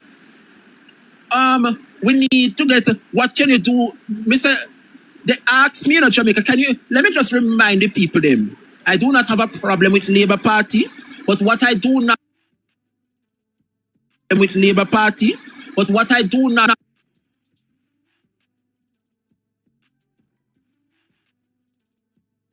because the rain fall heavy. You not hear it? You not hear me good? I feel like me a straight.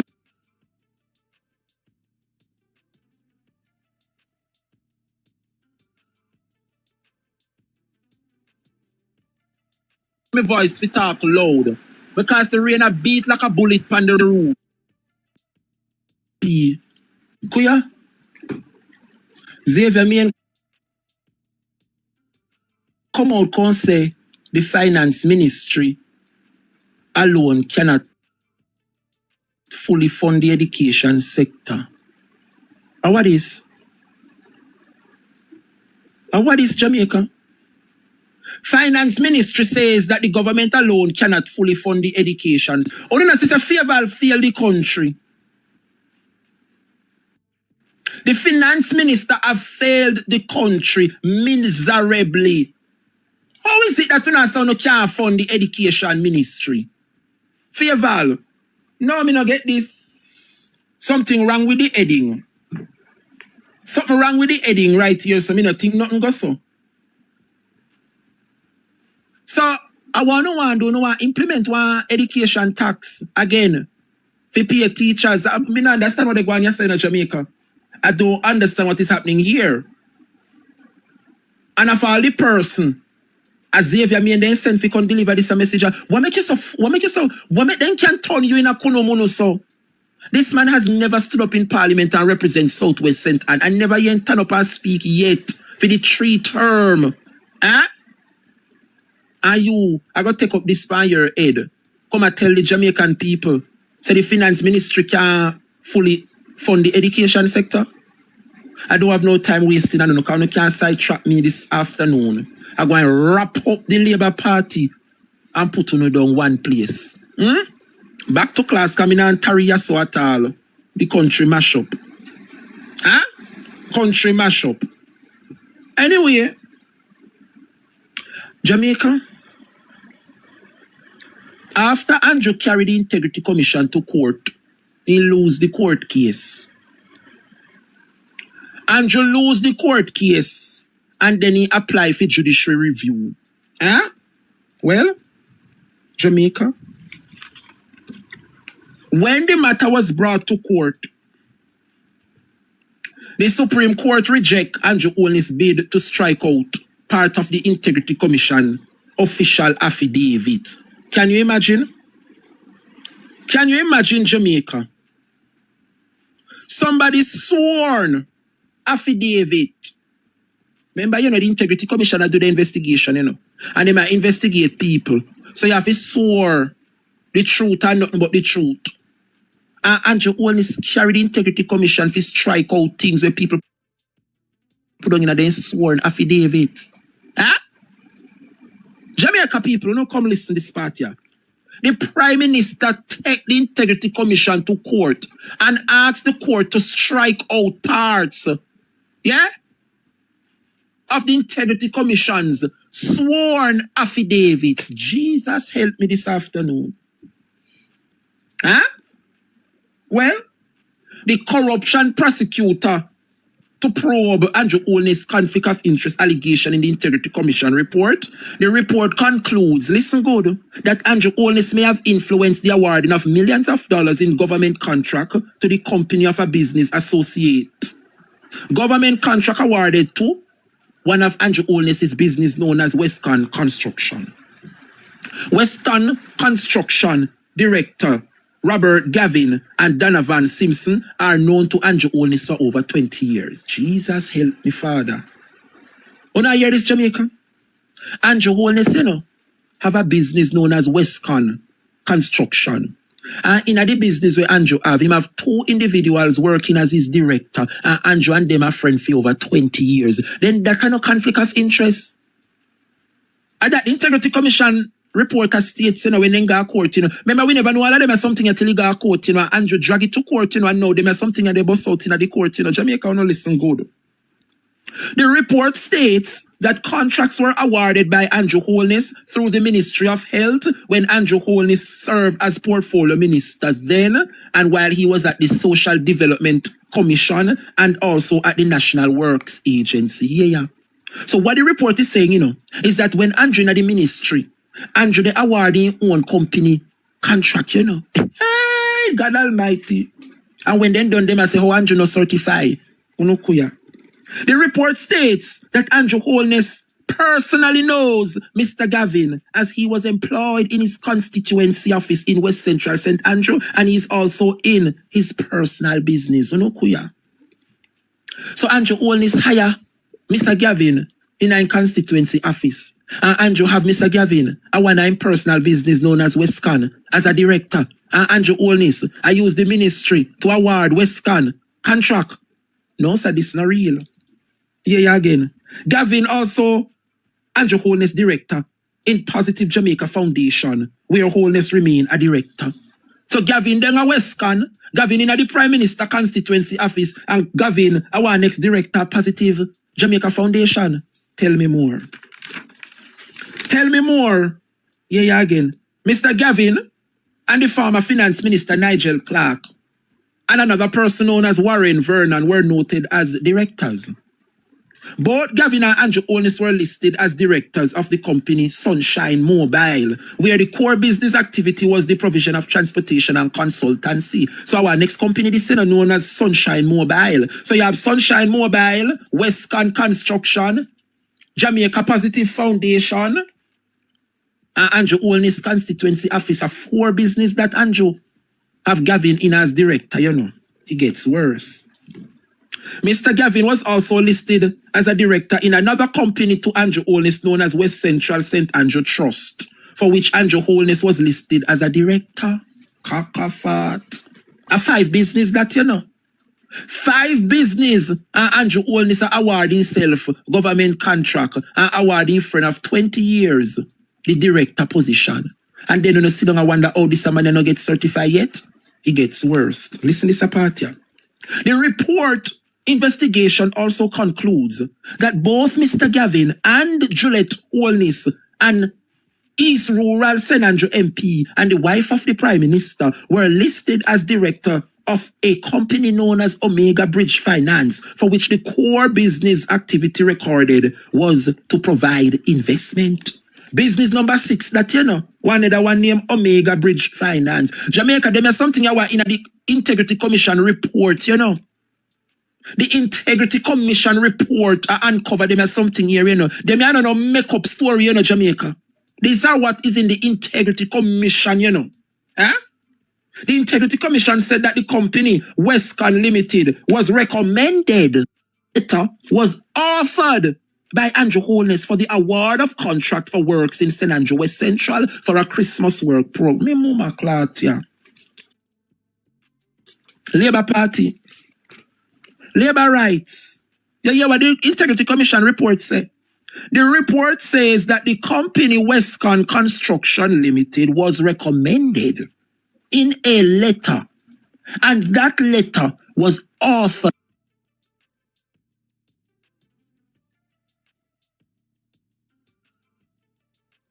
contract for works in St. Andrew West Central for a Christmas work program.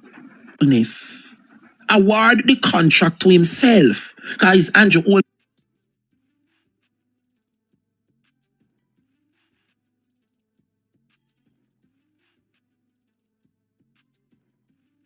contract through his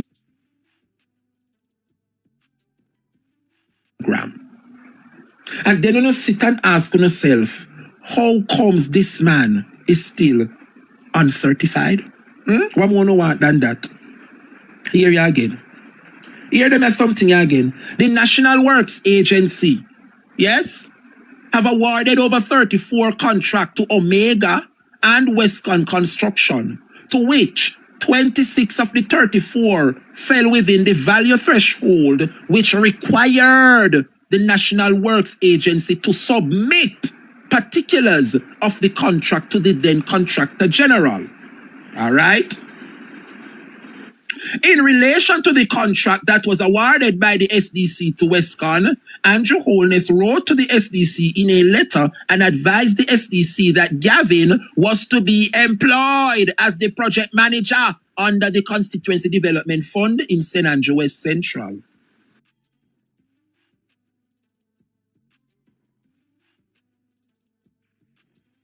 Development Fund in St. Andrew West Central. Jamaica people. Jamaica people. Jamaica, there is something I don't know, make up story, you know, the Integrity Commission report, this way I read from, you know. We not say no allegedly, you know, we not do no misquote and nothing. Our the reporter talk about this man to the SDC, requiring that payment to made to Gavin in care of Westcon Construction. Almighty to the Lamb. Make I repeat that again, because people not hear it good, you know. Subsequent invoices were provided to the SDC, requiring the SDC to pay Mr. Gavin in care of Westcon Construction. Tell me now, how come Gavin still their road? How comes the Prime Minister is still presiding over this country? And this is the problem in this country in Jamaica. Oftentimes, many of us don't take the time out to read. Reading is fundamental. The more you read is the more your vocabulary expands, the more you get to know. This is how Andrew Holness became uncertified up to today, you know, 6 years later. The matter concerning the potential conflict of interest, which arose in relation to the recommendation which was made by Andrew Holness, is being referred to the Director of Corruption Prosecution for consideration with respect to what?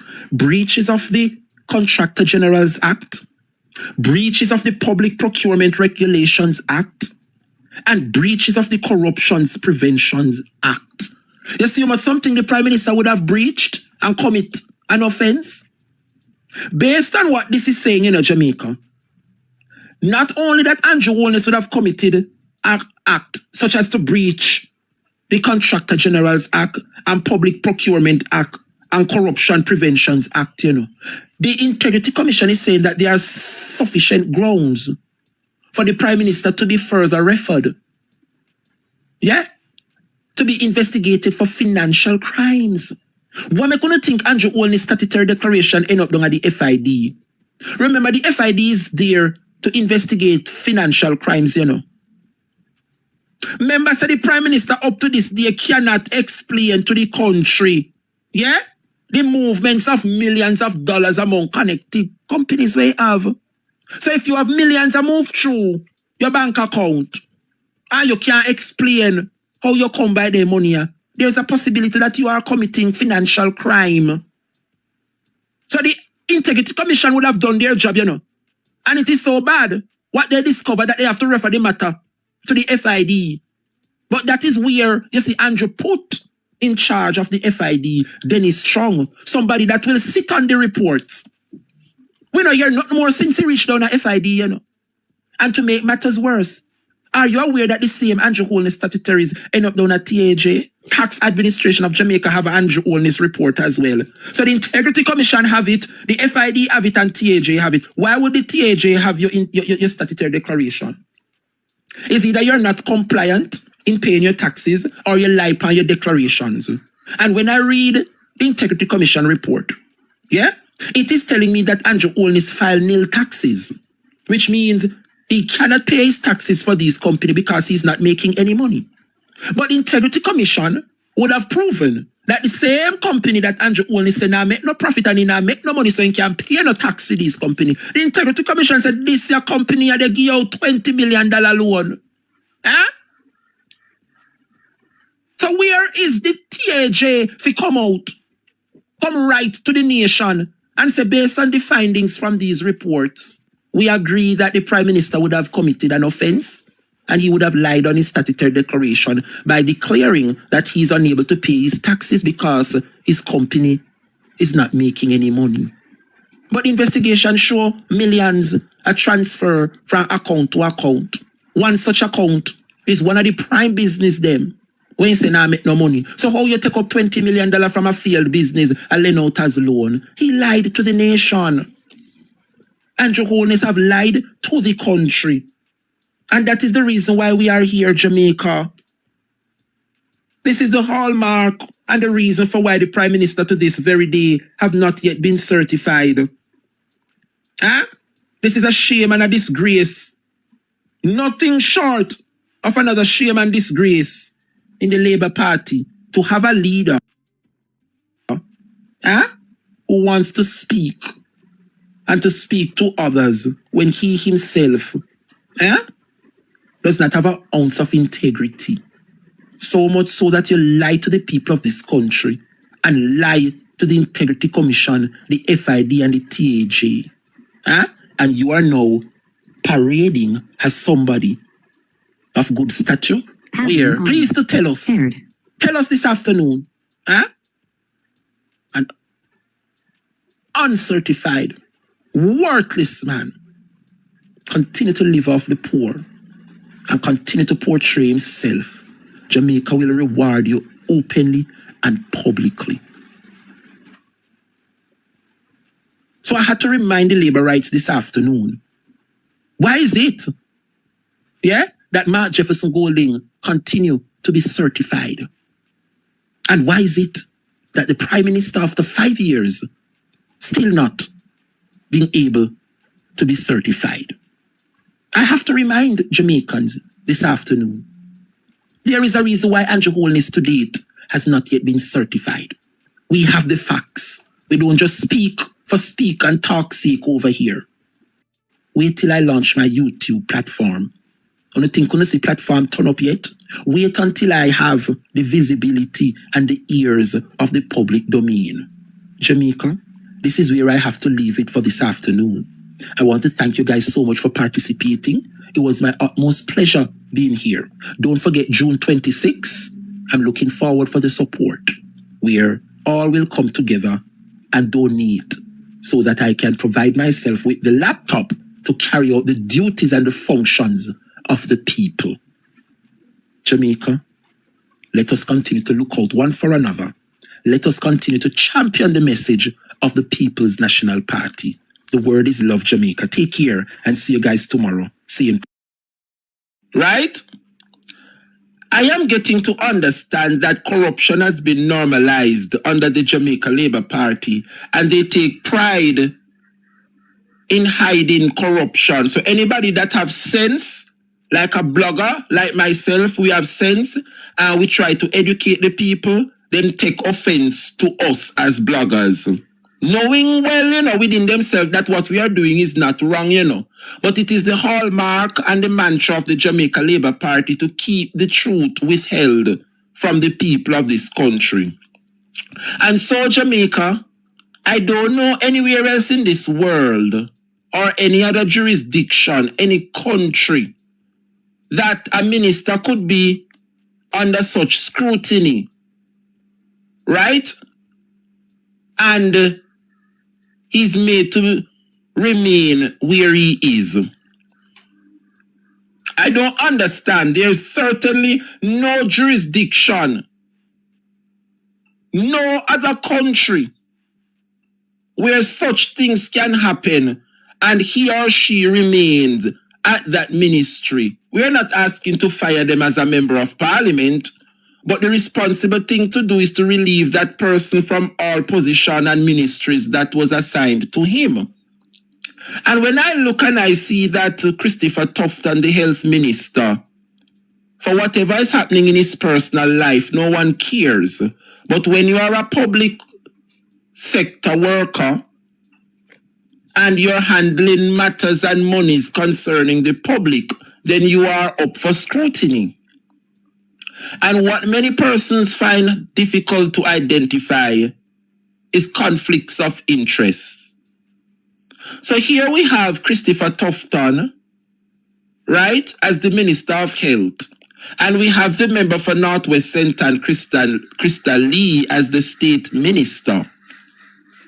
And it is no secret that the Integrity Commission would have discovered that Christopher Tufton would have awarded a contract to a particular company known as Market Me. And Market Me falls under the Ministry of Wellness. Remember, it's Ministry of Health and Wellness.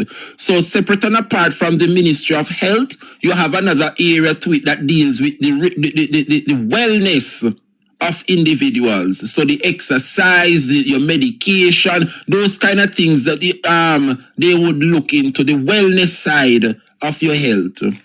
And so Jamaica, the minister, Christopher Tufton, would have awarded contracts to Jamaica Moves, to which Market Me falls under Jamaica Moves. And nothing is wrong with that, awarding contract to a responsible agency that can carry out the work.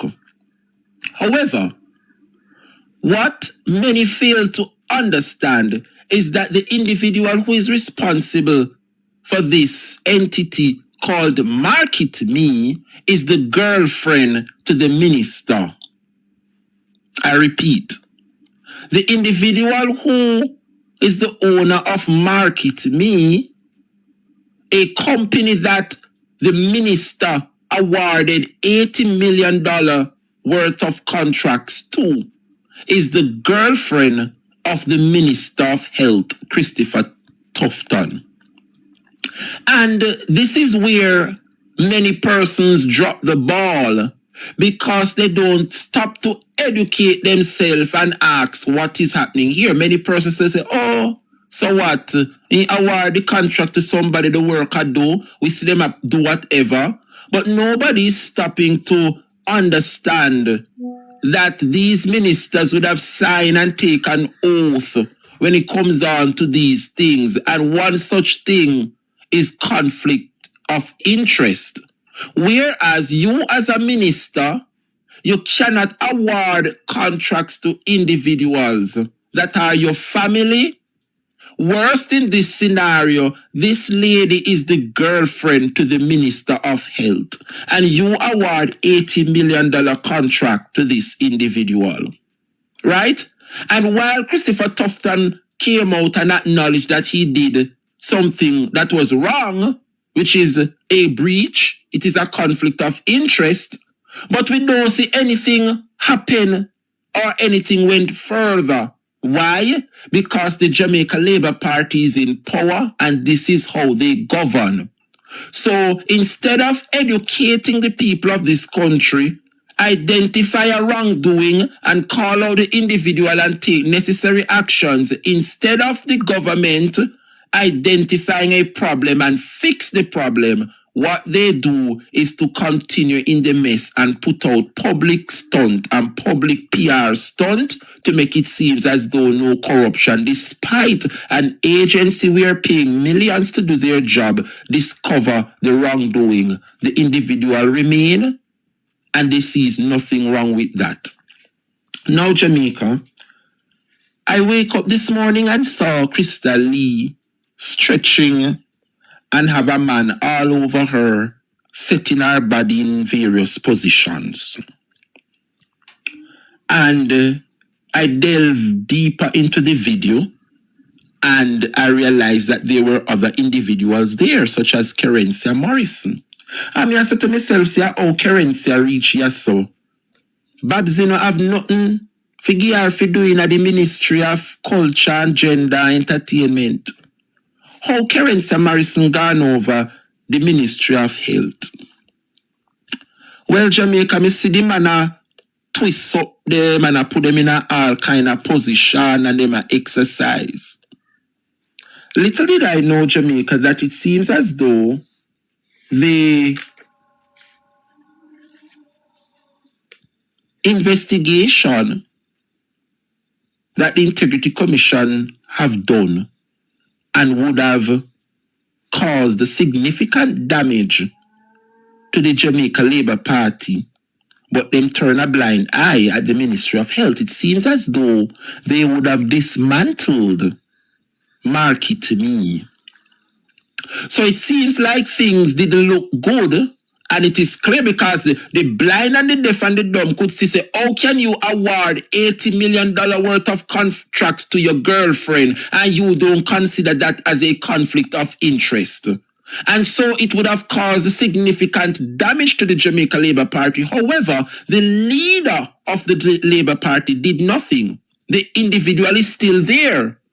So instead of removing Christopher Tufton from the ministry, what they did was to remove, I am only assuming, I don't know, but it seems as though they have dismantled Market Me and they have now formulated a new wellness aspect. Yeah? And the Creative Factory is calling it what? Fit Stops. Yes, see it here, Fit Stops. That is what they refer to it as. So it was launched. The Creative Factory has partnered with the Ministry of Health and Wellness to launch Fit Stops, which is a new community-based focus initiative designed to increase access to fitness and wellness resources across Jamaica. This is what Jamaica Moves was set out to achieve. This is what Market Me set out to achieve. But this is what we realize with the government today. They continue to recycle things. We see it with the Ministry of Public Works, where the Spark program became the REACH program, and then the REACH program moved on to the GO program, and then the GO program recycled into the One Road Authority. All of them have to do with road, you know. So here we have the same kind of playbook. They're repeating, this time over at the Ministry of Health. And so, Jamaica, it seems as though, yes, it seems as though Market Me has collapsed. And so they came up now with a new entity and call it Fit Stops. But I want to ask myself the question and the listeners. Who is the director and the founder of this new entity called Fit Stop? Huh? Jamaica Moves and Market Me. Has Market Me collapsed because of the embarrassment that was meted out to them thanks to the Integrity Commission? I don't know, I'm only asking. Who owns majority shares in this new company called Fitstops? I think that this should be public knowledge. When you're spending taxpayers' money and you formulate a new company and you come to the public, I think everything should be there in place online where persons can look up what is Fitstop, what is it all about, and we can see who is the founder, who is the director, who is chair. We need this information available. Whenever you're spending public money, these information should be readily available. And I wonder who owns majority shares in this new company. We need some transparency because I believe that this is Market Me 2.0 playing over all over again. I don't know. I don't know. Could it be that the member for West Rural St. Andrew, Juliet Cuthbert-Flynn, remember, she is very athletic. She was once in the Ministry of Health. I don't know what happened, why she and Christopher Tufton couldn't get along, but Tufton kicked her out of the Ministry of Health and she done a national security. Now, we don't know who is behind, and this is the problem that the Labour Party often creates. They allow persons to speculate, and when you speculate and ask them the question and it blew up out of proportion now, then blame PNP and blame this and blame that. All this could have been avoided, and now me I go start call name, you know. All if me wrong, me I go start call name and ask. I wonder if Juliet Cuthbert-Flynn is the owner and the founder of Fitstops. Because there is nothing out there, so we have to call name and ask questions.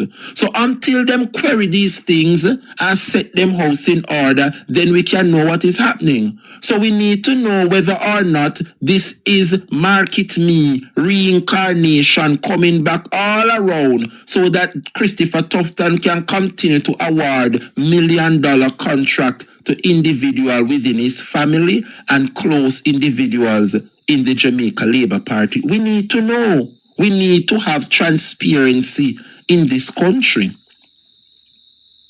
It's not a good look. It is not a good look. And so we are asking the State Minister, Krista Lee, to come out and explain what is happening here. Yes, we need to know what has become of Market Me. Did they dissolve Market Me? Is it any more around? We don't know. But it seems as though because of the embarrassment that was caused and the corruption that was unfolded, and the conflict of interest, they had to put an end to Christopher Tufton's girlfriend, Market Me entity. Well, here we have Fitstops, that is what it is called, and we need some answers. Who has the majority shares in this company? Is it Juliet Cuthbert-Flynn? I don't know. But we are asking. And until the information is made available, we will continue to ask the questions. Right, Jamaica? Yes, man. We have to discover and expose what is happening in the country so that Jamaicans can be aware. Because the Labour Party takes pride in keeping the people dunce in this country. So when we see conflict of interest, the awarding of contracts to them friends and family, it is a breach. It is a breach and it is wrong. And so we are calling them out on it, Jamaica. But we know it is the hallmark of the Labour Party to keep people dunce. So when they see these things, it's like nothing. But we say no to that, Jamaica, and we will continue to expose and bring individuals to the books. And speaking of keeping the nation dunce, the member for Southwest St. Anne, the member of Parliament for Southwest St. Anne, the Honorable Xavier Mean, who is the state minister within the Ministry of Finance. I don't even know why the hell you coming out. This man has been the representative for the constituency of Southwest St. Ann for 3 terms, 15 years. And we are yet to see this man stood up in the Honorable House of Representatives and give an account for what is happening in Southwest St. Ann. Good morning, Southwest St. Ann. Good morning to the people of K Valley. Good morning to the people in Burbridge.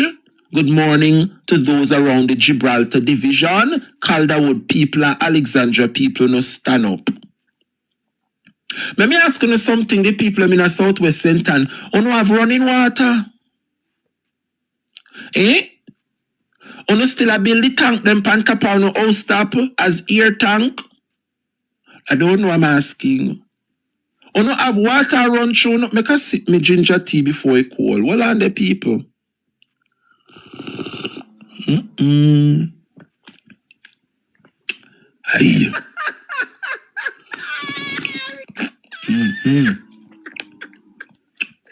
That is funny, honey. That's funny.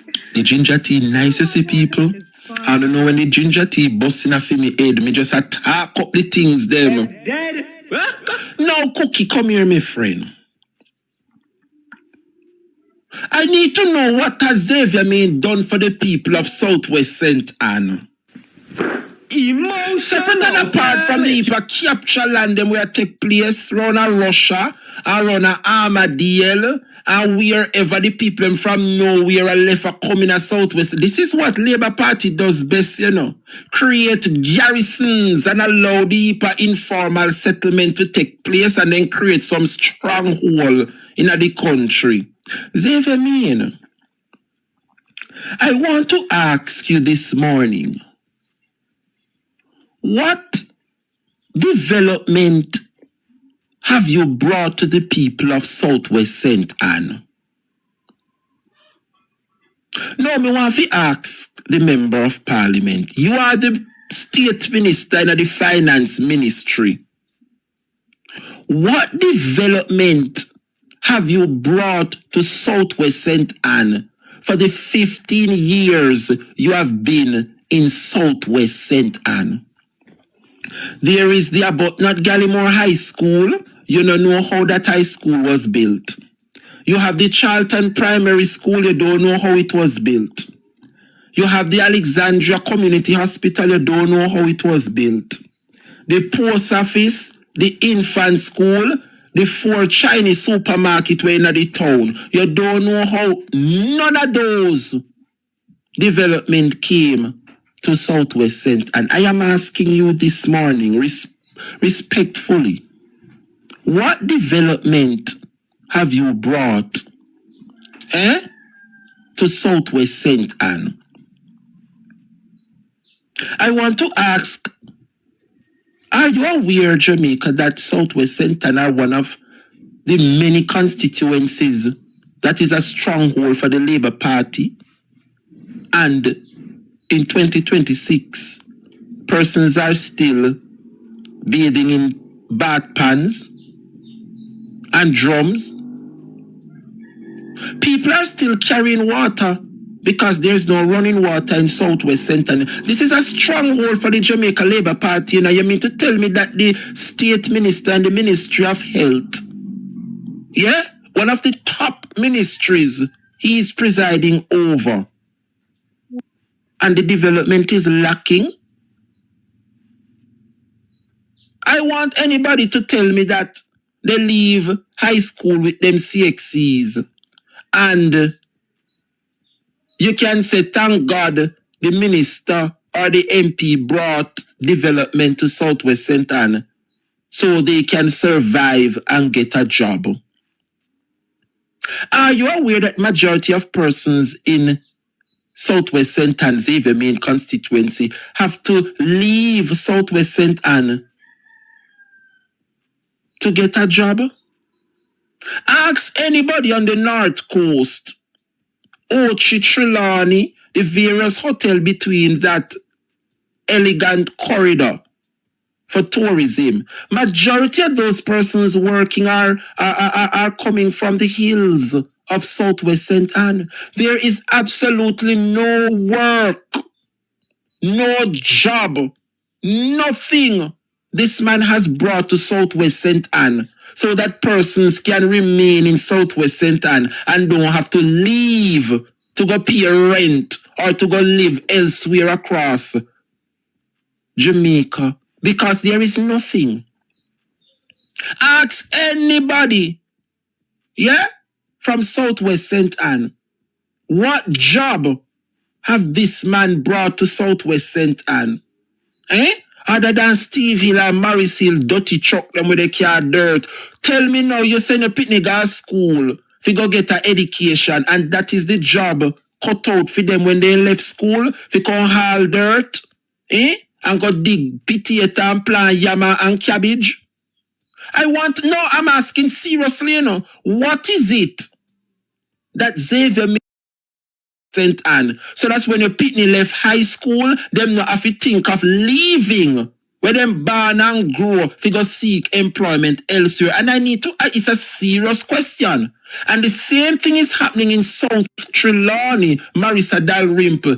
Every single individual young people have to leave these garrison areas belonging to the Jamaica Labour Party to go seek employment elsewhere. There is nothing that these MP brought to rural Jamaica where persons can leave school and say them now if you go town or Mobi or watch if you go seek employment. There is nothing that Marissa Dalrymple has brought to South Trelawney, where you can say South Trelawney people can stay in their community and they can jump on one taxi and know so they reach a work. They have to be taking 3, 4, 5 taxi every day if you journey go Mobi or journey go Ochery if you go working at the hotel. There is nothing to keep the residents in Southwest St. Ask them if them think the people that travel from Kia Valley come to Alexandria, from Alexandria to Brownstown, from Brownstown to Ochi. 4 or 5 vehicles them have to take to get one of the hotel work them.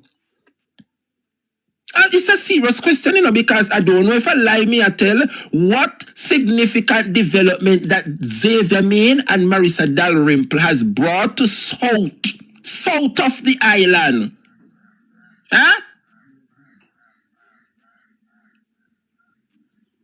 No, it's a serious question, And to see the member get up this morning, right? To speak on a matter that he clearly has no knowledge on. Xavier Main tells the teachers that their salary remain a priority for the government. But yesterday, the Ministry of Finance is going to tell the nation that the Finance Ministry alone can no longer be able to fund paying our teachers. So now they come to do some damage control, and certainly they cannot send out favor this time. So they send out the state minister in the finance ministry, Xavier Main. What purpose do you serve in the finance minister, Xavier? Your constituency is underfunded. There is absolutely no development. You have brought nothing to Southwest St. Anne other than the road fixed from Brownstown come through. You know how the road did allocate to be fixed, Xavier? Yes, it fixed and it barber green and it look good. I will welcome it. But the people of Southwest St. Anne know how that road was procured and fixed. Because I know Mama P procure that road from Alexandria to Brownstown, from Alexandria to 9 Mile, from Alexandria to Cave. We know it was procured. Mama P set the funds. It's just that she never win back in 2016. So you win 2016 and come and carry out the road work and make it look like it's the work of Xavier Main. People are no idiot. I'm asking everybody to ignore Jamaicans for progress. My moderators allow him to stay in the comment section. Don't block him because we want him to contribute to the success of this platform. Yes, so we want the labor rights to remain and we want him stay which part him belong, which is in the comment section. Jamaica, how is it? that Xavier Mean is going to tell us this morning what the finance ministry is up to. Xavier Mean, I want to ask you the question, because since as you know, I no shame, I mean, I think I saw your mama grow you around at Gibraltar. Gibraltar people, them, no, see, I know saw your mama grow you. I want to ask you this morning, Xavier Mean, are you certified? What happened to the matter where the Integrity Commission ruled the corruption with the car business them where you have? No, we want to ask. We don't hear nothing more about the case, you know, because you put Gagard and you carry the matter to court. You don't have no shame in the Labour Party. Eh? Remember me? I want to ask if you don't have no shame. If you know say you're under investigation. I saw your mother raise you. Remember say we know say run at Gibraltar. And Gibraltar is a very humble division and community. Around where you come from. You give them water around at Gibraltar. Eh? When you drive from Brownstone, if you come to Alexandria and you reach on the long stretch of Kaiser Bridge and you turn off, you go around at Gibraltar. Road round there. Road did it from the Kaiser Bridge for go around at Gibraltar division, round where you're born and grows. No, me they ask you, you know. Because you spend one whole heap of time in Alexandria. Remember, say you don't come from Alexandria around at Gibraltar, you're born and grow. You do the things them for the people around at Gibraltar division yet? Eh? Me say if you do the things them for the people them around at Gibraltar where you're born and grow. Eh? Them are set for you this local election, you know. Yeah. The woman we near Moffat will win up a Burbridge division. What is happening in Burbridge? Moffat, what is happening up at Burbridge? Well, I get to understand, so you and Xavier not seeing eye to eye, you know. Because Xavier knows up at Burbridge is a PNP stronghold, you know, win up there by must see 20 vote. So Xavier knows say he will not be holding on to that division, so him not spend nothing up at Burbridge. But Moffat, I say you go sit down and make Xavier walk all over you. Remember, you are the duly elected councillor for the Burbridge division, you know.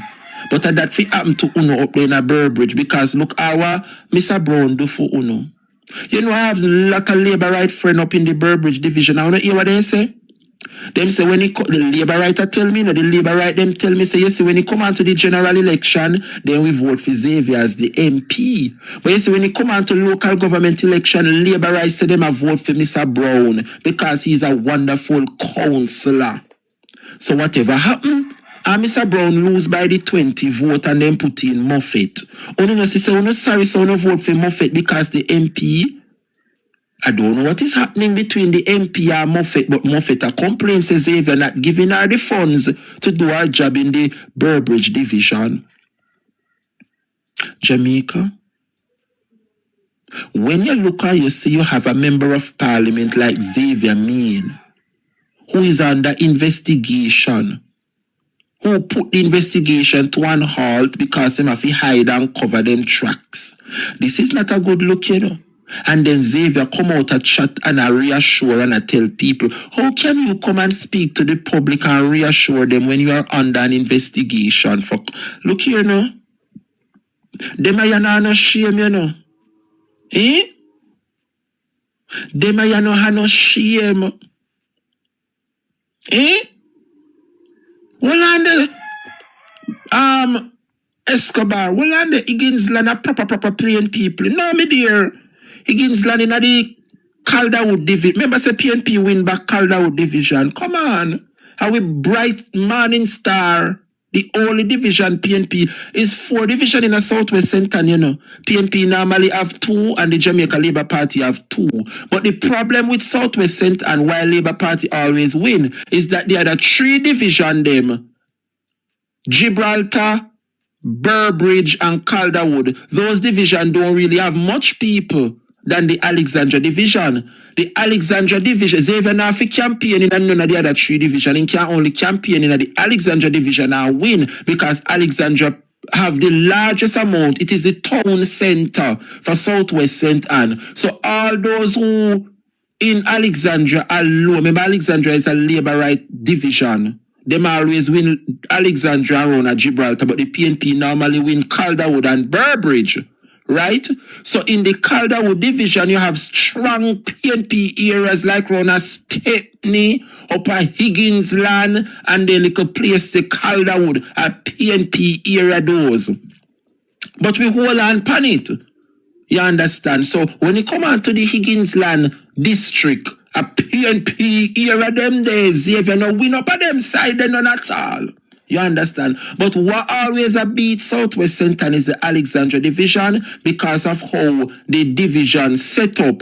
About 8,000-9,000 people live in Alexandria division alone compared to, let's say, 1,500 upper Calderwood or 2,000 around a Gibraltar, one at 2,000 upper Burbridge division. So Xavier can only campaign in the Alexandria division alone and will win him seat because that is how, you know, the garrison area, how them pack up the people in a one area and bring them in and make them squat. Yeah, that is what happened to Southwest St. Anne, and that is what Labour Party has been doing for a long time. Turn areas into garrison seat and watch and see if them now going to do the same thing over Portmore. They are going to split Portmore in 4 constituencies and they are going to split East Central in 2 constituencies.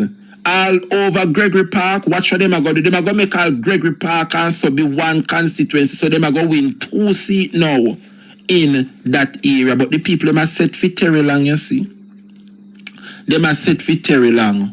But as I was saying, Jamaica, how is it that Xavier is going to come out and speak to the public and reassure them when Xavier himself is under an investigation for corruption? Remember, I am not putting out any propaganda about nobody, you know. I am only reiterating what is already out there. And that is the reason why many a times you see them can't come sue and can't pour me, what me I do? That's all they can say me chat too much and I'm only talking what is out there what already exist.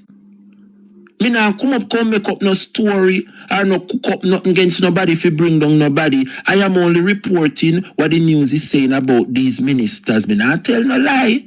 Isn't it a fact? Says Xavier me come out in the Integrity Commission for corruption.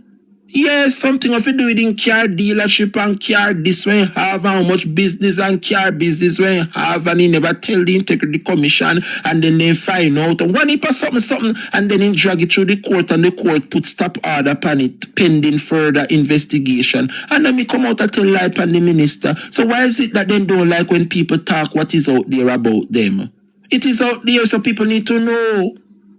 Why is it that we should cow down and cover up acts of corruption? No, it must be spoken about. People will talk about it and let them change and fix up them folly grounds.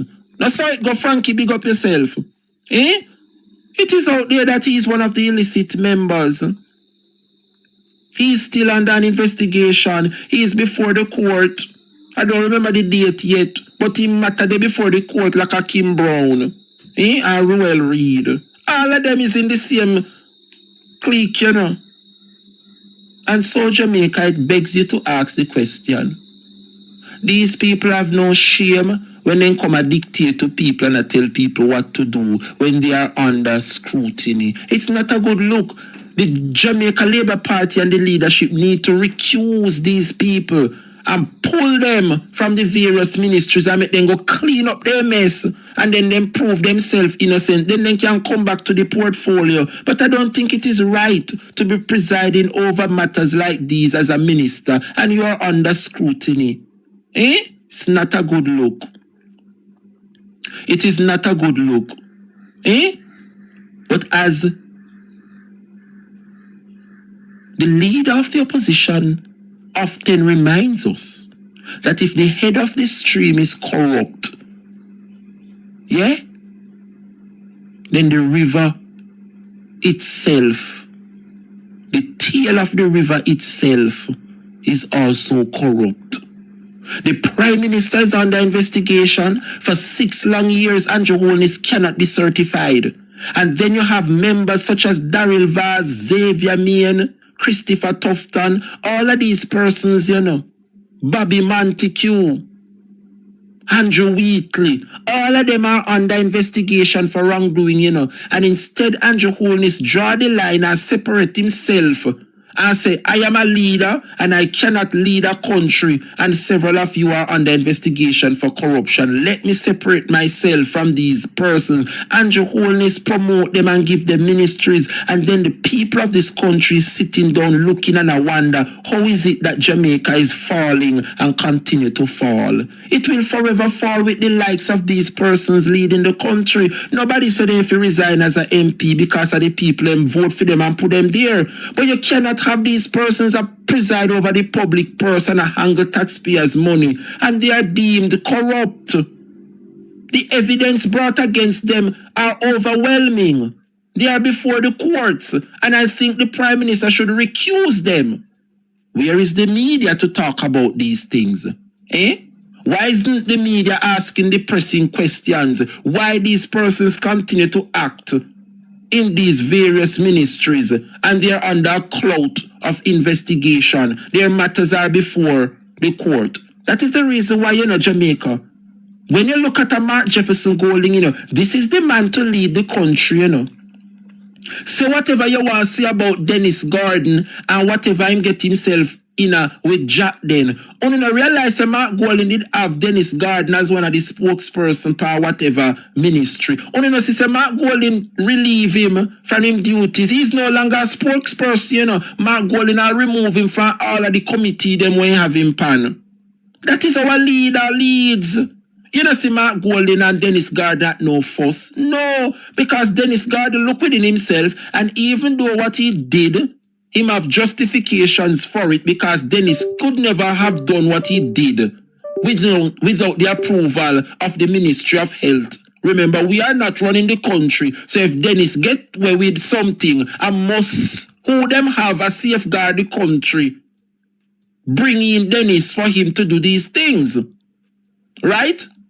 And so, when you look within yourself, Dennis say whatever was breached, which is no fault of his, it is the mechanism that the Jamaica Labour Party put in place so that corruption can continue. So Dennis Gordon find himself unknowingly that he was doing something wrong, which he would have paid his custom millions by now, but at the end of the day, is something wrong he did. We understand that. But when a leader acted, you must give him credit for it. And when you look at what Dennis did, even though he did it on goodwill, and you see, this is the reason why I cannot. And you see, my leader, Mark Golding, sometimes we have to be tough and resilient. Yeah? And allow the people. We are the People's National Party. And you see, because we are the People's National Party, sometimes one person must not make a decision. If you find, say, who you have a represent to do something wrong, and the people want you to continue to lead them, leave them alone. Yeah? Because you cannot tell me that the same thing that Dennis Gordon accused of doing with Jack then. Remember, Dennis Gordon came out publicly and said what happened was out of his goodwill. The man is providing a service. The Jamaica Labour Party cook up something and bring him in it, where he can bring in things free of cost without paying any taxes. That is not doing of Dennis Gordon. That is the Jamaica Labour Party creating a loophole for persons to make money. And the man is doing what he's doing out of the goodwill of giving back. I'm going to show you something now. What is the difference with Dennis Gordon's goodwill with Jack then, right? And what is the difference Daryl Vaz did by breaking every procurement guidelines to bring in the Starlink without following the proper channel. Don't it Daryl Vaz come justify it, say, oh, it was out of good grace and goodwill and the emergency. And remember that them make him get a pass, same do it, bypass the procurement guidelines and sideline every other entity and bring in the Starlink them. And him say him do it out of goodwill. And the people of Jamaica and the Prime Minister of Jamaica allow him to continue. So what is the difference? What Daryl did from what Dennis Gordon did? In Brett? Dennis Gordon did the same out of goodwill. And on top of that, we not see Daryl Vaz say him appear back the procurement money when breach and bring in the things them. But we see Dennis Gordon taking accountability and he actually pay back the custom duty that he would have gotten free. But that is the difference between a People's National Party today under the leadership of Mark Golding. He would have intervened and he made the necessary adjustment. Right? He would have removed him as a spokesperson and he would have removed him from all committees that he sat on. He certainly cannot tell him to remove himself from his Central St. Andrew because the people voted for him. You understand? But there is no comparison with Mark Jefferson Golding and the Prime Minister today. And so Jamaica, we have several other members such as the Honorable Xavier Main, the Minister of State, who sits in the Ministry of Finance with a cloud of corruption hanging over his head. He is before the court. Why is it that the Prime Minister don't ask Xavier Main to step aside as the State Minister and fix these things? And when the court rule, then he can get back the State Minister portfolio. But why is it that so many Jamaicans sit there and allow these persons and the Prime Minister to continue to have these persons preside over these various ministries with several irregularities being committed and breaches? Look at the member for Central Kingston, Donovan Williams. Look at all the councillor for the Raytown Division came out and speak out against. Those are acts of corruption. Those are not no accusation. She spoke. And we have all reasons to believe her. So Donovan Williams is there. Andrew Wheatley and Petrojam scandal is there. Bobby Montague and his corruption is there. Xavier Main is there with his corruption. The member for South Trelawney, Dalrymple, have been charged and she was brought back. Over 10, 15 thief, corrupt individuals who are under investigation, either charged, yes, or before the court currently. And the Prime Minister of Jamaica, Andrew Michael Holness, continue to give them the opportunity to serve the people. Like, how is it that you can come out and serve? Yeah? How is it, how dare you tell me how to be guided accordingly when you yourself are filthy? Eh? I don't understand how this government operates. I don't understand who is advising them. But it is clear, Jamaica, that this is the final term of the Jamaica Labour Party. It is. It is the final term of the Jamaica Labour Party. Jamaicans are upset. Jamaicans are at a point where it's like nobody wants to hear from Andrew Holness. They can't bear to see them. Look here what the government posts up and they say it's for the betterment and to educate people. Nobody wants to see them on social media. Every time people see Andrew Holness, it's like people just get cross and angry. Eh? Let us make the right choice next time, Jamaica. And I can see the ball rolling, and I can see that the people of this country are beginning to wake up and see that they would have made a bad choice September 3rd. But Xavier Main, we don't want to hear from you. Why is it that you are hiding the finance minister, Favour Williams? She need to come out and address the public sector workers. The teachers need to hear from Favour. So I don't know why them send out you, Xavier Main. If you come take the fall. Yesterday, no come out, come say that the finance ministry alone cannot bear the burden of paying our teachers. And you want to tell me that the country is running proper? I have never heard of this before. Where the finance minister is saying that they alone, the finance minister alone, the finance ministry alone cannot able, no more can they allowed to pay our teachers. So all the years PNP in a power, we never hear the finance minister come out one day yet and say we can't pay with teachers them because no money no did it. How them say the country are run good? How no can't find the money to pay the teachers them? The finance minister said the finance ministry broke. We can't afford to pay them the current salary, and we certainly cannot afford to raise them pay. So I want to ask the Labour Party, who pay UNO in the Labour Party, how is it that every single month they find full no money for pay UNO, but a month time UNO can't find the nation's teachers money to pay them? Who is paying the government? How is it that me not hear no politician a come out and no MP a come out and say they no get their money a month time? Uno make sure pay for yourself first and make it possible, you know. And the nation's institution, such as our teachers, our police officers, they cannot get their raise a pay. And now go have the audacity to come tell we say the Ministry of Finance can no longer afford to pay the nation's teachers on their own. So who are pay UNO politicians? UNO make sure take for UNO salary, you know. And now go come tell we so UNO can't pay the nation's teachers. You have a right if you couldn't come out and tell we yourself. Favor, so you send this I don't know what you call Xavier. I want to know how woman lead on with Xavier. The man ugly. How woman lead down?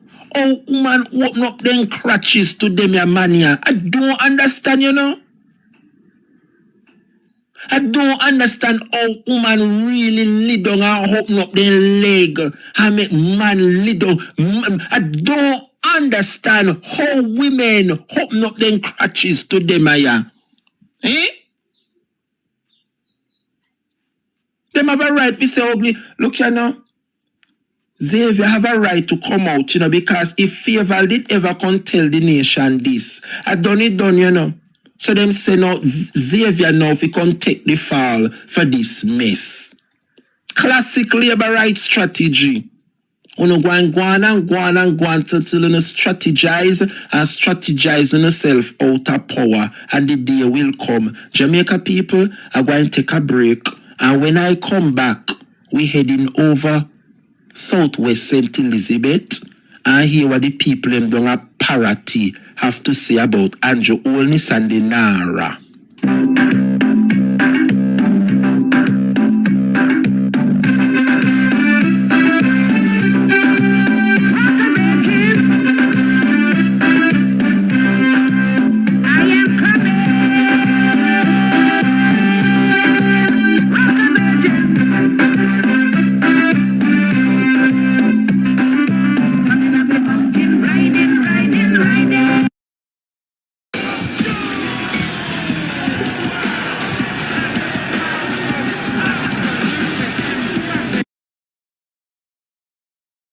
Negotiation and the findings contained in the preliminary report submitted by the Jamaica Public Service Company Limited on the All Island Power Outage. You know hear what they going over there in a Parity. You know hear what the Nara set out to do in Parity. Andrew Holness want to go move off the people them off of their land in a Parity. For those of us who don't know Parity, if you should Google or go on YouTube and type it in, it is one of the most beautiful seafront prime land where poor people, parents dead and left, give them, the fisherman, them just jumping at them boat and go sea, and it is a beautiful prime land. You understand?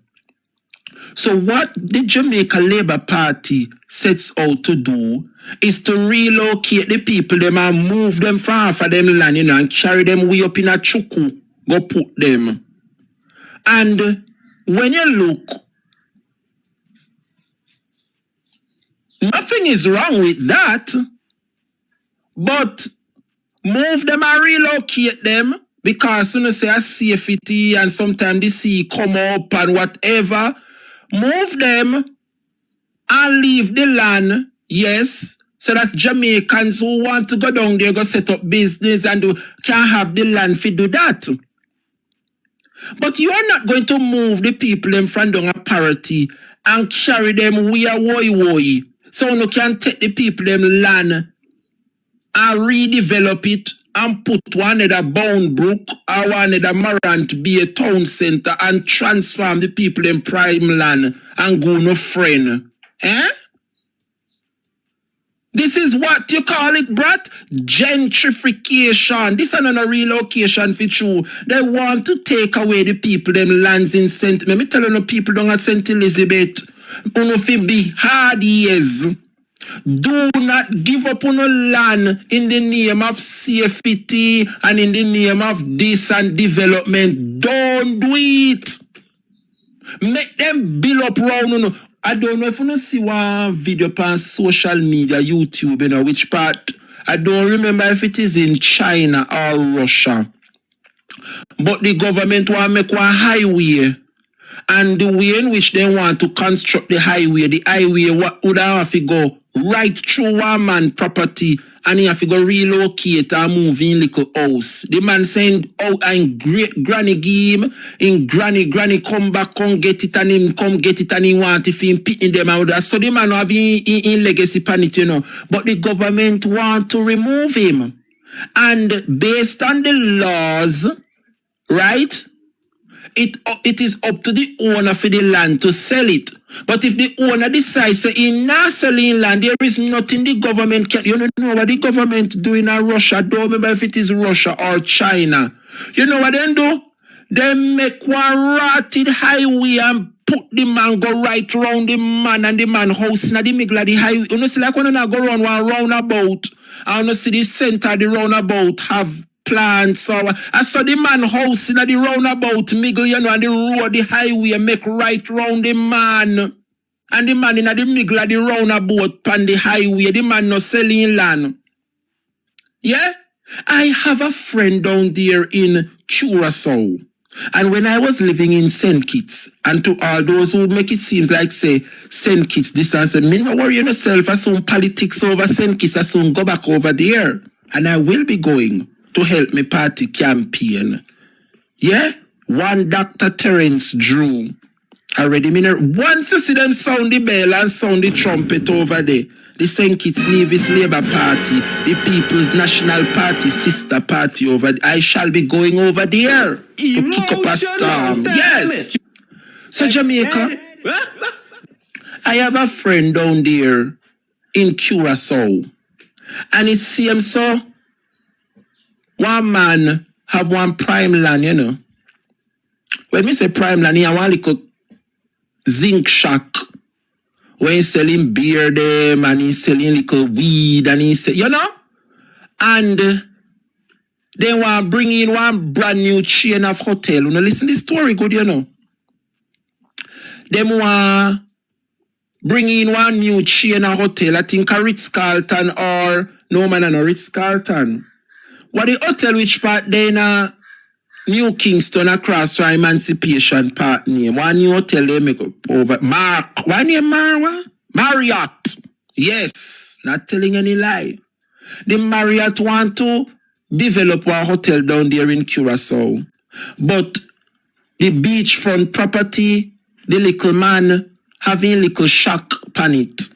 I know nobody no go want make up their 5-star luxurious hotel and bloops pan the beach, our whole zinc shack sitting.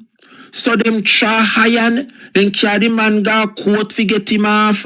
Anyway, the man was so stubborn. The man saying nah selling land and he nah give it up and no care how much money them a come give him, he nah move. And the hotel have to downsize. So if they did want to make 1,000 room, they have to make 800. Jamaica, the plan went on and the hotel bill and guests start come at the hotel. Have how much bars are sinting. Jamaica. You know say the tourists them which had come and stay at the hotel. Every evening I kid you not 5 o'clock when everybody I look for see bar swinging at the hotel. I bet you not tell me where the people them go. The tourists them left out of the 5-star hotel and go beside the hotel which at the man having little zinc shock and a little tattoo and he ice a chilling beer them and music. A post you see people. The amount of people surround the man zinc shock and they playing music and having a fun time. Had that tourist left first world country if come see. So I am asking the people down there in St. Elizabeth down a Parati. On might soon land and look away now. A beachfront property that it is priceless and you know sell it.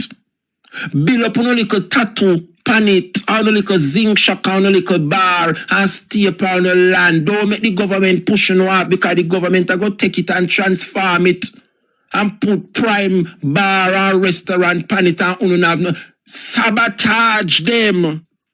Yes, sabotage them.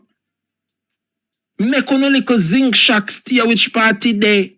Tourists love them something there until God help you can build up one firm structure. Do not allow the government to intervene and take one land on a parity.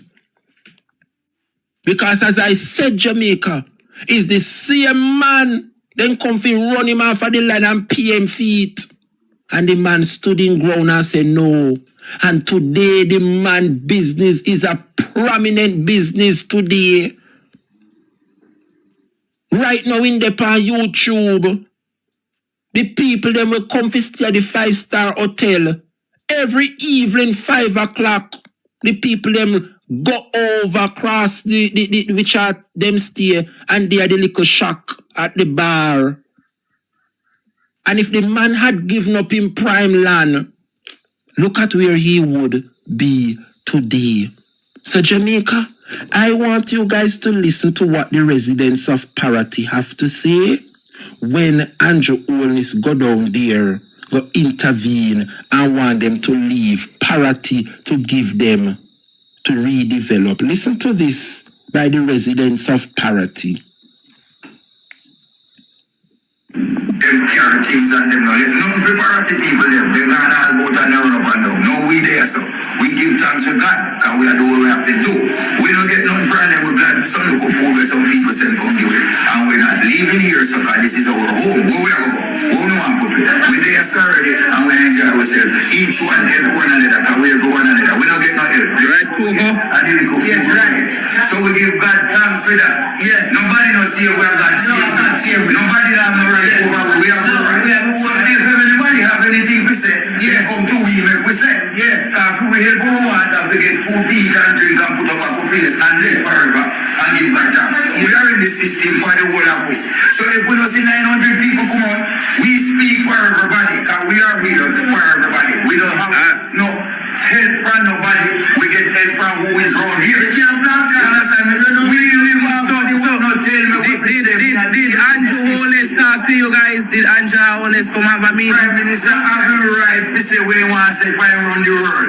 But you have your own right to talk what we want to talk. We are here, living fine, needing help, food and water and ability and strength. Well, on the people, what the man said a while ago, the man asked him if Andrew Holness come here, come have a war. What the man said Andrew Holness free to say what he wants because of him running world. Well, on the people, me never hear good at all. I never hear good at all. Them carry things and them now. There's nothing for Parati people them. They gone all about and run up and down. No, we there, so we give thanks to God because we are doing what we have to do.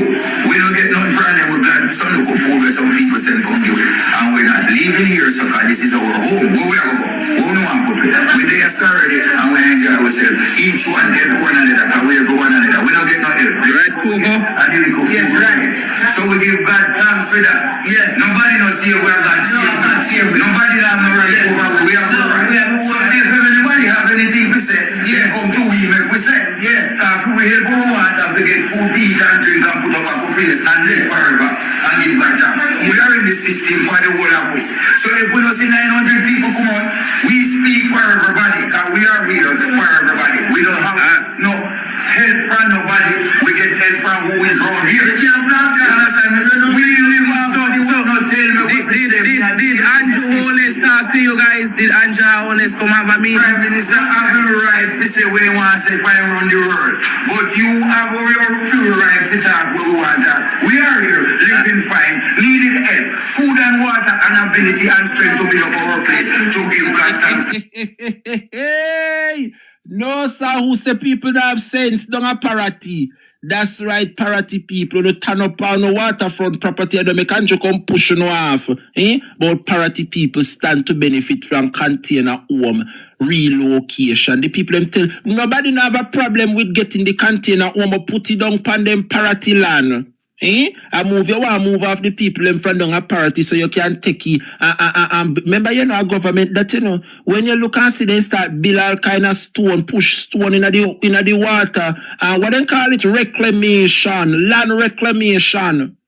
And that go on, you know. Any other people them down a parity decide so them a go give in to the government and left down a parity. The government a go drop some bulldozer rock stone in the sea and make some barrier so that's the wave can't affect them anymore. Look how long the people them down a parity a suffer water they come in pan them. What make the government and Fried Green not build one barrier reef down they give them and make the people them continue with them life?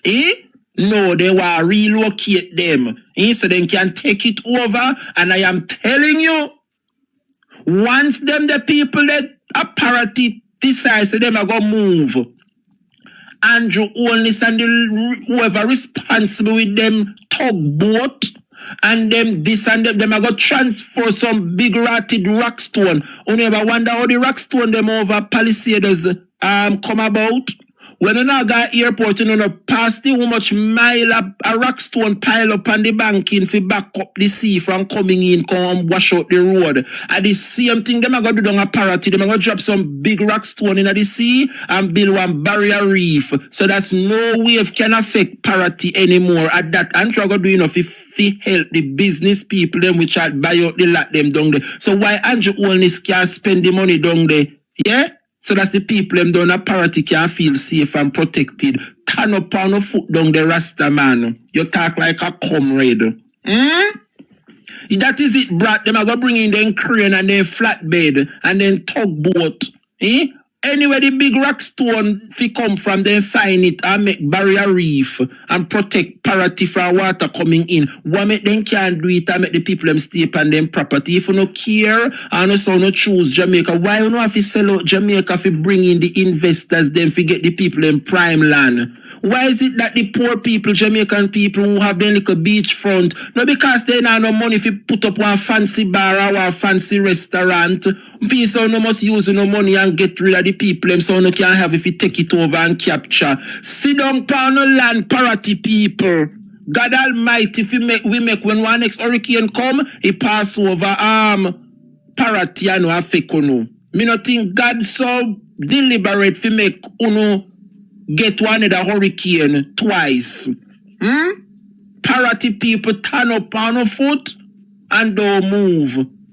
Because I am telling you, any parity people give in to the government move off of these lands, Andrew Holness is going to put in the investment and he is going to put the barrier reef out in the sea so that the force of the waves don't come ashore as it is doing today. So I am asking the people of parity, I know how the people them hard ears.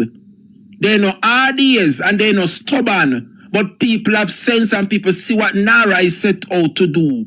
Nobody no say no can develop down a St. Elizabeth, you know. But the people who were there and lived there for generation, they must become the first priority. You can't want force people off of their land all because they're desperate and they're vulnerable and they don't have a house. feel say una go come back, uno name captain come to help us. Eh? So no feel like say because the people them down and out are vulnerable and they no longer have a house, uno can come now, come give them one container house and sweep them up and take their land. No! I know so it work. Give them container house and make them put it on the seafront if they want. Leave the people them lands alone, Andrew. If you're about the people, you're gonna make the barrier reef from now.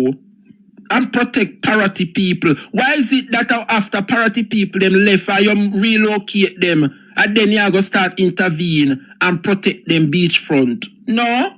The people who are there now down a parity deserve to be protected. So you are telling me, Andrew, only say you won't be protecting the lands at parity unless the people them move so you can get it? Is that basically that him I say, you know? Once them relocate these people from down a parity, you don't think them the beachfront good white sand beach where them a fisherman, you don't think investors are going to come in, come capture it? Huh? Jamaica, this is what NARA sets out to do. But the people must stand firm and united together. Stand together and decide, say, while you welcome the container homes because you house blow down, you now give up on properties. Make them go to the container home and put it back on the house did they. Make Andrew only spend some of the millions and go make the barrier reef. So that's when hurricane should come again or no heavy rain, the sea no come up. Go and build the barrier reef and protect the people them of parity instead of moving them from off of them land and come and talk about them not safe. So when they move, you are going to make it safe. Make it safe for who? The investors them. We are going to come build them shops and bars and restaurants. It cannot work. Parity people deserve better. Parity people deserve better. And I don't believe that for parity people to get help, them have to relocate first. No. If you care about the people of parity, and you, Mr. Man, I don't know, you see me in the parliament yesterday? Yesterday, when last we see Floyd Green, he looked like he drunk or so. Something is going on with Floyd Green, you know. Floyd, I know the half Floyd. Floyd Green is not the half Floyd Green. But, as I said, Jamaica, this is where we're at. And NARA, when it's set to intervene, will overrule the people them. But the people can stand together and they can take the matter to court. If Andrew Holness and the Labour Party wish to help the people of parity, he will start by building a barrier reef out at sea to protect the shoreline from the sea to come in. That is the first thing he needs to do. But don't come tell parity people, say they have to relocate. When you relocate them, what become of them prime property? You sell it out and start build up restaurant and bar. It now go work. Parity people have sense. Big up yourself, Prince. All right, my boss. Parity people have sense. Yeah? And I want to see the Rasta man if he buy him a cold red stripe beer. Can talk up the things. Then what the man say? The man say, Andrew Holness free say why he wants to cause of him run the world. But you know, him run down a parity. No, sir. Jamaica people. Me say the man say, Andrew Holness free say why he wants to cause of him run the world. But you know, him run down a parity. I want kill over. Jamaica people. Me say the Labour Party shall know no peace in the third term. You don't believe me? The Labour Party shall know no peace in the third term. In Patchagray. Big up yourself, Patchagray. Jamaica, I want to commend the people of St. Elizabeth, especially them down there in parity, for standing firm. Welcome on development. We welcome whatever they want to build up down at St. Elizabeth. Development is good and development is nice. But I believe that our locals must come first. full time now. Government give local people opportunity to expand and get little generational wealth. So when them parents dead and gone, the picnic can't have one business. Why is it that a rich people alone must come create generational wealth and buy out prime land, and when them dead and gone, the wealth stay in their family? Build apps that scale. Meet Base 44. Prompt it. Foundation set. Structure's good to go. Now, build it up from there. Plug in your integrations. Get exactly what you need the moment you need it. Want to write your own code? Push and pull from GitHub as you go. Own your workflows and environment. When you want that visual impact, drop in any NPM library and watch it come alive. With security built in, keep your data safe every step of the way.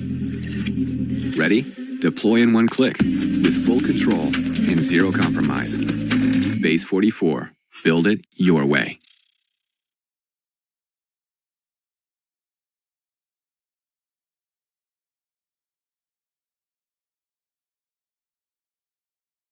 Fisherwoman, uno want create little generational wealth. If uno want be fishermen and fishermen, make uno get the generational wealth by building up a shop, selling no fish or no bars. Make uno picnic come branch off and get the bar and restaurant. Uno make uno living as fishermen and fisherwomen that uno love. Leave a little legacy for no pitney. Don't sell out to no prime land to no government so that they can come make investors take over on the land and develop it in a restaurant and bar and spa and this and that while uno live on hillside. Cannot work. If you care about the people, go and go build a barrier reef out in the sea to break the force of the waves. We come in, we are threatening the shoreline. That me know then. If you not do it out of policy, does the big old rock stone them, or no can go drop the rock stone them down a parity. Pile up in the sea and build one artificial reef out there. Yeah, me I know engineer, but me know see this how it start. Go and go build one barrier reef out there down a parity. So that's the wave can no longer come ashore. I fool no take parity people for parity people are no idiot. Don't give up on the land, parity. Big up yourself, Pachagre. Thank you, sir. Parity people don't give up on the land. And I leave it right there, so. I leave it right there, so. Jamaica. I have about 2 more matters I want to discuss before I wrap up the program. Jamaica people no come here. Only no ear say the Auditor General drop one report in the parliament. Nobody not hear about the report where the Auditor General drop and reveal about the Minister of Water, Matthew Samuda. Only not hear about it? Me backside don't come here. Jamaica people, I want make every single ministry where they audit have corruption in it. Jamaica people, only no ear said the Auditor General flag Matthew Samuda ministry. Me backside, don't come here, you can sit down. Come here, you can sit down little bit with me people. Jamaica. The Auditor General report come say Matthew Samuda collect how much $1 billion for the budget for run the Ministry of Water. And with all of the projects them which are Matthew Samuda allocate the money for, Matthew do the project them, you know. And when Matthew do the project them, and the money left off, say for example, if you lay one pipe from Yasso to this, so cost them $10 million, Matthew lay the pipe, and the pipe cost $6 million, you know, so Matthew no put it on the record, say $4 million left, you know. No record now sure, but receipt down there say 10 million was allocated and 6 million spent. No balance on the deficit show say 4 million left off, you know. Me backside, the Auditor General go down, they go store it up. Yes! The Auditor General flag weaknesses in how the NWC spend on infrastructure. Yes! He dropped a while ago, Jamaica. I mean, know how the blogger them not get it yet. After General flagged the NWC and how it spent billions, how it managed the billions it spends on the country's water infrastructure. A performance audit from Pamela Monroe Ellis found that the commission repeatedly spent less than it budgeted and breached the law on financial reporting. You hear that? Jamaica, me no good on in the report. Me say Matthew Samuda. From me see you, me say you corruption, and that's why Andrew was hell-bent in getting out Marsha Smith fi put you down there. Because through Marsha Smith come from a lineage where corruption is not a part of them philosophy. Only decide to vote and get rid of Marsha Smith in a naughty cent and put in you because you are one of them which know how to create. Like a the Andrew own. Jamaica don't realize what they take place in the ministry them. Every single ministry which are there audit corruption down there, you know. Every single ministry mash up under the Jamaica Labour Party. This a report come out and you say it is damaging. Actually, me not go through yet to pick it through. And since me up on the live, me see come in my email and me browse through the hot topic and the headline. Jamaica, Matthew Samuda found one thing. Matthew Samuda found one thing. So Matthew Samuda, they receive the billions we spend and upgrade the system. And Matthew Wallan pan the money. Matthew keep back the money and not tell nobody. So no financial report not done, you know. And that the Integrity Commission and the Auditor General has said, you know. The Auditor General has said there has been no financial report. Matthew Samuda not do no financial report. So you tell the finance minister say you want $10 million and this is just an example. A billions in get. Matthew tell the finance minister say him want $10 billion to do the water project here. How the minister give him the $10 billion, you know, and Matthew only spend $6 billion out of it. Where the $4 billion they Matthew? You need to put a check and balance. We say $4 billion remain, and you have put it yes or you have put it back. No farmer financial report was done. However, the bill is there, say only $6 billion spent out of the $10 billion. What kind of something this are going in the country? What kind of thing this are going in the country? Matthew Samuda spent less than was budgeted for, and there is no financial report to show the balance of funding. Them are no corruption. Unaccounted for Patuski. $10 billion you get to do the water project and you only spend $6 billion because the record show. One receipt show say the project, let's say them a do a water project in a Calderwood. The receipt is there, Calderwood water project, $6 billion. But the finance minister sure say a $10 billion was procured for this project. So where the $4 billion were left off from out of the $10 billion there. Not a financial report, Matthew Samuda no do. So the $10 billion, nobody know where it turn.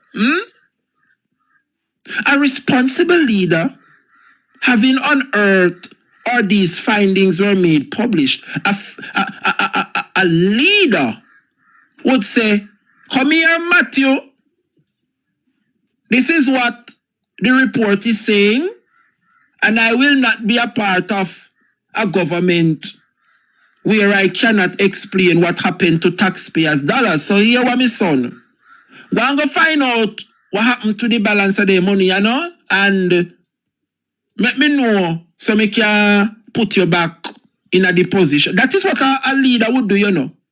When a minister make a government looks bad, the leader for that government have to really in that minister, you know.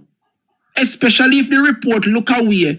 The minister must clear up what is happening so that the prime minister can look good and say, it was a misunderstanding and the money was recovered and we are sorry for not. But not like that in Jamaica. There has been no financial report for sure say me get $10 billion and out of the $10 billion me only spend $6 billion out of it.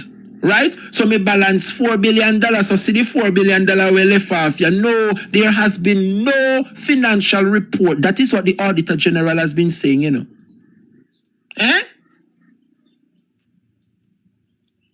Jamaica me own. What you say, tie? Tie gear, tie head. And listen up, Jamaica. This is serious, you know. The Auditor General just sent one report down a Parliament and it table. Remember today Wednesday, you know. Remember Parliament I go keep 2 o'clock, you know. Yes, so they never hear. Yes, Jamaica people are hold Juliet to account. She are missing too often from Parliament as the speaker. So she have to play catch up now. So Parliament no longer only keep Tuesday alone, you know. You have to keep Tuesday and Wednesday now because people are report Andrew and Juliet who only say they're missing too often. So they have to play catch up. So Parliament are keep on Wednesday now. Yes. Well, Jamaica. Madam Lady for North Central St. Catherine will be speaking. And you know, so she is the spokesperson on local government. So all of the filth where the Hobia man and the member for Denham Town come chat Desmond Mackenzie. You know, say Natalie Nita Garvey are gonna make her contribution come 2 o'clock. And a hell and powder house, you know, because it's one thing with Natalie Garvey, she know how to hold this government to account. So we are looking forward to Natalie Nita Garvey's presentation this afternoon in the Honorable House of Representatives. Now back to the argument. Come here, Shorty Poopstick. Come here, Mattis Samuda.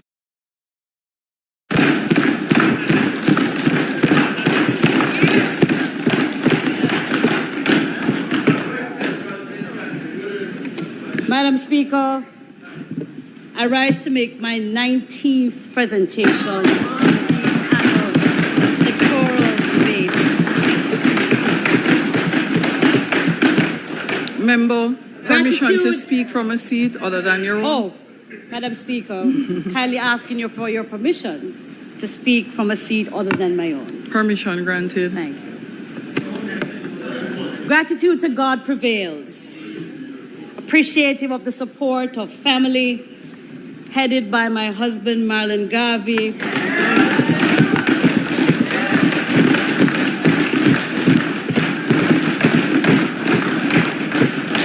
You are truly the wind beneath my wings. Blessed by the unconditional love of my daughter, Morgan.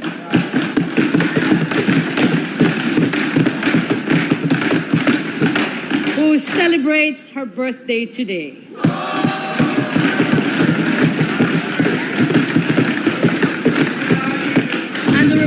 Love of a mother who has given 3 decades of service to the United Nations and who has forged in us an appreciation for peoples and cultures across nations and a deep awareness of the value of democracy.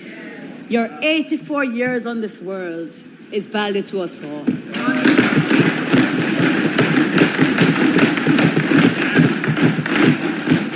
To my 4 councillors, Denise Murphy Bramwell, Patricia Harris, Dwight Burke, and Desmond Chambers, for the hard way. To my constituents, for their unwavering support over 5 consecutive terms. To the student leaders of Dintil Technical High School, one of the finest institutions in our country. And for the full solidarity of my colleague parliamentarians, headed by the Leader of Opposition, Mr. Mark Jefferson Gordon. I associate my colleagues opposite in the same sentence because you've also become part of my family.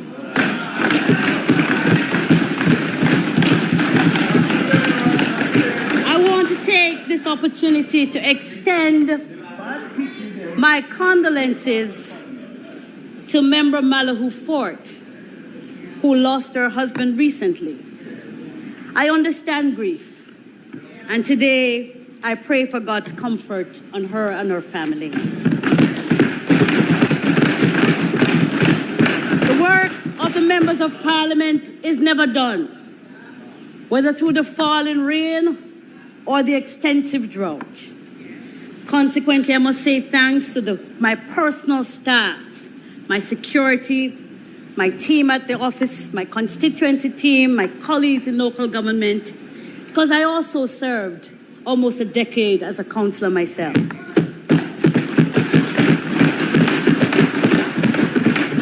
I'm indebted to all of you, and please know that I appreciate the work of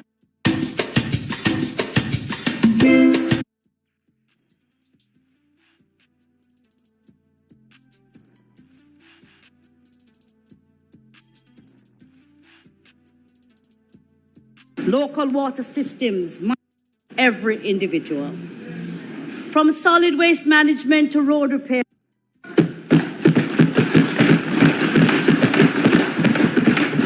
I'm indebted to all of you, and please know that I appreciate the work of every individual.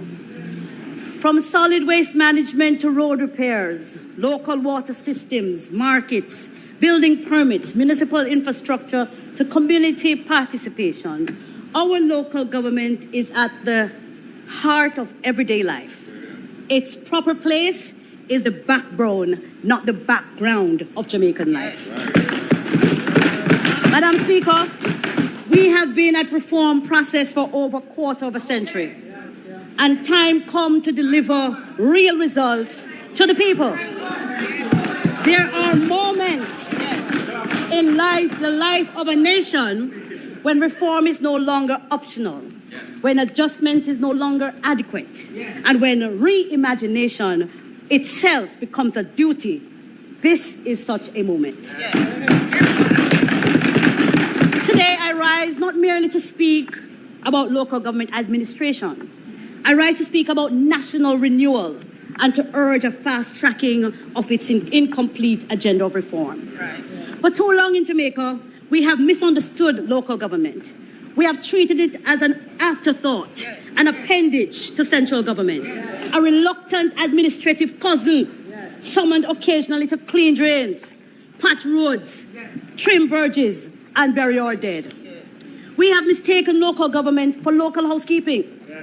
Yet, in the great democracies of the world, local government is something far greater. It is government closest to the citizens. It is democracy made visible. It is service delivery made immediate. It is development made personal. And perhaps most importantly, it is where ordinary citizens that encounter the competence, compassion, or failure of a state. When a market is unsafe, when garbage is not collected, when flood mitigation fails, when roads collapse, when permits disappear into bureaucratic limbo, when public spaces decay, citizens do not experience abstract policy failure. They experience government failure. Madam Speaker, Jamaica stands at an uncomfortable crossroads. Over 30 years, the reforms of the early 90s inspired hope. We were promised a transformed local government system, a modern architecture of democratic participation, greater autonomy, better services, stronger accountability, institutions responsive to communities rather than distant ministries. It was, in many respects, a noble ambition. But patriotism requires honesty. The dream of 1992 has not lived up to expectations.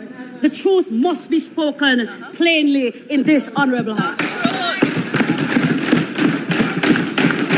Our municipalities remain financially weak. Our local authorities remain administratively constrained. Decision-making remains excessively centralized. Citizen confidence remains fragile. Innovation remains sporadic. And in too many communities, local governments survives not as a strategic engine of development, but as an exhausted mechanism of maintenance which is not up to scratch. We cannot reform what we refuse to diagnose. And diagnosis begins with candor. Too often governments have spoken proudly of decentralization when we know we are practicing the very opposite. We are hoarding authority. Too often local government has been praised ceremonially while neglected institutionally. Madam Speaker, one could be forgiven for concluding that in Jamaica we support local government in the same way some people like me support exercise. Passionate in theory, inconsistent in practice. That is funny, honey. A few murmurs of agreement and a burst of enthusiasm in a January New Year resolution. Then a rapid return to the old habits as the year progresses. That is the reality. A nation aspiring to first world standards cannot sustain third world systems of local administration. We speak proudly about becoming the place of choice to live, work, raise families, and do business. But greatness is not built exclusively in ministries in Kingston. No, sir. Greatness is built in communities, in parishes, built where the people live.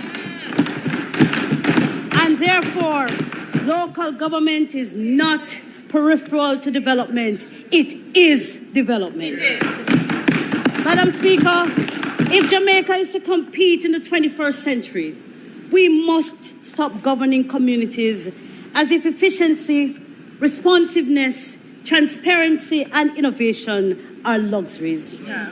They are necessities. When one studies the most successful jurisdiction in the world, we encounter a consistent lesson. Whether in Singapore, in Denmark, in Canada, or highly effective municipal systems in parts of the United Kingdom, local government is treated as not as democratic bureaucracy. Exactly. It is empowered. It is resourced properly. It is professionalized. It is digitized. It is measured and it is trusted. Citizens in those jurisdictions do not want to wait months to know whether a permit is approved. They do not want to go from office to office seeking signatures like pilgrims in search of revelation. They do not want to endure endless procedural uncertainty while systems apologize for inefficiency and call it patience. Madam Speaker, the Jamaican people deserve better. Of course. And the truth is, they are ready for better. The local government system cannot be a timid improvement upon yesterday. It must be transformational. So what then is the vision? It is a Jamaica where local government is competent, accountable, technologically advanced, financially empowered, and genuinely democratic. A Jamaica where municipal offices become centers of problem solving rather than monuments to bureaucracy. It must create a Jamaica where communities shape priorities instead of merely reacting to neglect. A Jamaica where local authorities are judged not by excuses, but by outcomes. A Jamaica where every citizen, whether in the urban centers of Spanish Town or the rural districts of Sligoville, experience governance that is visible, efficient, and dignified.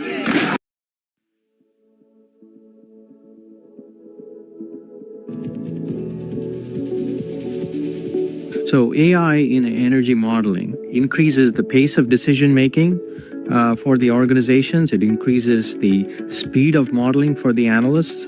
And together, it really enables the transformation of those organizations with more informed decision making.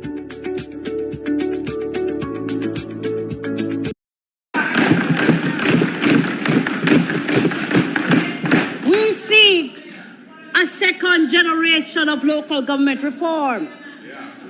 The unfinished promise of 1992 must now become the realized ambition of the 2030s. The vision is not partisan because, Madam Speaker, Garbage does not ask who you vote for. Street lights, if you can't get any, don't ask which side of the fence you're upon. Floodwaters do not pause for political affiliation. And broken roads inconvenience every ideology. Competent local governance benefits everyone. Madam Speaker, there have been improvements. Minister, there have been some improvements, but not enough. Governance cannot be measured solely by announcements, ceremonies, and ribbon cutting. No, sir. Competence is measurable. Yes. Performance is measurable. Yes. And delivery of services is measurable. Let us look at solid waste management and the creation of the National Solid Waste Management Authority. The dream was for better standards and more efficient management. That is fading fast. The objective of the act is not even being observed. No, sir. Because the NSWA is yet to be structured according to the act and is not functioning as a regulatory body. The government maintains it as an operating entity and has invested in more trucks, yet the system gets worse. Irregular garbage collection is now the #1 complaint of every citizen in every parish, whether in urban centers or rural communities. There are some communities which have never seen a garbage truck, ever. So what do we expect? The inadequate field is improperly maintained, and every audit raises fundamental management questions. It seems a personality cult, no rules, and people's jobs are terminated on spurious grounds, such as one single person losing confidence in professional staff without explanation to the public. This is done at great expense to the taxpayer, totaling tens of millions of dollars. Solid waste services must improve because it's not cheap. The cost of solid waste management services in 26-27 estimates of expenditure is $8.5 billion, down from $9.7 billion over last year. In 2 years, it will cost taxpayers over $18 billion for garbage collection and disposal. And yet, the people are complaining about the delivery of service and the risk of disease outbreak. We only have mini dumps, Madam Speaker, because people are not getting garbage collection on time. They can't have the garbage at home, so they have to find a way to dispose of it. We don't want them to burn it either, because we must protect our environment. Madam Speaker, the people are also asking, why does local government continue to depend disproportionately on ministerial permission? This was a key issue in the reform, hence the establishment of the Parochial Revenue Fund and the passage of the 3 acts in Parliament. These are not opposition questions. These are Jamaican questions. And therefore, Madam Speaker, we must revisit the 1992 dream, now threatening to become a nightmare. The 3 critical laws passed in 2016 as a framework of the new governance arrangements cannot even benefit the system because no regulations have been brought to this honorable house.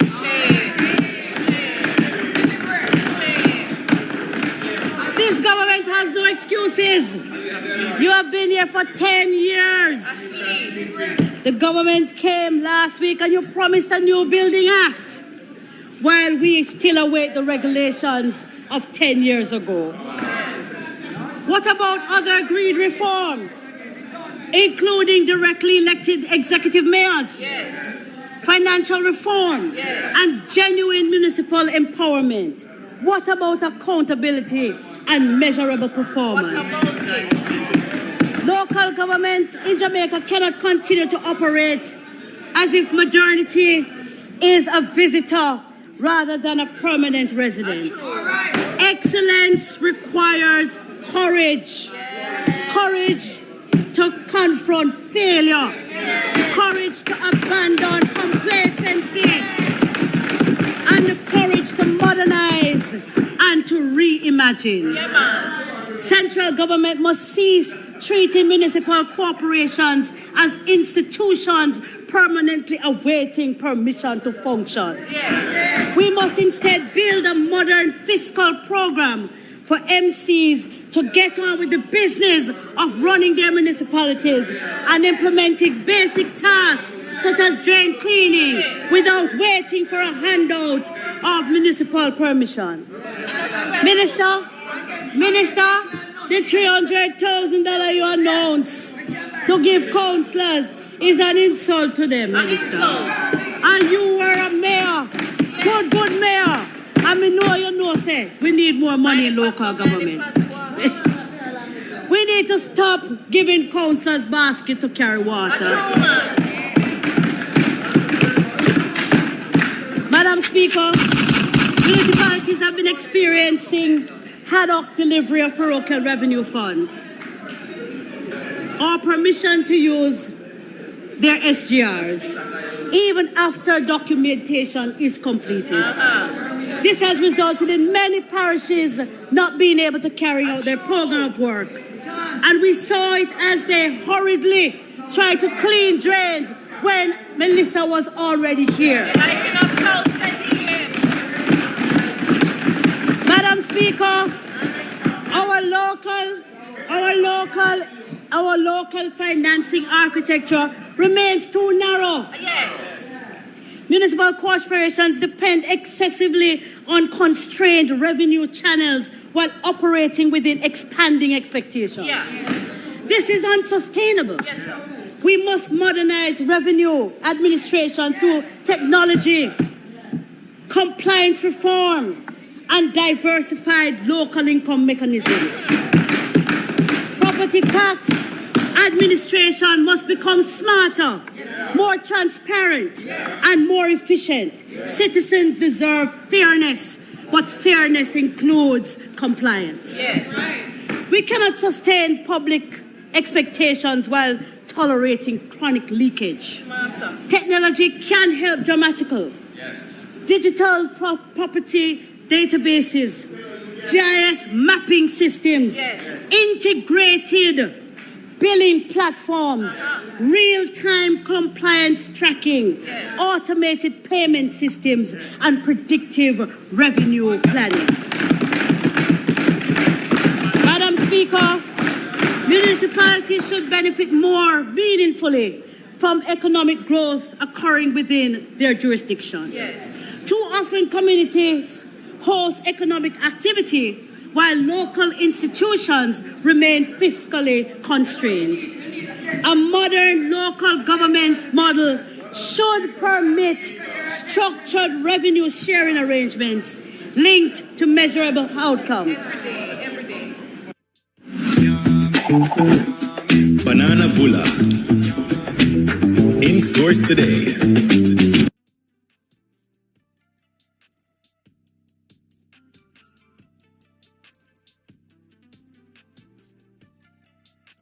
Industrial institutions remain fiscally constrained. A modern local government model should permit structured revenue sharing arrangements linked to measurable outcomes.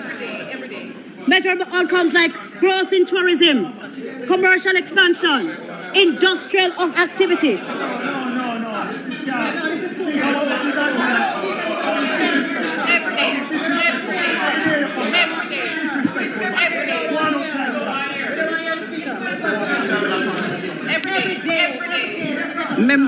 Member, take a seat.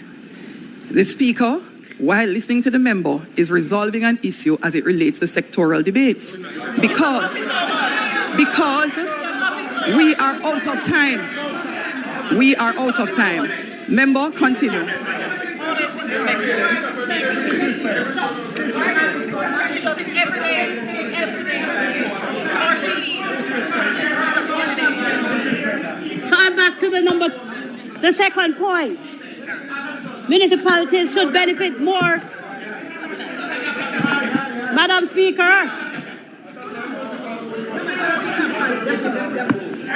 on point number 2, municipalities should benefit more meaningfully from economic growth occurring within their jurisdictions. Too often, communities host economic activity while local institutions remain fiscally constrained. A modern local government model should permit structured revenue sharing arrangements linked to measurable outcomes, to the growth in tourism, the commercial expansions, the industrial activity, real estate development, special economic zones, and major transport infrastructure. Local government should have stronger developmental incentives. When communities thrive economically, municipalities should gain institutional capacity to reinvest. Number 3, performance must matter, resources matter, and the outcomes matter as well. Municipal corporations that demonstrate measurable improvements in governance indicators should receive performance-linked incentives. These measurements could include faster permit turnaround, improved sanitation metrics, infrastructure maintenance targets, budget transparency, procurement efficiency, and citizen participation. Reward effectiveness and efficiency. For far too long in Jamaica, public systems sometimes appear to reward endurance rather than their excellence. We must change that culture, Madam Speaker. A high-performing municipality should not be treated identically to a chronic underperforming one because incentives shape behavior. Number 4, municipal empowerment does not mean financial recklessness. No one is advocating for uncontrolled borrowing or municipal debt crisis. But responsible nations allow competent municipalities structured pathways to finance transformational infrastructure. Their markets, the transportation hubs, the waste management facilities, the green public spaces, the public parking systems, properly governed municipal financing frameworks, infrastructure partnerships, and other development financing mechanisms deserve serious examination. Otherwise, what is the purpose of this reform? Madam Speaker, one of the most corrosive features of under-empowered local government is institutional dependency. The psychology of dependency has become embedded, and dependency weakens innovation. Local government cannot exist merely to request assistance. It must solve problems, lead, innovate, and deliver. Mayors and municipalities should be constantly asking, how do we improve outcomes, not how do we secure the minister's permission? Madam Speaker, this issue is larger than any particular administration. It concerns integrity, dignity, institutional dignity, and community dignity. When local government fails, community sees it as neglect. Mediocrity becomes tolerated and hope is extinguished. Number 6, Madam Speaker, local government cannot merely maintain roads and collect garbage. Cannot just maintain markets and cemeteries. The future of municipal leadership is rooted in economic development of our parishes to support rural and urban life. Parish development committees need to be restructured and given new mandates. Unfortunately, this is not an area which this present administration takes seriously. The minister hardly ever gives any support. None at all, very little, to parish economic development committees, both in policy and in practice. Their new mandate should include driving investment, coordinating business facilitation, supporting entrepreneurship, promoting local cultural industries, marketing parish competitiveness, and helping to fast-track parish projects. Madam Speaker, Jamaica is not short on intelligence. We're not short on talent. But one of the great things about Jamaica is that each parish has its own unique economic potential. The challenge is converting those advantages into real benefits to improve the lives of our people, especially in rural communities. We should be talking about which parishes attract the fastest business approvals, which expands youth employment, which vitalizes urban centers, which delivers cleaner public spaces.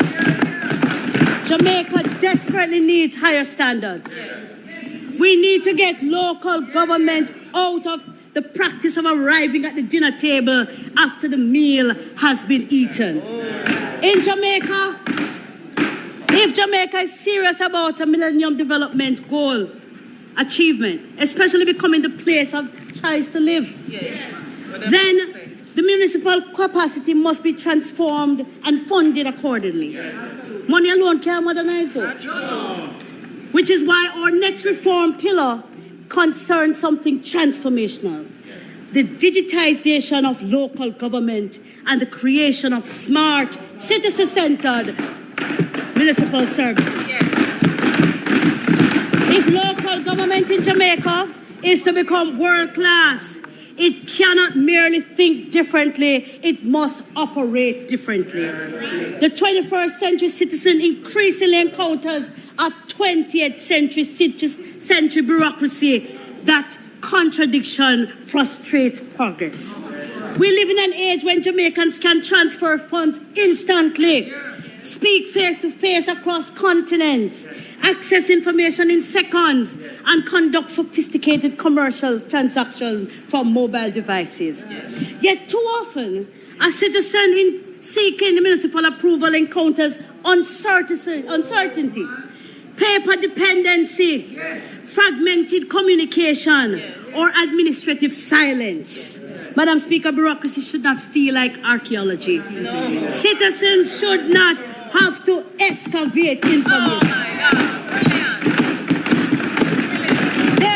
Emotional damage from office to communication or administrative silence.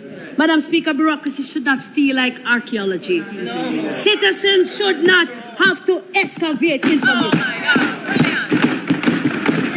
They should not have to wander from office to office searching for updates as though governance is a scavenger hunt. Modern government must become visible, trackable, transparent, and responsive. This requires nothing less than a national program of municipal digitization. Madam Speaker, I therefore propose the creation of a Smart Jamaica, Smart Municipal Jamaica initiative. Not an acronym. No. Simply a design to transform every municipal corporation into a digitally capable, citizen-centered institution. It means citizens should be able to apply for permits, licenses, and municipal approvals online. Yes. 2026 after all. They should be able to track applications in real time, receive predictable timelines, escalate unresolved delays, pay fees digitally, access service requests through unified platforms, receive updates automatically, rate service, let me say that one again, rate service experiences, monitor infrastructure projects, participate in consultation, and to access municipal information transparently. Madam Speaker, it's not a dream. Systems exist, and we can no longer delay this modernization through the application of digital technology. Madam Speaker, Jamaica must create a unified digital ecosystem connecting municipal corporations across Jamaica. A common platform, integrated standards, shared technology, interoperable systems, one citizen portal, one municipal identity framework, one national standard of responsiveness. Digitization must move beyond paperwork. It must be support resilience. It must know when gullies are blocked, which shelters are not working or resourced, which communities face elevated flood risk, where illegal dumping is occurred. Madam Speaker, technology should help save money, but most importantly, it should help save communities.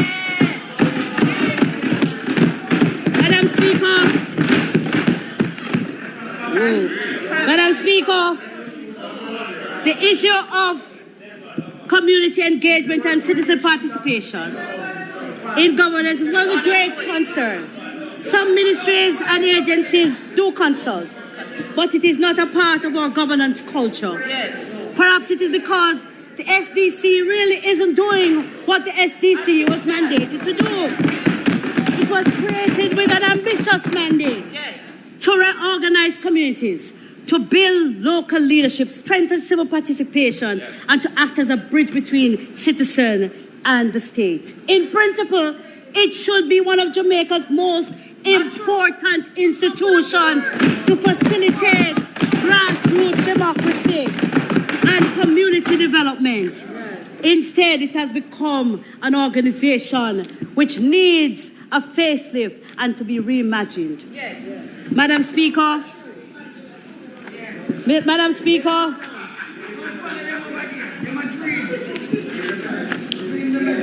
I see the time, and I heard your threats, and so I am going to conclude. I am going to conclude because I'm a disciplined member of Parliament.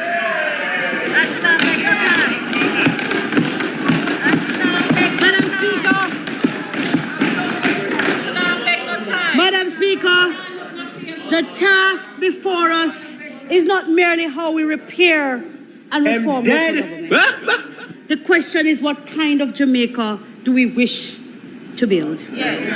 Do we accept a system in which citizens are too often spectators, consulted only at election time, and then left to navigate failing systems and failing services? Inadequate local planning, neglected communities, and decisions made far from the people they affect? Or do we choose a Jamaica where governance is brought closer to the people, where communities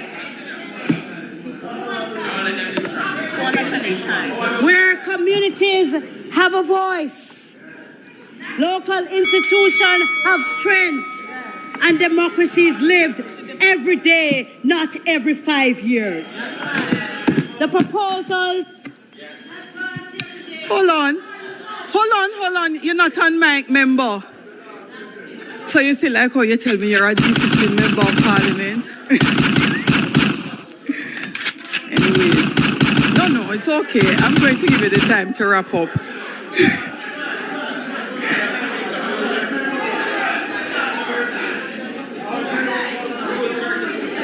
Give me the time. Anyways, I'm giving you the time to wrap up, member. But you see, because you announce how you're a disciplined member of Parliament, it looks like you don't want any time extra at all.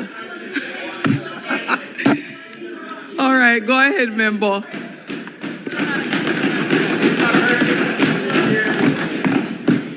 The proposals advanced here today, Madam Speaker, are not abstract theories. They are practical, achievable, and rooted in a simple democratic principle. The people of Jamaica deserve a government that listens, responds, and delivers, beginning where life is lived. In our communities, in our districts, in our towns, far too long, local government has been treated as the forgotten arm of governance, expected to do more with less, burdened with responsibilities but denied sufficient authority, expected to expedite and inspire confidence while starved of modern systems, resources, and public trust. Yet across the world, the strongest democracies teach us a powerful lessons. Nations thrive when local government thrives. Prosperous countries are built not only from strong central governments, but from capable local institutions that solve problems quickly, involve citizens meaningfully, and create a culture of shared responsibility. Imagine a Jamaica where every citizen can digitally engage with their municipal corporation. All right, member. Track projects in real time. Member, your extra minute and a half is finished, in so wrap budgeting. Imagine the local authorities, neighborhood councils, youth advisory structures, citizens' assemblies, and transparent decision-making processes. Jamaicans have never lacked talent. And so today, we are saying to you, the dream of local government reform envisioned decades ago remains unfinished business. But unfinished business is not necessarily failed business unless we abandon the courage to complete it. So let this parliament resolve that the next chapter of Jamaica's democratic journey will not be one of over-centralization, delay and exclusion, but one of participation, accountability, innovation, and local drive. Let us build communities where citizens are not petitioners to power, but partners in government. Let us create municipal institutions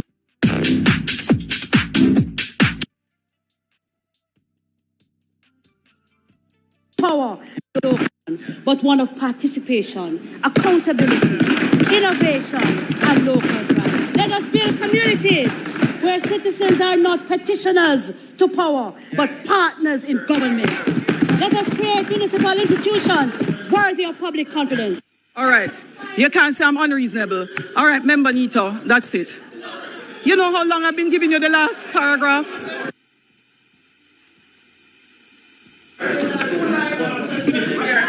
Let us finally bring government closer to the governed.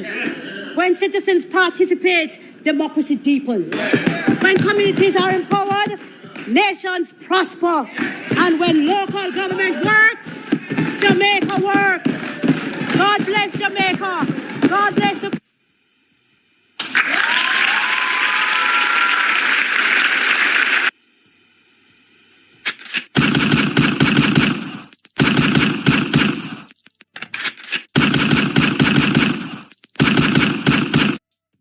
I think I made my point. I think I made my point. When the PMP is celebrating and making noise around their mic, she turn off the mic immediately. I'm going to give her credit for her at the time, but I was watching this part of it. Anytime the PMP is celebrating, ladies and gentlemen, the speaker that just spoke, she mute the mic immediately. Go back and listen to when Delroy Chuck finished his speech. Oh, you see them, you understand? Them just Lego themselves. But this is what they do. This is what she does. But credit to the speaker for giving her the extra time. Credit to her for that. I still give her credit, but I still point out the clear biases same way. She wasn't as demonstrative today. Again, she go on good my side. I continue to big her up when she do good, and when she do bad, I go point it out. When she bias, I go point it out. She's biased towards the People's National Party. After they have spoken and celebrate, she make them celebrate and make up be a nice funny mic and she never turn it off for more than 60 seconds. Yes, I don't care what nobody wants to say, me I point it out because they are petty. Let's continue. I big up Miss Natalie Nita Garvey. Excellent speech, you understand? And of course, that is it. Like, share, and subscribe. We have external technical advisors because we are going up against very big companies with that these discussions as they unfold, the opposition will be kept abreast of it because it's of the importance of it to have a bipartisan agreement in terms of the way forward in the national interest. Thank you very much. All right, I recognize the member from South Senan. All right, he's not ready yet. All right.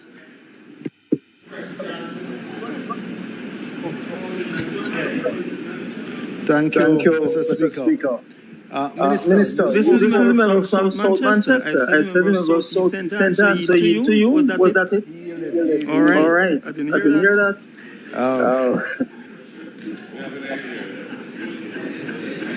We understand you're learning the job. We understand.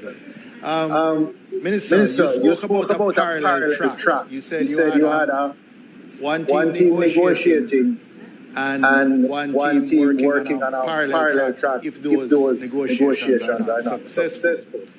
But I put it to you that in the time that's left on the license, it is impossible to get a third party to take over the GPS system. There's not enough time to do proper engineering, due diligence, etc. Given, especially given the passage of Melissa recently, the unexplained cascading national outages, etc. Any potential purchaser would need, I would guess, a couple years to do a proper technical due diligence. So in that context, I'm asking you to confirm, one, that the parallel track would be that the government of Jamaica would have to take over the GPS, the distribution network, obviously the private power. The shareholders have their private power generator at Old Harbour, but the government would have to take over the distribution system.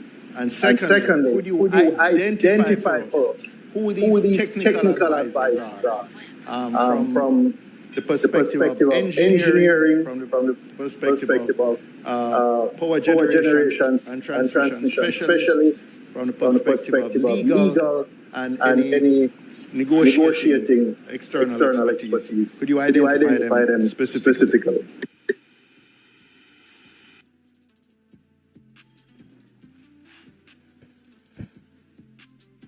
Thank you very much, member. In relation to your first question, I think based on your background, professional background, you would realize that the question that you're asking me, for me to answer that would not be appropriate at this particular time. For several different reasons. And secondly, in relation to the information that you are requesting in relation to the advisors for the various different areas that we are, I will get that detailed information and provide you with it. But you can understand that we are 1 year next month. As you say, it's a short time. But the fact of the matter is that we have to walk and chew gum, because the fact is that at the same time, we're not going to end up in a situation where the clock runs down and we have to take a license that is less perfect than we need it to be for the benefit of Jamaica. The member from South Senan.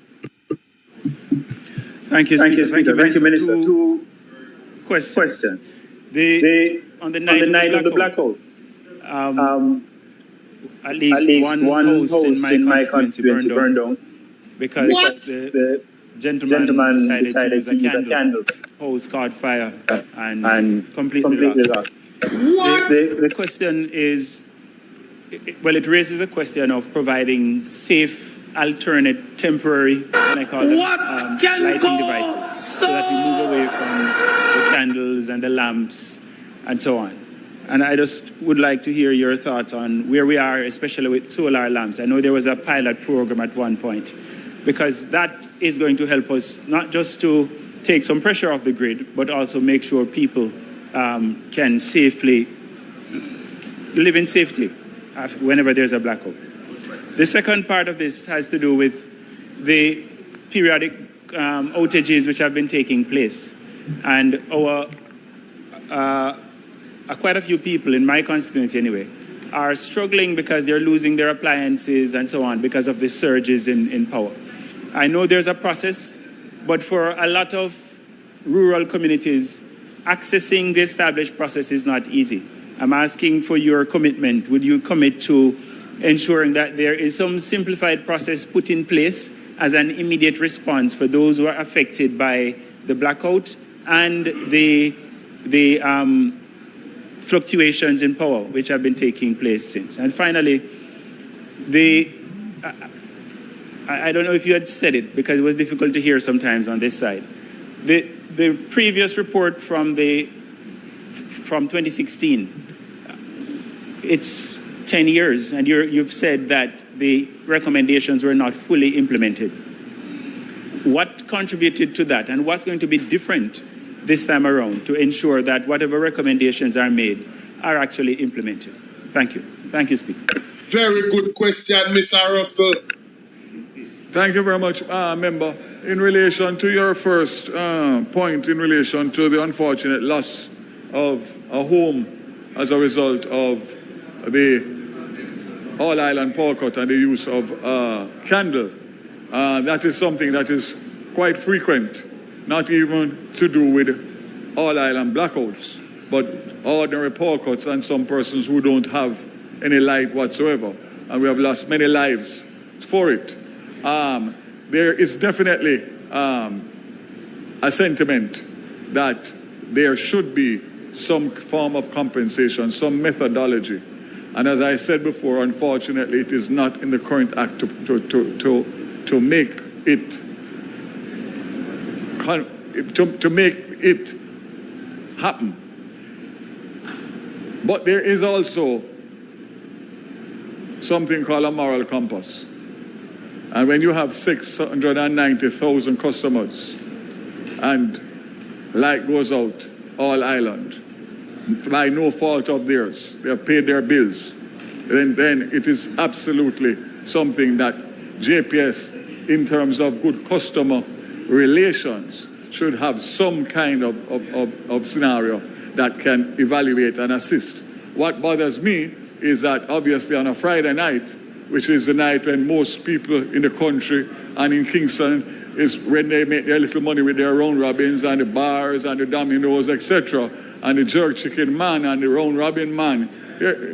I mean, one cut of the switch and they have lost everything for the night and for the entire weekend. And what do they say? Sorry?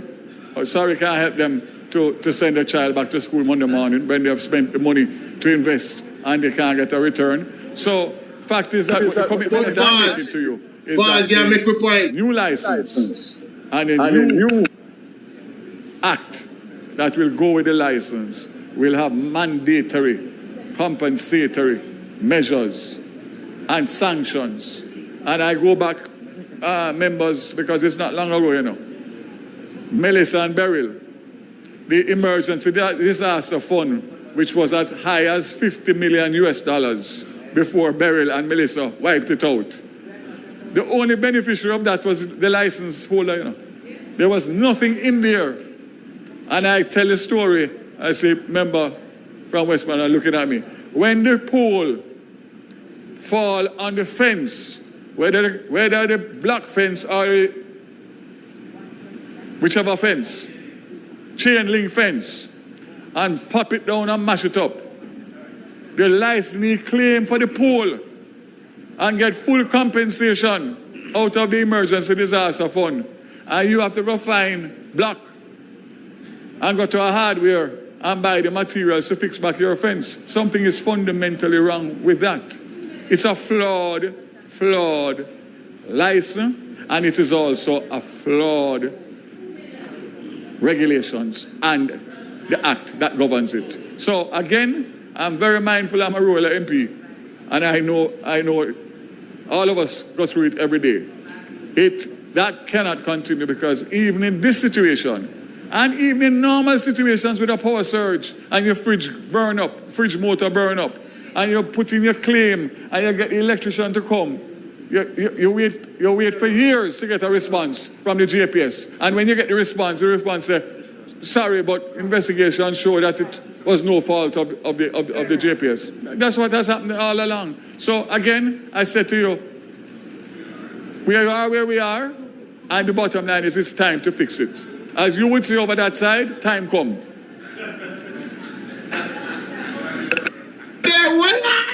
We need that clip up. We need that clip up. Wait. That's all along. So again, I said to you, we are where we are, and the bottom line. You know, hear what they going over there in a parity. You know, hear what the Nara set out to do in parity.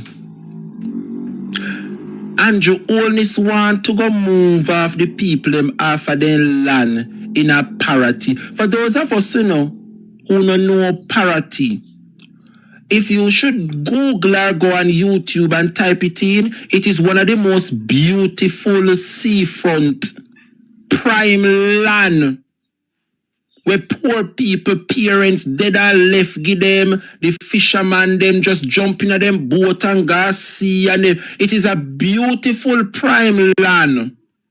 You understand?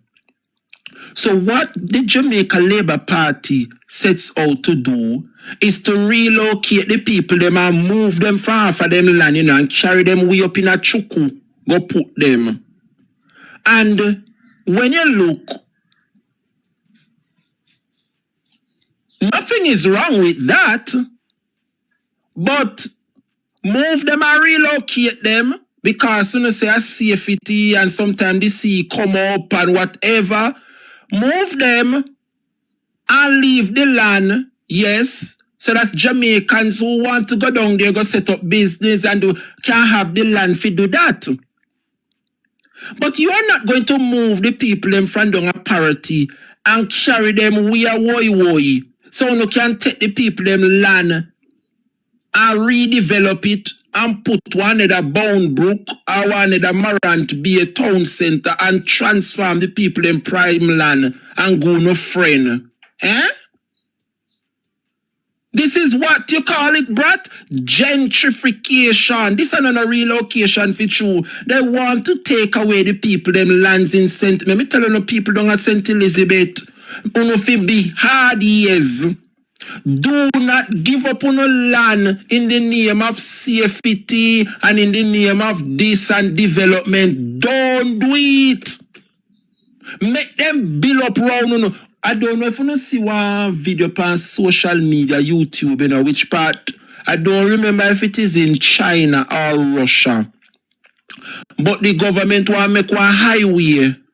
And the way in which they want to construct the highway would have to go right through one man property and he have to go relocate and move in little house. The man saying, oh, and great granny give him, in granny come back, come get it and him come get it and he want if him pitting them out there. So the man have in legacy panic, you know. But the government want to remove him. And based on the laws, right? It is up to the owner for the land to sell it. But if the owner decides that he's not selling land, there is nothing the government can. You don't know what the government do in Russia. Don't remember if it is Russia or China. You know what they do? They make one rotted highway and put the man go right round the man and the man house in the middle of the highway. You know, see like when you go around one roundabout, and you see the center of the roundabout have plants. So I saw the man house in the roundabout, middle, you know, and the road, the highway make right round the man. And the man in the middle of the roundabout on the highway, the man not selling land. Yeah? I have a friend down there in Curacao. And when I was living in St. Kitts, and to all those who make it seems like, say, St. Kitts, this has a me, no worry yourself, I soon politics over St. Kitts, I soon go back over there. And I will be going to help me party campaign. Yeah? One Dr. Terence Drew. Already, once you see them sound the bell and sound the trumpet over there, the St. Kitts Nevis Labour Party, the People's National Party, sister party over there, I shall be going over there to kick up a storm. Yes! So Jamaica, I have a friend down there in Curacao. And it seems so, one man have one prime land, you know. When we say prime land, he have one little zinc shack when he's selling beer them and he's selling little weed and he's, you know? And they want to bring in one brand new chain of hotel. You know, listen to the story good, you know. They want to bring in one new chain of hotel. I think a Ritz-Carlton or no man and a Ritz-Carlton. What the hotel which part they in New Kingston across from Emancipation Park name. One new hotel they make up over Mark. One name Marriott. Yes. Not telling any lie. The Marriott want to develop a hotel down there in Curacao. But the beachfront property, the little man having little shack pan it. I know nobody no go want make up the 5-star luxurious hotel and bloops pan the beach, our whole zinc shack sitting. So them try high then carry the man go quote to get him off. Anyway, the man was so stubborn. The man saying nah selling land and he nah give it up and no care how much money them a come give him, he nah move. And the hotel have to downsize. So if they did want to make 1,000 room, they have to make 800. Jamaica, the plan went on and the hotel bill and guests start come at the hotel. Have how much bars are sinting. Jamaica. You know say the tourists them which had come and stay at the hotel. Every evening I kid you not 5 o'clock when everybody I look for see bar or swinging at the hotel. I bet you not tell me where the people them go. The tourists them left out of the 5-star hotel and go beside the hotel which at the man having little zinc shack and a little tattoo and he ice a chilling beer them and music. A post you see people. The amount of people surround the man zinc shack and they play music and having a fun time. Had that tourist left first world country if come see. So I am asking the people down there in St. Elizabeth down a Parati. On might soon land and look away now. A beachfront property that it is priceless and you know sell it. Build up on a little tattoo. Pan it, on a little zinc shack, on a little bar, and stay upon the land. Don't make the government push you off because the government are going to take it and transform it and put prime bar and restaurant pan it and have no sabotage them. Yes, sabotage them. Make on a little zinc shack stay which party day. Tourists love them something there until God help you can build up one firm structure. Do not allow the government to intervene and take one land on a Parati. Because as I said, Jamaica is the same man then come fi run him off of the land and pay him feet. And the man stood in ground and said no. And today the man business is a prominent business today. Right now in the on YouTube, the people them will come to stay at the 5-star hotel. Every evening 5 o'clock, the people them go over across the which are them stay and they are the little shack at the bar. And if the man had given up in prime land, look at where he would be today. So Jamaica, I want you guys to listen to what the residents of Parati have to say when Andrew Holness go down there, go intervene and want them to leave Parati to give them to redevelop. Listen to this by the residents of Parati. Them carry things on them now. There's none for Parati people there. They gone all about and run up and down. No, we there, so we give thanks to God, because we are doing what we have to do. We don't get nothing from them. We're glad some look food where some people send come do it. And we're not leaving here, so because this is our home. Where we are going?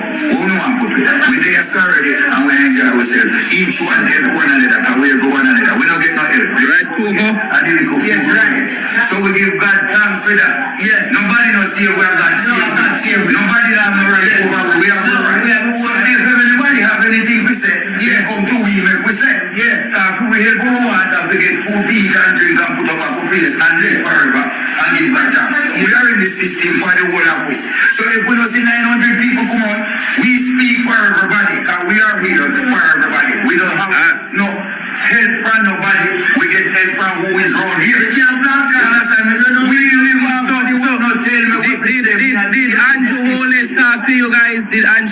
always come have a meeting. Prime Minister have the right to say we want to say fire around the world.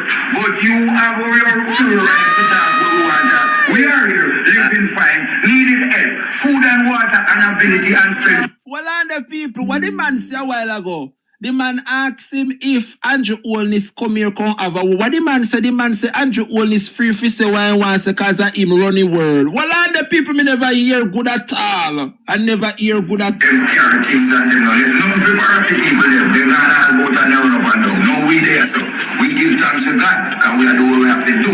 We don't get nothing from them. We're glad some look food where some people send come do it. And we're not leaving here, so because this is our home. Where we are going? We don't want to put it. We're there, sorry, and we enjoy ourselves. Each one help one another because we help one another. We don't get no help. Right, Coco?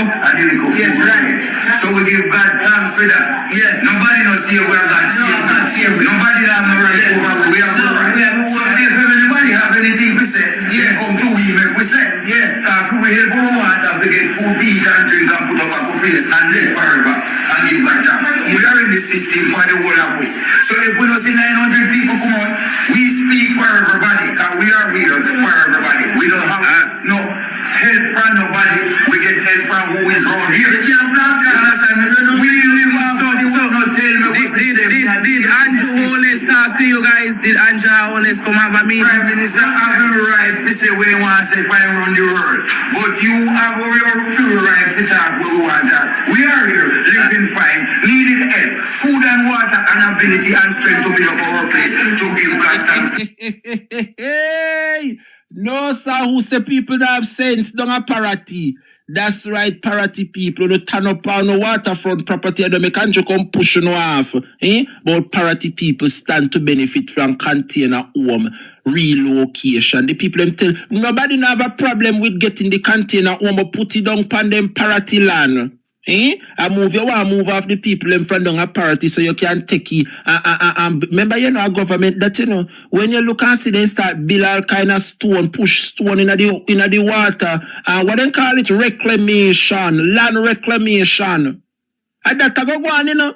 Any other people them down a parity decide so them a go give in to the government and left down a parity. The government a go drop some bulldozer rock stone in the sea and make some barrier so that's the wave can't affect them anymore. Look how long the people them down a parity a suffer water they come in pan them. What make the government and Fried Green not build one barrier reef down they give them and make the people them continue with them life? No, they will relocate them. So they can take it over. And I am telling you, once them the people that a parity decides so them are going to move. Andrew Holness and whoever responsible with them tugboat and them this and them are going to transfer some big rotted rock stone. You never wonder how the rock stone them over Palisades come about? When you now got airport, you know, past the how much mile a rock stone pile up on the banking for back up the sea from coming in, come wash out the road. And the same thing, them are going to do down a parity. Them are going to drop some big rock stone in the sea and build one barrier reef. So that's no wave can affect parity anymore. At that, Andrew are going to do enough if help the business people, them which are buy out the lot them down there. So why Andrew Holness can't spend the money down there? Yeah?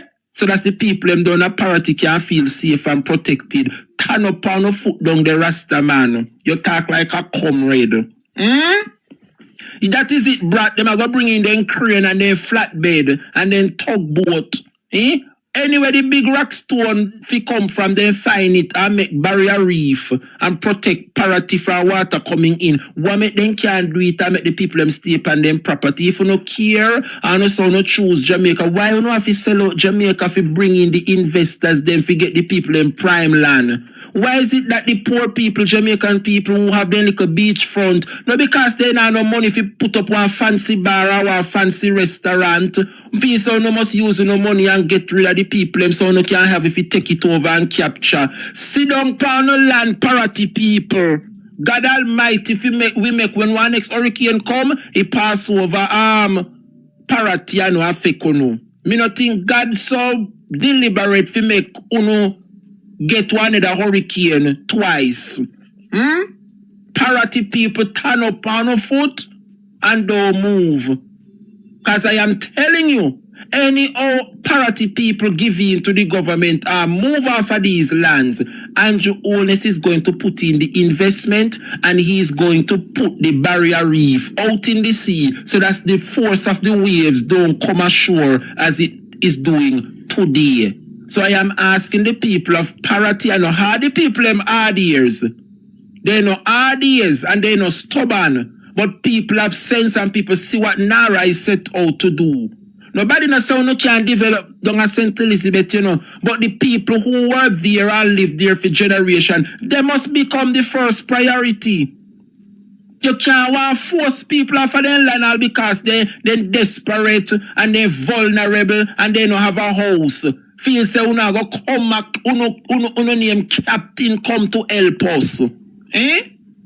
So no feel like say because the people them down and out and are vulnerable and they no longer have a house. Uno can come now, come give them one container house and sweep them up and take their land. No! I know so it work. Give them container house and make them put it on the seafront if they want. Leave the people them lands alone, Andrew. If you're about the people, you're gonna make the barrier reef from now. And protect parity people. Why is it that after parity people them left and you relocate them and then you go start intervene and protect them beachfront? No. The people who are there now down at parity deserve to be protected.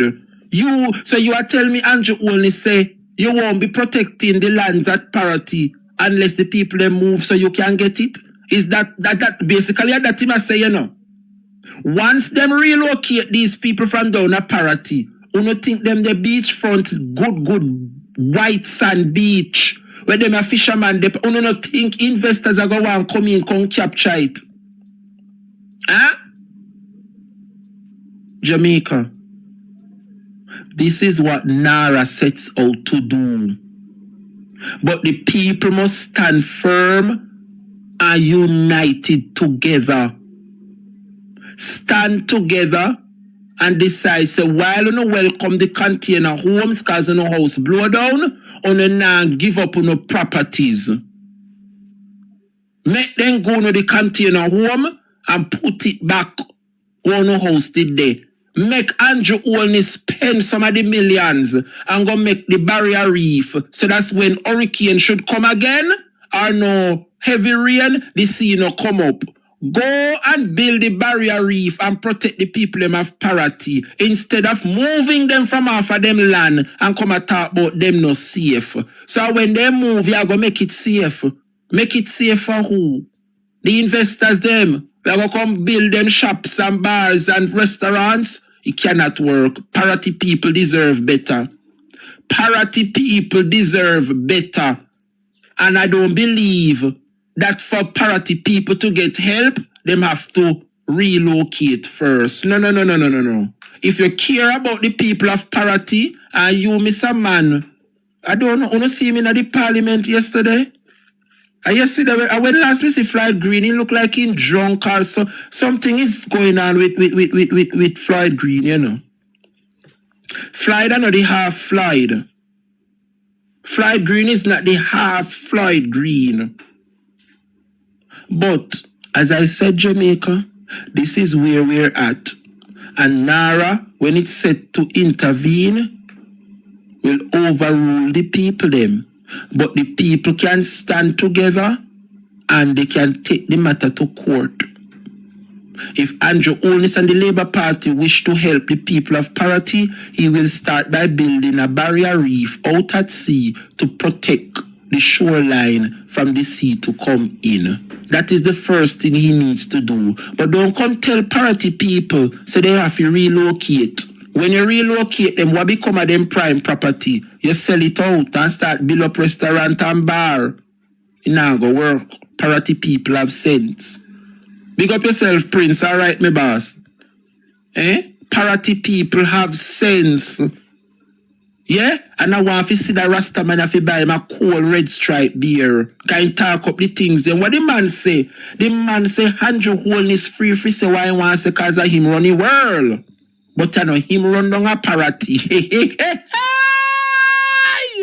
No, sir. Jamaica people. Me say the man say Andrew Holness free if he say what he wants because of him run the world, but I know him run down a parity. I want kill over. Jamaica people. Me say the Labour Party shall know no peace in the third term. You don't believe me? The Labour Party shall know no peace in the third term. In Patchagray. Big up yourself, Patchagray. Jamaica, I want to commend the people of St. Elizabeth, especially them down there in Parity, for standing firm. Welcome on development. We welcome whatever they want to build up down at St. Elizabeth. Development is good and development is nice, but I believe that our locals must come first. It's full time now. Government give local people opportunity to expand and get little generational wealth. So when them parents dead and gone, the picnic can't have one business. Why is it that a rich people alone must come create generational wealth and buy out prime land, and when them dead and gone, the wealth stay in their family? Fisherwoman, who no want create little generational wealth. If you no want be fishermen and fishermen, make you get the generational wealth by building up a shop, selling no fish or no bar. Make you picnic come branch off and get the bar and restaurant. You make you living as fishermen and fisherwomen that you love. Leave a little legacy for no pitney. Don't sell out to no prime land to no government so that they can come make investors take over on the land and develop it in a restaurant and bar and spa and this and that while you live on hillside. Cannot work. If you care about the people, go and go build a barrier reef out in the sea to break the force of the waves. We come in, we are threaten the shoreline. That me know then. If you not do it out of Palisade, does the big old rock stone them, or no can go drop the rock stone them down a Parity. Pile up in the sea and build one artificial reef out there. Yeah, me a no engineer, but me know see this how it start. Go and go build one barrier reef out there down a Parity, so that's the wave can no longer come ashore. I fool no take Parity people for Parity people are no idiot. Don't give up on the land, Parity. Big up yourself, Patchagray. Thank you, sir. Parity people don't give up on the land. And I leave it right there, so. I leave it right there, so. Jamaica. I have about 2 more matters I want to discuss before I wrap up the program. Jamaica people no come here. Only no ear say the Auditor General drop one report in the Parliament. Nobody not hear about the report where the Auditor General drop and reveal about the Minister of Water, Matthew Samuda. Only not hear about it. Me backside don't know come here. Jamaica people, I want make every single ministry where they audit have corruption in it. Jamaica people, only no ear said the Auditor General flag Matthew Samuda ministry. Me backside, don't know come here, you can sit down. Come here, you can sit down a little bit with me people. Jamaica. The Auditor General report come say Matthew Samuda collect how much $1 billion for the budget for run the Ministry of Water. And with all of the projects them which Matthew Samuda allocate the money for, Matthew do the project them, you know. And when Matthew do the project them, and the money left off, say for example, for lay one pipe from Yaso to this, so cost them $10 million, Matthew lay the pipe, and the pipe cost $6 million, you know, so Matthew no put it on the record, say $4 million left, you know. No record now sure, but receipt down there say 10 million was allocated and 6 million spent. No balance on the deficit show say 4 million left off, you know. Me backside, the Auditor General go down, they go store it up. Yes! The Auditor General flag weaknesses in how the NWC spend on infrastructure. Yes! He dropped a while ago, Jamaica. I mean, know how the blogger them not get it yet. Eh? The General flagged the NWC and how it spends billions, how it managed the billions it spends on the country's water infrastructure. A performance audit from Pamela Monroe Ellis found that the commission repeatedly spent less than it budgeted and breached the law on financial reporting. You hear that? Jamaica, me no good on in the report, me say Matthew Samuda.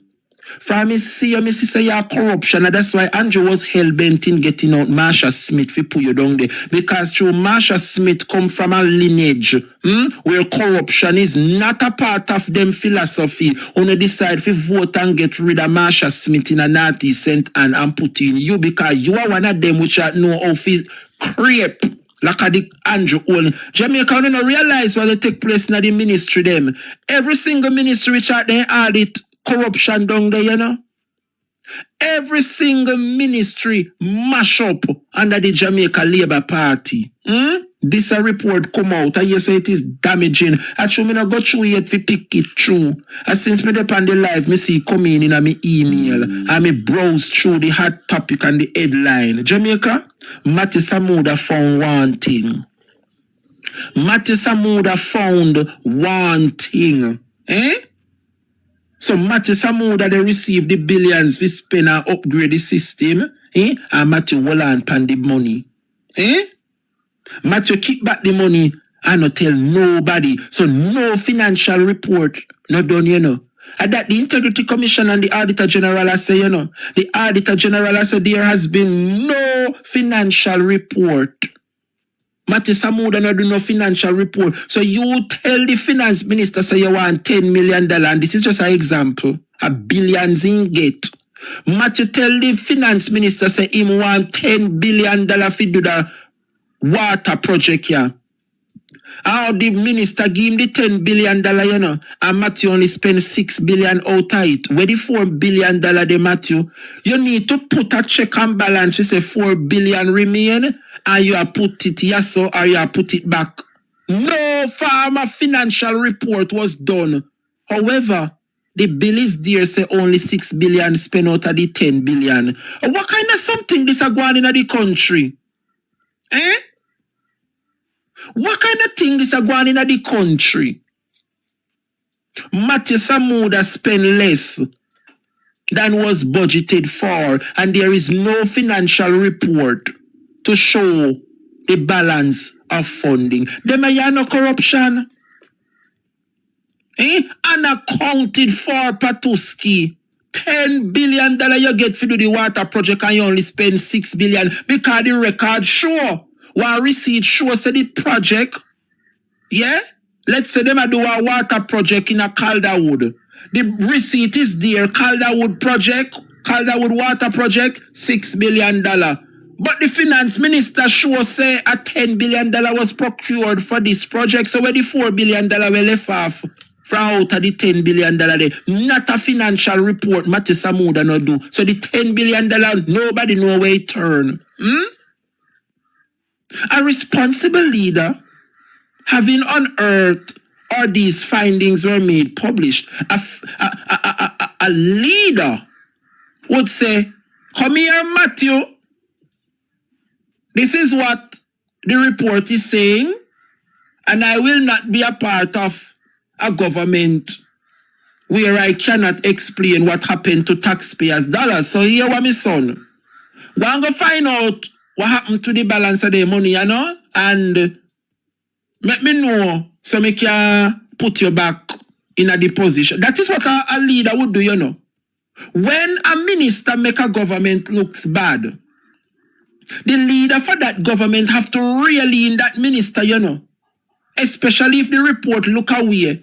The minister must clear up what is happening so that the prime minister can look good and say, it was a misunderstanding and the money was recovered and we are sorry for not. But not like that in Jamaica. There has been no financial report which shows me get $10 billion and out of the $10 billion me only spend $6 billion out of it.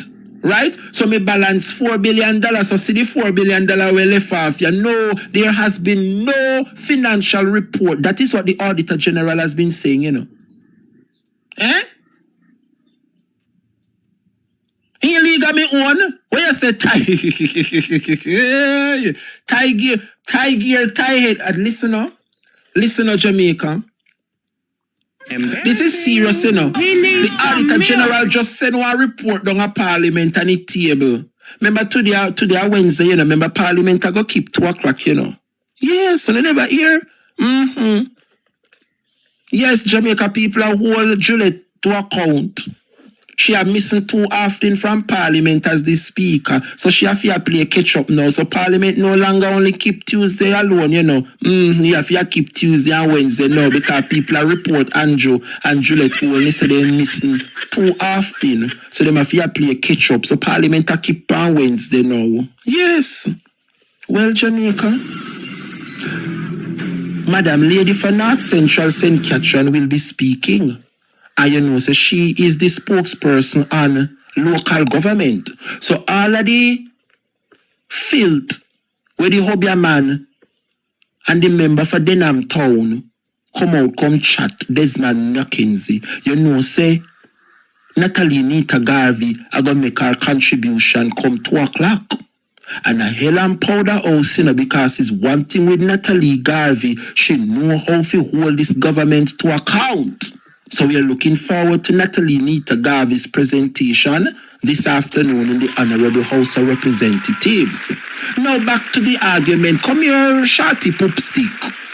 Come here, Mattis Samuda. The report in front of me when I read, yeah?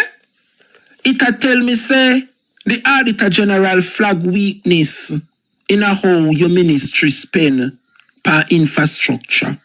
Yeah?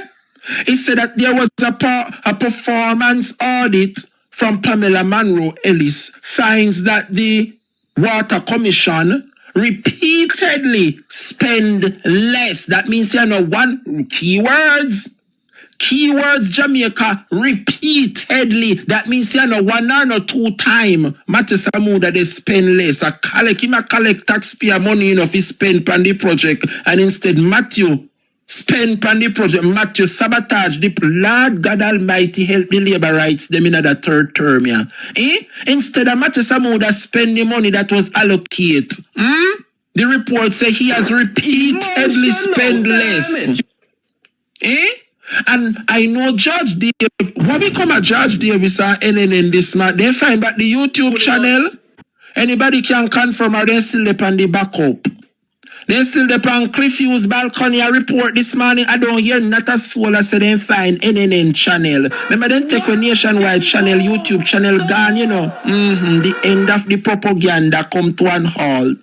They find back the YouTube channel Sexy Princess. Mighty God, me no know. Me no hear nobody say they find it back. Unknown for now, say no, they make a new. Cause me know I want backup channel in the pan yesterday with 200 people. 200 people over there, the Kuya over here, so with 350. And big nationwide that struggle with 200 people. Only not say they lose viewership. Me no hear not a soul say nationwide find back the YouTube channel. So you know say Judge Davis wing clip, you know, him soon gone, you know, because he know have the 20,000 people over there now. Feel listen the propaganda. God Almighty, you know see how Jesus Christ of Nazareth fight the battles of the PNP. Only know say man goal enough he come out, we just left them to God and time. And ask if God now fix them, you know, God's mouthpiece. Mouthpiece a laugh. Only know watch and see what take place. God have a hand pan the PNP. And we just sit down and watch God Almighty a work. God just a work in the country so. Against the Labour Party. Me say from September 3rd, not a break. Disaster and destruction after destruction. Come turn up your son, Matthew. Because we are going to wrap up the program with. Matthew Samuda. What make you hold on pan the money? Imagine you come and you pressure the finance minister and you take her for kuno and tell her say your project go cost X and you know damn well say the project no cost X, you know. And you tell the woman say you want $10 billion to do the water project and you know say the project cost $6 billion. It's a good thing, so the permanent secretary down at the water commission and at the water ministry do little checks and balance and say, yes, we get $10 billion for true towards the water project here. But after you do the water project, Matthew Samuda, it's only the value was $6 billion. So how you tell the finance minister say you want $10 billion towards the water project? All right, you spend $6 billion out of the $10 billion. That is wonderful of a minister. Yeah, I believe so if me get $10 billion for do a work, and me do the work and the work, spend $6 billion do the work, then me is a wonderful minister because me know if he cut back and set back. But you know the problem coming now. The problem coming now when the balance of the money, me cannot give an account for it.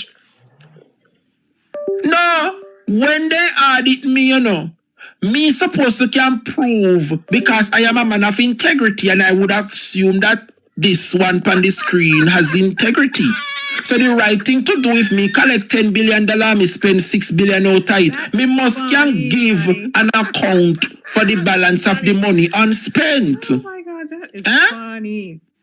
No financial reporting was done towards numerous projects, which means after you tell the minister so no want X amount of money to do the project, you do the project and the balance sheet shows that the project no cost one no ask for where the people in tax money there. Hey Matthew, where the balance of the people in tax money there? Jamaica, this is serious, you know. This is serious, but I don't get the chance to go through the report. Me only they read the headline. I got the email because it was tabled in Parliament, and from the table, you know, say it is public knowledge. And that's why Juliet Wellness not like when the Integrity Commission report them table, you know, because once it table, you know, say all like a me, for me, honey, to go drop in a force. Well, Jamaica, this is when I drop in a me hand, and me attack. Me attack because me no believe say people fit thief and bare face so. People fit thief but no so man. Can you imagine when who know a thief, you know? And the whole shovel out a door, you know, just a raking the money, you know, the whole shovel. You know, say, I cannot use one teaspoon and thief, and little by little, you know, say, one gas money. Me can pinch my little girlfriend and give them one gas money, and them the kind of petty thief, they $4 billion you want sit down pan. Then how you not grow an inch further, Matthew? When you sit down pan $4 billion, you know, you're supposed to give a little height. And look here now. Jamaica people, what me say? You sit down pan 5 billion, 4 billion, you sit down pan, we left off of the 10 billion. And you no grow not even an inch, you're supposed to get little height. In joules. Yeah, they make the come on. If you get $10 billion to spend and you spend only 6 billion, and you sit down pan $4 billion, you're supposed to grow an inch or two. You're supposed to grow an inch or two, so you sit down for $4 billion and you remain the same? No, something not right here, so Matthew. We demand a full explanation as to what happened to taxpayers' money. We cannot continue like this as a country. And so we demand the Minister of Water and Environment, Matthew Samuda, to come and tell the people of this country where the balance of the money there. This is not a good look. A responsible Prime Minister and a leader would have asked Matthew Samuda to come into his office. What is this before me, Matthew? Can you explain? And you give him some time off to go explain himself. As a leader operate. Well, I know that is how Mark Golding leads. Jamaica, why is it that every single ministry that got audit have been flagged for corruption? In JM, no sir. Jamaica people, I am stunned and floored. As we get ready to wrap up the program, Let me remind you, Jamaica, that the last Friday of this month, I will be doing a tag drive. All right, ladies and gentlemen, so may I keep the integrity mask right where I'm there. Yes, man. Now go to the article. Like and share up the live, like and share up the reaction. Let's go to this article. I want to know if you guys are seeing it. Seeing it well. Let me see. You're supposed to be seeing it in full. It says the NWC drowning under $33 billion debt, falling short of critical projects. Let's read, ladies and gentlemen. Let's read. Let's read. This is interesting. I didn't even read this article to tell you the truth, but I intended to. Let's get it. NWC drowning under $33 billion debt, falling short on S.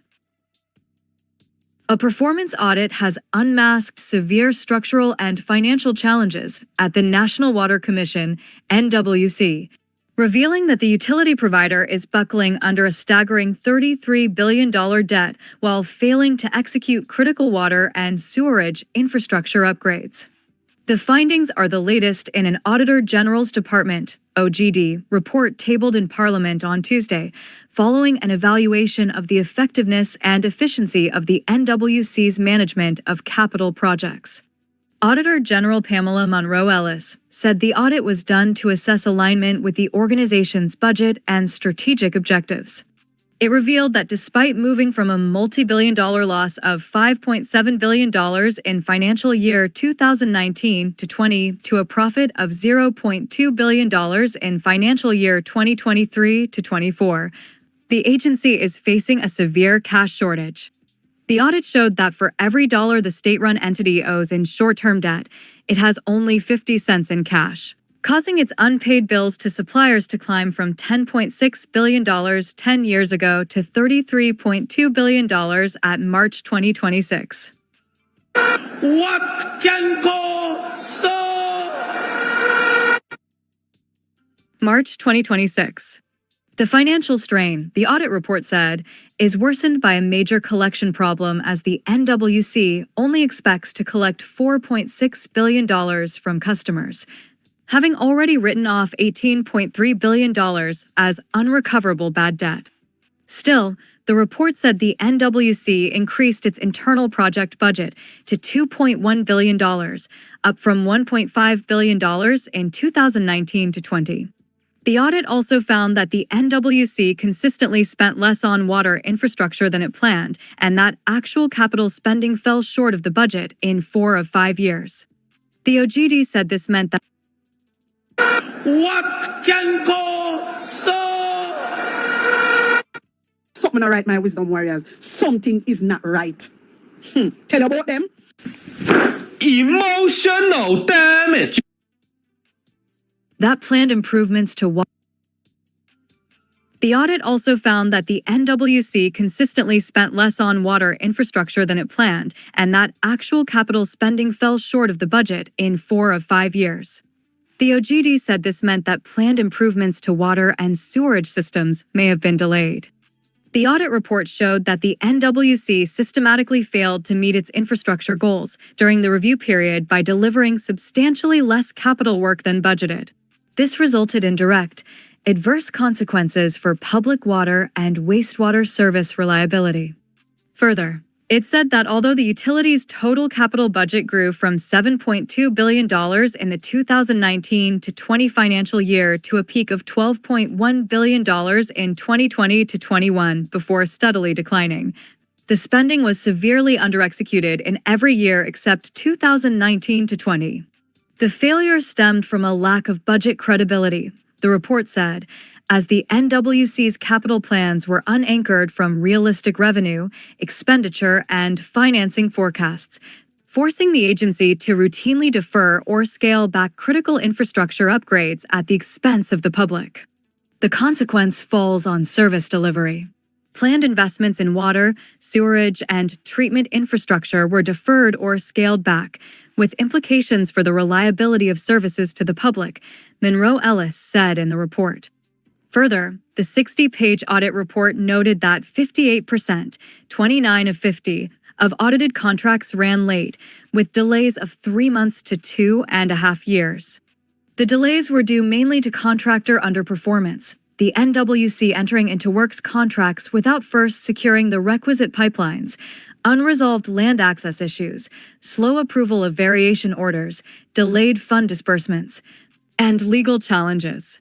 We expected NWC to apply strong project and contract management, including adequate project planning and effective oversight, to ensure capital projects were delivered on time, within budget, and with value for money, said Monroe Ellis. However, case study reviews for 5 contracts revealed delays up to 29 months tied to the NWC's failure to enforce contractual remedies and provide timely responses to contractor claims. These issues negatively impacted the timely and effective completion of critical water supply improvement initiatives, highlighting the urgent need for improved contract management practices and stronger oversight mechanisms, she said. The OGD report said management undermined the credibility of its capital budget and crippled board oversight by submitting incomplete and inconsistent financial reports between 2019-20 and 2023-24.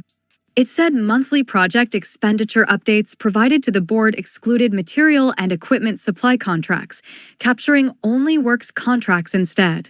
Furthermore, the NWC breached its statutory duties under the Public Bodies Management and Accountability (PBMA) Act, the report said, by failing to include mandatory explanations for cost variances and time delays in its quarterly reports to the Portfolio Ministry. Wait, what? Hold up.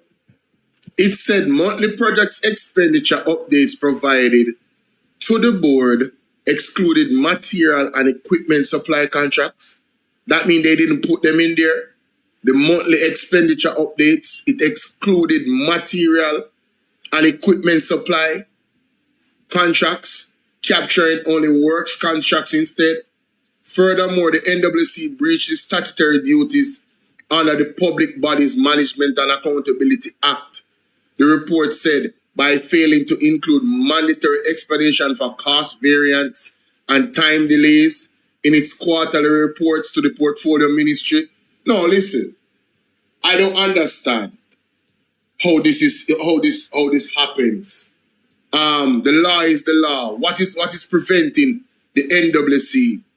What is deterring them from following the law? But you see, them say if the head of the stream is corrupt, the entire river will be also. When there's no accountability, when Andrew Wallace statutory declaration cannot be certified, and all these things that look like a total red flag in well-thinking Jamaicans' mind, and he doesn't step aside. Everybody else feel like they can do these things in other ministries or other areas. You understand? Unbelievable. Let's continue. Ministry. Discover more. Advertise with us. This reporting breakdown left both management and oversight bodies without the comprehensive data required to allocate resources effectively, ultimately weakening accountability and stalling project delivery, it said. Added to that, the report said the NWC did not get value for money when it spent $3.6 million, $568.2 million, on a financial management system that did not work effectively and had modules that remained partly ineffective due to ongoing system problems. NWC reported that it experienced significant implementation impediments, which resulted in incomplete financial records, persistent reconciliation issues, and inability to fully utilize all modules, including procurement, inventory management, and accounts payable. In December 2025, NWC engaged a new contractor at a cost of $198,000, $31 million, to address ongoing system deficiencies, the document outlined. The NWC did not meet critical targets for revenue growth and operational efficiency for financial years 2019-20 to 2024-25, except for revenue growth target for FY 2022-23 in breach of the PBMA Act, the Monroe Ellis report said. The legislation requires the submission of annual reports, including audited financial statements within 4 months after the end of each financial year. This noncompliance undermines transparency and accountability and may adversely affect stakeholder confidence and regulatory oversight, said the OGD. For 6 consecutive years between the 2019-20 and 2024-25 financial periods, the audit report said the NWC did not meet critical targets for revenue growth and operational efficiency. It said in keeping with the PBMA Act, the NWC established KPLEs in alignment with its strategic objectives. However, the NWC did not meet KPI targets for operational efficiency, including energy efficiency and non-revenue water, over the review period. Further, apart from FY 2022-23, the NWC did not meet KPI targets for revenue growth during the review period. Although NWC had set targets to increase access to potable water to 74% and sewerage services to 20% of the population by financial year 2023-24, the Commission did not measure and report on these KPI outcomes. Without sufficient performance tracking, progress towards these targets could not be measured, said Monroe Ellis. Her report said subsequently, in November 2025, the NWC reported on the KPIs for access to potable water, 75.4% against a new 79% target, and sewerage services, 29.9% against a new 25% target, for financial year 2024-25 in its business performance and analysis report. Monroe Ellis has recommended that the NWC immediately establish a robust, formal prioritization framework using a weighted scoring model to select capital projects objectively. She said to ensure budget credibility, the NWC must cease planning internally funded projects around unrealized revenue and instead cap its capital expenditure envelope based on realistic cash flow forecasts and confirmed funding sources. She also urged the NWC to implement a board-approved working capital and payables management plan to restore its quick ratio and reduce overall payables by 15%.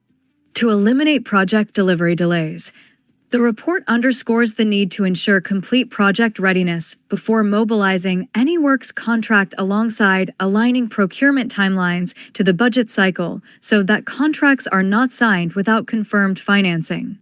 Monroe Ellis further said the NWC must enhance corporate governance, accountability, and transparency by establishing unified contract reporting routines, implementing rigid acceptance protocols for large IT infrastructure to prevent persistent system defects, and immediately clear its consecutive backlog of unsubmitted audited financial statements and annual reports. Based on the evidence presented, there are significant concerns regarding the credibility of the NWC's capital budget. Implementing the recommendations in this report would reestablish the credibility of NWC's capital budget and strengthen its delivery of the public services Jamaicans rely on. Said the OGD. Wow. Wow. That's all I gotta say. Wow. That is a comprehensive. Let me add this article to this reaction piece here, because the news in Jamaica is ridiculous. Dushan Savadia, Amber Group CEO, appointed chairman of Special Economic Zone Regulator.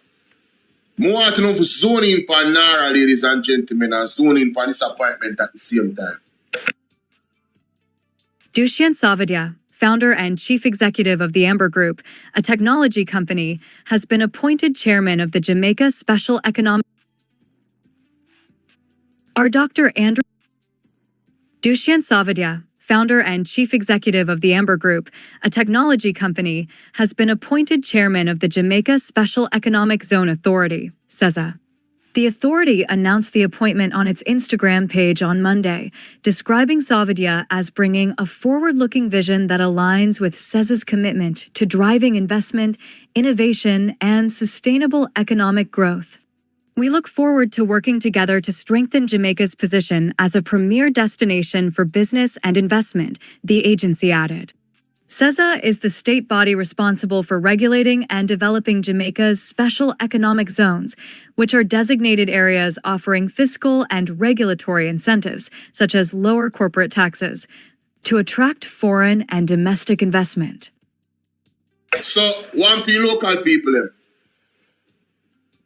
And how you gonna attract foreign investment?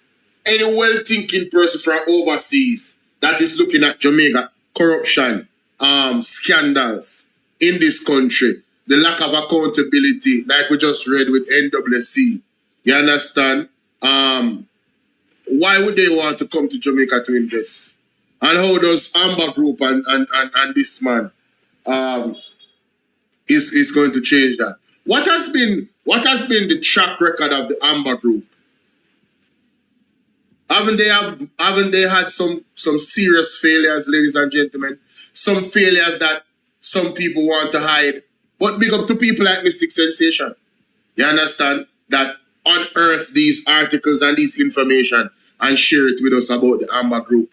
They have been quite meticulous in terms of covering this particular individual, Dushian Savada, and his history, where it come from, his story told, and the inconsistencies thereof. But here he is, a close friend, a man that was poor in India and came to the Caribbean, and then once he knocked head with Andrew Ones, billionaire, right? But the same Andrew Ones don't know how to grow our economy by more than 1.8% at any given time in his history as the leader of the Jamaica Labour Party and the Prime Minister. No time he has done that. And he has grown his own wealth. Oh, by the way, the same wealth that he does not know how to explain. Uncertified. And then we have Nara in the mix of all of this. And this person is going to be the CEO, appointed chairman, the chairman of a special economic zone regulator.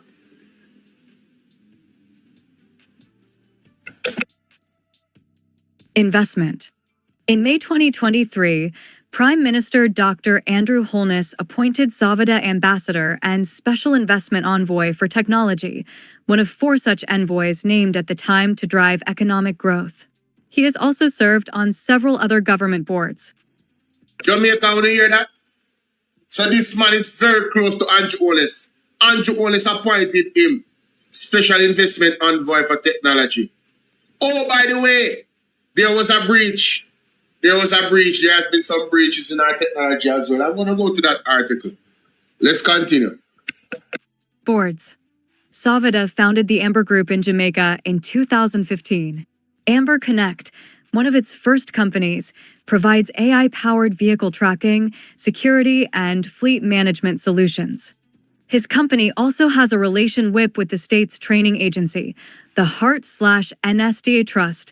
That partnership is named the Amber Heart Academy, which was established to provide skills training in cybersecurity, data analytics, mobile and web application development to unattached Jamaican youth. The SEZA falls under the portfolio of the Aubin Hill-led Ministry of Industry, Investment, and Commerce. In February 2021, the Amber Group faced scrutiny after it emerged that the JamCovid website it developed for the government to manage pandemic-related travel had exposed some travelers' personal information. The company said it immediately and successfully addressed the security issue. Follow the Gleaner on X, formerly Twitter, and Instagram at Jamaica. So Jamaica, when this is we're not telling a lie upon them, there was a big breach in the JamCovid website. This company, this money and the company has only had some colossal failures. I haven't really seen. That was a superb breach. That was a colossal failure. You understand? And of course, you know, given the needs, tying everything together, you know, them wanting to go digital, and this man is supposed to be the person that is at the center of all of that. Yeah, I'm not very confident given his antecedents, ladies and gentlemen. I don't know about you guys. But there's an article, man. There's an article, a story that I saw where there was some type of breach where the some data is concerned. You understand? Oh, see it here. Hackers claim access to the NHF client medical thing. Make you hear what I'm have to say. NHF has confirmed receipt of a threat from a hacker group claiming to have access to some of the data. It's not yet confirmed, even though they have indicated some of the data that they say they have. It's not yet confirmed. However, enough evidence was gathered to require the agency to report the incident to the Office of Information Commissioner. That's an area falling under Minister Wheatley's portfolio.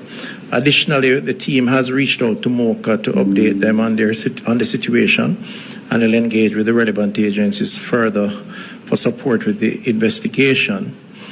Just to assure the public that the immediate steps have been taken to reinforce security protocols and hardening of the organization's security posture is ongoing.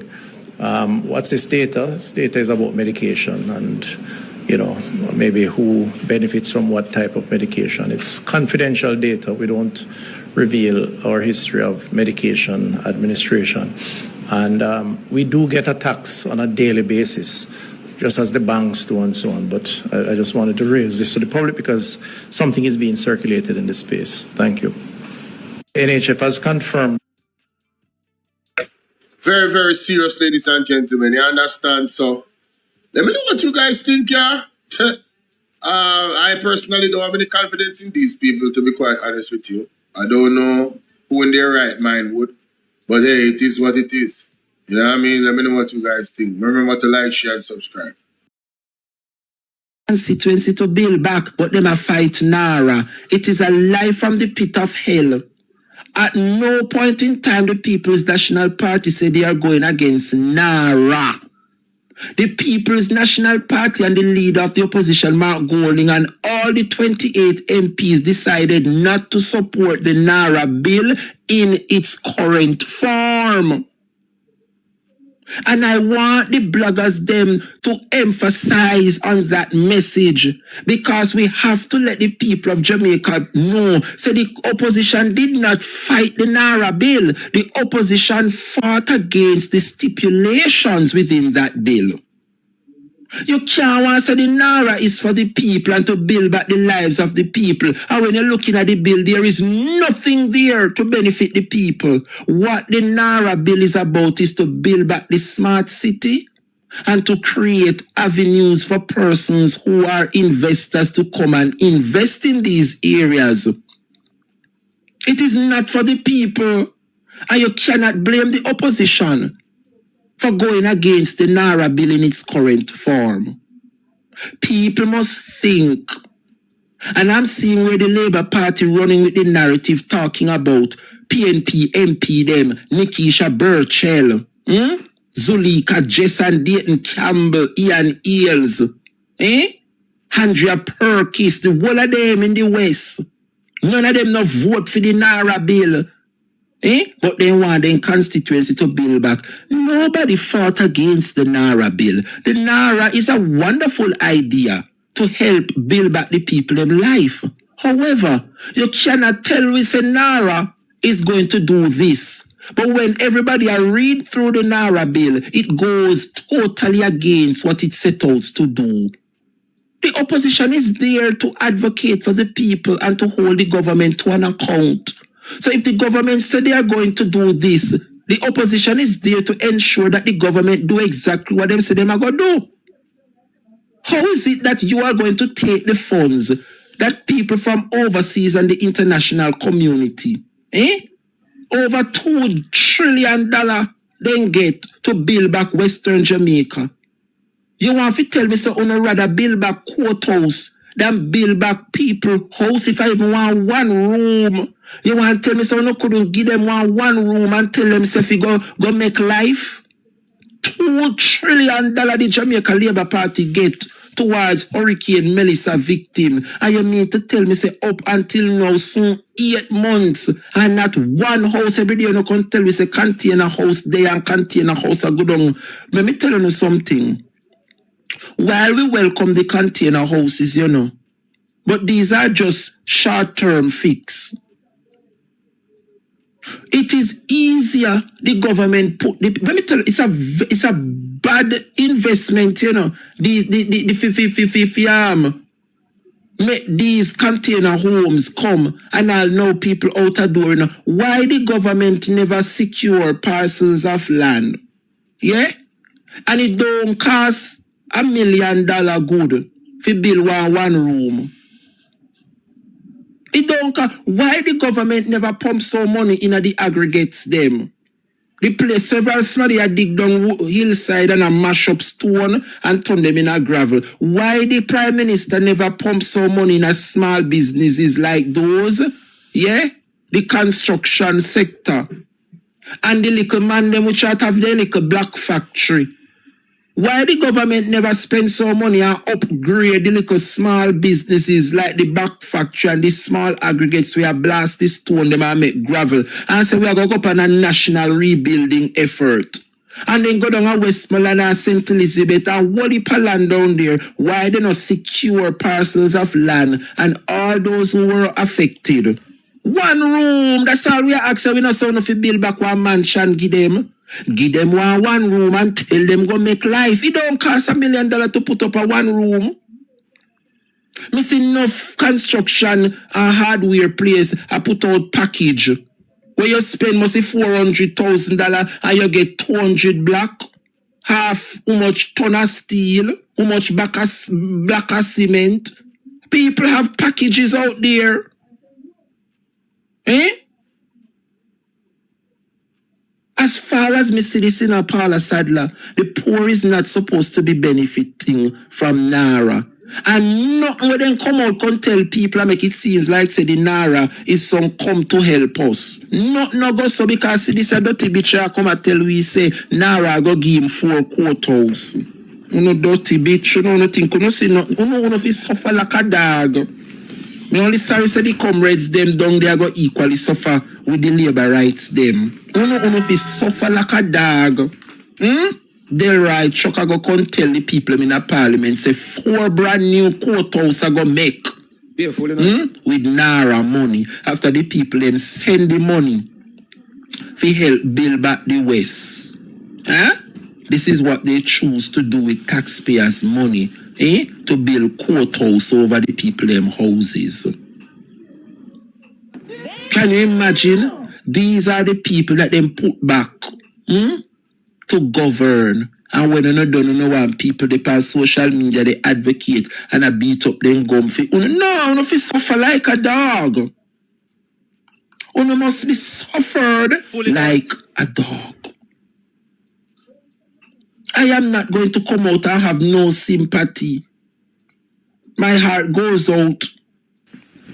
Emotional. Yeah? But you cannot tell me, say people think about them belly first before they think about them country.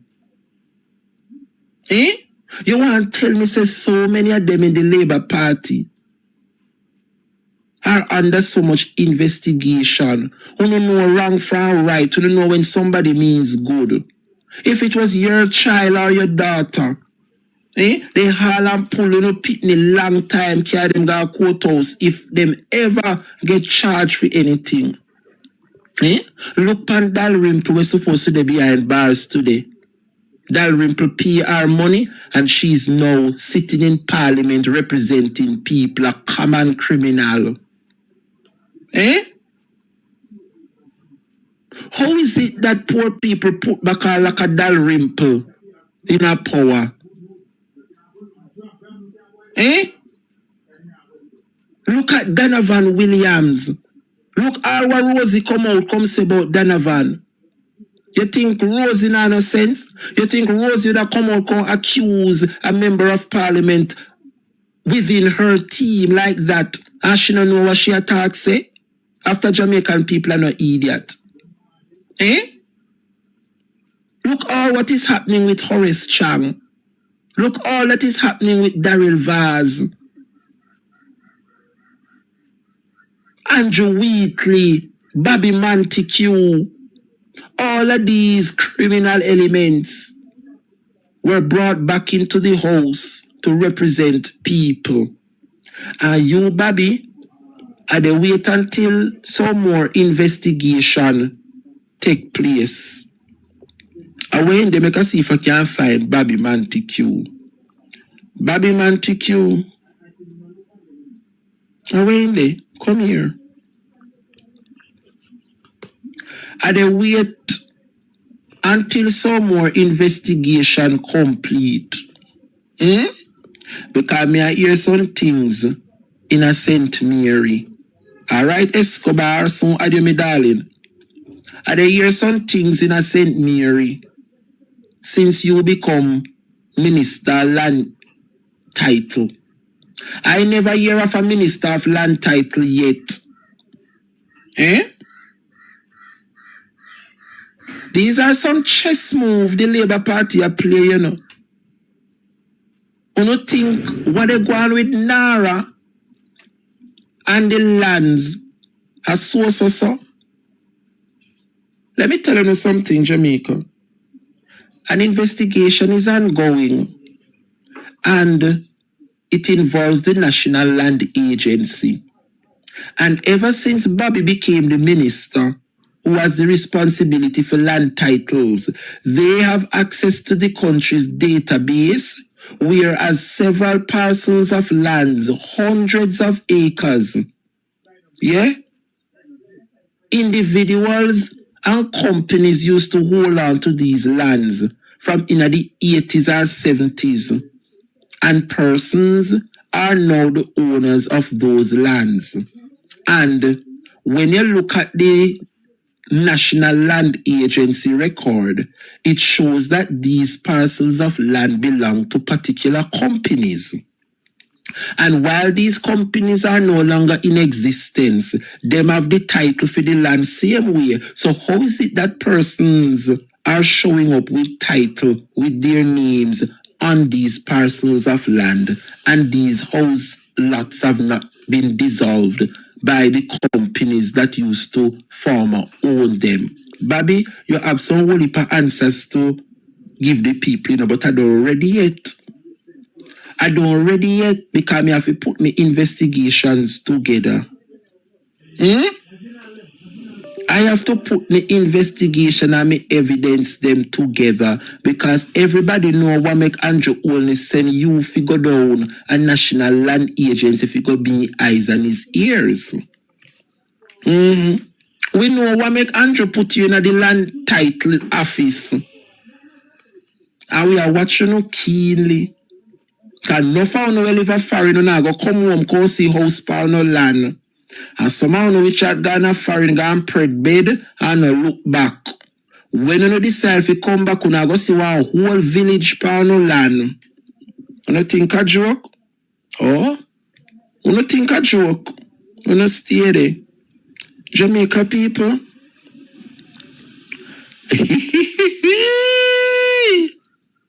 Well, I'm there. What they may not send me now? Jamaica, they say they find record. What kind of record they may know? Hey, you know, easy on the internet, you know. Jamaica people. And what make them do them a people are foreign, so. They may labor. Oh, yeah. And what is they say? Jamaica people. It look like they dig up some people criminal record. Why me couldn't they send me them or something, you know? Jamaica people are who them are, yeah? Lord Jesus Christ. And what them up on my screen? These are the names of who have been charged with sex crimes and living in close proximity to the local. Jesus Christ Almighty, what this upon me? And me the display. No, me have to go check them as something first before me display them as something, yeah. Lord God Almighty, what this, yeah.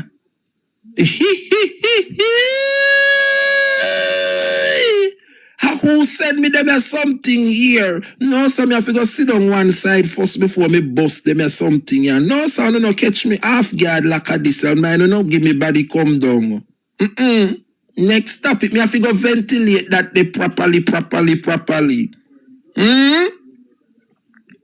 Jesus Christ, no necessarily sex offenders registry made public in the United States. Now me have to go properly ventilate them as something where people are saying, come give me. Backside. And when they done, then they pass social media, I talk about people. When they done, then talk about people. And Hardy Morgan, me have to go send them something I can't give me friend. Because me hear Vegas come out and lick out about Hardy Morgan, or because him come bash the Labour Party, and the pedophile, she take it up off herself, you know. Now me have to go send them something I go give Hardy Morgan. Mighty God. But anyway, Jamaica, let me see if I can open up the phone lines.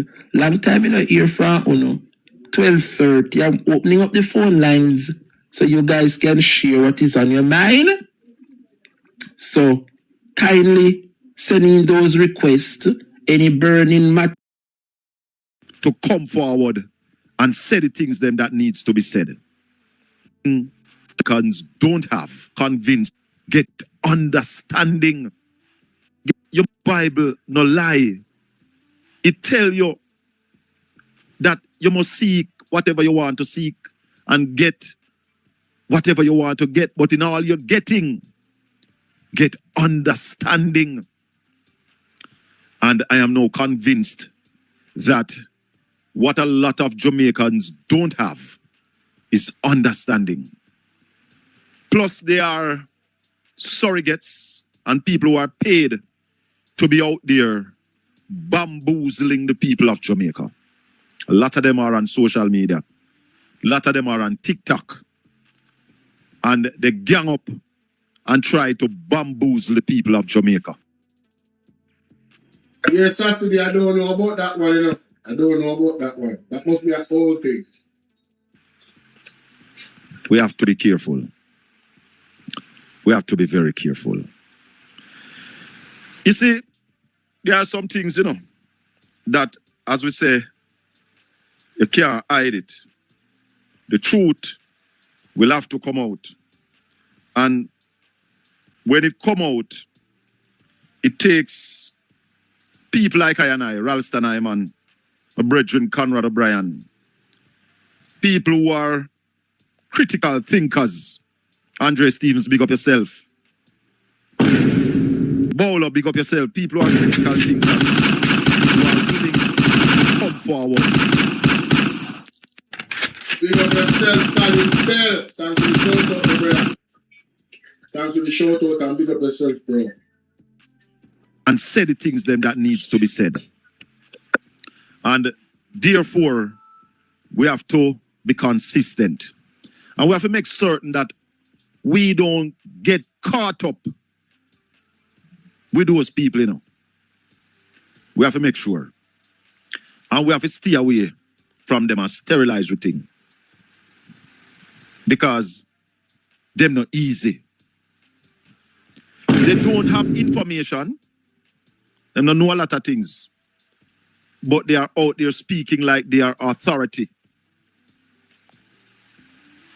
Speaking like they are past, like they have their authority on some of the things. And we know them not have a clue. But my people, normally when I come on, I repeat the Psalms that says, blessed is the man that walketh not in the counsel of the ungodly, nor standeth in the ways of sinners, nor sitteth in the seat of the scornful. And if you understand what that means. But I come into the callers. But before I go to the callers, Standing Finance Committee was today. Listen to the governor of the Bank of Jamaica. The extent of damage to critical oil and gas infrastructure in several Middle Eastern countries. Recovery is anticipated to take several months or maybe even years. Against this background, over the June and September 2026 quarters, domestic inflation is forecast to trend upward from 4.3% at April 2026 and is projected to breach the upper limit of the bank's target range of 4 to 6%. This will be mainly driven by supply and cost pressures, including increased energy and transport-related inflation resulting from rising crude prices. And secondly, the second or latter impact of higher energy-related inflation on the prices of other goods and services. The BOJ governor admitted that it is challenging for the central bank to forecast with confidence the inflation rate in the coming fiscal period due to the uncertainty caused by the ongoing conflict between the United States and Iran. The extent of the inflation range breach will be determined by the severity and duration of the conflict, which remains highly uncertain. As geopolitical tensions ease and global oil supplies return to normal levels, headline inflation in Jamaica is forecast to gradually moderate and return to the bank's target rate. The risks to inflation forecasts are skewed towards inflation being higher than projected. The main upside risk is a more extended conflict in the Middle East, resulting in continued international commodity prices being high and their subsequent impact on domestic prices. In addition, adverse weather conditions, including the El Niño effect, could place upward pressure on agricultural prices. Governor of the Bank of Jamaica, Richard Biles, and amid growing cries over the absence of automated banking machines in rural Jamaica, Deputy Governor of the Bank of Jamaica, G.D. Lewis, said Hurricane Melissa had a devastating impact on the country's ABMs, especially in rural Jamaica. Speaking before Parliament's Standing Finance Committee this afternoon, Mr. Lewis said the central bank is now holding discussions with the island's banks about the problem. Hurricane Melissa had a significantly negative impact on the ABM infrastructure, which the banking sector is just about recovering from now. In the immediate aftermath of the hurricane, about 50% of the stock was offline. As at March, we have about 90 to 95% of all ABMs back. However, there are some parishes, as you point out, where they have not been able to replace ABMs that were destroyed as a result of the passage of the hurricane. So the question as to whether or not we can compel them to put back infrastructure in those areas, I would say there's nothing in our powers to compel them. Our discussions with them, though, don't suggest that they do not have intention so to do. The deputy governor admitted that the central bank does not have many tools to penalize banks for failing. May I have to stop this? May I have a call or hold for a little while, so I'm going to take the call. Caller, good evening. Good evening to you, sir. I know we will all the resources, yeah? All right. We look on it. Yeah, man, take care. Yeah. Jamaicans, it is time to protest. Hello? It is time to protest. Hello? It is time for Jamaicans to take it to the street. Hello? This must not allow to stand. Country's sole oil refinery has announced changes to its pricing mechanism aimed at improving its ability to manage shocks and disruptions. The move follows sharp fluctuations in energy prices triggered by the U.S.-Israel conflict with Iran, which began in late February. More in this report from Prince Moore. The company says its previous pricing regime forced it to absorb significant fuel cost increases. Petrojam reports it took on up to $21.67 per litre of a wider increase, amounting to nearly $23 million over 3 months. Under the revised system, price movements on diesel products will now be capped. Increases or decreases for automotive diesel oil and ultra-low sulfur diesel will be limited to $12.50 per litre. Petrojam says the new structure is designed to better align local fuel prices with international benchmarks, while still shielding customers from sharp market shocks. Petrojam says the revised pricing model ensures a more balanced response to both increases and decreases in global oil prices. The company adds that dealers will continue to apply their markups to determine final retail prices. Meanwhile, new fuel prices take effect on Thursday. Prince Moore, Radio Jamaica News. Now, there are big increases for motorists who use. So I stand corrected because I was on ABR News earlier and I said to her that it was Friday it's taking effect. Ladies and gentlemen, the oil prices take effect today. The new oil prices take effect today. There's a 8.8% on what do you call it? On our bus fares.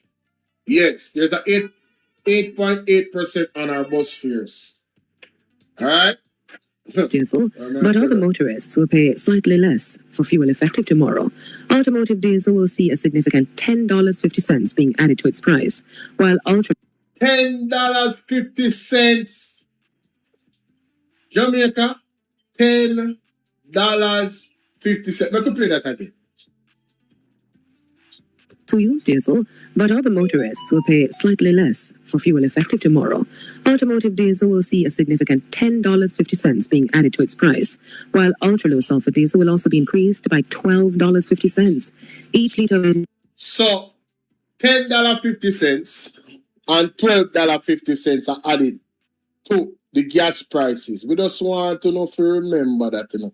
I mean, I make sure someone put it on the screen for you, because it kind of serious.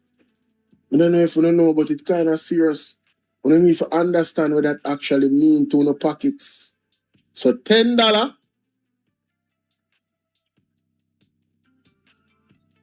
$10.50. Make sure so we put the money sign on it. $10.50 pound diesel.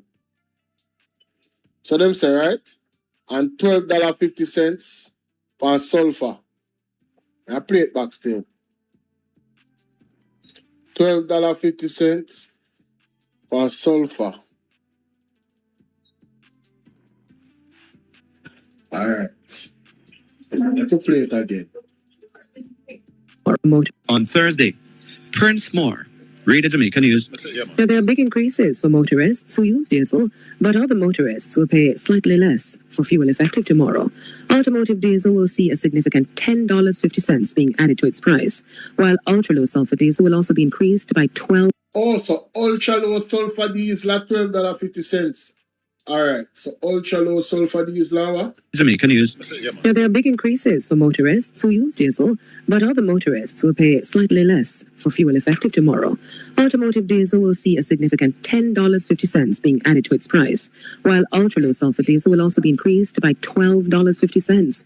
Each liter of gasoline and 90 will fall by 25 cents.